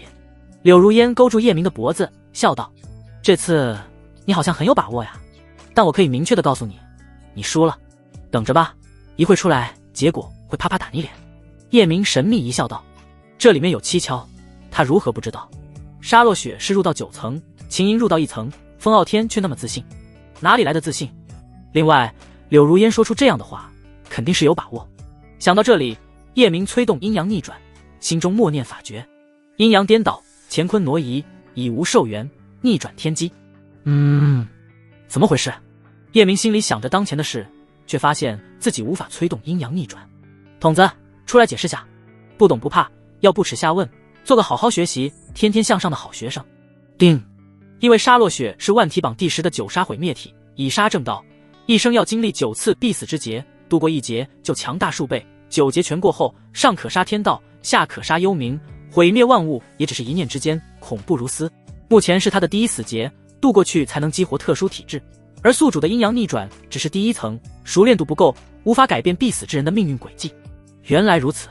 叶明看了一眼自己的面板，其中有一条写着神通，阴阳逆转第1层0 1000，提升1点熟练度需要1点反派点，他花费1000反派点提升到第2层。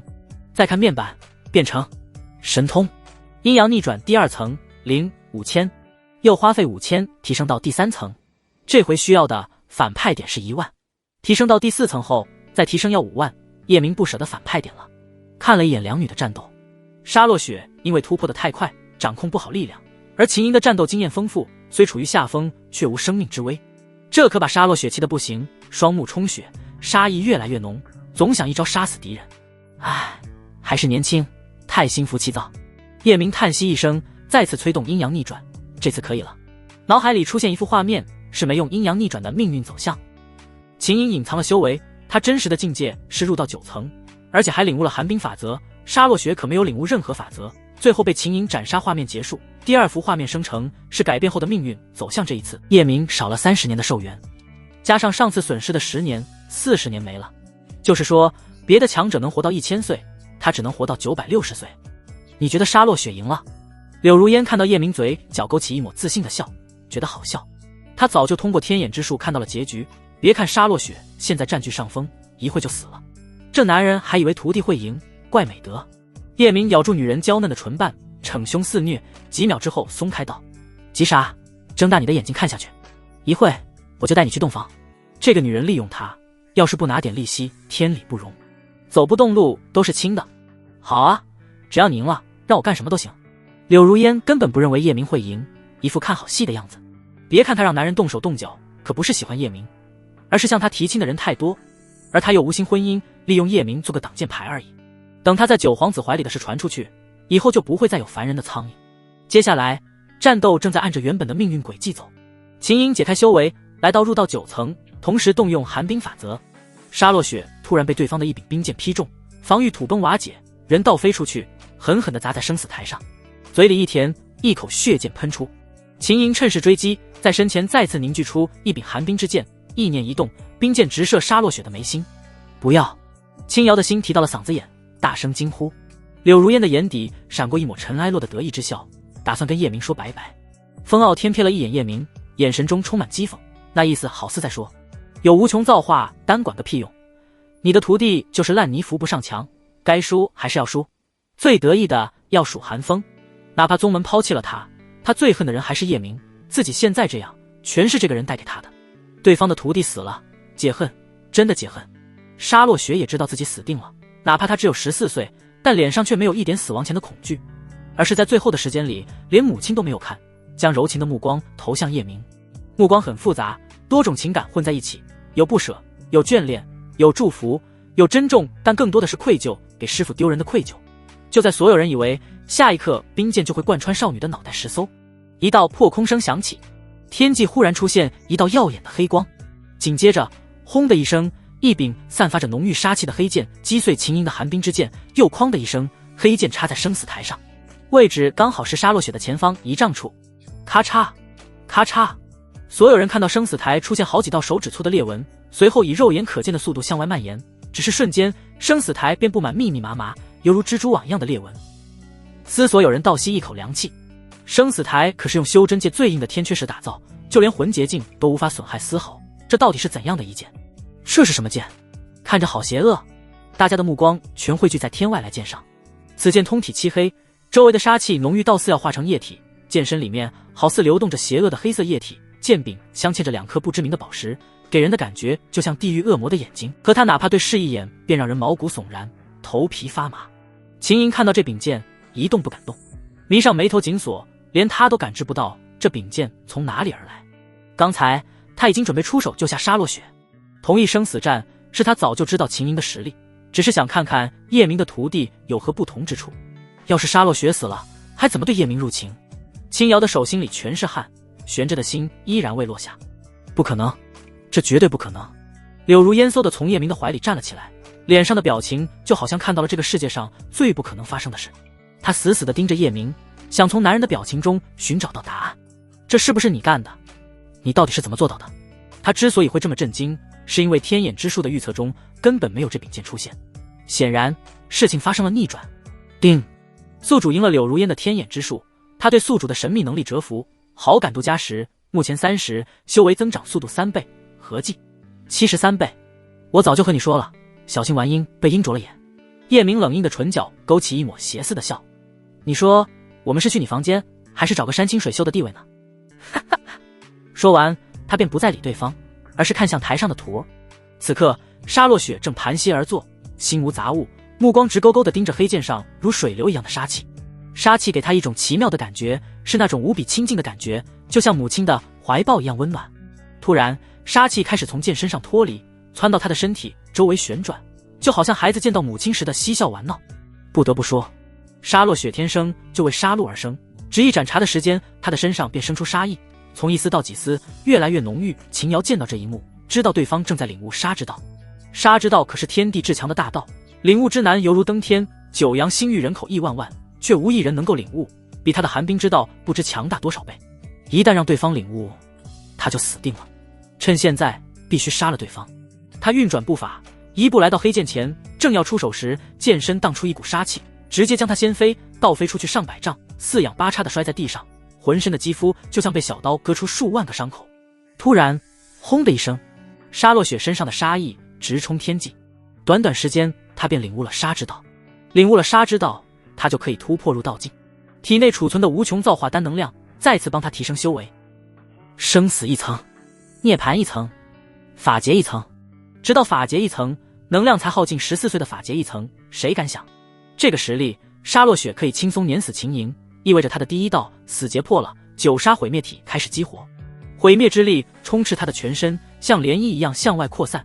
9道黑色杀意围绕着他旋转，异象横空，没有龙凤，没有大道之音，天昏地暗，鬼哭狼嚎，血压铺满天，无尽的枯骨，无尽的鲜血，无尽的杀戮。沙洛雪冰冷的目光射向秦莹，嘴角勾起一抹邪恶的弧度，正要动手时，一声长啸仿佛跨越时空长河，响彻在众人耳边。哈哈哈！只闻其声，未见其人。紧跟着，一道粗犷的男子声音响起：九杀毁灭体开启，血压满天飞，枯骨山中山，血入海中海。整个凡间位面再无宁日，血雨腥风降临。你这女娃悟性逆天，仅凭我的破碎血魔剑就领悟了杀意，不错不错。以后你就是我杀无情的徒儿。老东西，你谁啊？在这里装神弄鬼！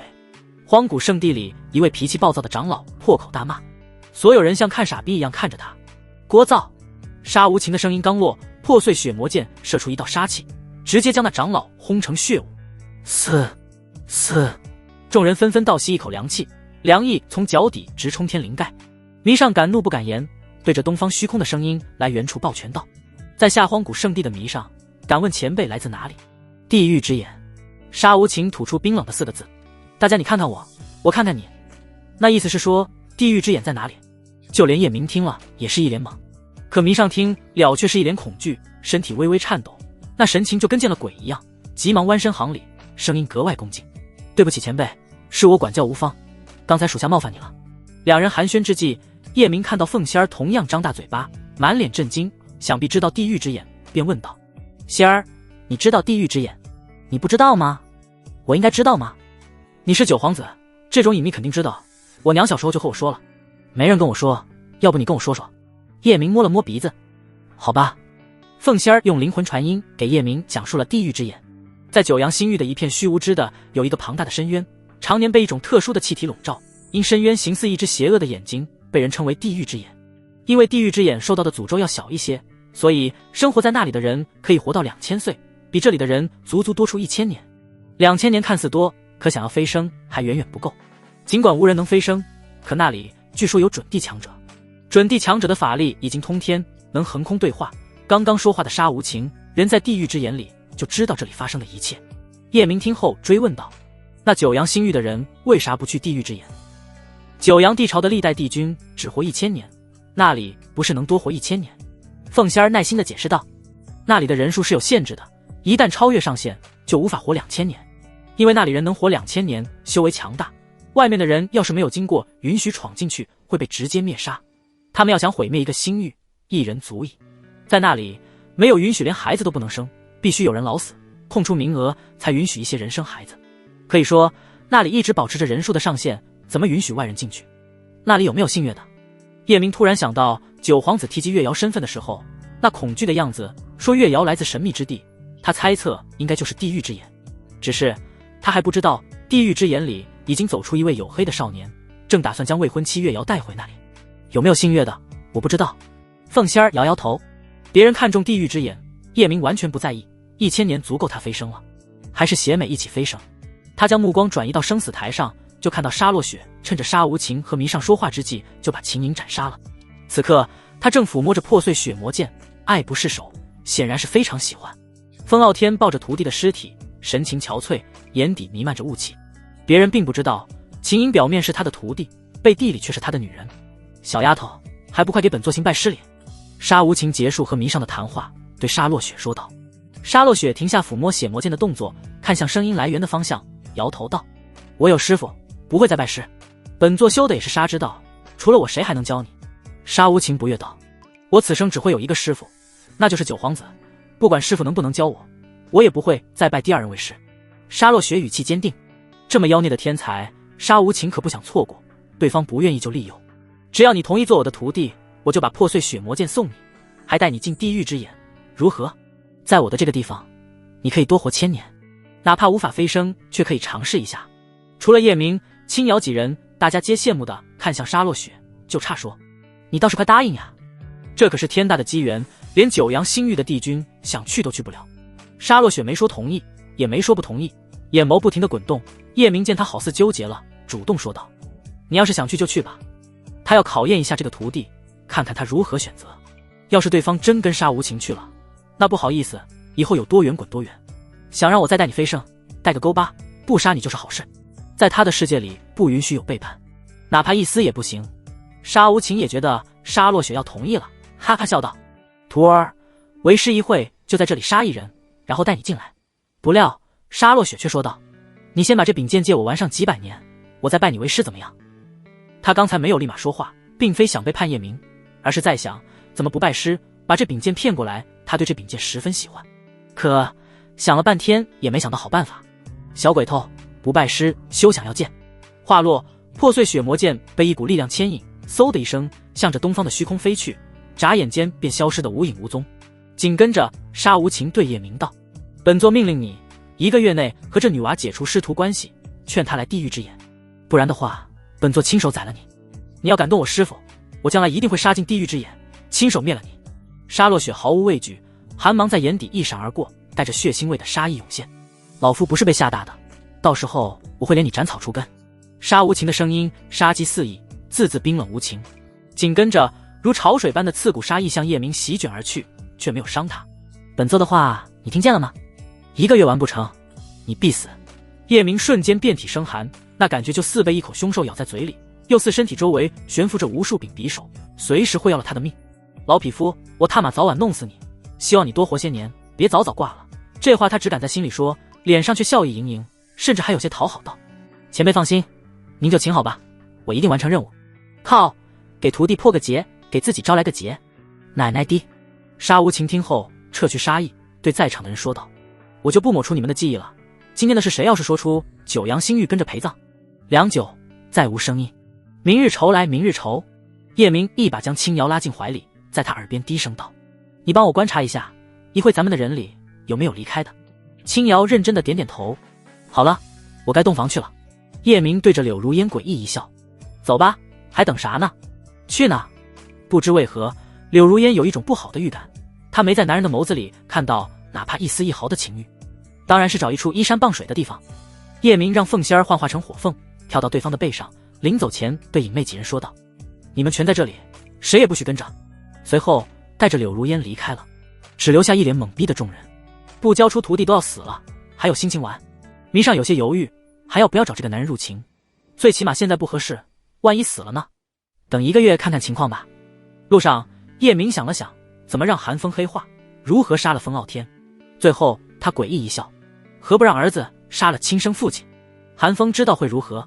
结想到办法，他点开了悠悠的资料，姓名悠悠，身份雷家主母，悠家大小姐，天赋地品境界，体结近2层，体质乾坤御兽体，年龄240岁，颜值99、42，身高168厘米，体重50公斤，三围90厘米、52厘米、92厘米，对宿主好感度90，曾经喜欢的人风傲天，现在喜欢的人叶明 X 经验6，不对劲，这怎么可能？叶明看着资料上最后的数字，不停地摇头。悠悠跟追月不一样，以前追月是没有人能降服住他，老帝君也是狗屁，所有人都是他手中的棋子，而悠悠是那种喜欢一个人就会毫无保留的付出，所以这个数字绝对不正常。在叶明的指引下，凤仙儿落在一处山巅之上，在这，柳如烟盯着坑坑洼洼的地面，还有好多的碎石，微微蹙眉。这要是一场下来，他的后背飞个秃噜皮，除非让男人在下面。谁说我要和你办事了？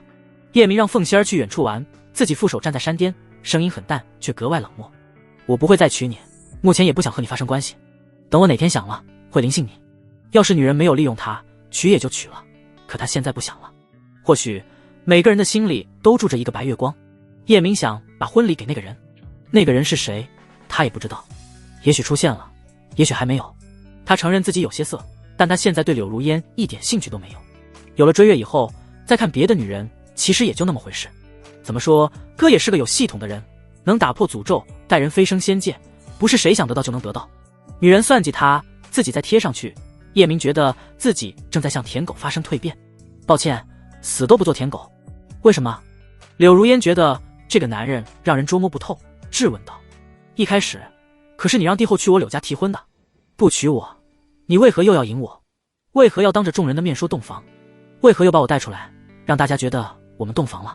叶明的话对他的打击挺大的，他现在严重怀疑自己的魅力，想娶她的男人能排出100万里长街，这男人倒好，现在就可以把他压在身下，却对他不屑一顾。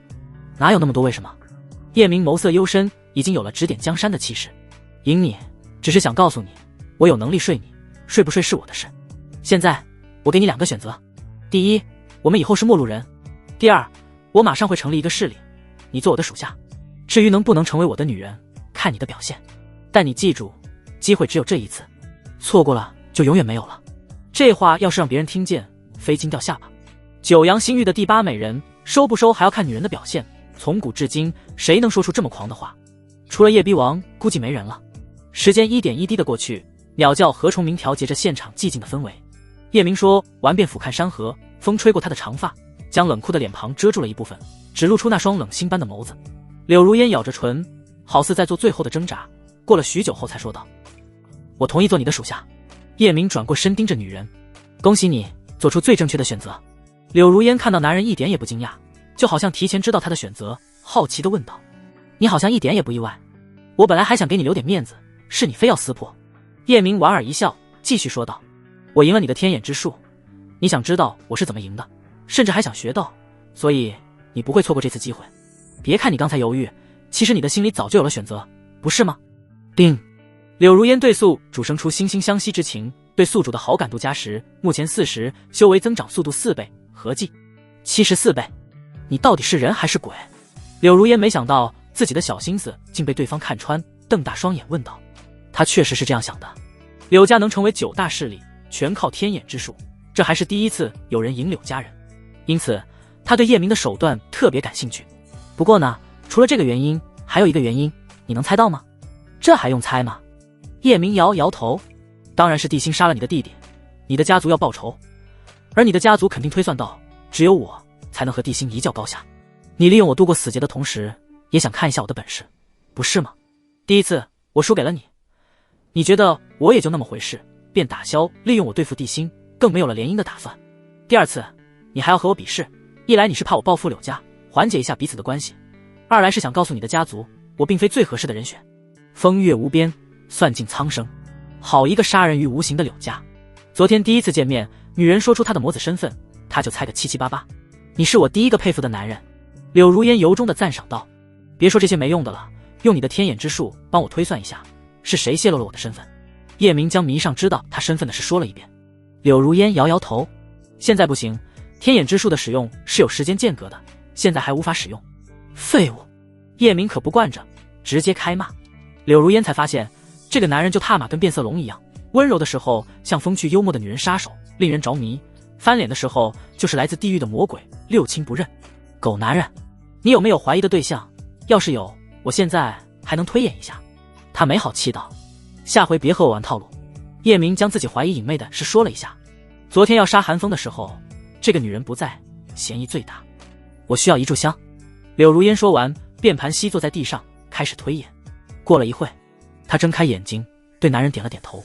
叶明深呼吸，杀意随着血液蔓延，在心里给影妹判了死刑，对着女人挥挥手：你走吧，带着我的徒弟去百花大陆，那里完全被我掌控。一半的面积正在建后宫，剩下的一半面积就组建我的势力。你们去的第一个任务就是建立情报系统，我要掌控各个星域的情报。第二个任务就是建立暗杀组织，只要是人才就可以招揽，不分正邪。过几天我会让帝后派人给你送零食，赶紧把那小丫头弄走，总坏她的好事。今天晚上她一定要揭开青瑶身上的轻纱。你要收多少女人，用半个大陆建后宫？柳如烟没忍住问道。这不是你该操心的事。好吧，我这就去找你徒弟。柳如烟临走前问道。真的不想和我春风一度吗？看来你想春风一度过天涯，等你的表现让我满意再说吧。叶明的语气变得不耐烦。对方离开后，他把凤仙儿叫了回来。两人坐在山巅，小丫头有些惆怅道：叶哥哥，如烟姐姐没事了，护道者明天就要带我回妖神星域，恐怕以后再也见不到你了。合久必分，分久必合。叶明拉住对方柔软的小手，神秘一笑道：放心吧，我们很快就会再见面。你的意思是会去找我玩吗？凤仙儿眨了眨灵动的大眼睛。不是，是你很快会去找我。我是想去，但我娘肯定不会让我出去乱跑的。不，你娘会跟你一起来找我。不可能，我娘都几百年没有出过祖地了，相信我有肉吃。叶明捏着对方一掐就能出水的脸蛋。不光你娘，你爹也会跟着来。那好吧，我相信你。凤仙儿的眸子里盛满阳光，嗓音柔柔道：我都让你骑好几次了，回去的时候你背着我可以吗？没问题。被对方的清纯感染，叶明突然有一种回到学生时代的感觉，什么都不想，没心没肺的活着。我问如烟姐姐如何喜欢上一个人，她也不知道，你能教教我吗？面对女孩好学的目光，叶明有些不忍心拒绝，坏坏一笑道：我有一个办法，可以试试，但不一定管用。好啊，好啊，那试试。凤仙儿拍着小手道。叶明一把将她搂进怀里，大手扣住女孩的后脑勺，双唇吻了上去，却被对方的手挡在两人的唇间。叶哥哥，不行，我娘不让我和别人亲嘴。你不说，你娘又不知道，这是我们两个人的秘密。那好吧，其实我早就想试试了。凤仙儿的手刚拿开，叶明便含住她娇滴滴的唇瓣，用力吸吮。第65章，主人可以吃豆腐，寒风不行。九阳西沉，夜幕降临。凤仙儿坐在叶明的怀里，一脸的回味道，那种感觉好奇怪，要不是我嘴肿了，我还想亲。等你过段时间去找我的时候，我不光让你亲个够，还带你玩个更刺激的，好不好？叶明回味着女孩初吻的味道，唾液就像清泉一样甘甜，磨帘儿、冰凝几人全是这个味道。凤仙儿对他的好感度又涨了10点，到了60，说明对方已经对他心动。要不我们再亲会？凤仙儿的提议被叶明否决，他指了指远处的虚空。风老狗已经等很久了，迷上让我们回去用宴，一会还要设计寒风杀风傲天，用宴的时候是个好机会，不能错过。那好吧。接下来叶明两人和风傲天回到荒古圣地。青瑶见到他，灵魂传音道：官人，有一人出去过。影妹，对吧？啊，你知道了。我交给你个任务。叶明将一枚丹药偷偷塞到对方的手中。你号称妙手空空，肯定不光偷到厉害，把这颗丹药不知不觉放进风傲天的酒杯里，没问题吧？迷上的实力太高了，我的手法瞒不过他。青瑶担心道：放心，我会找个机会把他的注意力转移。那没问题。很快宴会就开始了。迷上坐在主座上，有些心不在焉。就在刚刚，他和影妹说了一下自己的想法，要是1个月后叶明没事，自己再种红尘种，万一现在种下，叶明死了，他也相当于死了。影妹赞同他的想法，只是和他说不同苦却想同甘，叶明又不是傻子，到时候肯定不会让他种下红尘种。种下红尘种必须男子配合才行，所以他一时间十分纠结。悠悠看叶明的眼神就似2颗跳动的火星，恨不得早点宴会结束。推杯问斩间，大家的戒备心都很低，加上叶明特意将大家的注意力引到自己的身上，青瑶顺利将丹药融进风傲天的酒里，对叶明使了一个眼色。叶明让属下和风傲天喝了一杯，见对方喝下去后以身体累了为由，带着自己的人提前离开。临走前，他对风傲天灵魂传音道：你有一个儿子就在荒古圣地，想知道的话，2个时辰后去后山的莲池，我在那里等你。之所以2个时辰，是因为丹药发挥药效要2个时辰。风傲天有些懵逼，抬头看了一眼叶明的背影，眼神里充满怨毒，又看了一眼悠悠。难道我和悠悠有个儿子？除了悠悠，和他有过关系的女人全被他杀了，因为他在追求迷上，不想让对方知道他是一个风流的男人。唯一没杀的就是秦莹，可秦莹今天已经死了，而他才26岁，就是偷偷生孩子也才几岁。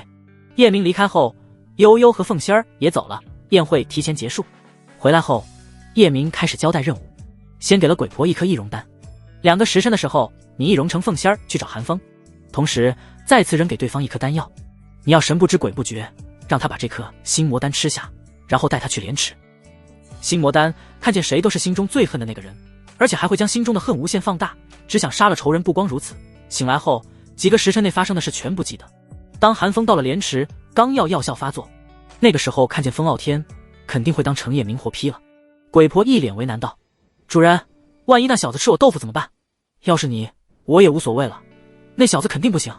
几人听后憋不住笑，不自觉地看向叶明，就连从不笑的影妹都笑了出来。鬼婆吃了叶明给的龙血乾坤丹，已经突破到魂结1层，寿元增加了不少，整个人也年轻了很多，可依然看着像50、60岁的大妈。而寒风是1等1的美男子，所以他说出这样的话，大家才会忍不住笑。得，求求你饶了我吧，不然我只能找块豆腐撞死。靠，本魔就是饿死也不会吃你的豆腐。叶明的嘴角狠狠地抽搐一下，然后又扔给蓝雪1颗易容丹，问道：知道韩老狗的样子吗？韩老狗是寒风的父亲，因为喜欢狗，所以大家都叫他韩老狗。知道。蓝雪点点头。叶明继续说道：你2个时辰后去莲池，等寒风把风傲天杀了，易容成韩老狗的样子，将寒风从心魔中弄醒，就说风傲天是他的亲生父亲，刚出生就把他放到了韩家。另外，你将他身上改变血脉的宝物取掉。主人，要是他没杀风傲天呢？蓝雪追问道。没杀，你就杀了风傲天。我和他的实力应该差不多，我怕打起来引来别人。放心吧，他毫无还手之力，不然我为啥让韩风去杀他？叶明让青瑶给风傲天偷偷下的丹药，就是封禁修为的。这一个计划下来，花了他3000反派点，还剩下12万。官人，韩风会信吗？青瑶插话道。叶明解释道，肯定不会立马就信，说不定他还会怀疑韩老狗是假扮的，但只要蓝雪拿掉他改变血脉的宝物，两人并没有血缘，而韩风还会和死去的风傲天产生血脉感应，他就信得差不多了。如果还不信，肯定会回家族询问。而韩老狗确实不是他的父亲，这事就瞒不住。话落，叶明想了一下，还可以再给韩风来上一刀，对蓝雪叮嘱道，你和韩风说完身世后，将韩风杀了风傲天的事宣扬出去，就说韩风走火入魔，记恨白天的时候风傲天将他舍弃，这样荒古圣地不杀了他，也会废了修为赶出去。一旦韩风修为被废，又确定自己杀了亲生父亲，叶明估计他肯定会黑化。因为今天心魔已经在韩风的心里种下，只是差一件更能打击到他的事，像他这种正义的人，心里是无法承受杀死父亲的事实，到时候自己坐等收奖励就行。事情交代完毕，叶明打算放松一下，起身去了悠悠的住所。那会从宴会离开时，女人给他传音会马上回来，他刚推开女人的门，一尊柔软的娇躯便跳到他的身上，像树袋熊一样抱着他，疯狂地亲吻他的唇，那动作火辣奔放，猴急的样子简直如狼似虎。叶明一边回应着，一边走向床榻。两人刚倒到床上，房门被敲响。谁啊？悠悠不耐烦道。是我，风傲天。外面的人回应道。这老狗怎么来这了？叶明一想便明白了，这是来问悠悠关于孩子的事，绝不能让风傲天在这里问他。那样的话，待会韩风杀了风傲天，悠悠肯定知道是他做的，极有可能让韩风知道是他陷害的。韩风一旦知道，只会更恨他，黑化的效果就会小了。夫君，你等我一下，我马上将他赶走。悠悠满脸潮红，声音酥麻。不用，你打开阵法，让他进来。叶明有了办法，直接坐起身，将女人抱在怀里，手放在小腹上面。那他会不会告诉雷日？悠悠说完又后悔了，怕叶明误会，赶紧解释道：夫君，你别误会，我还打算阿天带你去雷家耍，并非怕雷日知道我们的关系，我是怕雷日知道，影响到你后面杀他的计划。叶明坏笑道：好啊，改天去你家，雷日不在，我可不去。让风傲天进来吧。悠悠打开阵法后，风傲天走了进来。当他的目光看到悠悠坐在叶明的怀里，男人的手还很不老实，而悠悠不但没有抗拒，还一副十分情愿且享受的样子。他眼底的煞气波涛汹涌，冷声质问：你们两个在干嘛？悠悠，你怎么成这种人了？原本他还想，要是自己真和悠悠有孩子，就想办法把他追回来。看在孩子的面子上，对方说不定心一软就同意了。迷上虽好，却对他没有一点意思。这样的舔狗日子，他也有些累。可看到两人暧昧的动作，他心中的愤怒压制不住，根本压制不住，以至于自己来干嘛全忘了。叶明看到对方的眼神，就知道风傲天的心乱了。虽然两人是过去式，但很多人看到曾经的情侣和别人在一起时，心里难免不是滋味。这正是他想要的结果，转移对方的注意力。不过这还不够，他的手变得更加放肆起来，眼神冷冷地盯着风傲天。你算个六饼，我干嘛用你管嘛？悠悠的名字是你能叫的吗？悠悠乖巧地蜷缩在叶明的怀里，脑袋靠在男人的肩膀上，十分配合道：风老狗，你要没事就赶紧滚，我和我的男人还有事要办。听到有事要办，风傲天当然知道是什么事，理智瞬间被冲动淹没，哪里还管叶明的身份，歇斯底里道：悠悠，你以前那么贤惠温柔，怎么会变得这么骚？你还在乎我，故意气我的是不是？你再给我一次机会好不好？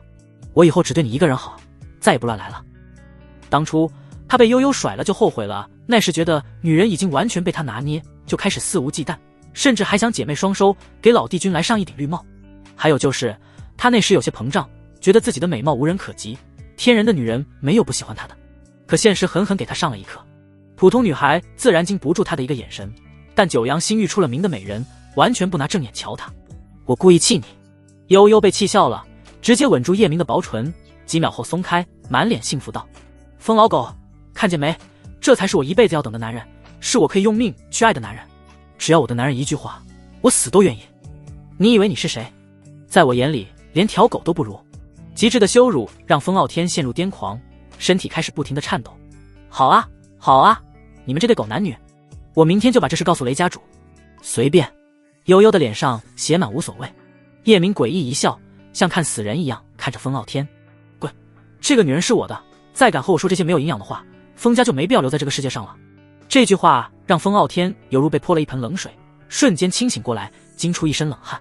风家几亿人，要是因为他灭了，那他就是风家的罪人。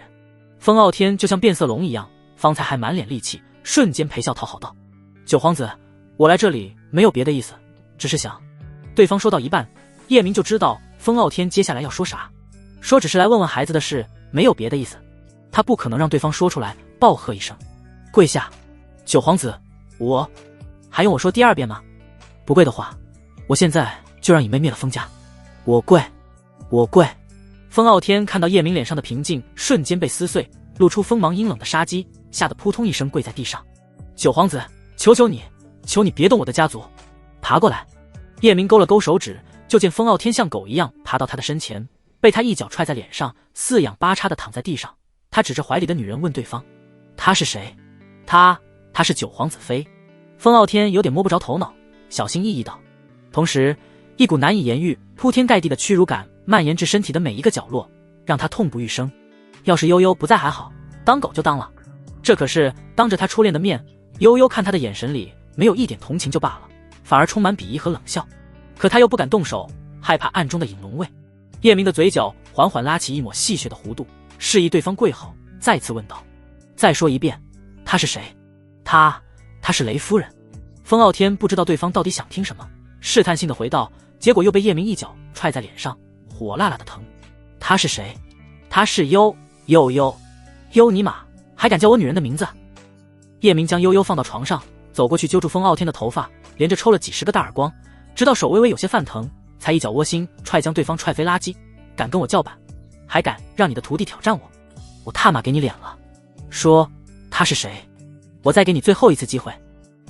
他风傲天的额头冒出细密的汗珠，干张嘴不知如何说，最后结结巴巴道：她是你的女人，你想死还是想活？叶明玩味地盯着对方，其实他就是戏耍一下对方，并非像风傲天想的那样回答的不对，不管对方说啥他都不会满意。想活。风傲天诚惶诚恐道：滚吧，马上就是一个死人了。叶明懒得废话，有那功法不如运动会。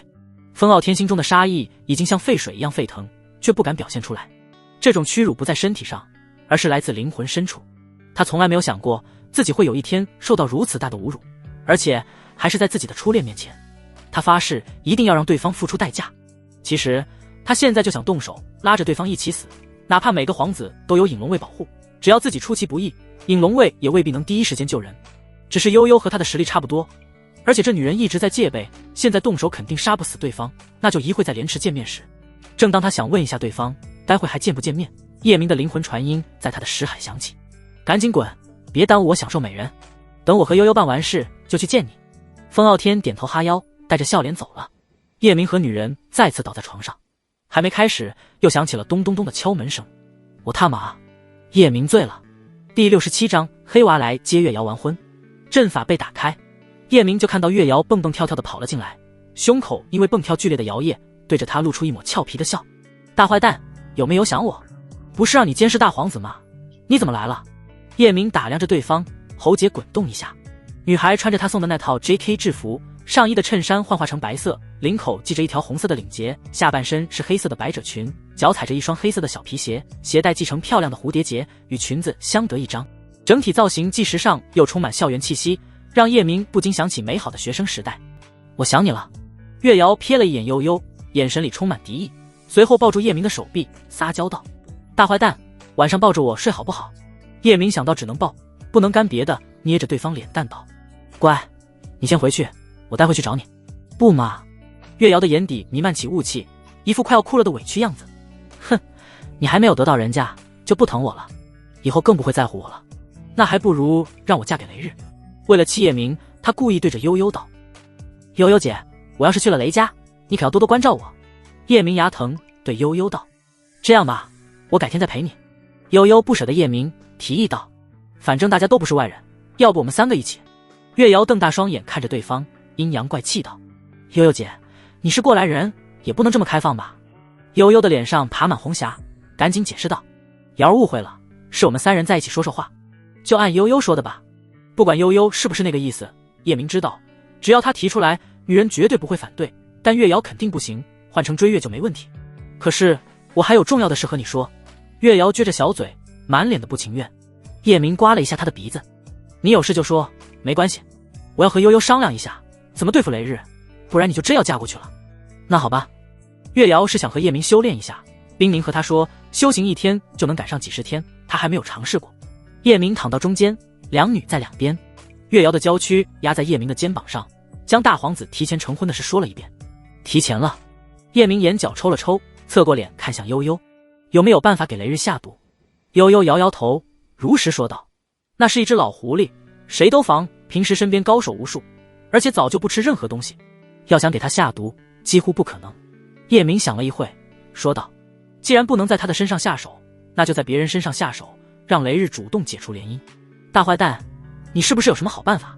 快说说。月瑶顿时来了兴趣，他最喜欢做妖坑人，就喜欢听一些馊主意。上次在传送阵，地心不是杀了柳超吗？那我们为何不让他再行侠仗义一次？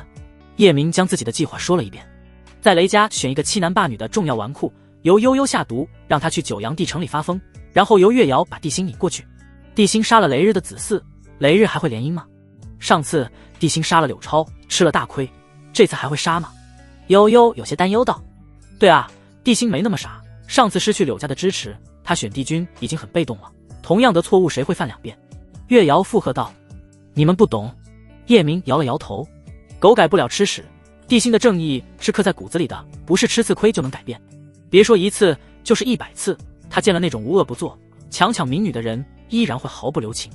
行，就按你说的办，让瑶儿把地心引出府，我会选好人，让那个人在地心的必经之路上出现，并调戏女子。悠悠同意叶明的意见。接下来3人又商量了一下细节，没有问题后，叶明觉得时间紧迫，决定连夜回九阳大陆。两女没有意见，3人起身离开。刚来到殿外，远处乱哄哄一片。叶明装模作样的询问一番，得到的结果自然是风傲天死了，寒风杀的夫君，我不能跟你一起回去了，但我会尽快赶回去，一定不会耽误正事。悠悠有些放不下寒风，打算找弥上谈谈，没事再回去。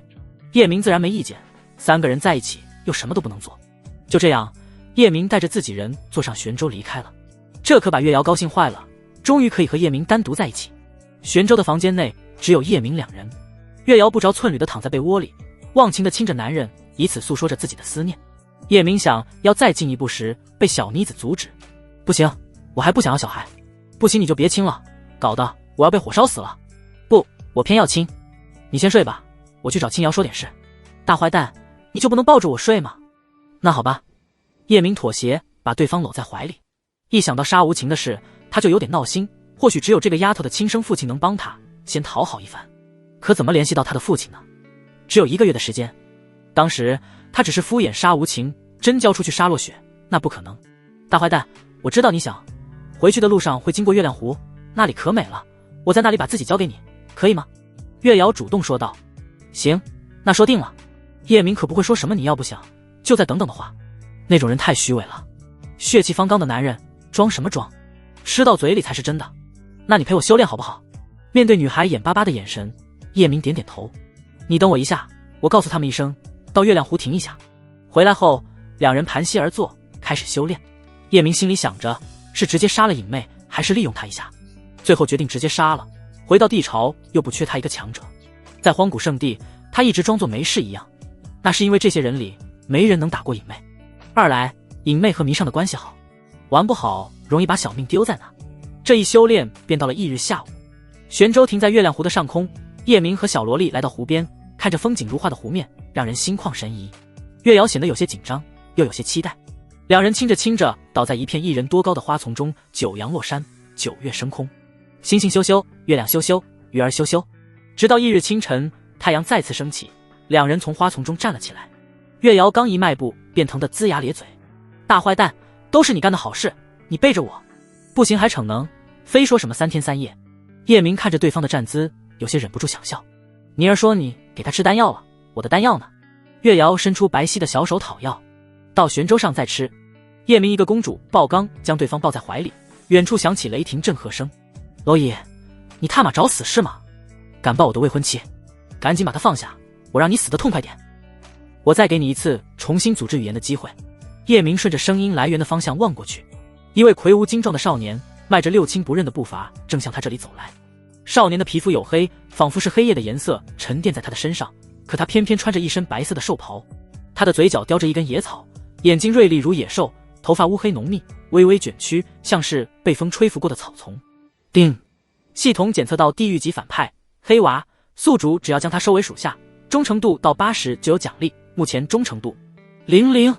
叶明听到系统的声音，喃喃自语道：卧槽，又一个地狱级大反派，只是这货有点愣头青，脑子好像还有点问题。下一章9大美神，星河神女烛光出场。我先来个图，大家要是觉得图片不好看的话，麻烦提供一张，让大家感受一下9大美神真正的魅力。黑娃完全没有理会叶明，继续说道：我和你说话，你听见没有？再不把我的未婚妻放下，我要了你的狗命！敢给我戴绿帽子的人还没有出生，你胆子也太肥了！你他妈谁啊？叶明不但没放，反而在月瑶的脸上亲了一口。丫头，你认识这傻缺吗？不认识。月瑶摇摇头，狡黠一笑道：估计是有精神病。大坏蛋，你好好教训他一顿，让他知道冒充别人的未婚夫是什么下场。正合我意。叶明对着虚空淡淡说道：鬼婆，先把这货给我打半死，啥时候会说人话了再停手？是，主人。鬼婆如鬼魅一般出现在黑娃的身前，抓住他的寿衣，像丢沙包一样丢了出去。砰！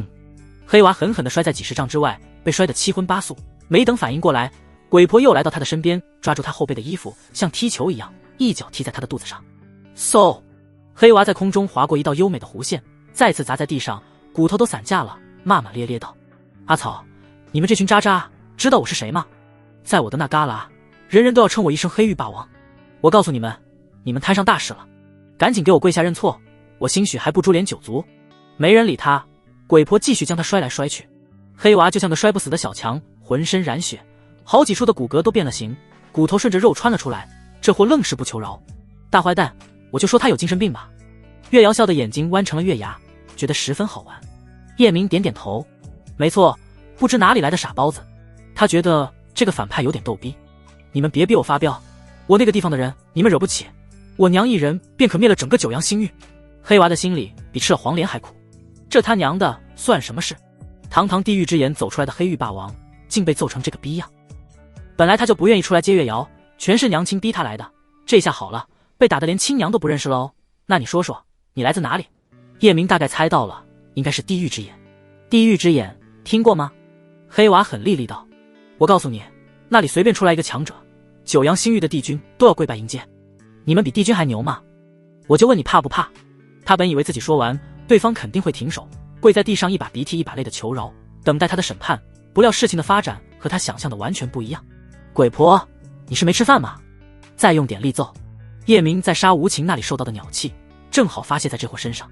另外，不给打服了，不方便他接下来询问一些事。鬼婆接到命令后，对着黑娃又是一通暴揍。可黑娃的嘴是真的硬，都打得不是人形了，就是不服软。打着打着，鬼婆突然扑通一声跪在叶明的身前，恳求道：主人，老奴求求你饶了他吧。叶明先是一愣，随即便反应过来，邪魅一笑道：你是不是喜欢上了这个二货？没有。鬼婆褶褶巴巴的脸上绯红一片，一句话说的更是结结巴巴。行，你不和我说实话，我现在就让蓝雪杀了他。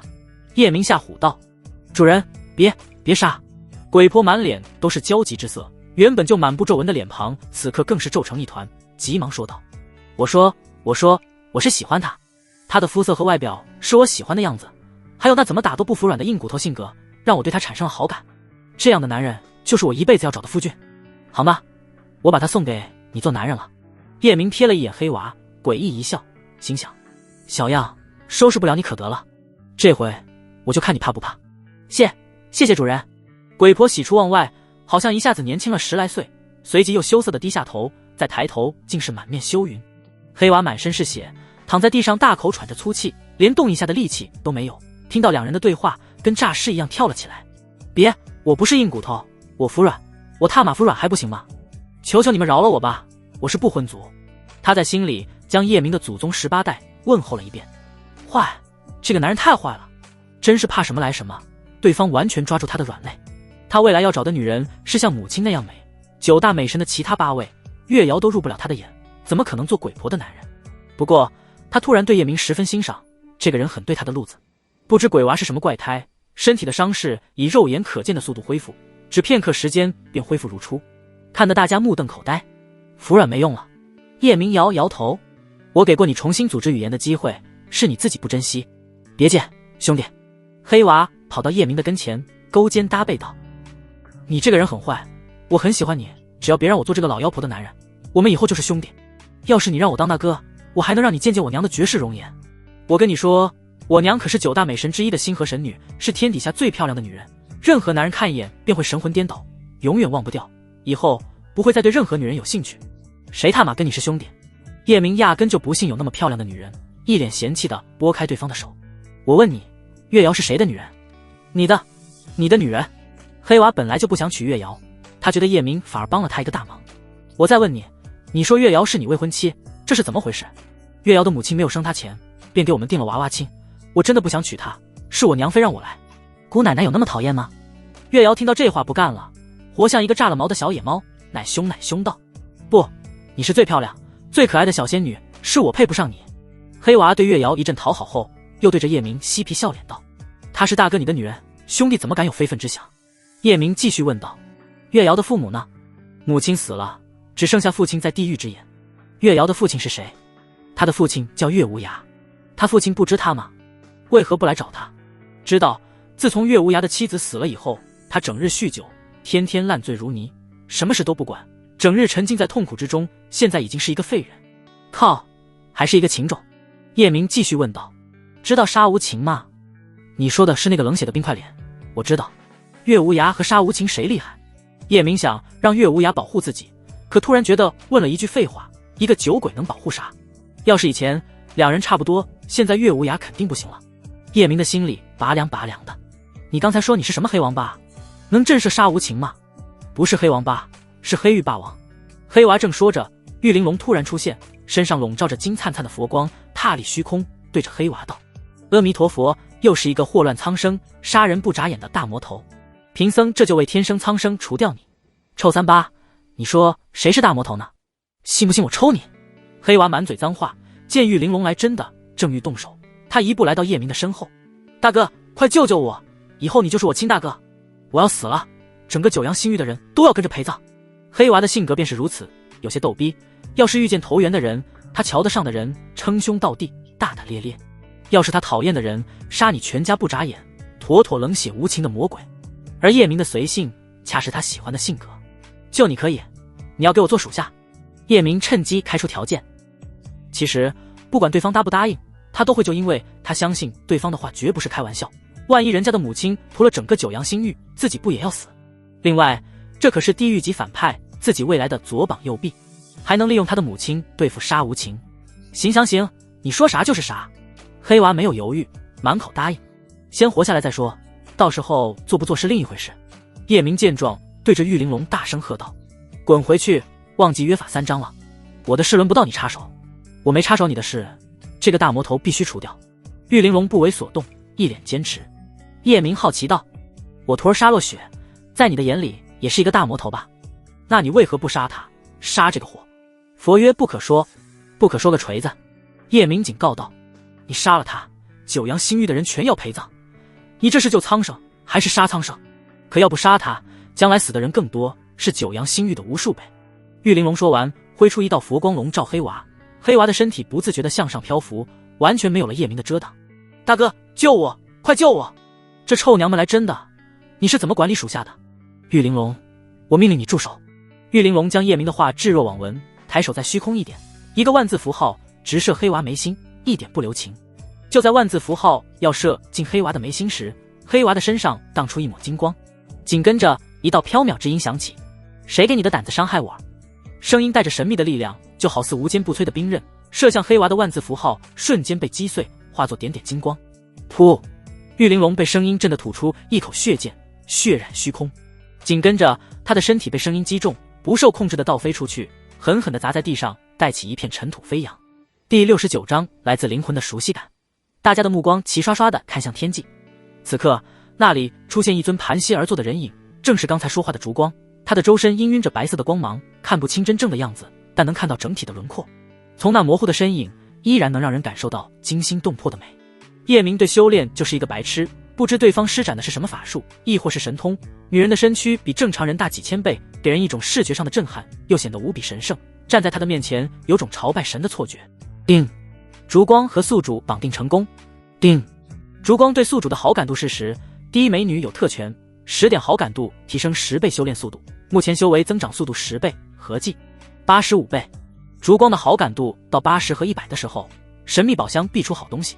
定，烛光的动情指数是1颗星，极难动情。极难动情，那为何上来就对我有10点好感度？叶明有些懵逼，更让他惊讶的是，10点好感度就提升10倍修炼速度，相当于别人100的好感度。果然，美女就是有特权。这次点亮的是百花图录的第1页，和以往不一样，第1页是一张9宫格，上面有9张图片，只有其中1张点亮，其余8张模糊一片，看不清。叶明猜测，这上面的9女就是黑娃说的9大美神，而烛光只是其中之一。娘，就是这个臭婆娘要杀我，你杀了她！黑娃指着玉玲珑对烛光说道。别人看不到烛光的真实样子，叶明却可以通过百花图录看到。此刻，他的心神完全被女人胜过江山的容颜吸引，以至于黑娃要杀玉玲珑，他浑然不知。至于烛光有多美，他无法形容，不是不会形容，是没有词藻可以形容。世间任何华丽的语言用在他的身上都不配，是词藻不配。不但不能凸显她的美，反而会拉低她的美。非要说，只能说完美无瑕，没有一丝丝、一丢丢的瑕疵。不管身材还是肌肤、脸蛋、颈项、玉女峰、柳腰、玉腿、玉足等等，她的身上就没有一处地方不美到极致。甚至一根发丝、一根睫毛、一个毛孔都让人无可挑剔。就是造物主也造不出这么美的女人。哪怕她的身上没有任何首饰，没有任何珠宝琉璃，却胜过那些精心装备的美人不知多少万倍。叶明只看一眼，目光就再也拔不出来。当真如黑娃所说，看一眼便永远忘不掉，会对任何女人失去兴趣，这绝不是夸张，有过之而无不及。如果说烛光是蓝星上的奥黛丽，那追月在她面前就是一个普通到不能再普通的女孩。追月是谁？那可是九阳星域的第一美人，令无数男人疯狂的女人。这个比喻还不足以形容烛光的美，她的美超越了所有男人对女人的幻想，好似梦幻一般。此刻，叶明的意志完全沉沦，人变得已经没有理智，脑海里只有一个想法：冲上去撕碎她的衣裙，尽情的亵玩，哪怕后果是坠入无底的深渊，坠入轮回，不在乎，他完全不在乎。大坏蛋，你愣什么神？玉玲珑要死了！直到月瑶拉了拉叶明的胳膊，他才从沉沦中醒来，猛地咬了一下自己的舌尖，嘴里传来淡淡的血腥味，才让他恢复该有的理智。随后就看到玉玲珑躺在地上，浑身染血，气息萎靡。紧跟着烛光的飘渺仙音响起：你杀我而可知罪，我救天下苍生，何罪之有？玉玲珑想站起来，身上却没有一点力气，努力的试了好几次，最后还是没有站起来。你就不救苍生和我没关系，杀我就该死。烛光的声音中透着对儿子满满的溺爱。玉玲珑的眼底没有丝毫恐惧，平静道：你的儿子不死，将来不知要死多少人。我不入地狱，谁入地狱？只可惜我没杀了他。这是作死的节奏。阿月瑶撇撇嘴：死多少人和我无关，本神只知道谁杀我谁就死。烛光的指尖再虚空一点，杀机随着手指蔓延。本神，这女人是神。叶明来不及揣摩女人话里的意思，一步来到玉玲珑身前，抱拳道：道友，且慢。在场的几人听见叶明喊道友，心全提到了嗓子眼，为他捏了一把汗。道友是实力和地位相当的人才彼此这样称呼，叶明才啥修为，喊对方道友跟作死没有区别。道友，好久没听过这个称呼了。烛光看叶明的眼神明显愣了一下，足足停顿了几个呼吸，才继续说道：你有何事？母亲的话让黑娃有些不敢相信，眼珠子差点瞪出来。我勒个擦，这还是我娘吗？她啥时候脾气这么好了？要是以前一个渣渣喊她道友，早一巴掌拍飞了。最让她无法相信的是，母亲和叶明说话的语气竟然如此温柔，比和她说话时还温柔。道友，能不能不杀她？叶明指着身后的玉玲珑，心脏跟打鼓一样跳动。强者喜怒无常，说不怕是假的，可他有一半的把握，对方不会伤害他，就因为那莫名的10点好感度。另外，不知为何，女人给了他一种来自灵魂的熟悉感，一种说不清道不明的熟悉感。给我一个理由。烛光收回手指，声音虽淡，却透着无上的威严。本魔看上你了，这算不算理由？叶明在心里嗨了一下，可没敢说出口，恭恭敬敬道：“道友，我没有理由，只是不想你杀他。”同时，叶明一把搂住黑娃的肩膀：“我和黑娃是兄弟，按说我该帮着黑娃，可有句话说得好，不打不相识。”黑娃也搂住叶明的肩膀，点点头：“没错，娘，我们是好哥们。我是大哥，他是老二，你才老二呢。要不是这货有个惹不起的娘，叶明绝对给对方来个夺命脚。”黑娃立马反应过来，自己被套路了。见母亲还真有放过玉玲珑的打算，急忙说道：“娘，你可不能放过那个小和尚，我没惹他，他就杀我。要是放了他，我以后还怎么在地狱之眼混？我黑玉霸王岂不是沦为别人的笑柄？”叶明压低声音道：“再敢废话，信不信我让你娶鬼婆？除非你跟你娘回去，我们永远不见面。不对，哪怕你回去，等我有实力进地狱之眼时，也让你和鬼婆来个强制爱。”被他一吓唬，黑娃立马闭上了嘴。没有理由也是理由。烛光向叶明投去一抹赞赏的目光：“你很聪明，只要你能保证小和尚不再伤害我儿，一条蝼蚁的命不杀也罢。”大家没明白啥意思，怎么没有理由还是理由？只有远处的鬼婆明白了，在强者的眼里，什么理由都是苍白无力的，说的再多也没用，杀不杀只凭人家心意。不说理由，才不会让强者反感，一来不会给自己招来杀身之祸，二来给强者留足了面子，反而更容易就下玉玲珑。鬼婆看烛光的眼神，就像儿媳妇看婆婆的眼神，浑浊的双目里充满无限的尊敬和孝顺。她真想跪下来给未来婆婆磕头请安，但她有自知之明，这事还要靠主人成全。道友放心，我用命保证，玉玲珑绝不会再伤害黑娃。叶明信誓旦旦道：“阿弥陀佛，看来我以深度魔起到效果了，你的心已经向善。”玉玲珑嘴角的笑带着一抹成就感。叮！玉玲珑对宿主的救命之恩充满感激，对宿主的好感度加9，目前时修为增长速度1倍，合计86倍。看来佛也不是万物皆空嘛。叶明转身揪住女人的僧袍，直接将人提溜起来，一个大嘴巴狠狠扇上去。你真的以为我是在救你吗？大家皆一脸疑惑地盯着叶明，怎么救人还打人？以玉玲珑的伤势，再打几下挂个球。第70章玉玲珑有孕，生米煮成熟饭。玉玲珑面对叶明直勾勾的眼神，目光躲闪了一下。你不是救我，为何替我求情？啪！叶明再次甩过去一个大耳光，眼神冰冷道：“你除了给我添乱，你还会干什么？我让你别杀，可你偏偏不听。你死不死跟我没有1毛钱关系，但我的孩子不能死。你这样冲动，有没有想过肚子里的孩子？这次真的好悬。还好黑娃的母亲不知什么原因，给了他这个面子。要是换成别人，像沙无情那样的狠人，玉玲珑必死无疑。就是他不站出来求情，今天在场的所有人也可能全死，因为人家会将他们自动定义为一伙。渡苍生，渡苍生，渡个锤子苍生，自己命都没了，拿鸡霸渡吗？想普度众生，他不反对，每个人都有自己的信仰，但总要保证自己的命吧。你怎么知道我有孕了？玉玲珑的脸上不似以前那般没有任何表情，而是凝着母性的慈爱。这时大家明白了叶明为何如此生气。月瑶摸了摸自己的小腹，自言自语道：“我不会有了吧？大坏蛋实在太强大了，原来是弟妹，还有了小侄子。”黑娃拍了拍叶明的肩膀：“算了，老二，看在我小侄子的面子上，我不和他计较了。”叶明没有理对方，而是粗暴地捏开玉玲珑的嘴巴，将一枚丹药野蛮地塞进嘴里，冷冷道：“你先疗伤吧，你违反了我的约法3章，我这里不留你了。疗伤完滚回你的佛殿。”至于他怎么知道对方有了身孕，上次同房的时候就感知到了。除非你杀了我，否则我不会走。玉玲珑的嗓音软软的，甚至还带着点撒娇的味道。说完，他便盘膝坐在地上疗伤，看也不看叶明。娘，黑娃指着叶明对烛光说道：“月瑶已经有了意中人，就是他，我看婚事就算了吧。”烛光点点头，既然他有意中人，那就算了。你不用回地狱之眼了，就留在叶明的身边吧。娘，万万不可！黑娃瞥了一眼鬼婆，女人那如狼似虎的眼神让他打个一个寒战。外面只能活1000年，时间根本不够我飞升，你还是带我回去吧。鬼婆听见黑娃会留下，眼睛都冒绿光。好不容易遇见一个喜欢的人，这个男人他必须拿下。这里有你的机缘，你留下吧。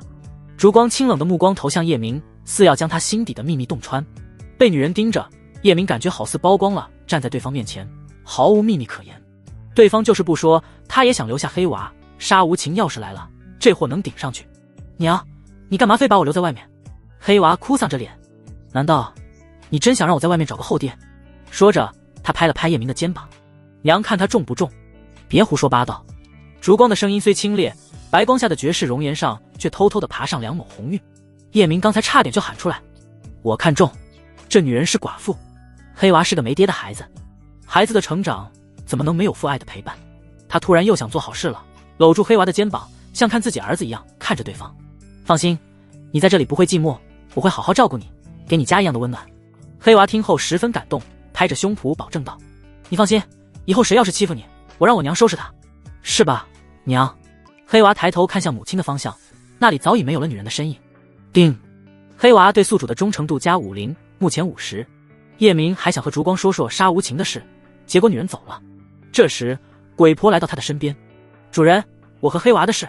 不等叶明说话，黑娃抢先说道，老二，你刚才可说好好照顾我，可不能让我娶这位婆婆。谁他妈是老二，摆正你的身份。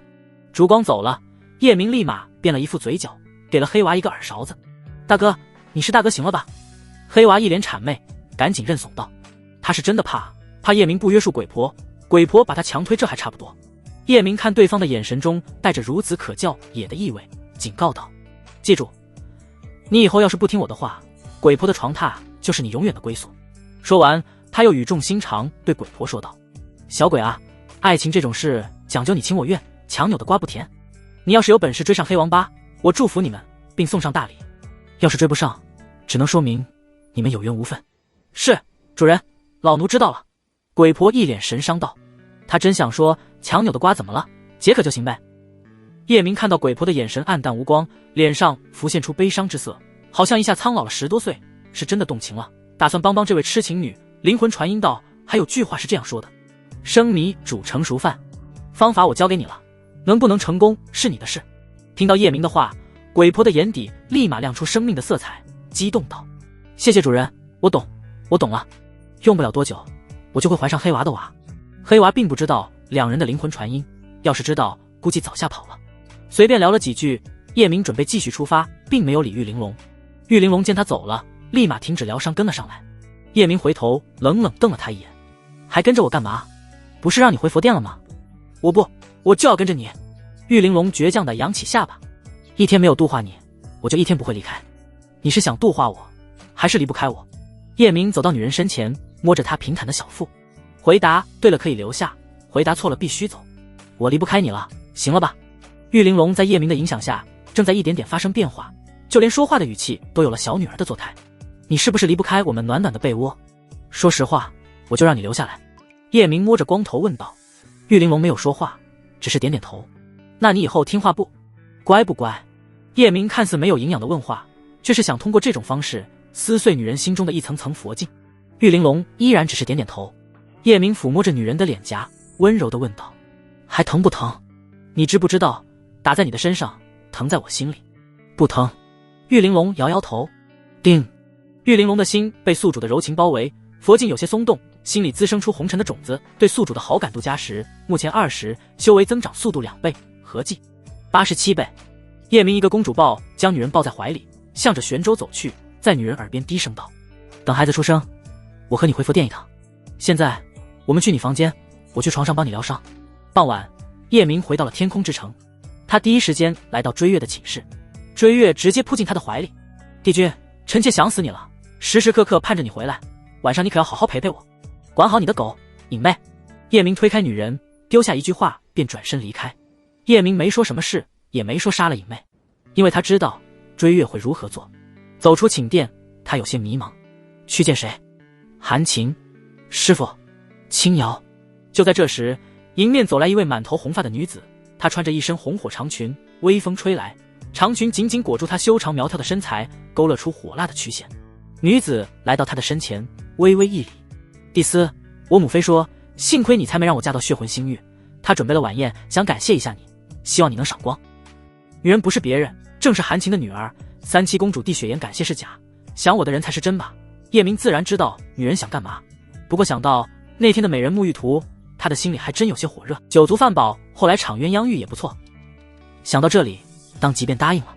好，你去我的宫殿将一个叫冰尘的带过去，我先去了。好几天没敲打这货了。叶明打算一会让老帝君负责在旁边伺候，不是老帝君伺候用宴，逼格不够，吃着都不香。完事后再去见见冰妃，那可是冰尘的初恋，啧好，我现在就去接冰尘。帝雪岩走后，叶明和鬼婆赶往秦仙宫。男人走后，追月脸上的笑容瞬间凝固，一股不属于这个世界的杀意破体而出，性感的红唇吐出的自冷的掉渣。隐妹，主人，我在。感受到整个寝室内充斥着浓郁的杀机，隐妹的额头渗出细密的冷汗，死亡的阴影从心间向四肢蔓延。追月眼中的妩媚消失，只剩下一片黑暗的杀意，指着对方道：当初要不是我救了你，你早死了。你就是个喂不熟的白眼狼，连我的男人都敢出卖。隐妹瞬间就明白了怎么回事，扑通一声跪在地上，解释道：主人，我没有出卖业主，我只是想让师姐对他入情，迷上是不会出卖。不等隐妹的话说完，追月没有一点犹豫，隔空一掌拍向对方的脑袋。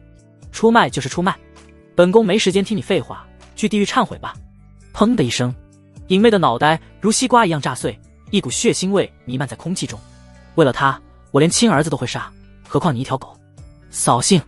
追月连眼皮都没眨一下，只是想到晚上的好事被破坏就来气，走进浴室去洗冷水澡。在这个残酷的世界，一点点的心慈手软都可能导致万劫不复，死无葬身之地。何况追月本身就是一个很辣的女人，叶明又是她第一个爱上的男人，哪怕没有带来危险，她也会将危险扼杀在摇篮中。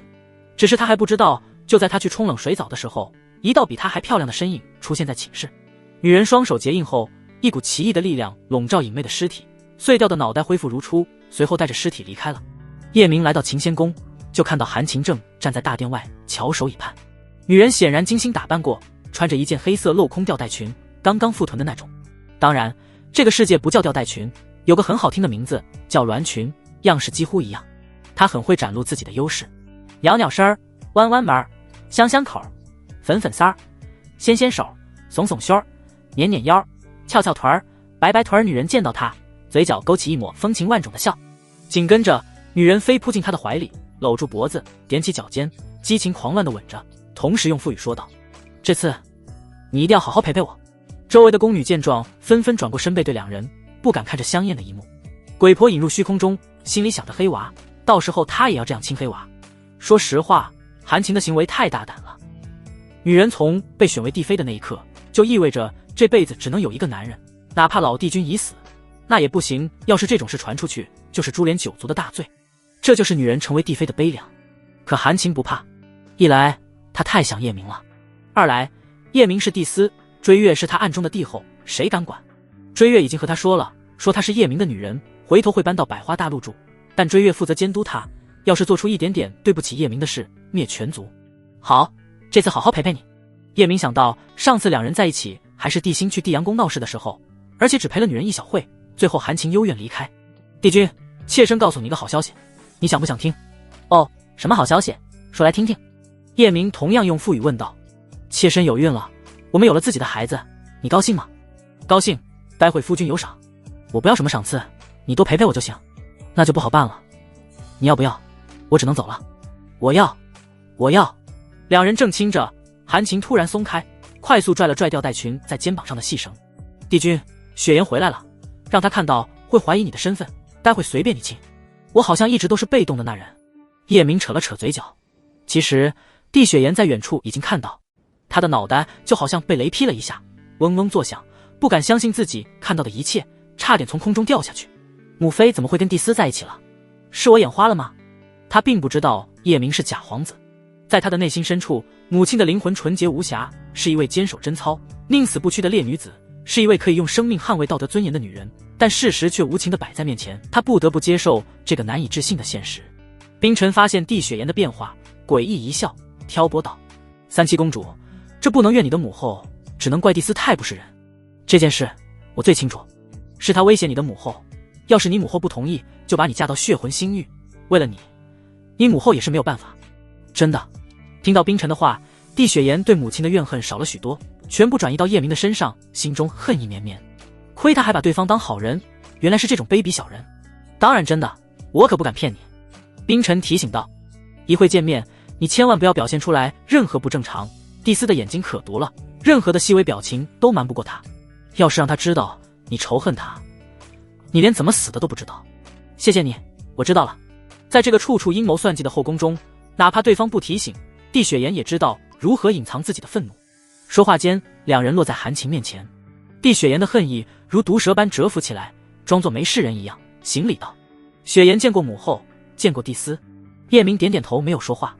韩晴还是满脸潮红，身子发酥，上前拉住女儿的手：“一会，你多喝几杯，好好谢谢夫帝司。”是，母后。四人很快来到用餐的地方，这是一张正方形的桌子，不大，比蓝星普通家庭用的大一点，虽不气派，却有家庭的那种温馨感。叶明落座后，韩晴坐到他的对面，帝雪颜随便选了一边。冰尘等大家全落座，坐到最后一个座位上，还没坐稳，就被叶明站起身一脚踹飞。这是你能坐的地方吗？姐夫，你叫我来不是吃饭吗？冰尘四仰八叉地躺在地上，一脸的委屈。我够低调了好不好？我以前可是帝君，都是我先落座，别人才坐。今天我特意等你们坐完才坐，你还想让我怎么样？谁是你姐夫？叶明冷沉着一张脸，一点不客气道：“这是主人坐的地方，你一个狗还没有资格。叫你来是让你负责斟酒。还有，不要叫我姐夫，再有下次，你死定了。让我一个帝。”冰尘刚要说出让我一个帝君斟酒，又赶紧刹车，重新说道：“我知道了，下次不敢了。人为了活下去必须忍。”可他真的要忍不住了。以前堂堂的帝君伺候一个假皇子就罢了，还要伺候一个妃子和公主，以前可都是他们伺候自己用膳，现在连上桌的权利都没有了吗？算了，忍吧，早晚有一天我要报这奇耻大辱。随后一道道菜端了上来，全是大补之物，大地熊的熊掌，双翼虎的虎鞭，七彩鹿的鹿茸炖血鸡，帝司多吃点。韩晴向叶明投去一抹你懂的眼神，声音带着清晨的微醺，格外的撩人。你看我像需要这些的人吗？叶明坏笑道。韩晴不知如何回答，偷偷瞥了一眼女儿，露出一抹小女人才有的娇羞。冰尘负责在旁边斟酒，可他哪里干过这个，不光笨手笨脚，还像只猴子在三人之间上蹿下跳，搞得现场乱糟糟，吃饭跟耍杂技一样。废物，真是一个废物，连伺候人都不会，你还能干什么？叶明端起酒杯泼在冰尘的脸上，对着韩晴道：“你教教他规矩，这好吗？”韩晴是觉得冰尘是叶明的人，还轮不到自己来教规矩。叶明自然知道女人的意思，无所谓道：“没事，你随便教，就当教训你自己的人。”是，帝司。韩晴一挥衣袖，隔空一个大嘴巴抽在冰尘的脸上，直接将对方抽飞10多丈远，狠狠砸在地上。狗奴才，一点规矩都没有，再做不好，本宫要了你的狗命。春草，把他带出去，教好规矩再带进来，要是他学不会，你直接处死就行，不用禀告。是，娘娘。春草像拖死狗一样将冰尘拖了出去。没有冰尘，立马有其他宫女过来斟酒。咕噜，叶明端起酒杯一饮而尽，心中甚是痛快。他在想，要是一会自己将冰尘的灵魂里有一半老帝君的灵魂告诉韩晴，这女人会是啥表情呢？又不是大秘密，告诉韩晴无妨。冰尘被带出去后，韩晴催促女儿：“雪颜，你快点吃，吃完赶紧去修炼吧。”同时，她滑嫩的小脚丫勾住叶明的腿，往自己的方向勾了勾，然后两人的腿便挨在一起。她用小腿不停蹭着男人的腿，桌上还向男人抛去一个媚眼，还真是个狐狸精。叶明在心中腹诽一句，同时脱掉鞋子，把脚放在了女人的椅子上。女人一旦解开洪荒枷锁，就没谁了。韩晴和追月不一样，追月是媚，而韩晴是明骚。帝雪颜要是没有看到那会的一幕，还真的吃点就走了。可他现在知道母亲两人要干嘛，让他走就偏不走。母后，我再敬帝司一杯酒。说着，他举起一杯酒，对着叶明道：“帝司，感谢你的救命之恩。”不用这么客气。叶明举起酒杯，浅尝辄止后放下，嘴唇微微下撇，冷不丁地问道：“你手抖什么？”没抖啊。帝雪颜的眼底闪过一抹慌乱，结结巴巴道：“刚才他用神识看到两人在桌子下面的小动作，心中的愤怒没有隐藏好，确实抖了一下。只是他有一件事没想明白，好似一直是母后在主动，看样子并非被威胁，这怎么回事？酒都洒了，还说没抖。”叶明浅浅一笑，拿起一条鸡腿啃了起来。只是那笑明明俊美的惊为天人，却冷得让人不能自已。我，帝雪颜不知如何解释，修士没有特殊的情况，手是不可能抖的。就在这时，冰尘被带了回来，被打得鼻青脸肿，脸跟猪头一样。这次他极有规矩，倒完酒就站在一旁，而且倒酒时十分小心，不多不少刚刚好。倒完酒跪着，懂不懂？韩晴觉得叶明好似让他故意刁难这人，那他就好好教教规矩。是，秦妃娘娘。冰尘怒火中烧，忍着巨大的屈辱跪下了。不知是喝醉了还是其他的原因，韩晴的手摸着男人抖动的脚，脸蛋红扑扑的，眼睛半眯着，还有些许迷离，给人的感觉似醉非醉，再次催促女儿：“好了，酒也敬完了，快走吧。本宫还有事要和蒂斯商量。”商量事？我看是去床上商量吧。帝雪岩在心中冷笑一声，只想破坏两人的好事，撒娇道：“母后，我好久没和你一起睡了，今天就不走了，晚上女儿陪你说说话。”不行。韩晴的脸色陡然一变，语气中隐有严厉：“我吃饱了。”叶明拿起一块丝帕，擦了擦嘴角的油，又擦了擦手，随手扔在冰晨脸上，指尖轻轻敲击着桌面，淡淡道：“他想留下来，你就让他留下吧。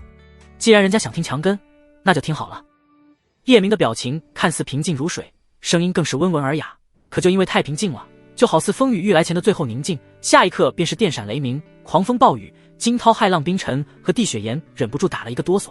韩晴回想起刚才女儿手抖的事，瞬间明白了怎么回事，肯定是外面亲亲那一幕被女儿知道了。她的心脏骤然一缩，脊背升起一股凉意，整理一下裙摆，灵魂传音道：“夫君，你去寝室等我好不好？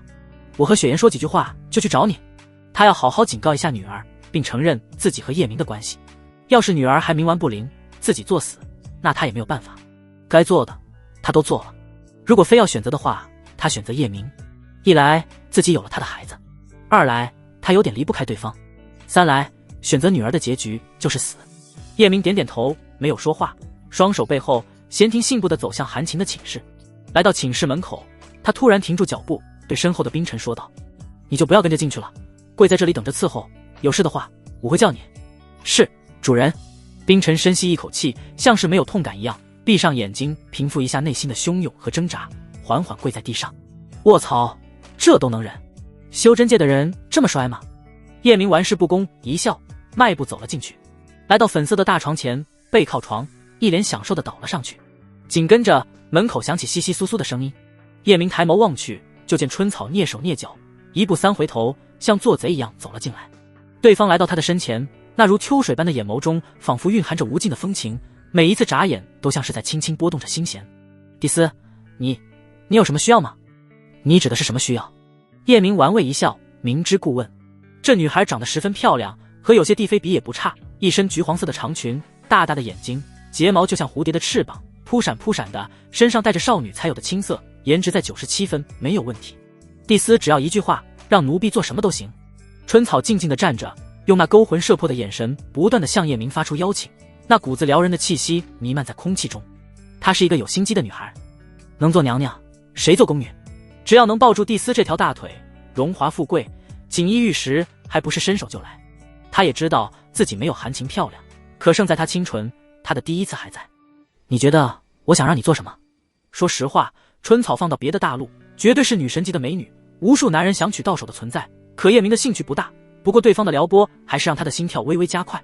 春草微微扬起下巴，眼中闪过一丝不可察的狡黠，回头看了一眼没有人，以迅雷不及掩耳之势坐到叶明的腿上，勾住他的脖子，娇声娇气道：“蒂斯，自从上次见了你，我就喜欢上了你，求求你宠幸奴婢一次好不好？我不要名分，不要修炼资源，只想默默做你身后的那个女人。小小的愿望，我满足你。”叶明顺势将女人放到床上，压在身下。“蒂斯，不行。”春草娇滴滴地咬着唇，两只湿漉漉的大眼睛一眨一眨。“一会娘娘就回来了，让她发现，非打死我。你怕她打死你，还敢来？我们换个时间，换个地方，奴婢随叫随到。”春草的声音刚落，门口响起韩晴故意制造的动静。可……叶明不紧不慢地起身，春草却慌乱地站起身，诚惶诚恐道：“娘娘，我……”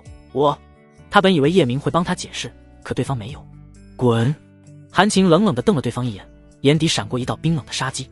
春草慌乱地跑了出去，韩晴瞬间变得笑靥如花，搂住叶明的胳膊：“帝君，没打扰你好是吧？”“没。”叶明捏着女人的脸蛋，微微摇头：“你要是喜欢，我暗地里让他做这里的二主。”面对女人的试探，叶明无所谓道：“你随意，他是你的人，你想怎么样就怎么样，不用管我。”他明确表达了自己的意思，估计春草活不了。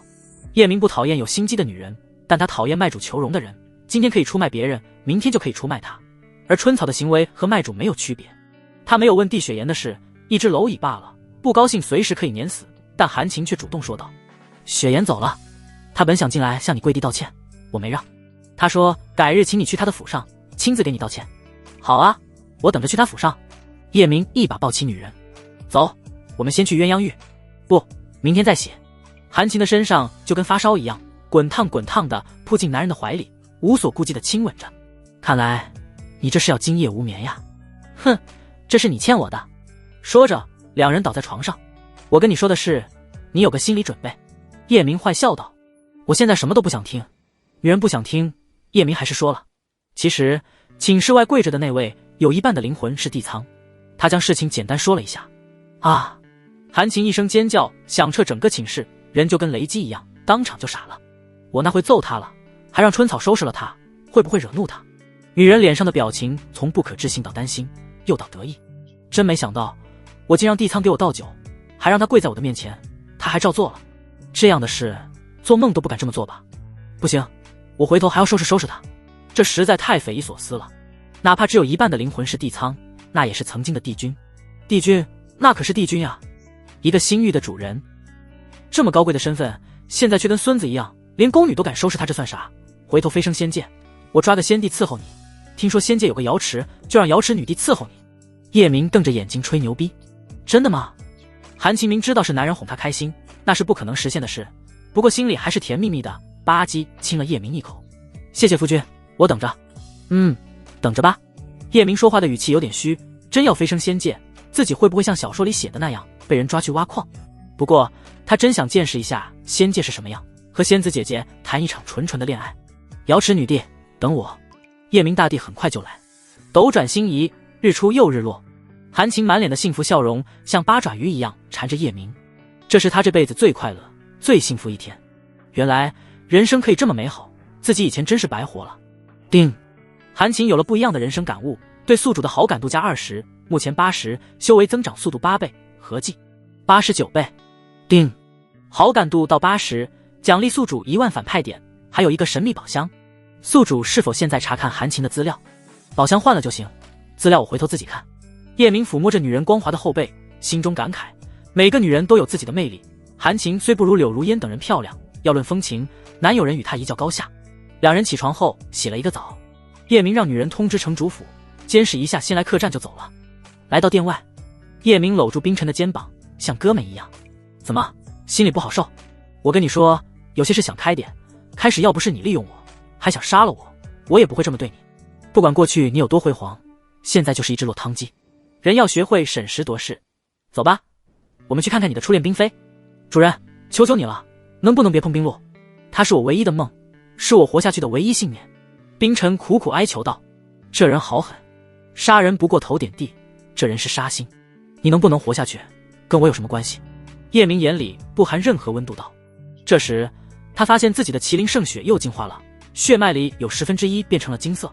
主人，冰露是一个十分倔强的女孩，她的第一次还在，你要是威胁她的话，她会自杀的。只要你不碰她，你让我干什么都行。扑通，冰晨跪在叶明面前，抱着他的大腿，声泪俱下。现在冰晨也搞不清自己是冰晨还是地仓，他的心里是喜欢冰露的，当初因为怕死，在危险时抛弃了对方，一直生活在愧疚之中。跪在寝室外这一天一夜，他活得生不如死。韩晴肯定是知道了他的事，故意让声音特别大，恐怕他听不见。有好几次他差点冲进去杀了两人，奈何实力不允许。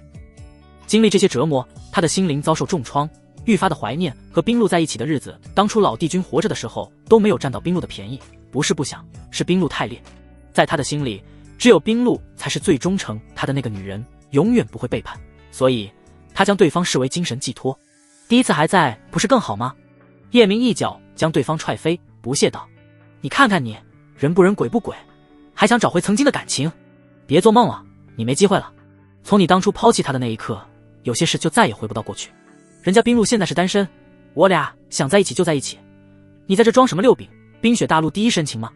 不，他的心里还有我，一直没有忘掉我。冰晨歇斯底里道。叶明一步来到对方的身前，一个大嘴巴子甩过去。见过自恋的人，没见过你这么自恋的人。你是人帅还是气好？这两样，你哪样比得过我？冰晨想到这一天一夜，又看了看叶明俊美的脸颊，心里生出一股自卑感，自己还真都比不过对方，强词夺理道：我还是地仓，她是我的冰妃，地你爷爷的头。叶明有节奏感地拍打着对方的脸颊。你那半生夺舍球就是一门邪术，你现在还分得清自己是谁吗？我告诉你，你既不是冰晨，也不是地苍，你只是被邪术融合出来的一个新怪物。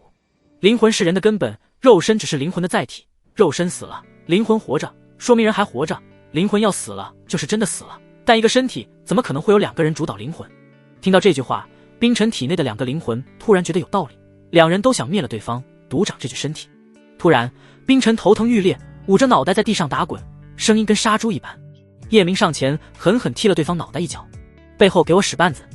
你蛊惑一个地血炎有什么用？他能掀起什么风浪？要不是我的格局根本看不上这些小虾米，早捏死他了。说完，他不再理这货，和鬼婆去了冰路那里。冰妃还是没在，说是回冰雪大陆了。他正往自己的寝宫走着，月瑶骑着坐骑来了。大坏蛋，不好了，黑娃他。黑娃怎么了？叶明心里咯噔一下，这货不会挂了吧？要是那样的话，他现在就要跑路，用最短的时间离开九阳星域。虽然烛光可能不会杀他，但命这种事尽量别赌。我的黑娃怎么了？比叶明还着急的是鬼婆，他说话的声音染上哽咽，眼泪在眼圈里打转。月瑶整理一下思绪说道，我们还在月亮湖的时候，悠悠就回到了雷家。今天我们执行了那个计划，我找了个理由让地心陪我逛街，遇见悠悠准备好的雷家子4时。黑娃不知为何出现在那，把雷家子4杀了。现在他和地心骂了起来，我趁现场混乱的时候悄悄溜走，过来通知你。我勒个擦！叶明气的膀胱疼，真是成事不足败事有余。现在还能怎么办？计划不计划的都是小事，只能祈祷黑娃没事。九阳星域谁都能惹，唯独不能惹地心。这人一根筋，他要认定你是坏人，不管什么背景，绝对杀你没商量。地心可不管是不是地狱之演出来的。别看现在各个皇子平安无事，那是暴风雨来前最平静的时候。有引龙位，地心现在奈何不了9皇子，可一旦选出帝君，不管谁当都会对另一人痛下杀手，一场腥风血雨在所难免。走，我们赶紧去看看。叶明对鬼婆吩咐完，又对月瑶道，你别和我一起走，地心会怀疑。我知道。月瑶乖巧的点点头。鬼婆担心的要死，恐怕黑娃有事，接到叶明的命令，不惜燃烧自身的气血赶路，速度之快犹如闪电。叶明来到九阳地城，就看到黑娃正和地心席地而坐，一人手里拿着一个酒壶，你一口我一口，两人就像多年的知己，聊得不亦乐乎。黑娃，你和我一样是个充满正义感的人，刚才那雷暴你要是不杀，我也会杀了。地心由衷的欣赏道，那是我这个人最恨欺男霸女的人，这种人渣我见一个杀一个。黑娃瞪着吹牛逼，我听说9皇子地阳最坏了，坏到骨子掉渣，回头我会弄死他，为民除害。他现在还不知道叶明是假的9皇子，以为叶明就是地阳。黑娃喜欢叶明的性格不假，但被对方收拾得太惨，还差点失身，他怎么可能咽下这口气？不吐不快。他虽没想过杀叶明，但快嘴能让心里好受点。英雄所见略同。地心仰脖喝了一大口酒，凌厉道，等我坐上帝君，没有引龙卫保护他，就是地阳的死期。要不我们比试一下如何？看谁先杀死地阳。黑娃的眼底闪过一抹狡诈，决定给叶明添点赌。算我一个，我们3个比。叶明从人群中走出，带动着全身的力气滚动。这声音怎么这么熟悉？黑娃见叶明从人群中走出，像老鼠见了猫，立马变了一副嘴角，嘿嘿傻笑道，大哥，玩笑来，一起喝点。地心看到叶明，目光如2柄箭射出，你真想和我们比？你要是现在自杀肯定赢了，但我不希望你自杀，我要亲手斩了你。当然真的比，但我不会自杀。叶明诡异一笑，话里有话，他是一定会杀了地阳的，只是差一个机会。大哥别闹，你怎么能自己杀自己？你要死了，兄弟会伤心死。黑娃走过去搂住叶明的肩膀，滚回去。叶明暴怒大喝，黑娃打了一个机灵，对着地心挥挥手，大猩猩我先走了，有空再聊。话音还没落，化作一道流光消失。大猩猩。地心听到后眉头紧锁，与叶明的目光在空中相遇，两人对视许久才分开，就好似经历了一场大战。目光分开后，地心警告叶明，我不管你是怎么控制的黑娃，这个人一身正义，你最好别伤害他，不然我饶不了你。关你屁事。叶明心中好笑，这傻缺现在还当黑娃是好人，是黑娃演技好呢，还是地心只知道修炼，脑子锈掉了？离开大街后，鬼婆小心翼翼问道，主人，你打算怎么收拾黑娃？他知道黑娃闯祸了，主人不可能饶了他，心想要是主人惩罚黑娃娶了他就好了。他想过给黑娃来点猛药，可对方根本不给他机会，来到这里不吃不喝。你觉得怎么惩罚合适？叶明自然知道对方怎么想的，邪魅一笑道：要不我让你以身惩戒。玉玲珑以身镀魔，鬼婆以身惩戒，修真界玩的就是花。我全听主人的。鬼婆满脸红晕，不好意思的低下头。就在这时，叶明的脑海里响起一道灵魂传音：九魔子、八魔子来了，魔武特使约你在先来客栈一见。叶明向四周看了看，没有看到传音的人，心道：这老八还真够痴情的，追魔武追到了这里。结，叶魔，你做好死的准备了吗？你可是魔主最疼爱的儿子，如果你死在地心的手中，魔主会不会恨死地心呢？他没有立马去先来客栈见魔武，而是回了天空之城，冷着脸来到鬼娃的房间。鬼婆，给我揍他，往死里揍！等一下，黑娃7个不服8个不忿道：大哥，我不就是说你2句坏话吗？又不是真的杀你，你至于吗？昨天是谁当着我娘面说给我家的温暖？你这翻脸也太快了吧！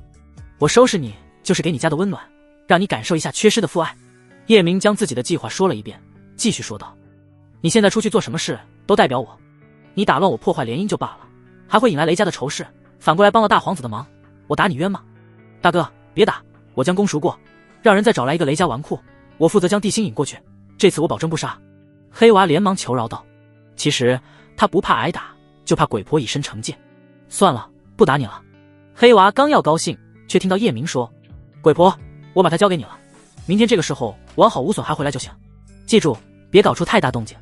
这可把鬼婆高兴坏了，激动地说道：主人放心，我一定完成任务，你们要敢这样做，我就自杀。黑娃将刀横在脖子上，做出自杀前的准备动作。黑狼，求求你别自杀，你要自杀我也没法活了。鬼婆心急如焚，越要上前阻止，却被黑娃大声喝止：你别动，再动一下我就自杀。鬼婆立马不敢动了，急得团团转。叶明做出一个请的手势：杀吧，我看着你自杀。见对方一直不动，他催促道：杀啊，你倒是自杀啊，怎么还不动手？用不用我帮帮你？跟我玩这套，你太嫩了。黑娃见这招没用，立马换了一副嘴脸：大哥，我就是开个玩笑，我听你刚才的意思，好像对我娘有意思，只要你以后别再拿鬼婆威胁我，我帮你怎么样？为了自己的清白，他只能对不起娘了。娘啊，孩儿这都是为你好，你一个人孤孤单单也怪可怜的，孩儿最孝顺了，实在不忍心看你这样。叶明的手指点着对方的心口，一字一顿道：这次我看在你娘的面子上饶你一回，再有下次有多远滚多远。现在跟我说说你娘。大哥，你还没见过我娘的美，就对她的事这么上心了？少废话，说说你娘为何自称本神。黑娃对鬼婆挥挥手：你出去吧。有了叶明的警告，他不敢耍花样，待鬼婆走后如实说道：我娘以前可是高高在上的神，不然为啥叫星河神女？你要是能追到我娘，占大便宜了，一个蝼蚁娶了神做老婆。别跑题，说正事。叶明剜了对方一眼。黑娃继续道：大概100万年前，我娘的那个世界位面出现动乱，而我死去的亲爹是掌控黑暗的黑暗之神。危机情况下，我亲爹用一身的神力将我娘封印，藏在了这个位面。地狱之眼便是我爹创造的，只是时间太久，神力几乎削弱没了，不然根本不会受到诅咒的影响，只活2000年。那个时候我还没有出生，直到我娘100年前从封印中醒来，我才降临这个世界。而我娘以前受过重伤，醒来后修为几乎没了，需要重新修炼。叶明连连问道：那你娘现在是什么修为？能打过杀无情吗？当初是什么样的动乱，会让你父亲献祭一身的神力封禁你的母亲？黑娃摇摇头：我娘很少跟我说这些事，我知道的全告诉你了。我娘能不能打过杀无情，我也不知道。魔龙星域也有一处生命禁地，里面是不是也封印着神？原身作为魔龙星域的九魔子，有原身的记忆，叶明对魔龙星域的事知道的不少。不清楚，回头你问我娘。黑娃摇摇头。两人又聊了一会，叶明也没问出啥。他找到鬼婆，让他去联系悠悠，计划继续。不过这回的效果肯定不会太好，行不行总要试试。就在鬼婆要走的时候，幻雀来了。大坏蛋，我家主人说他为了不引起怀疑，那会没有在现场附近。他也是后来才知道黑娃是你的人，幸好当时没在，不然可能看到不是地心，还会假装维护雷家，杀了黑娃主人。还说雷家知道消息后有可能会过来问责，让你提前有个准备。还有事吗？叶明问道。主人问下一步怎么办，他就在先来客栈的老地方，要是你有空，让你过去见一面，商量下一步的计划。行，我一会去，当面说吧。叶明正好要见一下魔武，顺路见下悠悠。只是女人说话怎么都喜欢拐弯抹角。韩晴说请客，悠悠说商量事，直接点能死啊！就在叶明准备去先来客栈的时候，一个意想不到的人来了。蒂斯，我母后出关了，你要是现在有空，我带你过去喝酒。来人不是别人，正是七皇子蒂木，他的母亲正是九阳新域的第5美人幽梦。这女人的武士一绝，酿的酒更是一绝，甚至有人说能喝上她的酒，给神仙都不换。说实话，叶明是真的想去，可惜有事，只能惋惜的摇摇头。过2天吧，我现在要去见你小姨。我小姨在哪？蒂木并不知道叶明和悠悠的事，拉住叶明的胳膊往外走。走走走，我好久没见我小姨了，我们一起去。放心，我会尽量撮合你们，让我小姨给你做情人。他本来是想等九皇子当上帝君再撮合这件事，现在尽量让自己置身事外。可他昨天收到一个消息，帝辛当上帝君，他也在必杀名单上。那他现在只能死心塌地跟着九皇子。其实这是叶明让追月故意散布出去的。你别去了，我们有重要事要说。叶明心想，我有你撮合，只要我想，随时吃进嘴里，一会就会有一场大战。蒂木恳求道，蒂斯，你就带我去吧，我看上雷家一个女孩，正好让我小姨帮我说说。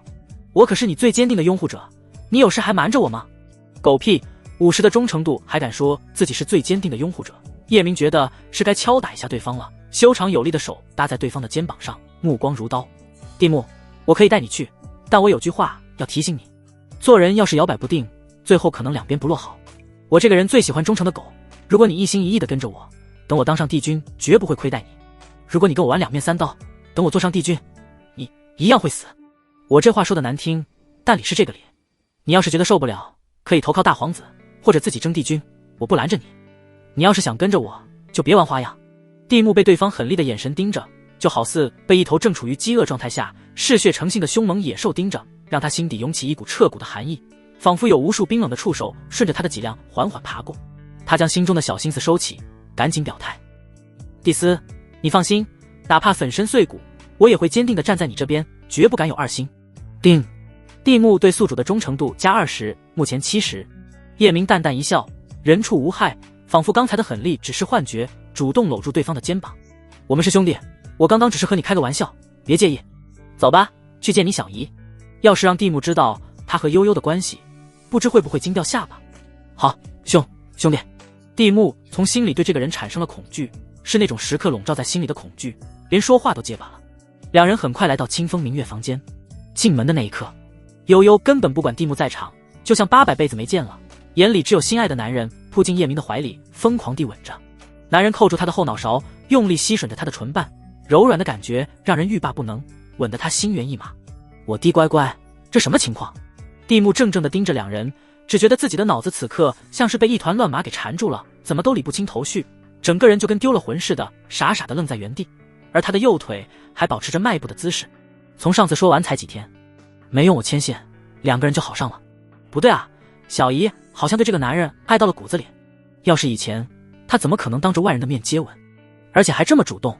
九阳新域的前10美人这么好追了吗？要不我也追一个？雷木在脑海里将前10美女过了一遍，好像第2、第3、第4的美女还没有名花有主。他突然想到一个事，这家伙想见他的母后，不会也有想法吧？那自己带他去，算不算引狼入室？不可能，不可能！母后一心修炼，比帝后那个修炼疯子还疯，对男女情爱看得极淡，没有人能追上。当初要不是老帝君使用强制手段，也不可能得手。蒂木对母亲十分有信心，只是他还不知道第4美女玉玲珑有了叶明的孩子。要是知道，估计就不这么想了。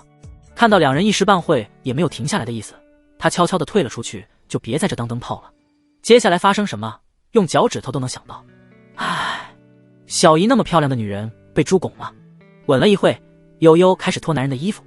不急，我给你个惊喜。叶明将女人拉到床上，盘膝而坐，催动阴阳至尊点。这个女人极易动情，先把好感度搞到100拿奖励。他现在着急买个体质或者眼瞳，可这2样都很贵，说不定神秘宝箱能开出来一个。叶明只和对方修炼了几十息便停了下来，女人震惊的表情和追月、抹脸等人一样。他微微一笑道，以后我会带你一起飞升，拥有无尽寿元，让你永远陪着我，好不好？悠悠差点被感动死，捣蒜般点头，激动得热泪盈眶。叮！悠悠对宿主的好感度加10，目前100，无法再提升，修为增长速度10倍，合计90倍。叮，好感度到100，奖励宿主5万反派点，还有一个神秘宝箱。听到系统声音，叶明满意的笑了笑，紧跟着又响起一道系统声。叮，一般极天选之子寒风已经彻底黑化，奖励宿主20万反派点。20万，叶明真没想到黑化会奖励这么多，激动的差点腿抽筋，看了一眼自己的面板，整整40万反派点。照这个速度，自己的眼瞳用不了多久就能到手。这对母子还真是我的福星。夫君，我只恨自己没有早点认识你。悠悠像条美女蛇钻进叶明的怀里，叶明一看，女人早已不着寸缕，摸着她水嫩的后背。悠悠，我对幽梦也很欣赏。不等他说完，女人立马说道：夫君，我帮你得到姐姐。要是以前，他肯定不会同意。当初就因为风傲天打幽梦的主意，他最终才踹了对方。可他现在的世界里只有叶明，说句不好听的，爱的已经没有了自我。不管叶明想干嘛，他都会没有任何怨言的帮忙。真乖，夫君会好好疼你。叶明奖励女人一个吻。幽梦已经出关，改天我们一起去。两人顺势倒在床上，日上三竿。叶明无力地躺在床上，格外的疲惫，就好像身体被抽空一般，一点精气神都没有。他可是有麒麟肾，绝不至于这么疲惫。想到悠悠资料最后面的不正常数字，他再次查看女人的资料。当看到最后的数字时，叶明的眼珠子差点瞪出来，那表情比看到鬼还夸张。这怎么可能？怎么会这样？叶明盯着悠悠的资料，大脑一片空白。没有变，根本没有变，经验还是6。那自己这一晚上是合鬼吗？他敢肯定，这一夜绝不是幻境，是真真实实的发生了。一开始和悠悠修炼，除了想提升好感度，也是为了验证一下自己是不是在幻境中。小心无大错，因为那个经验6太不正常。另外，要是没发生，自己不可能这么虚弱。真是活见鬼了。可女人对自己的好感度是真实的，这又怎么解释？叶明怕给自己带来危险，努力压下心中的疑惑，装作没事人。悠悠，你回雷家安排吧，时间就定在后天。这次黑娃会把地心引出来，等这件事完，我们去你姐那里。说完，叶明起身穿衣，准备见魔武。好。女人从背后抱住他，一股柔软的触感传来。夫君，我舍不得你，不想和你分开，只想时时刻刻待在你的身边。悠悠是那种粘人的女人，尤其完全爱上一个人的时候，她会很没有安全感。乖，听话。叶明转身捏了捏对方的身体。想我的时候忍一忍，等你掌控了雷家，我搬到雷家去陪你。没搞清楚事情的真相前，他可不敢了。我知道你忙，我会乖的。在女人恋恋不舍下，叶明离开了。来到888层的时候，魔武依然等在这里。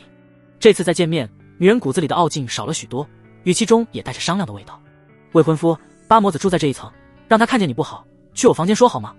同时，魔武主动挽住叶明的手臂，却被叶明甩开，爱搭不理道：怎么，你怕八魔子看到会误会你？要不要我和你退婚，成全你们？明，你误会了。魔武再次挽住男人的手臂，解释道：我是怕夜魔看到你，暴露你的身份。我是你的未婚妻，这辈子都是你的女人，你休想和我退婚。走吧，去我房间，你想做什么都行。叮。魔武和正常的女孩有些不一样，她不喜欢每天围着她转的舔狗，她喜欢难征服还天资妖孽的男人。宿主对她冷淡，她越想征服你，让你离不开她，因此她对宿主的好感度加10，目前20，修为增长速度2倍，合计91倍。是吗？叶明怎会不知女人为了任务才这样低声下气，一贯凉薄的眼底浮出几缕邪魅的笑意，微微俯身，唇瓣贴在女人的耳畔，轻轻闻了闻她身体飘出的体香，低笑道：八魔子不是一直在追求你吗？你喜欢我啥？难道喜欢我的废物？别和我装了，演戏不累吗？想做我的女人，你还不配。这个女人要想征服她，就必须先击碎她心中的高傲，不然只会像原身那样被人当成舔狗，还在那里怪美的。她可不是原身，舔狗谁爱当谁当。在叶明的眼里，不管女人的性格什么样都无所谓，主要还是看能不能驾驭。如果抛开美貌，有人可能会讨厌追月的狠辣，柳如烟的算计，含情的欲，魔武的傲娇，悠悠的上头和粘人，冰凝的为了家人毫无底线。但叶明的牙口好，还不挑食。他就一个原则，不管什么样的女人，你要征服不了，心也不是你的，性格再好也没用。只要你能征服她的心，管她绿茶还是白莲花，全会老老实实的围着你转，死心塌地。狠辣也好，算计也罢，他们只会用在别人的身上。魔武刚要说话，叶明突然一口咬在他的肩膀上，一直咬到血腥味在嘴里蔓延。魔武吃痛，指甲紧抠叶明的手臂，才没有叫出声来。他现在心里委屈死了。以前叶明那么喜欢他，毫不夸张地说，他让对方去死，对方都会笑着去死，嘴里还会说着我们来生再见。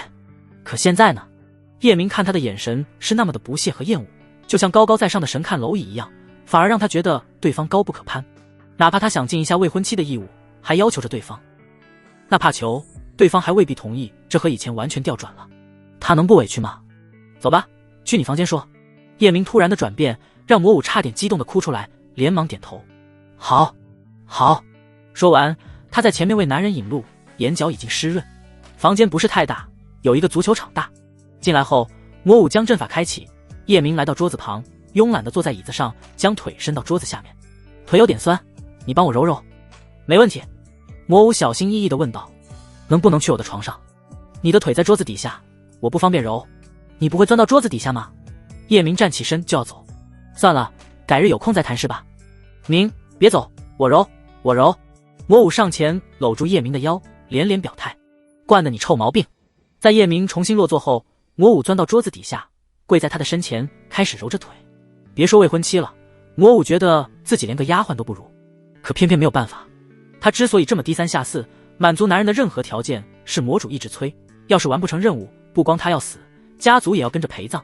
他被叶明拿捏得死死的，真像魔后说的，这个人太难缠。过了一会，叶明缓缓闭上眸子，声音微颤道：好了，说你的事吧。魔武用腹语说道：魔主让你在1个半月内必须让帝后中毒，前几天不是还说2个月吗？叶明眉头紧锁，脚下的地板仿佛因为杀意微微颤动。魔主等不及了。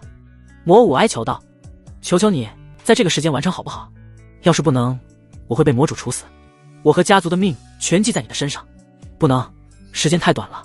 叶明微微摇头，声音没有任何温度。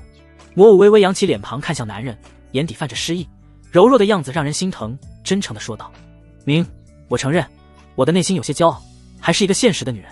以前因为你不受魔主的待见，还有你的资质不行，我从心里看不上你，总觉得只有八魔子那样的妖孽才是我心中的理想道侣。八魔子追求我不假，但我没有答应他任何事情。说心里话，我现在不想那么多了。既然我们之间有婚约，不管我们有没有爱，不管你的资质如何，我只想陪你走下去。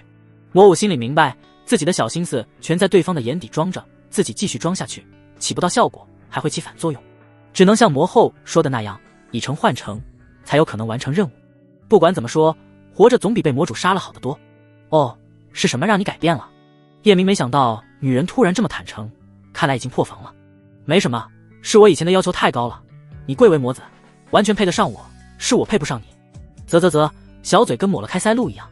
求求你了，能不能在1个半月内给帝后下毒？那要看你的表现。叶明摸着女人的脑袋道：既然魔主着急送死，那就成全他。时间确实紧，差不多也来得及。你放心，我保证让你满意。你晚上就留在我这别走了。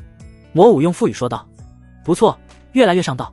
叶明的指尖轻轻敲击着桌面，和魔武的频率保持一致。除了这事，还有什么事？八魔子来了，我怕你会多想，提前告诉你一声。魔武解释道。魔武，你听没听过，有一种耳朵能听见别人的心声？叶明敲击桌面的手突然戛然而止。我知道你的心里不喜欢我，但你的表现还不错，让我有点满意了。你最好别跟我玩什么里根狼，我要杀了八魔子，你会不会配合？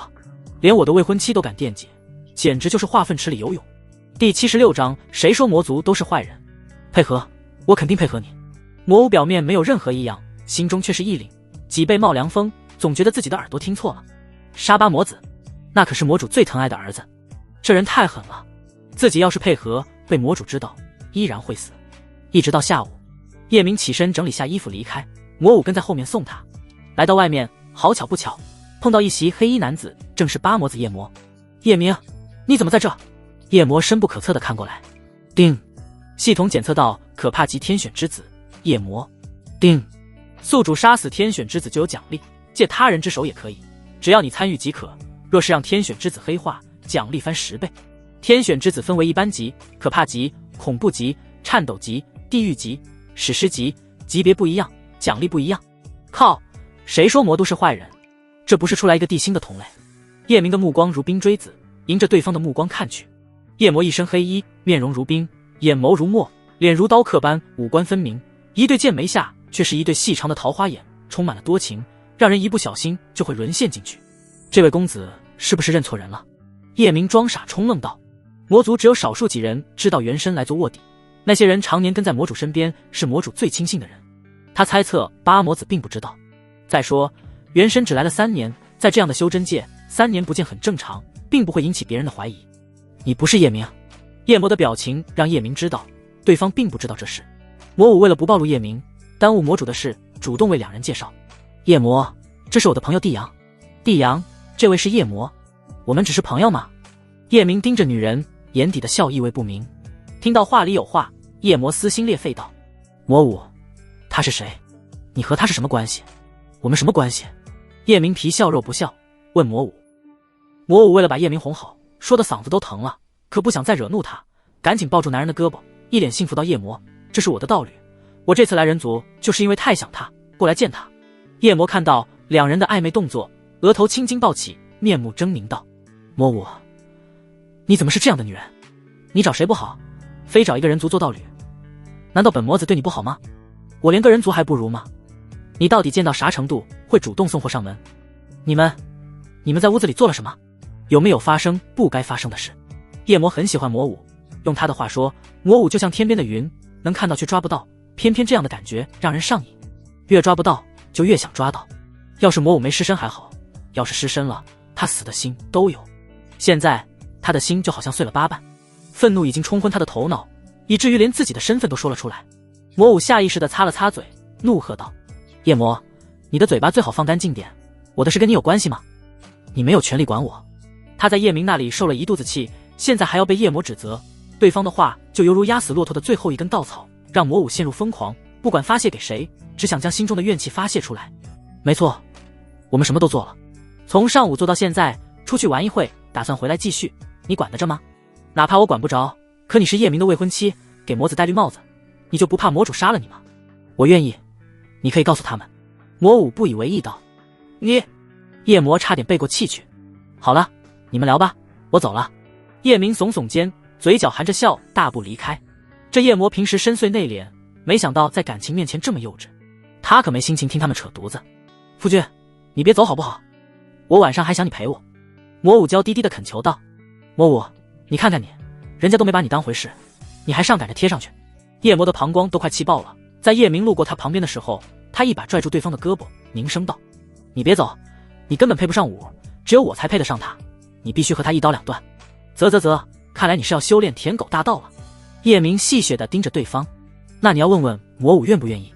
夫君，我不愿意，我只爱你，哪怕做你的奴婢，我也要和你在一起。魔武上前搂住叶明的手臂，含情脉脉道。当然，这全是他为了讨好叶明演的戏。他心里明白，自己要是不这样做，叶明还会像以前那样对他，再想哄好，可不是半天就可以，也许是永远也哄不好的那种。听见没？他喊我夫君。啪！叶明一个大嘴巴子甩在夜魔的脸上。你算个篮子，胆子倒是不小，魔族的魔子来人族的领地就罢了，还敢调戏我的女人，信不信我现在把你抓起来？其实夜魔的修为，杀他就像碾死一只蝼蚁般简单。他敢这样做，一个是鬼婆就在附近，二来他穿着玄冰宝甲。魔武突然感觉此刻的叶明好帅啊！既然你知道我是身份，那就更应该明白，只有我才配得上魔武。以我在魔族的地位，来这里也没有惹事，人族还不敢抓我。长这么大，夜魔还是头一次被人打嘴巴，怒火在心头沸腾，杀意如同潮水般涌出。可对方知道他的身份，却还敢打他，让他有些摸不着头脑。没有立马还手，是想搞清楚对方的底细。魔子算个屁，还不敢抓你？谁给你的信心？啪！叶明又是一个大嘴巴甩过去。知道我是谁吗？九阳帝朝的九皇子帝阳，要杀你，一句话就让你死无葬身之地。他想过把这货抓起来和魔主换魔灵儿的家人，但以魔主的狠辣，宁可舍弃八皇子也会控制魔灵儿，所以他还是决定让帝星杀了夜魔，将魔族的仇恨全拉到帝星的身上。本来夜魔准备还手了，在自己喜欢的女孩面前挨了2个大嘴巴，面子实在挂不住。可听到对方是九皇子，抬起的手又缓缓放下。他回想一下，九皇子确实叫帝阳，那会因为太生气，魔武说的时候他根本没走心。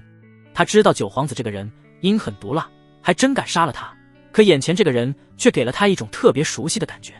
不对，你不是九皇子，你是叶明。夜魔突然的试探，让叶明刚要露出诧异之色，便发现不对，对方是在诈唬他，瞬间收敛任何表情，硬着头皮道：叶明不是魔族的废物九魔子吗？你再拿我和一个废物比较，信不信我还抽你？靠，自己说自己废物，没谁了。他不能暴露，万一让地心杀夜魔的时候，夜魔说出他的身份就麻烦了。你敢不敢脱了衣服让我看看你的胸前？夜魔越看越觉得眼前的人像叶明，形似就罢了，天底下怎么可能有如此神似的两个人？你这人是不是有病，还是有大病？叶明用脚跺了一下地面，冷冷道：知道我脚下踩的是什么吗？九阳地巢的领土。你来我的地盘让我脱衣服，脑袋里装的巴巴吗？我要不是怕你泄露魔武的身份，没人陪我快活，现在就弄死你。滚！说完，叶明搂住魔武的细腰往回走去。走，我们不出去玩了，回房间继续 happy。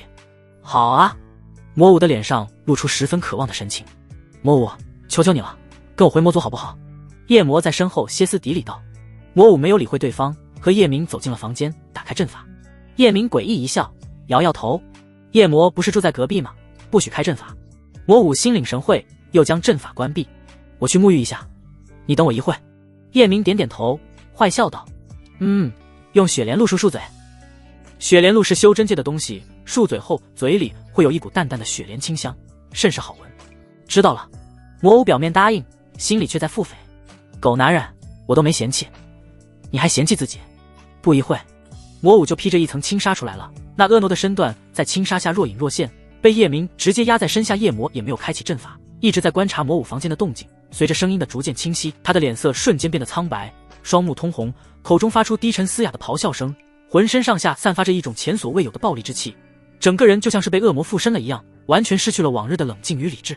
下一刻，他如同一头狂暴的野兽，整个身躯猛地冲向门口，速度之快仿佛要撕裂空气一般。当来到魔武的房间门口，他僵在原地，理智和冲动一直在对抗。想到这里毕竟不是魔族，强龙压不住地头蛇，像丢了魂一样，一步步挪回自己的房间。靡靡之音一直到翌日，夜魔喝酒也喝到翌日，整个人仿佛苍老了几十岁，双目无神，如枯井一般没有生气。魔武增加了20点好感度，至于原因，懂得都懂。叶明穿好衣服后并没有马上离开，而是开始向魔武展露自己的地品天赋，又展露自己的阴阳至尊点。在女人无比震惊的目光中，他平静地说道：我可以明确告诉你，天赋还不是我的极限，而且刚才的修炼1日只相当于6个月，后面还会提升，1日相当于几百年都不是问题。你只要一心跟着我，能得到什么你自己心里清楚。他之所以这样做，并非显摆，也并非有多喜欢对方。既然魔武喜欢强大的男人，那就让他知道好了。藏着掖着讨厌对方，有那必要吗？在这个危险的世界，提升好感度，提升修炼速度，让自己变得强大，不才是最重要的吗？现在是最好的成长时间，必须不惜一切提升自己。地心才是他的大敌，真到了必须生死一战的时候，自己对地心说：你再等我几年，我还没有成长起来。那不是逗逼吗？人家还管你有没有成长起来。再说好感度到了100，魔武在他面前还不是乖得像猫咪。对付魔主还需要这个女人，越早不会背叛自己越好。定。因为多方面原因，魔武对宿主的好感度加50，目前90，修为增长速度9倍，合计98倍。定。好感度到80，奖励宿主1万反派点，还有一个神秘宝箱，宿主可以随时查看魔武的资料。叶明的天赋虽没有到神品，却也震撼到了魔武，尤其是飞升的诱惑，让他瞬间觉得叶明才是他的白月光。再加上他已经把自己给了男人，所以感情急剧加温。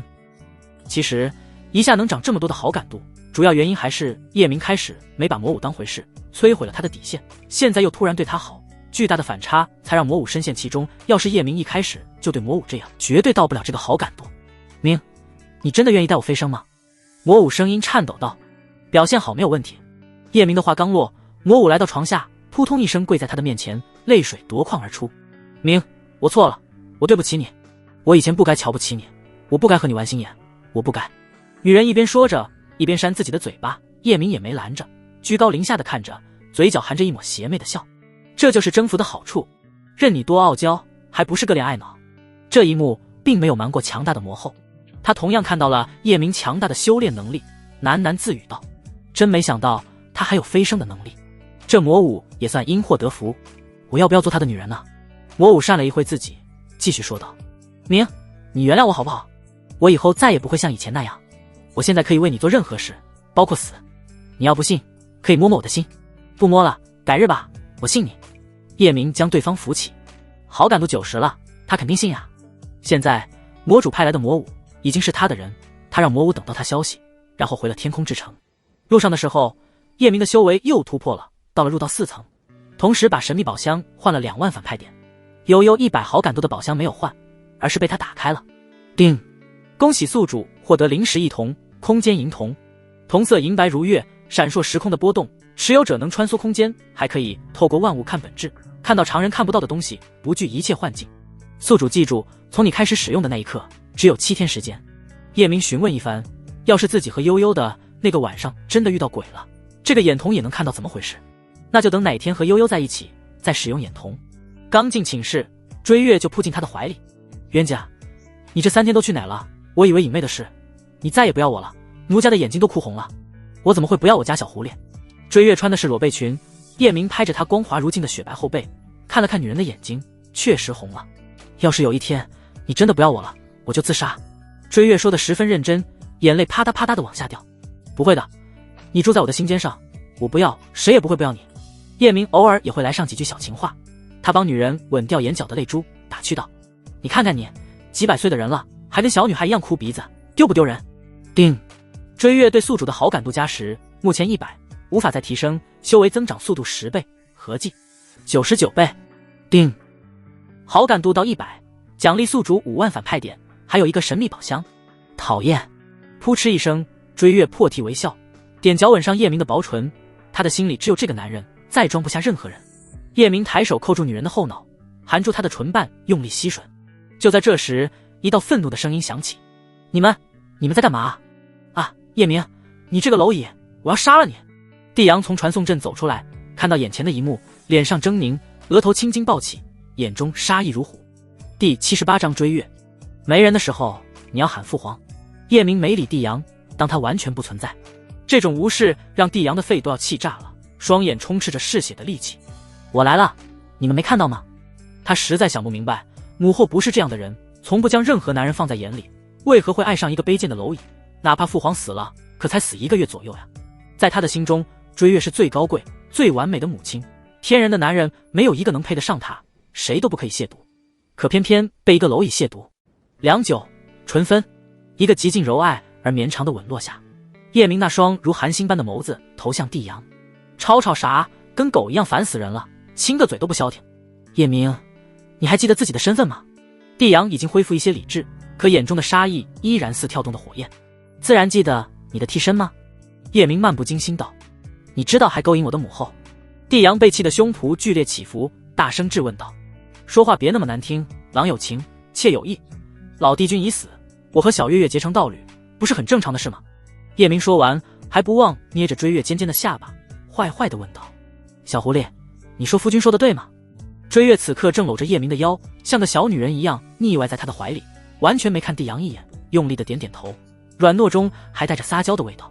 夫君，只要你不抛弃我，你说什么都是对的。轰！帝阳感觉自己的脑袋里仿佛有闷雷炸响，一阵剧痛瞬间席卷而来，额头上的青筋如蚯蚓般突兀的暴起。小月月，小狐狸，母后那撒娇的样子，哪怕他都没有见过。从始至终，母后都没有看他一眼，在男人的怀里乖得如同一只温顺的小猫，那样子一刻也离不开对方。这还是那个威仪天下、令众生皆敬畏的帝后吗？这还是那个见了男人从不多看一眼的帝后吗？母后，你可是999万个世界的女主人，你的地位众生仰望，你怎么能在一个男人的怀里撒娇？帝阳完全是咆哮出来的，声音撕心裂肺。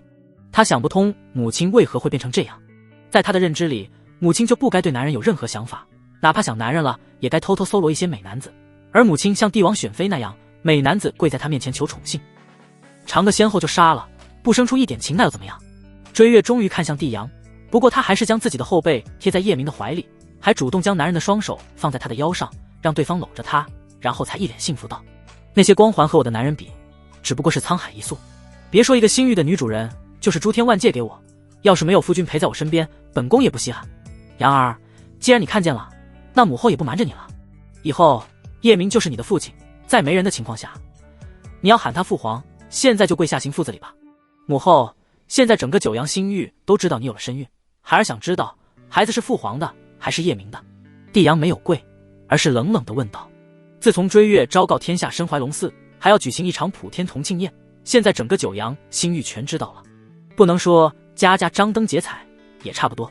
每个世界的世界之主全准备好了贺礼，开始赶往九阳帝城。当然，这些全是叶明让追月做的，得到的贺礼可是一个天文数字，在百花大陆建造他的后宫绰绰有余，而且还是极为奢华的那种。孩子自然是帝君的，追月指的帝君是叶明，而不是老帝君，因为他平时都是叫叶明帝君，没有直接说出叶明的名字，是因为帝阳出现的地方周围肯定有神机位或者引龙位，万一被他们听到会影响后续的计划。要是没有帝阳，而他又是帝后，引龙卫等人还不敢监视他。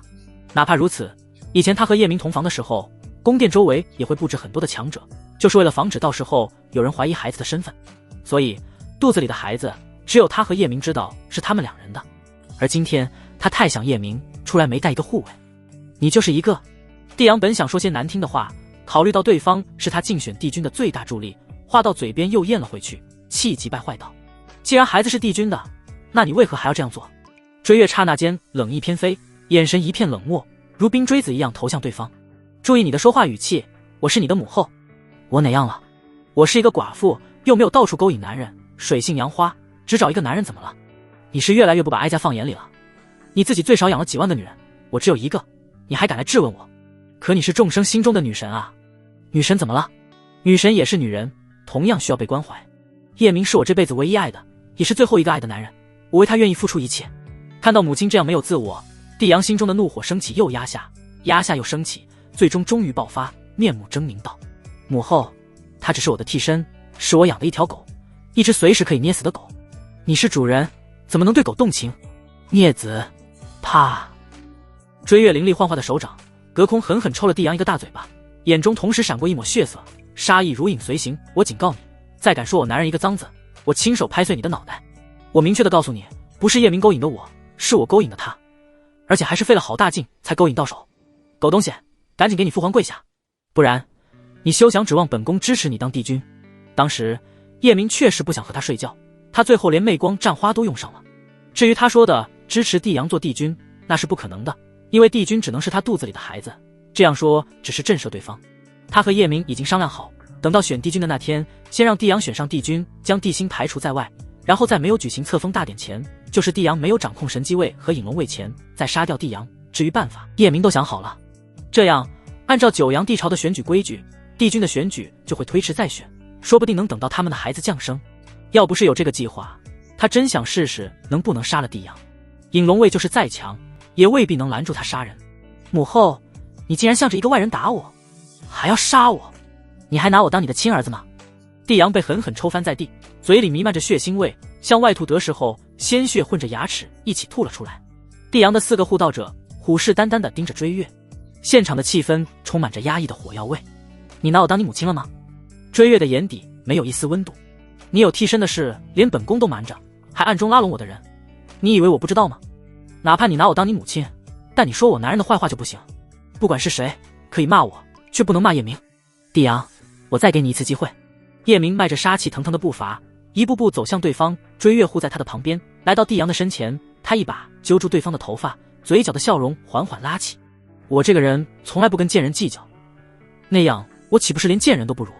你说我是狗，没错，我是你的炮灰，那还不是你怕死，怕引龙卫也护不住你，才引狼入室。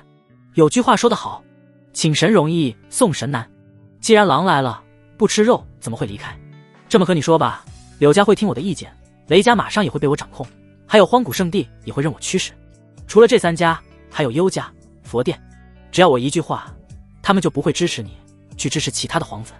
我这个炮灰，为了你的帝君之位，可是煞费苦心。我要不是你的后爹，我会管你的事吗？说着，叶明一个大嘴巴抽在对方的脸上，4个护道者要出手，却被帝阳抬手阻止。叶明反向又是一个大嘴巴，才继续说道：你要是还想当帝君，今天这事就必须给我个说法。跪地磕100个响头，我不跟你一般计较，否则的话，你知道后果。帮对方夺帝君，那怎么可能？他说那么多人支持他，当然有吹牛逼的成分，但也不是完全吹。雷家板上钉钉，只差实施计划，柳家有柳如烟，问题也不大。佛殿一半一半，幽家要拿下幽梦，再费一番周折才行荒古圣地不好说，毕竟他杀了影卫。按说迷上要是找他入情，他不该拒绝。女人一旦种下红尘种，好感度会直接到100，那可全是修为和反派点，谁会跟修为过不去？可要是女人1个月后等杀无情的事有了结果再来，他不打算让对方入情，这点奖励就当没有了。他可以接受魔武的那种现实，但有点无法接受迷上的这种薄凉。其实薄凉还是小事，只要征服这个女人，对方的命都可以给他。最主要的原因还是那天迷上要不是想对他入情，绝对会杀了他。这是叶明最无法接受的。哈哈，你以为我找你做替身是真的害怕别的皇子杀我吗？帝阳癫狂大笑，眼底格外的诡异。有影龙卫在，还没人能杀我，倒是你用不了多久就要死了。识相的话，你就赶紧离开我的母后，并支持我坐上帝君，我还会考虑饶你一命。不然你死定了。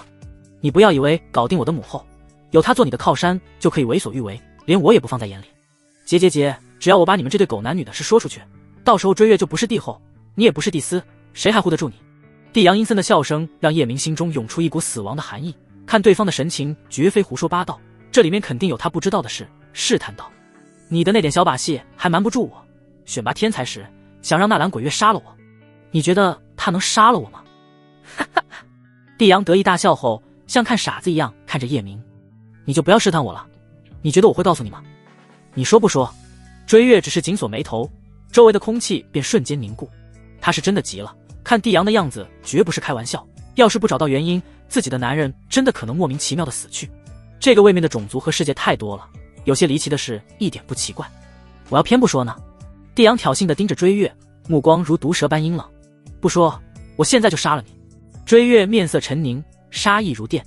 来啊，杀了我，我求求你杀了我。帝阳就像一个失去理智的疯子，表情阴森道：先不说引龙卫，就我的4个护道者，你能打得过吗？好，很好，既然你不念母子之情，那我还有什么好顾忌的？帝后没什么了不起。紧跟着帝阳对4个属下吩咐道：只要他敢动一下，杀无赦。他要是不动，就把叶明控制在这里，以后不许出去一步，并向外散播帝后对老帝君不忠和我的替身出轨。帝阳的4个护道者全是700岁以上的强者，一个圣人3层，一个圣人1层，2个魂劫9层，但他了解母亲的实力，自己的人未必打得过，所以才没有直接命令动手。现场气氛就像暴风雨来前那般压抑。追月拉住叶明的手臂，一步推到100丈之外，拿出一块玉佩捏碎后，灵魂传音道：夫君，怎么办？你有把握吗？叶明不可能让自己处于被动，想从帝阳的身上找到自己要死的答案，根本不可能。与其这样，不如杀了对方，说不定还能找到答案。另外，他和追月的事不能传出去。追月点点头，最难的是那个圣人3层。我刚才叫人了，只要给我点时间，没有问题。最坏的结果，我也能保护你的安全。你不用管我，我能自保。叶明眼中的温柔尽退，只剩下无尽的冷酷杀意。杀！引龙卫出来再说。只要杀了帝阳，我就有可能顶替9皇子，不用孩子出生就是帝君，反正不能让他离开这里。大家把引龙卫说得神乎其神，他还从来没有见过，那就趁这个机会见识一下。叶明的声音刚落，追月的身上便散发出浓郁的媚香，瞬间弥漫整个寝室。他将九媚天狐体催动到了极致，整个人就像一朵诱人的彼岸花，香魂引魄。追月的嘴角露出一抹诱人沉沦又危险致命的笑。他现在所使用的这招虽不是偷偷让人陷入幻境，却也能把人拉入幻境中失神片刻。这个时间足够他杀人了。大家屏息，千万别问这种怪象。帝阳急忙提醒4人，可他说晚了。除了那个圣人3层，包括他自己，皆陷入幻境之中。到了圣人境，1层一重天，哪怕圣人1层在圣人2层面前，那也只是一拳的事。追月有把握，是因为她是天之娇女，能越级而战，哪怕圣人3层给她点时间也能杀死。圣人3层的老者见状，急忙护在帝阳的身前，而这时追月用灵力凝聚的4柄剑已经射来，其中1柄直奔帝阳。他不敢怠慢，全力抵挡。就在他抵挡的短暂瞬间，另外3柄灵力幻化的剑已经刺中其余3人的眉心，3人连反抗都没有便死透。强大的法力余波让寝室的阵法瞬间启动，才没有让这里夷为平地。追月这时开始全力对抗圣人3层的老者。老者十分被动，因为他不能让追月杀了帝阳，还要抵抗追月的攻击。2人战斗之际，帝阳便暴露在叶明的视线中。他取出红尘仙魔剑，双手紧紧握住剑柄，猛地从丹田的9条玄脉中调动灵力，灵力沿着经脉行走，宛如一道道闪电贯穿全身，最后涌入剑中。紧跟着，仙魔剑发出一阵低沉的嗡嗡声，仿佛在回应主人终于想起他了。随着叶明全力一劈，一道耀眼的剑光瞬间划破身前的虚空，恰似一道绚丽的银河倾泻而出。这正是那惊天动地的一剑平四海之剑，无数的剑气如同一条汹涌澎湃的金色洪流，以排山倒海之势奔腾飞舞，直奔地阳。每一道剑气都仿佛要将整个世界撕裂开来。前面不管高山还是大海，在这一剑之下都会显得无比渺小，仿佛轻易便能将他们斩成两半。杂碎，你敢！圣人3层的老者发现时，已经来不及救地阳，发出一声雷霆震喝。难道隐龙卫只是传说？眼瞅着剑气就到了地阳的身前，叶明并没有看到隐龙卫。就在他的想法刚生出，下一瞬，一剑平四海的剑气消失得无影无踪。随后，一道顶天立地的伟岸身影出现在地阳前方不远处。他一身黑袍，脸上戴着一个金色的面具，面具上有7龙图案，每条龙都栩栩如生，仿佛下一刻就会跃然而出。好剑法！男人低沉暗哑的嗓音中蕴含着极度危险的信号，看向叶明的眸子里仿佛禁锢着一头野兽。看到来人，圣人3层的老者和追月停止了战斗。追月一步来到叶明身旁，全神戒备。你刚才那一剑叫什么名字？面具男子的声音很轻很轻，却犹如一座大山压向叶明。叶明微微皱眉，眼底闪过一抹血色。一剑平四海。一剑山海啸，一剑四海平，那一剑当得起这个名字？面具男子话锋突然一转，你可知道杀害皇子可是死罪？叶明深邃的眸子依旧不见半点波澜，答非所问道：你就是隐龙卫？没错，隐龙卫，狂龙。你只是一个替身，却要杀真正的皇子。看在你刚才那精彩绝艳的一剑上，本座允许你临死前留下遗言。面具男子淡淡道。狂龙狂个鸡巴！叶明在心中腹诽一句，瞬间变了一个人，嘴角含着一抹人畜无害的笑。狂龙前辈，你误会了，我和地阳只是闹着玩呢，你不信可以问他。果然，一切和他的猜想一样，隐龙卫知道他是替身。觉醒系统的那一刻，叶明就想过杀了九皇子，自己做九皇子。后来考虑到隐龙卫知道他的身份，才想着生个儿子争夺帝君。刚才决定杀地阳，一来是没有办法，二来也是验证一下九龙卫会不会真的插手这件事。要是真杀了地阳，就不用那么麻烦，自己争帝君就行了。狂龙回头瞥了一眼地阳，轻声道：醒来。紧跟着地阳便从幻境中醒来。狂龙在问地阳是不是闹着玩的时候，叶明牵住了追月的手，打算随时使用空间银瞳逃跑，这是他提前就想好的退路。就在这时，一位老妪拄着拐杖出现在追月的旁边。小姐，你没事吧？老妪是追家人，从追月的小时候便跟着他，年龄少说也有900岁，站在那里感觉风一吹就会吹跑，走路都能摔倒，可他身上的气息却强大的吓人，眼里仿佛翻涌着尸山血海。我没事，记住务必保护好姑爷。追月使用灵魂传音再三叮嘱，不管地阳会不会说出他和叶明的关系，该隐瞒还是要隐瞒一下。是，小姐。老妪对叶明公进行了一礼，灵魂传音道：老奴见过姑爷。婆婆不用客气。叶明摆摆手。这时狂龙和地阳结束了谈话，目光深不可测地看向老妪。血婆，你想插手隐龙卫的事？光听血婆2个字就让人头皮发麻。七龙卫，别人怕你们，老婆子我可不怕。这个年轻人我保了，想要杀他你还不配，让八龙卫来吧。血婆干瘪瘪的眼眶里，那双眸子却如狼一样透着寒光。隐龙卫的地位由面具上龙的数量决定，龙越多实力越强，地位就越高。黄龙微微摇头道：我刚才已经问了地阳，他说和替身只是闹着玩，所以这事我们不管。但我要告诉你，血婆早已不是当年的血婆，要是你动九皇子一下，追家就从这个世界消失吧。威胁，赤裸裸的威胁。紧跟着黄龙将目光转移到叶明的身上。皇子之间争夺帝君之位，不管用什么卑鄙肮脏的手段，只要不死人，我们就不会插手。不管你是替身还是帝司，又帮哪个皇子争夺帝君之位，我们全不管。但你记住，帝君没有选出来前，任何一个皇子不能死。你要想做帝君，那更不可能。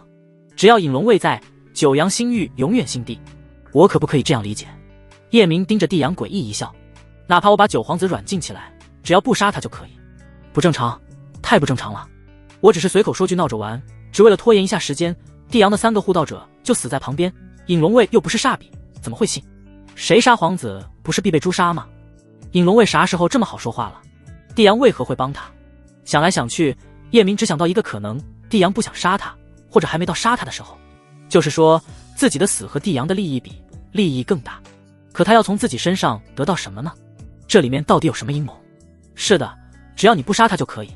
狂龙点点头，继续说道：帝君的选拔本来就是一场养蛊，只是蛊不能死而已。你想软禁九皇子，他能不能逃走，要看他自己的本事，我们不管。除了不能杀他，还有2个事不能做。第一，不能废他丹田，保证他能修炼。第二，选帝君的那天必须还他自由。狂龙，你的狂我很喜欢，我会酿一种美酒，名黄泉，改日请你品尝。叶明嘴角微微下撇，杀机在眼底一闪而逝。想请本座喝黄泉酒，再给你500年的时间，你也酿不出来。狂龙不屑道。叶明举起一根手指，淡淡道：不，最多1个月。有人会替我请你喝。尹龙卫怎么了？对方那会要杀他，1日不杀了对方，叶明的心里就不痛快，就像堵了一块石头。至于怎么杀，自然用妖族。用不了多久，凤仙儿就会带着家人来提亲。本座等着。狂龙仿佛听到了这个世界最大的笑话，身影化作一道流光消失了。帝阳见狂龙就这样走了，额头冒出细密的冷汗，用商量的语气说道：叶明，今天的事就当没有发生过，我们还是好兄弟，如何？你放心，我不会说出你们的事。你觉得可能吗？叶明微微摇头，指着帝阳旁边的老头对血婆说道：婆婆，麻烦你杀了那个老不死的。没问题。血婆是小圣境1层，杀一个圣人3层太简单了，没闹出一点动静，甚至那个老头都没来得及求饶，便领了盒饭，跪下。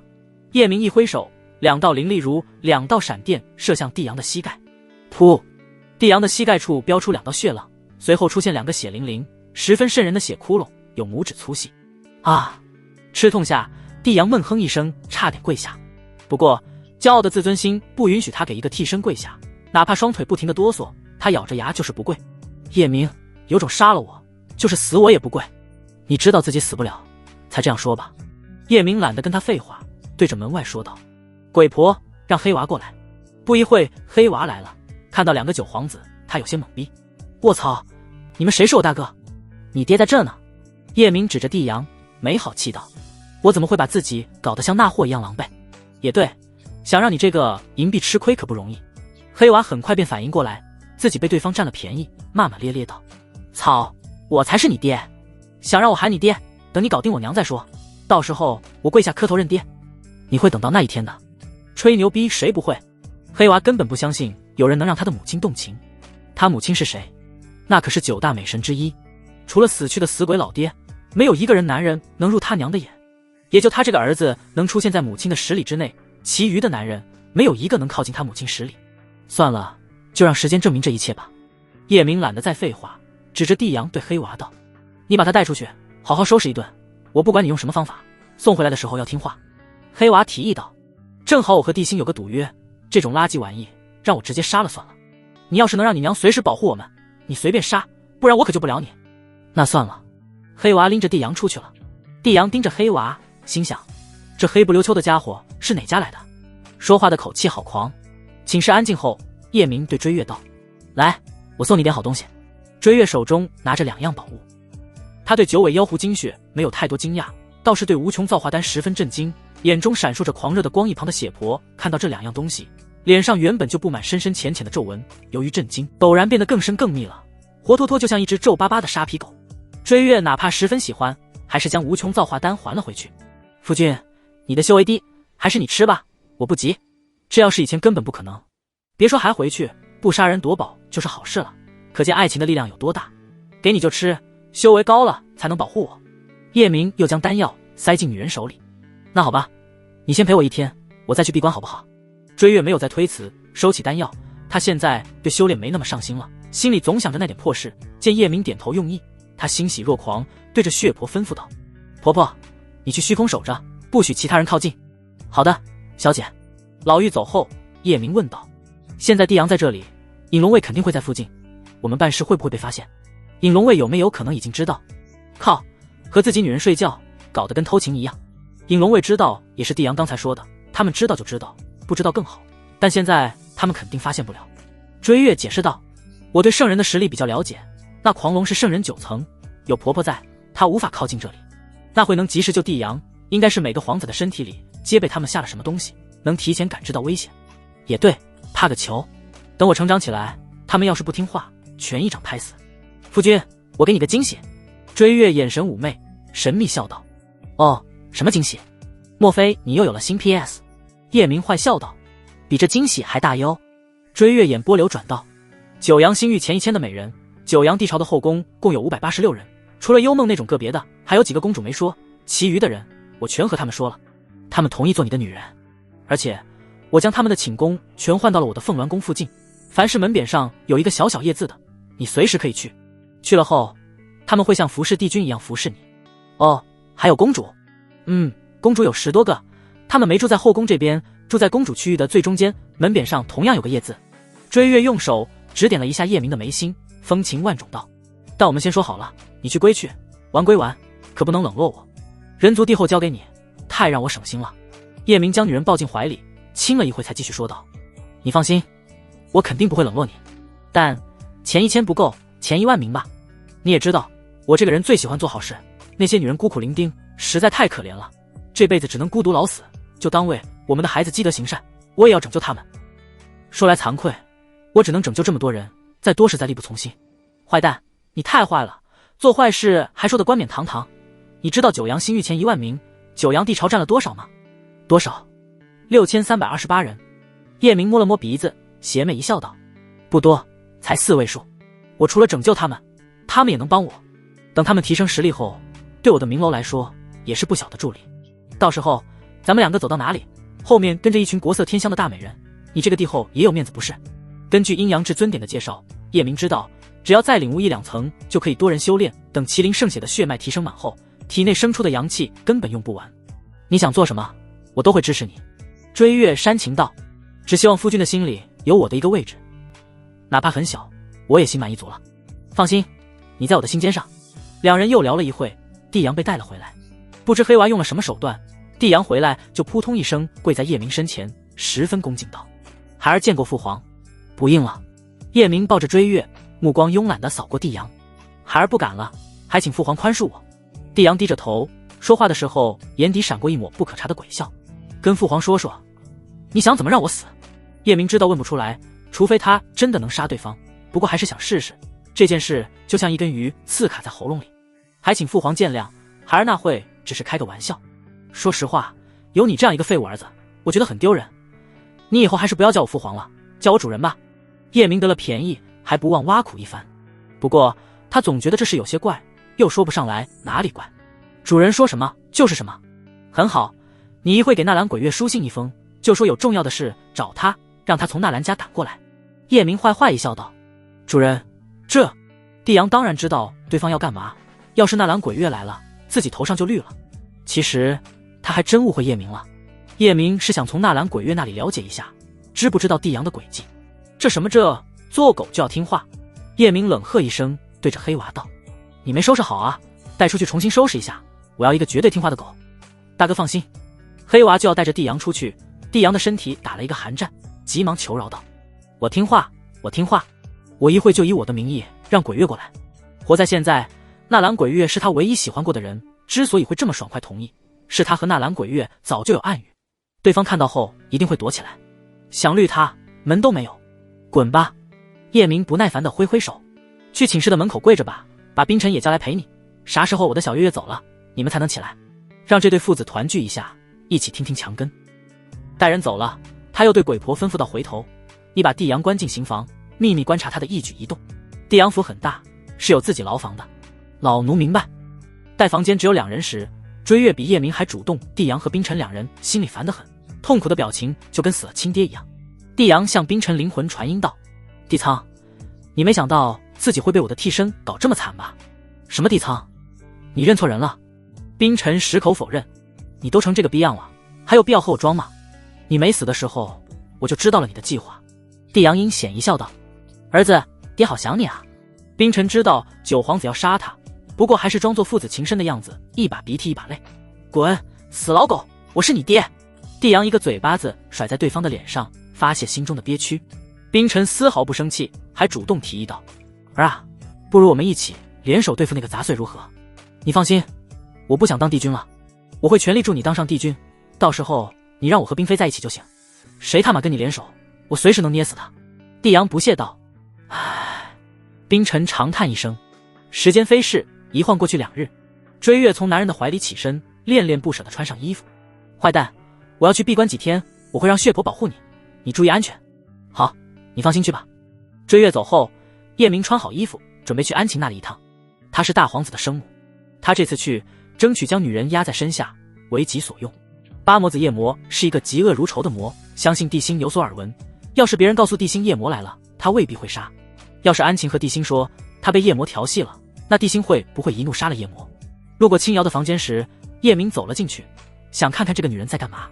现在没有人捣乱，揭开她的轻纱，再去见安晴。结果青瑶没在，只有一块流音玉在桌上，上面写着让他亲戚。叶明好奇下激活了流音玉，一段轻摇的声音传进他的识海。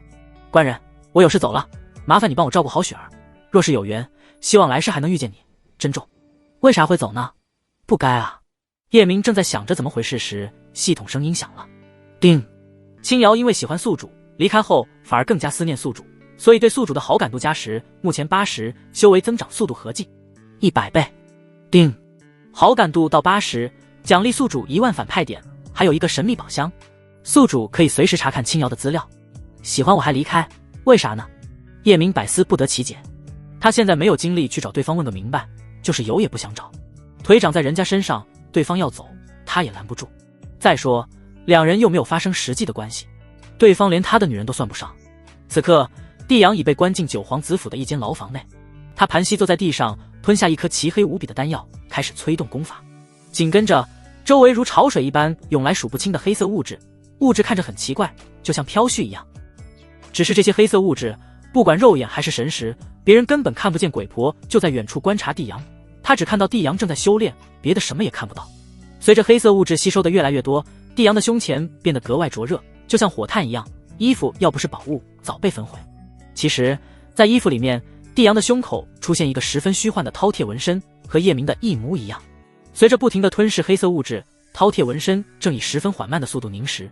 照这个速度，最少1个月，最多2个月就可以完全凝实，像叶明那样。帝阳在心中猖狂大笑道：“叶明，你以为自己很聪明吗？你以为我真的这么废物？姐，我要不想留在这里，还没人能把我留在这里。等着吧，你离死不远了。”此刻，叶明已经离开青瑶的房间。突然，他感觉自己的胸口微微发热，掀开衣服看了看，并没有什么异样。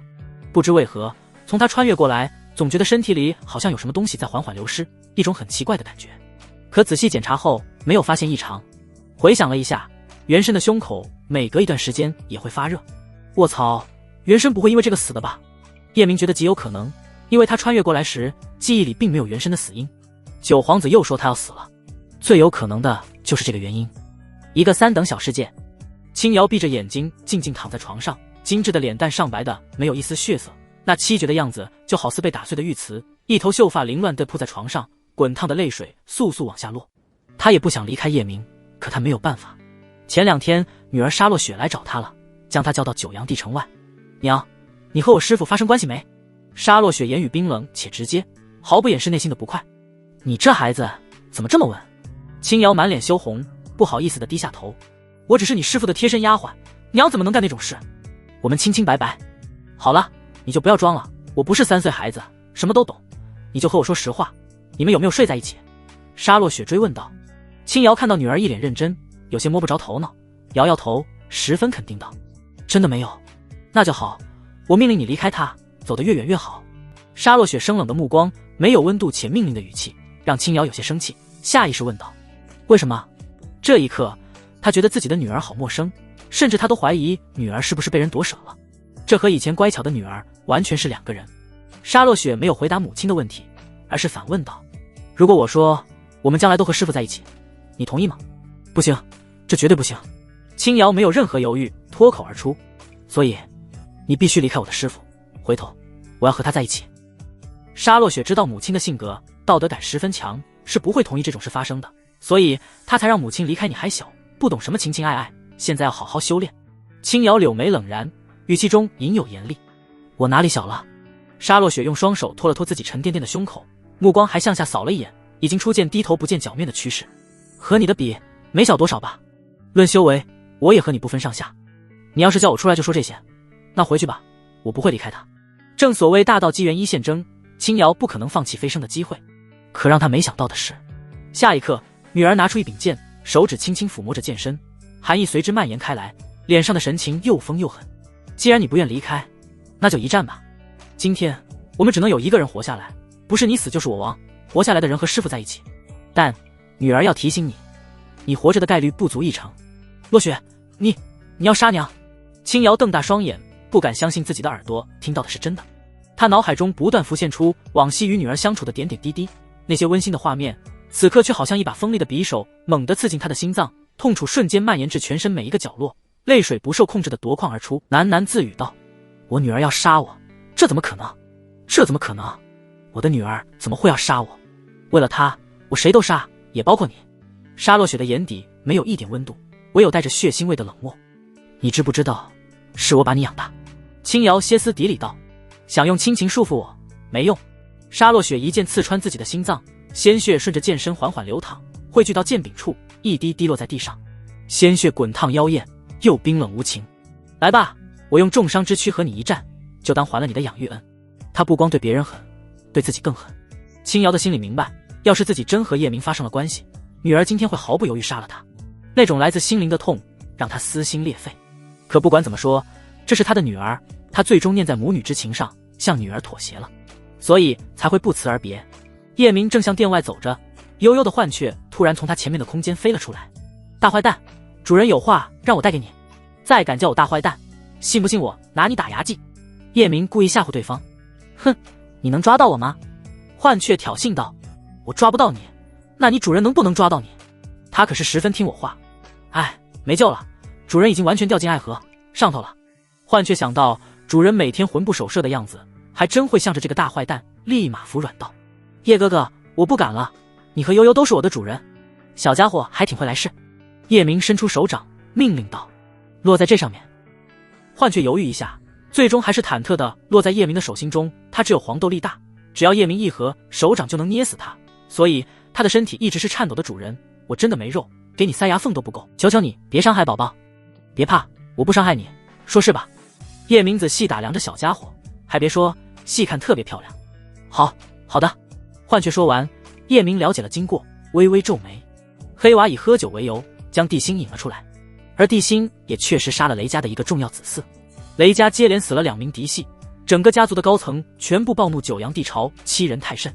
黑娃杀雷家的人，他们还不是太生气，在他们的眼里，黑娃是九皇子的人，九皇子本来就阴狠，而且雷家决定支持大皇子，九皇子肯定会找事。可地心杀雷家人，他们接受不了。地心和雷家联姻，两家是一个阵营，雷家可是支持地心做帝君。可地心倒好，连招呼都不打，就把雷家子厮杀了。雷家现在在其他家族面前就是一个笑话，脸丢大了。雷家人恨死地心了，经过雷家的商议，取消联姻，就连雷雨本人也不愿意嫁给地心。可雷日不干，他最喜欢月瑶那款，已经到了痴迷的地步，在他的眼里，几十万的小萝莉都比不上月瑶一人。本来他就没几十年可活，最后再不享受一下，这辈子都没机会了。在他的坚持下，雷家最终决定雷雨不嫁地心，但他还是要娶月瑶。雷日怕地心反悔，还当面对地心说：大舅哥，你杀得好，就我的那些子孙每天不干正事，只知道欺男霸女，你不杀妹夫也会杀。地心听后直夸雷日刚正不阿，两人互相捧臭脚。对于叶明而言，这个计划失败了，本打算去安晴那里，现在只能先解决这个问题。叶明想了一下，离雷日成婚只剩下3日，来到议事大殿后，让丫鬟将鬼婆和黑娃叫来。鬼婆，我有一个重要且艰巨的任务交给你，考验你的时候到了。主人你说，老奴万死不辞。鬼婆跪在地上，一副慷慨赴死的样子。可叶明说完，他直接傻眼了。主人，我……鬼婆面露痛苦之色，不知如何回答。叶明让他假扮月瑶去成亲，哄骗雷日喝下毒酒，可万一自己被雷日欺负，黑娃嫌弃他怎么办？怎么，你不愿意？叶明脸上的笑容突然凝固，刀锋般的目光射向对方。悠悠说过，雷日平时不吃不喝，想下毒很难。可那个狗婢对月瑶的痴迷程度已经到了疯狂的地步，只要那天晚上鬼婆以大喜之日为由和对方喝交杯酒，不喝就不洞房，对方肯定会喝。主人，我不怕死，更不是不愿意，我是怕雷日占我便宜，老奴还是一个黄花大闺女。鬼婆苦笑着解释道：我们会在外面接应你，你有啥可怕的？叶明拿出2颗丹药放在桌上，冷着脸说出自己的计划。这2颗丹药，其中1颗是超级易容丹，哪怕雷日的修为也看不出你是假的；另外1颗是万境丹，此丹无色无味，不光能封禁人的法力，还能封禁人的声音、灵魂。只要吃下1/10，雷日就会中招。为了保险，那日你也要喝下加了万境丹的交杯酒。只要喝下，幻雀就会通知我，我就会进去杀雷日救你。你根本不用担心雷日会占你便宜。这2颗丹药可是花了他1万反派点，50万反派点又少了1万，着实让他心疼。鬼婆的目光含情脉脉地盯着黑娃，对叶明说道：“主人，就怕百密有一疏，万一我被雷日欺负了，黑娃到时候不要我了怎么办？要不你和黑娃说说，让我们今天先洞房。”得得得，姑奶奶，求求你饶了我吧，你就是没有被欺负，我也不可能要你。黑娃看到鬼婆如狼似虎的眼神，吓得赶紧跑到叶明的身后。叶明回头看向黑娃，要不看在鬼婆的一片情深上，也为了我的计划，你就成全她。我跟你说，这事没商量。黑娃看到鬼婆布满皱纹的脸，胃里翻江倒海，他宁可死也绝不会妥协。没办法，叶明再次看向鬼婆，冷冷道：“真要是有意外，你就撤掉易容丹，恢复本来样子，那样你让雷日占你便宜，他也不会占。你要是还不同意，就别跟着我了，我不喜欢不听话的属下。”主人，我愿意。鬼婆想到自己要是被赶走，就再也见不到黑娃了。他伸手去拿桌上的2枚丹药时，眼底闪过一抹狡黠的笑：“你拿易容丹就行了。”叶明将万境丹收了起来，解释道：“到时候你下毒，肯定会被雷日发现或者怀疑，回头悠悠会把带有毒药的酒送进你们的婚房。”老奴知道了。很好。叶明满意点点头，又扔给对方1颗普通的易容丹。我一会就让人把月瑶喊来，你晚上易容成他的样子，去大皇子府等着成婚的日子就行。主人，我明天去地心府可以吗？鬼婆用余光偷偷瞥了一眼鬼娃，眼底闪过一抹不可察的决绝。今天晚上必须睡了黑娃。明天也行。说说地阳的事，有没有发现异常？没，他坐在牢房内一直在修炼。好了，没事了。叶明起身离开，刚来到殿外，沙洛雪迎面走了过来。你怎么来了？徒儿见过师傅。沙洛雪行完礼后解释道：“我想娘亲，也想师傅了。另外，如烟说招人需要资源，我回来拿一些。这2天他一直在外疗伤，伤好了就赶紧赶过来。”叶明拍了拍额头，太忙了，竟然忘记告诉追月给送资源。师傅，我先去看看我娘。沙洛雪知道母亲走了，却装作不知道的样子，向着殿内走去。叶明并不知道他们母女的事，听到徒弟要见青瑶，略显歉意地说道：“别去了，你母亲走了。”我母亲走了。去哪了？沙洛雪故作惊讶道：“不知道，听他的意思不会回来了。”叶明的声音刚落，就见徒弟眼底湿润，眼泪一滴滴的从眼眶滚出来，声音更是染上哽咽：“我从小就没有父亲，连娘也不要我了吗？我以后再也没有亲人了。”少女如花似玉的脸上泪痕斑驳，那小模样柔弱的让人心痛。叶明上前将她搂进怀里，轻轻擦拭掉少女眼角的泪，安慰道：“别哭，你还有师傅，师傅会对你好。”沙洛雪停止哭泣，扬起稚嫩却绝美的脸蛋，红透透的大眼睛看着他：“那师傅会永远对我好吗？”“会的。”叶明点点头，没有多想。叮，沙洛雪对宿主的忠诚度加20，目前100，死都不会背叛。叮，忠诚度到100，奖励宿主5万反派点，还有一个神秘宝箱。师傅，我从小就没感受过父爱，你在我的眼里就像父亲一样，你晚上抱我睡觉可以吗？沙洛雪可怜巴巴道。叶明扫了一眼少女的曼妙身材，除了青涩一些，已经前凸后翘，摇了摇头：“不行，你已经不是小孩了。师傅，你刚还说对我好，这么一会就忘了，我就是个没人要的野孩子。”叶明看对方又要哭了，实在拿对方没有办法。好了，我有事要办，晚上回来再说。说完，他让血婆带他去了安晴那里。路上的时候，想到自己还有2个神秘宝箱，叶明决定打开碰碰运气。追月的宝箱开了个寂寞，不值钱的丹药。当打开沙洛雪的宝箱时，叮的一声，就这一声叮，他就知道出货了。叮，恭喜宿主获得100%的龙神血脉。龙神血脉传承自太古血龙，拥有者具备龙族的强横体魄和神通，防御强大到让人颤抖。拥有龙神血脉，宿主能化身巨龙翱翔天际，掌握龙息、龙爪、血迹、血势等能力。另外，太古血龙的血脉可以进一步进化，进化成起源祖龙血脉，那才是龙的终极血脉。我现在有麒麟圣血，还能融合龙神血脉吗？叶明有些激动，心脏砰砰的剧烈跳动。要是自己再融合龙神血脉，天赋就能到神品。地心是战神血脉，自己的麒麟血脉不如他，那龙神血脉呢？俗话说得好，质量不够，数量来凑。定，只要体魄能扛得住，一个人可以拥有多种血脉，体魄的强弱和修为等许多因素有关。宿主拥有麒麟圣血，目前的体魄再融合一个血脉没有问题，要想融合第三个还不行。好，我知道了。叶明打算从安晴那里回去就融合龙神血脉，想到还有3个人的资料没有看，他开始查看。身材那些差不多，主要看了眼资料最后面的经验值。韩晴的经验是18，魔武的是6，青瑶的是240。不一会，叶明来到了安晴的寝室外，想给女人来个突然袭击，所以他让血婆帮自己收敛了气息。正要走进去，又突然止住脚步，因为他看到一位熟悉的身影正在安晴的衣架前鬼鬼祟祟。卧槽，怎么会是他？联想到上次的事，叶明的眼珠子差点瞪出来。谁？地木正在脑海里自娱自乐，被突如其来的声音吓了一跳，心脏差点从嗓子眼跳出去，目光慌乱地看向门口，同时下意识地将2钱布料藏在身后。蒂斯，你怎么在这？我还想问你呢，你怎么在这？血婆守在门口，叶明迈步走进寝室，嘴角的笑意味不明。我找秦帝妃有点事，她没在，我就等在这里。地木的心在打鼓，不确定叶明有没有看到那会的画面，要是只看到自己闻了闻还好。想到一展查前自己的行为，他恨不得找个地缝钻进去。幸运的不是被秦飞抓到，不然真完了。我再给你一次组织语言的机会。叶明走到对方身后，一把夺过地木手中的2钱布，狠狠摔在对方脸上。我最讨厌撒谎的狗，是我傻还是你傻？等人用来人家的闺房吗？等人用拿人家的亵衣吗？莫非你和秦飞之间有奸情？要不要我将这事告诉帝后，让他来处理？地木是什么心理，叶明自然清楚，跟蓝星那些心理不正常的人差不多。从安晴上次的无辜表情来看，他知道2人没有奸情，只想趁这个机会彻底收服这条狗。听到告诉帝后，地木真的怕了，膝盖一软，扑通一声跪在叶明的身前，六神无主道：第四，我错了，我以后再也不敢和你撒谎了，求求你帮我保守这个秘密好吗？以后我就是你的狗，一条最忠诚的狗。对，你还是我的小姨夫，看在我小姨的面子上，你别说好不好？他虽然和秦飞没事，可这事要是传出去，大皇子能饶了他吗？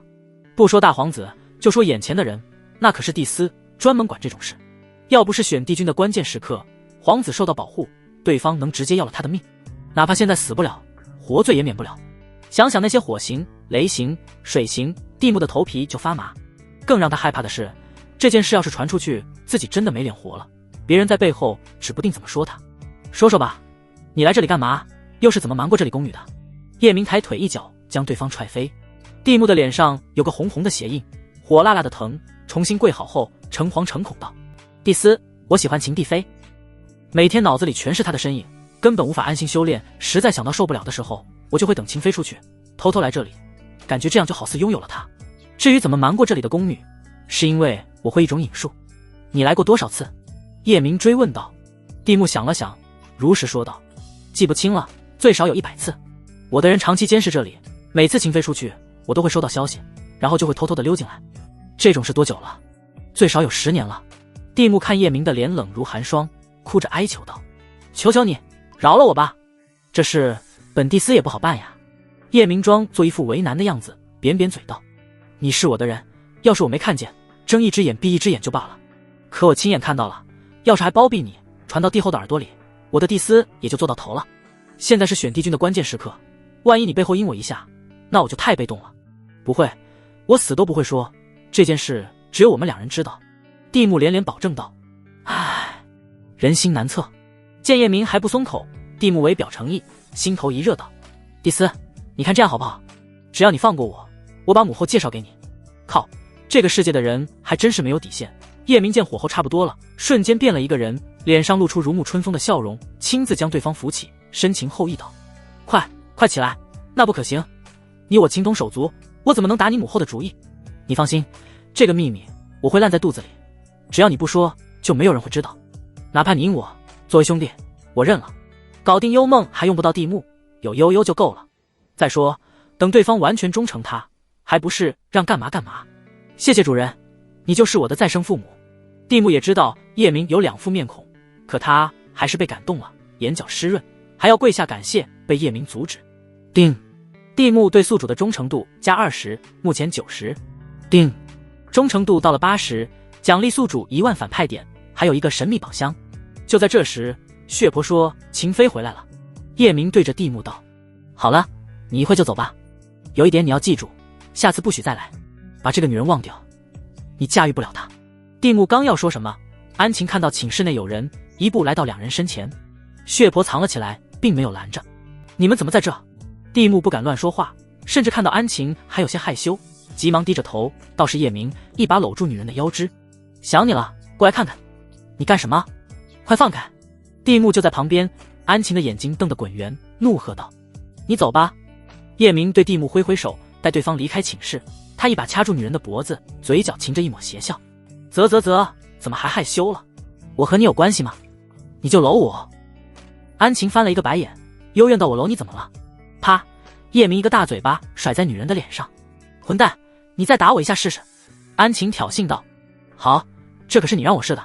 叶明又连着给了女人好几下。打是亲，骂是爱，这句话对安晴十分受用。叮！安晴对宿主的好感度加20，目前60，修为增长速度6倍，合计102倍。混蛋，你能不能轻点？安晴风情万种地瞪了叶明一眼。不把你收拾老实了，你会听话吗？叶明再次搂住女人的腰肢，问道：说有没有想我？安晴瘫软在他的怀里，闭着眼睛，呼吸急促，却煮熟的鸭子嘴硬。不想，一点都不想。你知道你这叫什么行为吗？叶明一把将女人推出怀里。你这叫过河拆桥。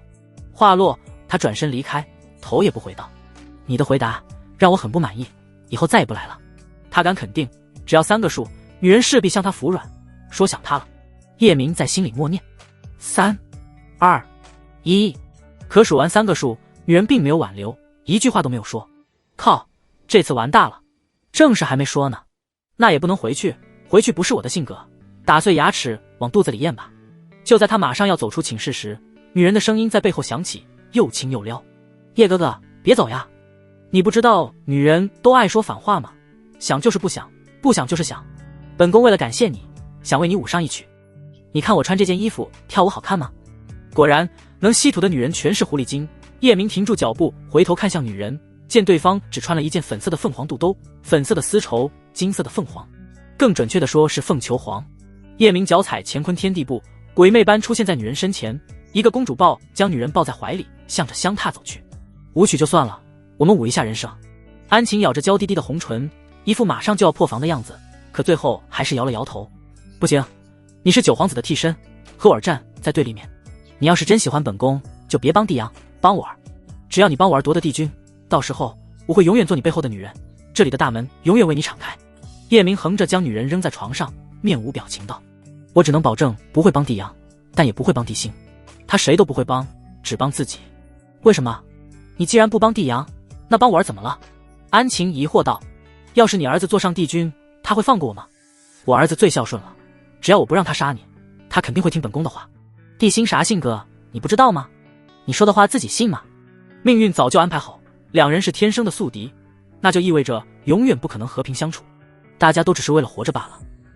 要想在这个狗屎一样的世界滋润的活下去，叶明只相信一点，只有自己拥有别人无可匹敌的实力，才能真正掌控自己的命运，随心所欲的活，其他的皆是泡影。你相信我，我说的话他一定会听。安晴信心满满道：你就不要给我洗脑了。叶明玩味一笑道：哪怕帝星会听，要是他知道自己的母亲每天躺在一个魔的怀里呢，到时候说不定连你都杀。其实他对这个女人的兴趣不大，不过拿下安晴可以给自己的小命再加上一道保险。其实我们可以做的保密点。女人还要继续说下去，被叶明冷冷打断。好了，别废话了。其实你完全可以换一种思维，你该帮帝星还帮帝星，不用管我，我也不会管你。我们就是在彼此需要时速速新生。告诉我你的答案。安晴脸上露出纠结之色，心里很想同意，可真要这样做了，她又感觉背叛了自己的儿子。后宫里就没有一个简单的女人，她在后宫浸染这么多年，怎会看不出叶明的套路？这种事一旦开始就刹不住车，只会越陷越深。时间久了，有些东西养成习惯，自己还能离开对方吗？到时候向着谁就说不好了。当他看到男人转身离开，潇潇洒洒，没有一点拖泥带水，心里莫名的痛了一下。说实话，空虚这么久，他也想男人。他在心里自己骗自己说道：我们只是偶尔在一起谈谈人生，只要我不动情就好了，我总不能孤独终老吧，各取所需而已，怕什么？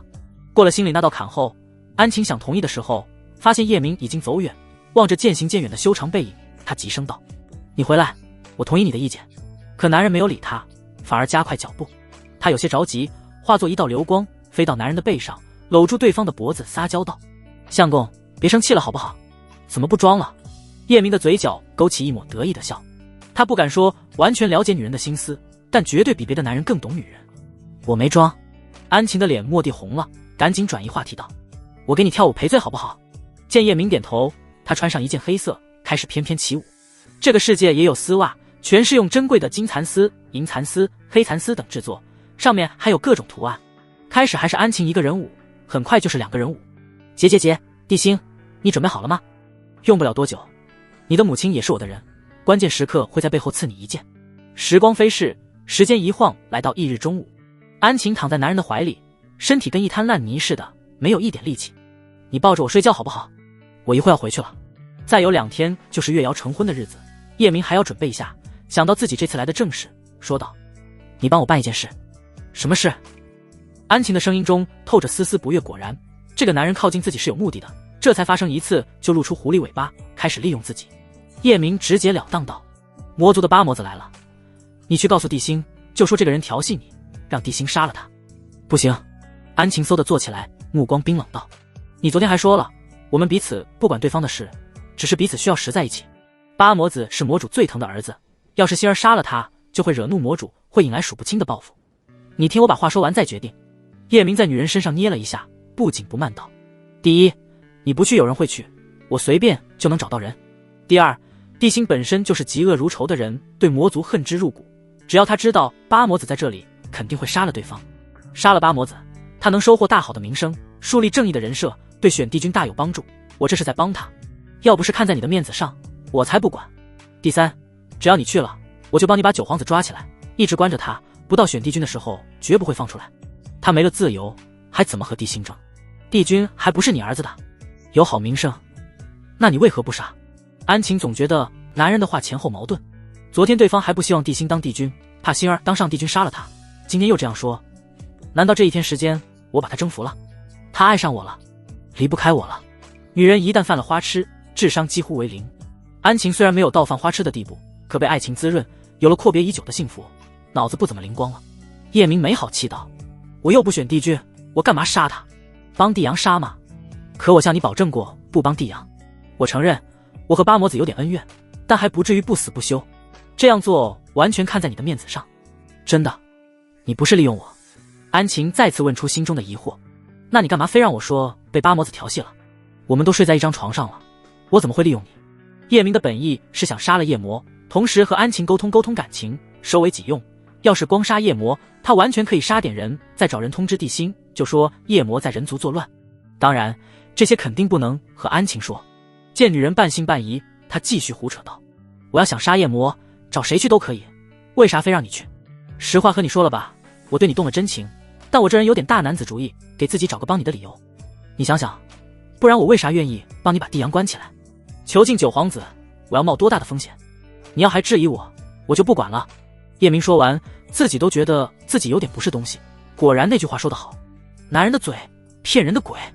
你真的愿意为我囚禁九皇子？安晴被感动到了，心中如同春日里最娇艳的花朵悄然绽放，一股甜蜜的味道缭绕在心间。叮！安晴被宿主的情谊感动，对宿主的好感度加10，目前70，修为增长速度7倍，合计103倍。我一会就把九皇子骗来，然后囚禁起来，等你明天去我那里见到九皇子，再去通知地心也不迟。九皇子已经被关了起来，叶明深邃的眼眸里带着似笑非笑的味道。相公，你对我真的太好了。韩晴眼眶湿润，眼神柔情似水，完全相信了叶明的话，并保证道：你放心，心儿当上帝君，他要对付你，先从我的尸体上踏过去。好了，我该走了，囚禁帝阳要紧。说完，叶明开始穿衣服，安晴从背后搂住他的腰。相公，我好像有点离不开你了，你啥时候再来陪我？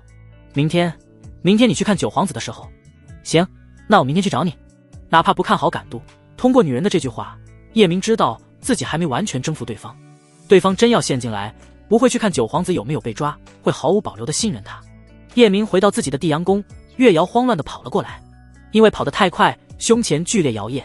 叶明急忙提醒道：“慢点，别把榴莲甩出去。”大坏蛋，不好了，你快去看看吧，黑娃要自杀。月瑶气喘吁吁道：“怎么回事？”叶明心中一紧，急忙问道。月瑶有些不好意思道：“是鬼婆，鬼婆把他睡了。”卧槽，鬼婆这么猛！叶明笑得肚子差点抽筋。你还笑？月瑶牵住叶明的手，焦急道：“我看黑娃这次是来真的了，要不是鬼婆拦着，他真自杀了。咱们快去看看吧。”好。叶明来到鬼娃的寝室，就见到鬼婆用威压定住了黑娃，跪在黑娃的面前哀求他别自杀，已经哭成泪人。反观黑娃此刻如同困兽一般，使出浑身的力气，不断地扭动着身躯，努力挣脱鬼婆的束缚。因为太过用力，他的肌肉紧绷如钢铁，额头上的青筋如小蛇般凸起，一根根血管仿佛即将爆裂，那狰狞的模样让人不禁心生寒意。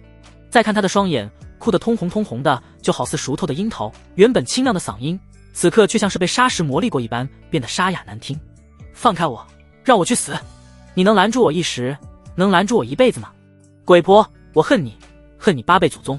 啊，我的清白之身没了，我的清白之身是留给上古美神的，是你这个老妖婆毁了我！快放开我，老妖婆！别吵吵了，一个大男人怎么还玩娘们那一套？叶明走进来后，雷霆一喝：“哇，大哥啊！”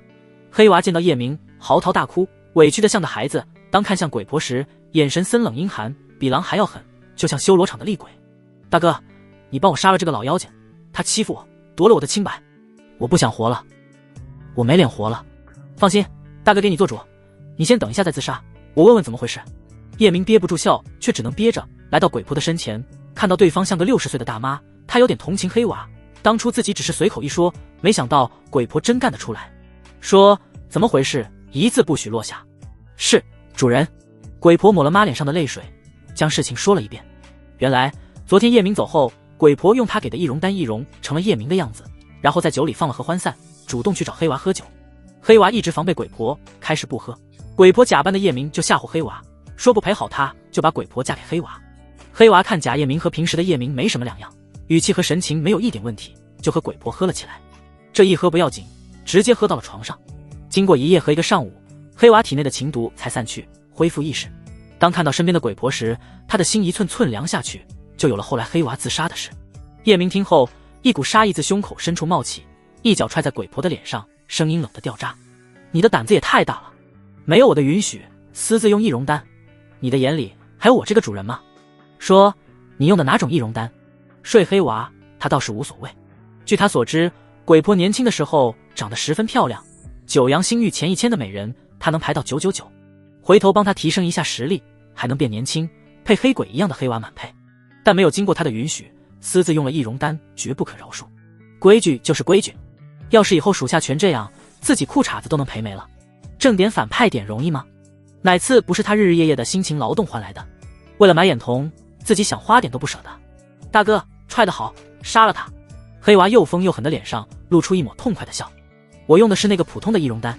鬼婆重新跪好，战战兢兢道：“还好是500反派点的那种。”叶明肉疼的脸上轻松了一些，可他依然没打算放过对方。血婆，杀了他！突然间，一股强大到让人窒息的威压如洪流般压向鬼婆。鬼婆扑地吐出一口鲜血，面对马上到来的死亡，她的脸上没有一丝恐惧，反而露出幸福的笑容。突然，她好像想到了什么事，急忙说道：“主人，等一下，等一下，老奴有话要说。”怎么，怕死了？叶明摆下手，示意血婆等一下。不怕死，能和黑狼做一日夫妻，我这辈子心满意足了。鬼婆突然抱住叶明的大腿，哀求道：“主人，我有了黑娃的孩子，让我生下孩子再死行吗？求求你了，求求你了！”鬼婆一边说一边磕头。有了孩子，黑娃这么彪悍。叶明听后有些惊讶，让月瑶查看一下是不是真的。月瑶将手放在鬼婆的小腹上，稍微一感知便有了结果，对叶明点点头，没错，有一团很微弱的生命正在孕育。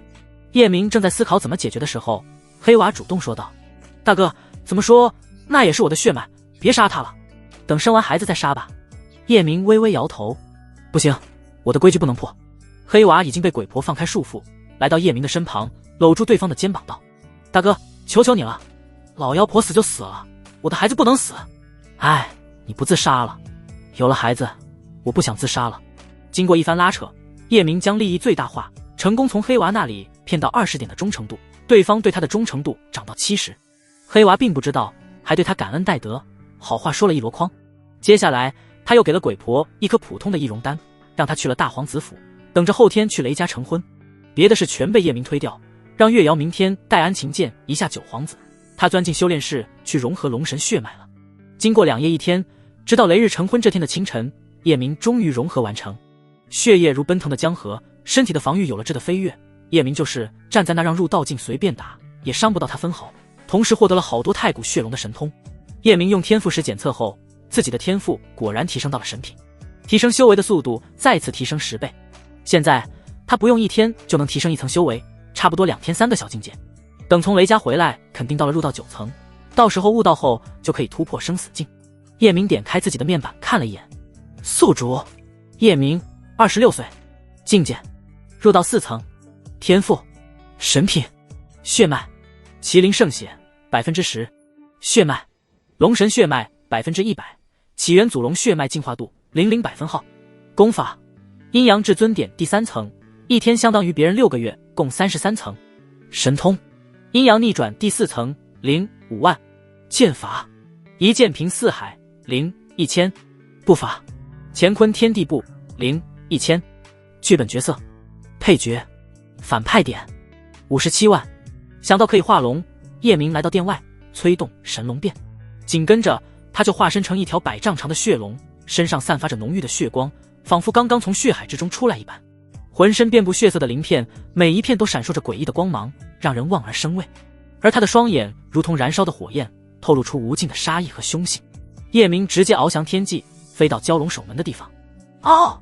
一声龙啸响起，4条身形庞大的蛟龙受到血脉压制，直接匍匐在地，原本高高昂起，犹如王者之冠的头颅紧紧贴着地面，身上更是止不住的颤抖着，嘴里不断发出低沉而又沙哑的沉浮声。过瘾后，叶明回到寝宫，蒂木来了。蒂斯，今天雷日成婚，你去吗？雷日为了庆祝，大摆宴席，将大家族和大势力的主要人物全邀请了。九皇子也在邀请之列，少了我，好戏可开不了场。换了一身威武霸气的衣服，叶明带着血婆、蒂木、黑娃3人赶往传送阵。雷家在2阳大陆，离传送阵不远。通过传送阵后，还需要坐玄舟，大概2个时辰就能到。好巧不巧，叶明4人正好和地心碰到一起。安晴、地心等人带着鬼婆假扮的月瑶向雷家赶去。哎呀，我忘记带玄舟了，大皇子方便让我搭个顺风车吗？叶明对着地心邪魅一笑。安晴见到叶明，脸上露出一抹少女才有的羞涩，双手有些无处安放。那就一起吧。地心冷冷地瞥了一眼叶明，看到黑娃也在，才点了点头。黑娃，你一会去找大皇子喝酒，我要办点事。叶明对黑娃灵魂传音。你要干嘛？不会找地心的母亲吧？别废话，忘记你那天求我留住孩子时候说的话了，为我当牛做马一辈子，记得以后兄弟马首是瞻。来到玄舟上，叶明趁人不注意，直接钻进了安晴的房间，抱住女人就亲了起来。安晴不舍得推开他，指了指门外。不行，地心就在外面。算了，你不想我，那我走了。叶明多一句废话也没说，转身离开。和他想的一样，安晴从背后死死地抱住他，撒娇道：别走好不好？昨天没有见到你，我都要想死你了。可现在真的不合适，2个时辰就到雷家了。看到九皇子了，叶明抱起女人放到榻上。杀夜魔的事，等从雷家回来，我就会告诉地心。那个不急，现在有更急的事。大约过了1个时辰，2人如胶似漆时，寝室门被敲响。母后，你开下门，我有事找你。地心洪亮的声音出现在门外。完了完了，这可怎么办？安晴满脸慌乱，迷离的神情顿时僵住。过了一会，地心见里面没人回话，用力拍打着阵法。母后，我知道你在里面，你开下门。什么事？安晴表面镇定，心里却有些慌。母后，你先开门再说，有事待会再说吧，本宫有点饭。一种别样的感觉充斥在安晴的心里，她突然感觉地心好烦人，一点也没有叶明善解人意。叮，安晴对宿主的好感度加10，目前80，修为增长速度合计104倍。叮，奖励已发放给宿主。叶明没有像最开始那样着急查看女人的资料，自从走上丞相之路，他已经有些麻木了。为了修炼也好，喜好也罢，人不风流枉少年，想那么多干嘛？以后他一人之下就行了。他是从蓝星穿越而来，想想那里女人的各种出轨，各种离婚，各种整容攀附权贵，各种干爹干女儿，干妈干儿子，据说一顿麻辣烫就能带妹妹走，和那些比自己好像也没啥在以前的世界，要是没钱，不管棘手的，想娶个媳妇都难。而有钱人从不缺女人，当真是旱的旱死，涝的涝死，穷日子过怕了，他挺知足。何况这几女还是999万个世界选出的佼佼者。别看鬼婆脸上皱纹多，可风韵还在，即便她在这个世界风流成性，要是放到原来的世界，叶明敢断定肯定也会被抢丢脑袋。将宝箱换成反派点，叶明已经有了60万，而他看上的眼瞳要99万，还是有些遥远。看着差挺多，其实也快，只要有8人的好感度到100就够了。过2天地心把夜魔杀了，还能得到一些。要是这次再能遇见2个天选之子，还能赚一些。不行就把韩风也杀了。别人是带住蛤蟆钻出尿来，叶明是带住蛤蟆钻出屎来，将韩风的价值利用到淋漓尽致。母后，你不敢开门，是不是帝阳在你屋里？地心直截了当问道。他和黑娃喝酒，却一直不见帝阳，而黑娃和他聊天总是没话找话，所以他有些怀疑，借机离开一下，翻遍玄州也不见帝阳。因担心母亲有事，所以他就来了。你胡说什么？孤男寡女，帝阳怎么可能在我这里？安晴嗔怒道。好事被打扰，他烦得很。那娘打开门让我看看。地心没打算放弃，哐哐哐用力拍打着门上的阵法。不行，哀家正在沐浴。安晴又有些慌了，瞎编一个理由。母后刚不是说累了吗？怎么又沐浴了？见母亲不说话，地心威胁道。母亲要是不开门，那孩儿就强行破门了。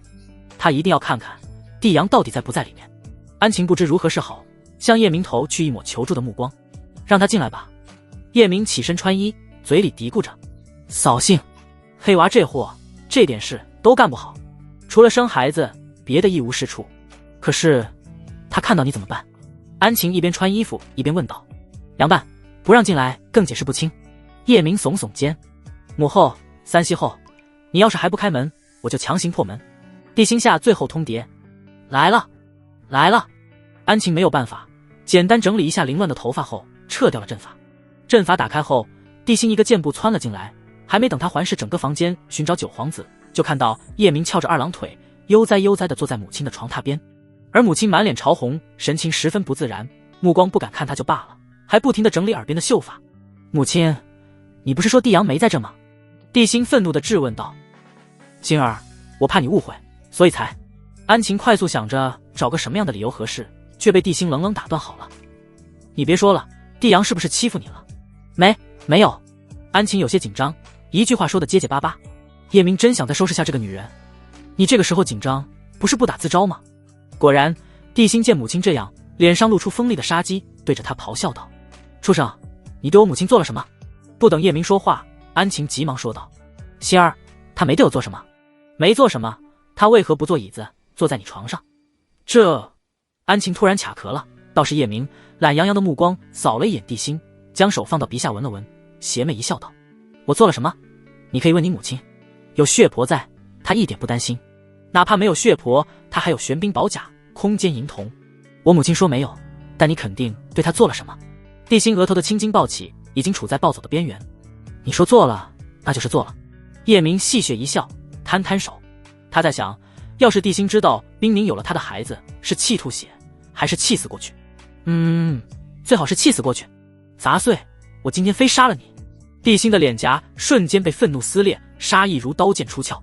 紧跟着，叶明就看到地心原本漆黑的眼瞳变得金黄如电，里面还闪烁着雷霆的光芒。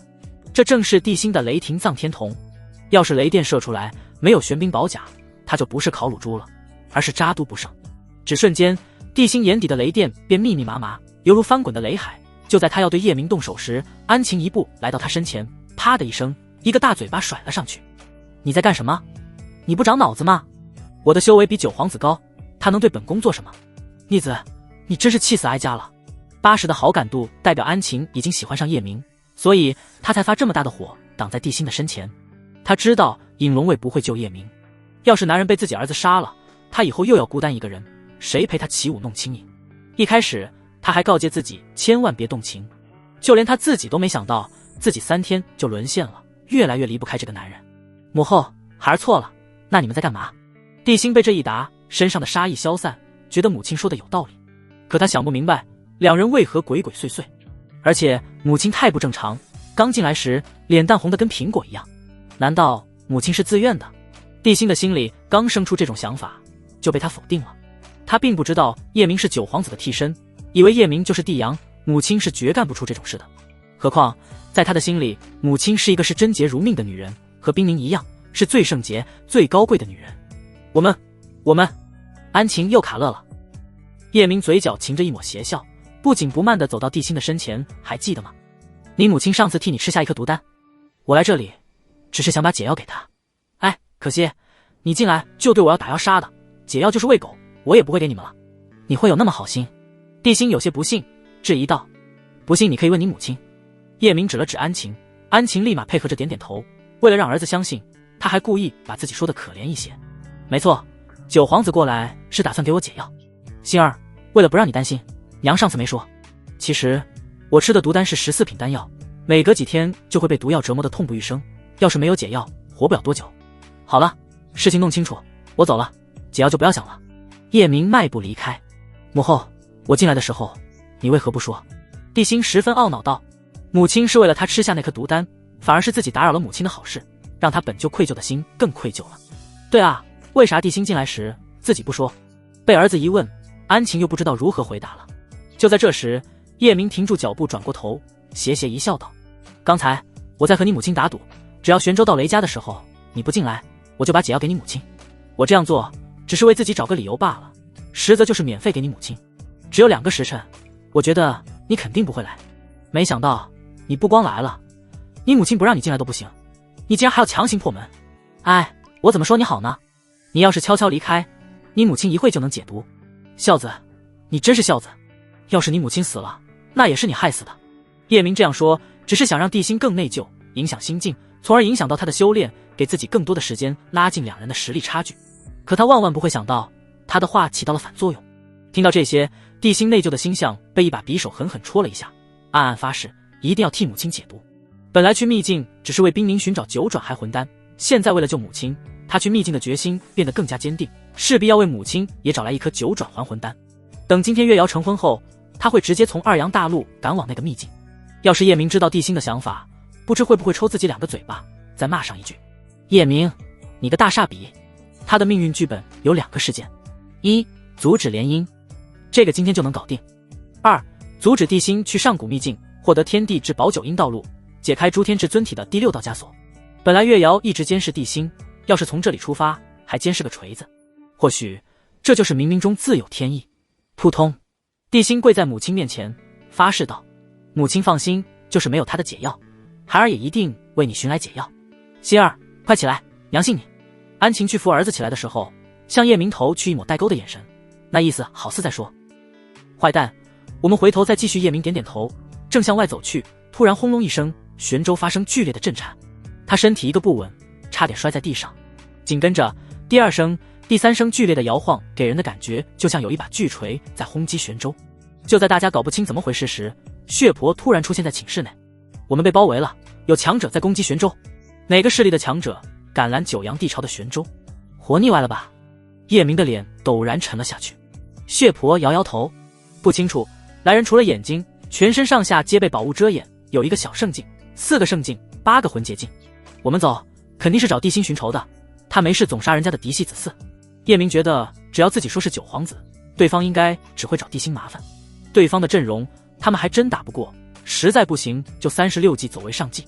帝辛有隐龙卫保护，他可没有。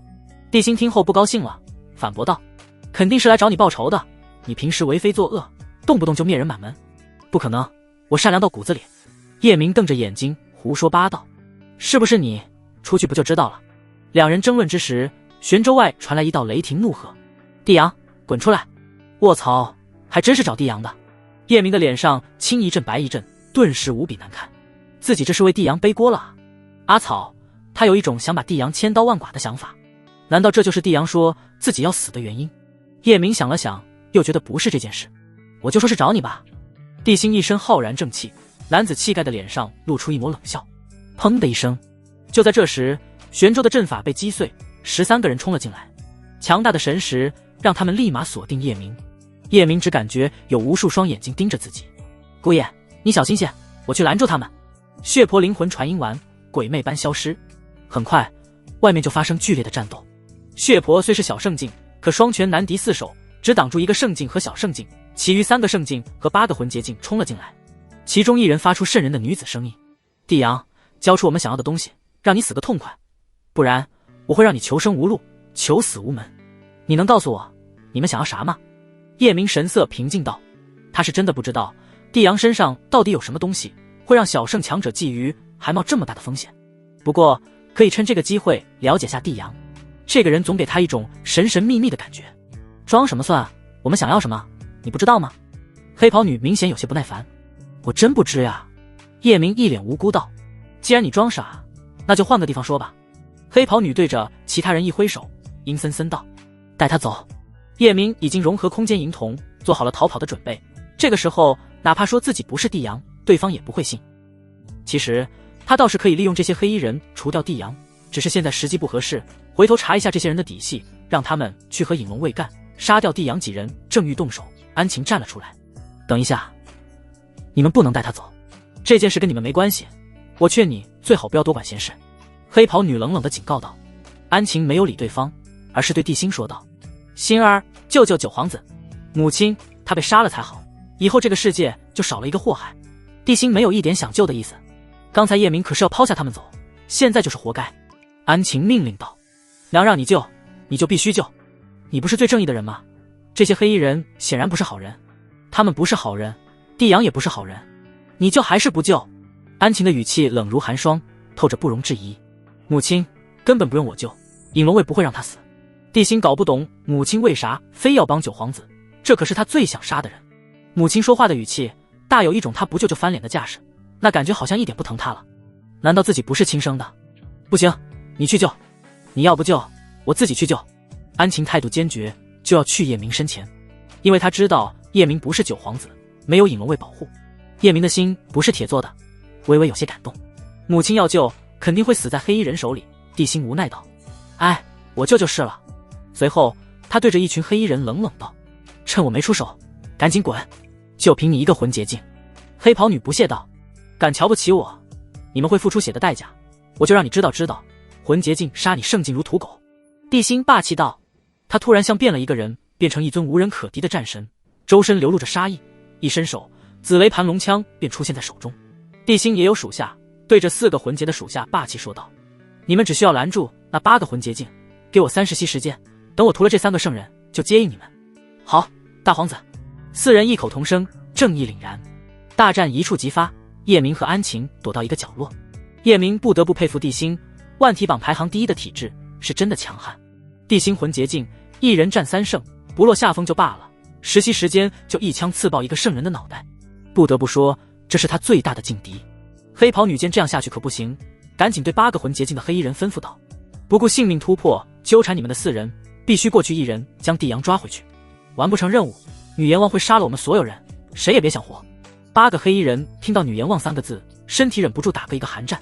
要是被人看到他们黑袍下的脸，就会知道他们到底有多恐惧。接下来8人真的是不要命的打法，终于有1人突破帝星属下的阻拦，直奔叶明而去。帝星想去救援，却被另外一个圣人用自己的身躯挡住。安晴正要站到叶明身前，为他抵挡黑衣人，却被叶明一把拽住。“没事，不用担心我。”就在他准备催动空间银瞳时，一道白色身影出现在身前。“这个人我要用一下。”女子一挥手，一道寒冰射出，射在来抓叶明的魂结境强者胸口。紧跟着叶明就看到那人以肉眼可见的速度化作一尊冰雕，砰的一声，冰雕炸开，化作冰粉，哪里还有黑衣人一点影子。随后白裙女子抓住他的手腕：“跟我走。”女人的声音就像万年不化的寒冰，再多温暖都化不开。声音未落，2人消失得无影无踪。叶明本想反抗，当看清女人的样子时，他果断放弃，心想：这不是九阳星域的第3美人，无情宫的公主，修炼无情道的无心吗？无情宫是仅次9大势力的势力，女人虽美，却修炼无情道，让数不清的男人吃瘪。只是这女人有些不正常。叶明看到女人的脸蛋和脖子红得像熟透的苹果，身体散发出炙热的高温，就像个火炉一样，眼底的情欲似要滴出水来，还时不时地用手撕扯自己的衣服。尤其是女人看他的小眼神，怎么形容呢？就像漆黑的夜里，没有一个路人，一个色狼看到一位美女，美女穿着包臀裙，腿上裹着黑丝，脚上踩着小高跟，漂亮的脸蛋仿佛被天使吻过，而她现在就是那个漂亮女人，吴昕就是那个色狼。定，百花图录第24页的吴昕和宿主绑定成功，女人对宿主的好感度是00。定，吴昕的动情指数是1颗星，寒冰之星。叶明一眼便看出女人中了情毒，真是没想到这种好事也能轮到自己头上。不过也不奇怪，这不是号称穿越者的福利吗？你的手不要乱动。吴昕发现男人的手在自己的小腹上游走，本能地发出一声叮音。他本想呵斥对方住手，可在情毒的作用下，声音却软软的，甚至还带着撒娇的味道。他的情毒本来就快要压制不住，被叶明这么一搞，体内就像燃烧起熊熊的情欲火焰。脚下的速度本就到了极致，却硬生生被他又提升2成。脑子里只有一个想法，快点找个安全的地方解毒。别找了，就在附近吧。叶明侧头打量着女人，她美到让人窒息，就好像掌控冰雪世界的女神。一身白裙，一头雪丝，宛如流淌着的银色瀑布，冰肌玉骨，曼妙的雪躯根本找不到一点瑕疵，炫白的锁骨，雪藕般的玉臂，修长浑圆的大长腿，胖一分则胖，瘦一分则瘦，一切都是刚刚好。她眉眼清冷，面若寒冰，仿佛一朵冰莲，自带清冷之气。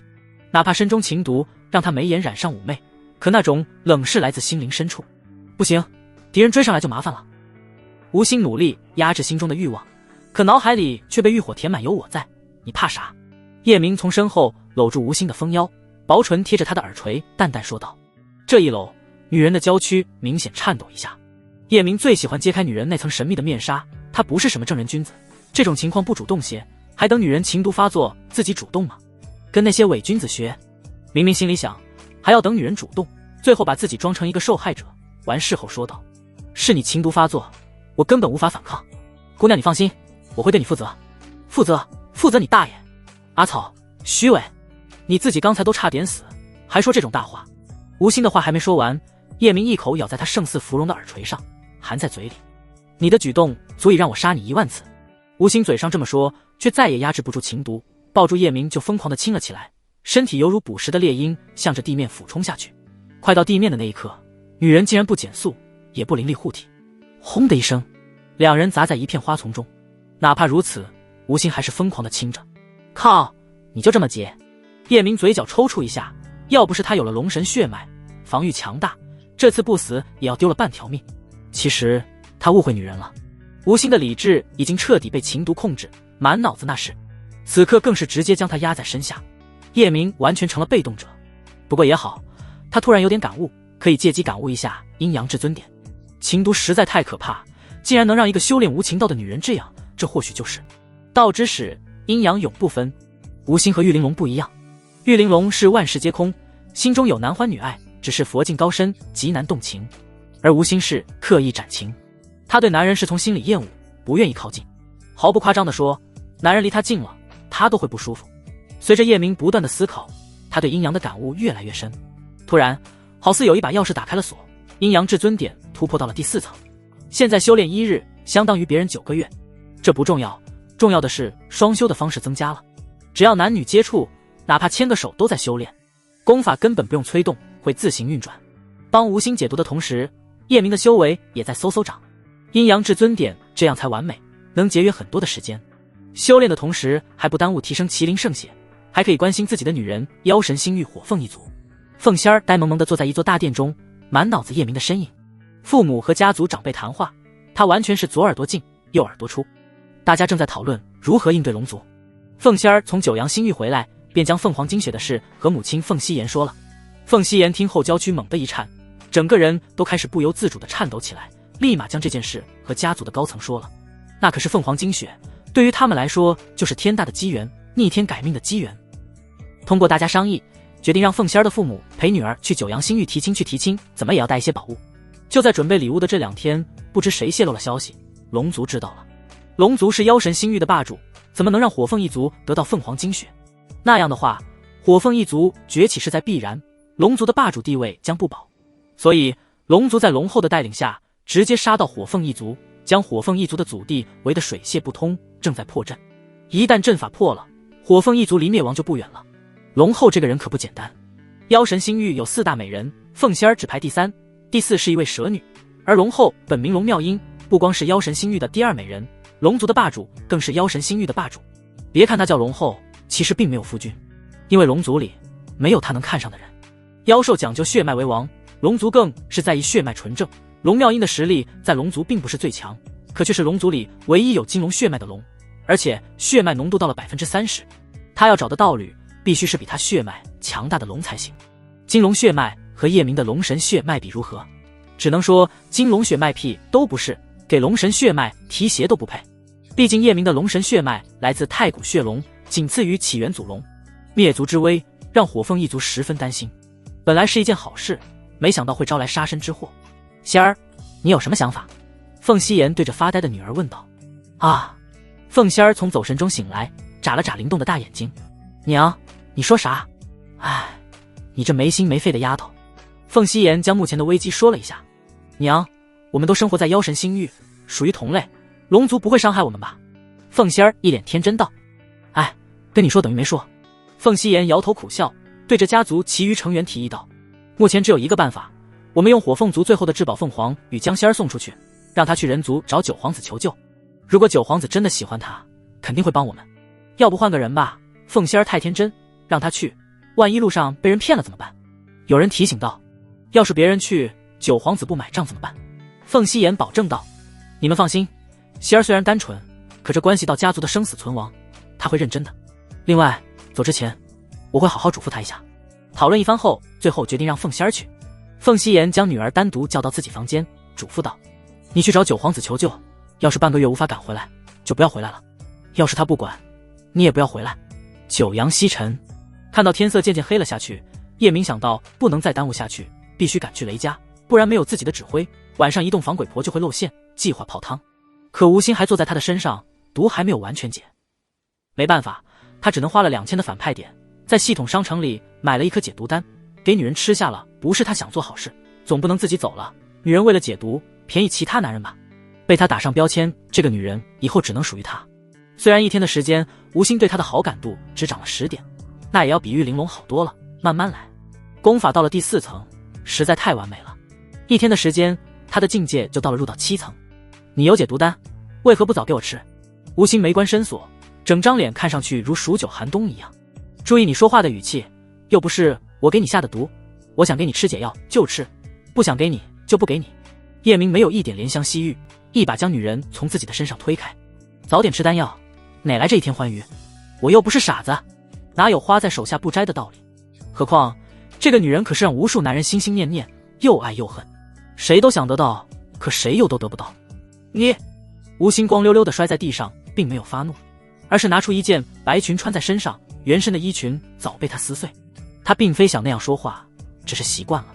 要是换成别人，他早一剑砍了。没有对叶明出手，并非是忌惮对方九皇子的身份，而是他虽中毒，只是控制不住自己的行为，脑子还是清醒的。这1日的修炼能赶上他平时4个月，这太梦幻了。到了他的境界，提升一个小境界要几十年甚至上百年，要是2人双修，岂不是几个月就能提升1层修为？他是修炼无情道，以前没有碰过男人，可无情不代表无性。你什么？收起你以前对别的男人那一套，我不吃那套。叶明起身也穿上一件黑袍，看都没看女人一眼。以后我们长期双修吧。吴心言语直接，毫不掩饰内心的想法。反正2人已经有了第1次，还在意第2次、第3次吗？说白了，谁修炼不是为了追求大道？追求大道又为了啥？还不是拥有更多的寿元。长生是每个人的毕生追求，他也不例外。我能得到什么好处？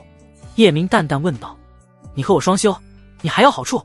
吴心像看鬼一样看着叶明，满脸的不可思议。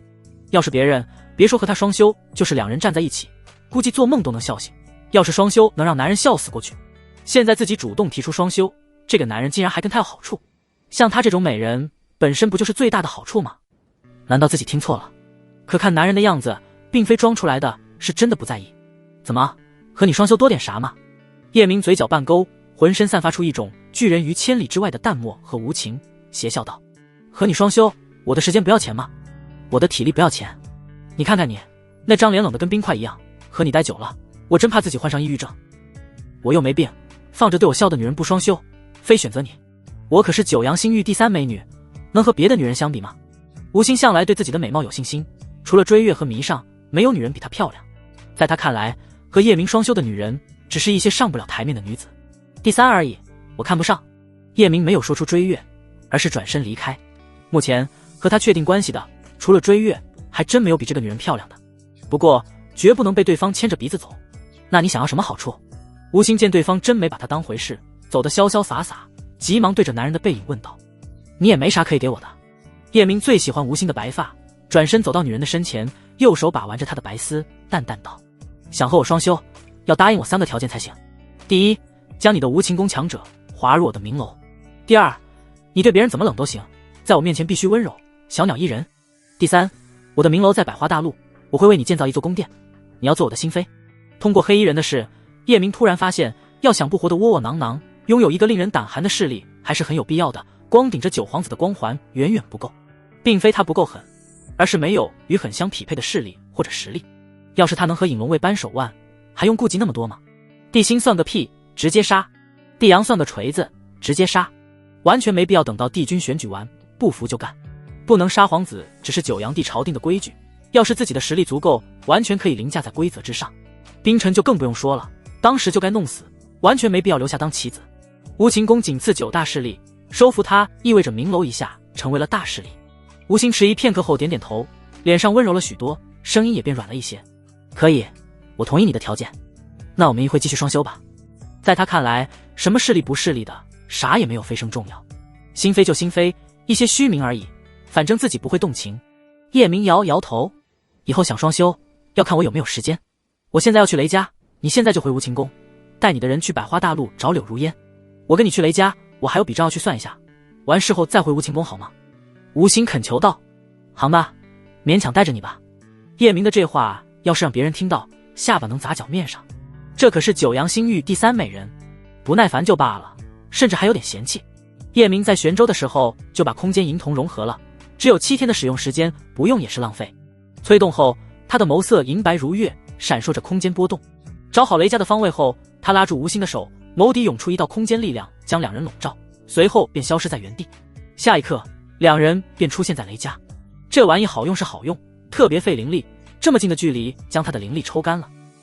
吴昕看到他的手段，震惊的嘴巴能塞下一个鸡蛋。雷日成婚是在一个广场，叶明牵着吴昕的手向广场走去，女人任由他牵着。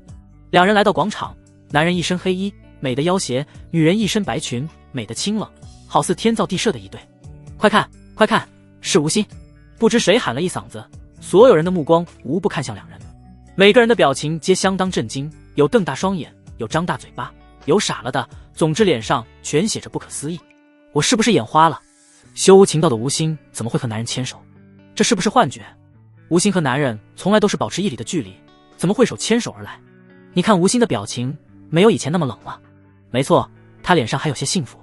悠悠这一天都要担心死了，看到叶明平安回来，悬着的心才放下，长长的舒了一口气。要不是人多，他一定扑进男人怀里，好好关心一下。血婆一步来到叶明身前，姑爷，你没事吧？老奴后来找你许久也没有找到，就想着来这里等你。我没事。叶明摇摇头。这时黑娃和地木也过来了，嘘寒问暖一番。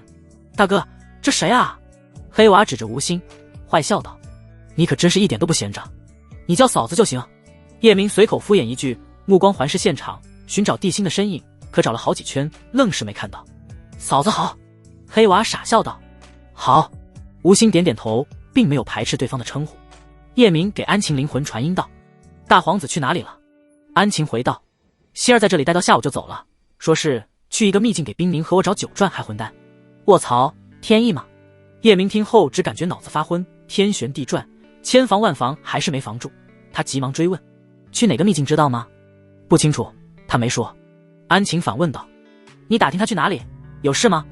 没事，他不是救了我吗？我作为他的后爹，怎么也要感谢下。叶明知道无法阻止地心解开第6道枷锁，帝君之位势在必得，只能走一步看一步。你是他爹，他救你是应该的。安晴的脸上露出2抹尖尖的红晕。等时机成熟，我让地心认你。就在2人说话之时，一位身穿紫袍的男子冲了过来，他双眼血红，眼神充满怨毒，对着叶明和吴昕雷霆大喝道：你们2个松开手！紧跟着他指着叶明对吴昕咆哮道：吴昕，我整整追了你200年，200年啊！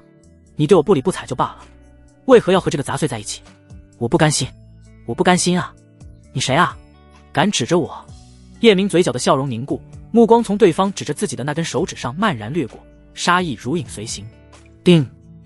系统检测到一班级反派幽风，宿主只要收为属下，忠诚度到80就有奖励，目前忠诚度00。九皇子，别人怕你，我幽风不怕。幽风的眼神又疯又狠，像个疯子一样撕心裂肺道：我不用你怕，凡是敢指着我的人，全要死！叶明冰冷一笑，一股不属于这个世界的杀意从身体中涌出，对着血婆命令道：杀了他！反派怎么了？管他正派还是反派，惹到他天王老子也要死。打不过就算了，能打过绝不受窝囊气。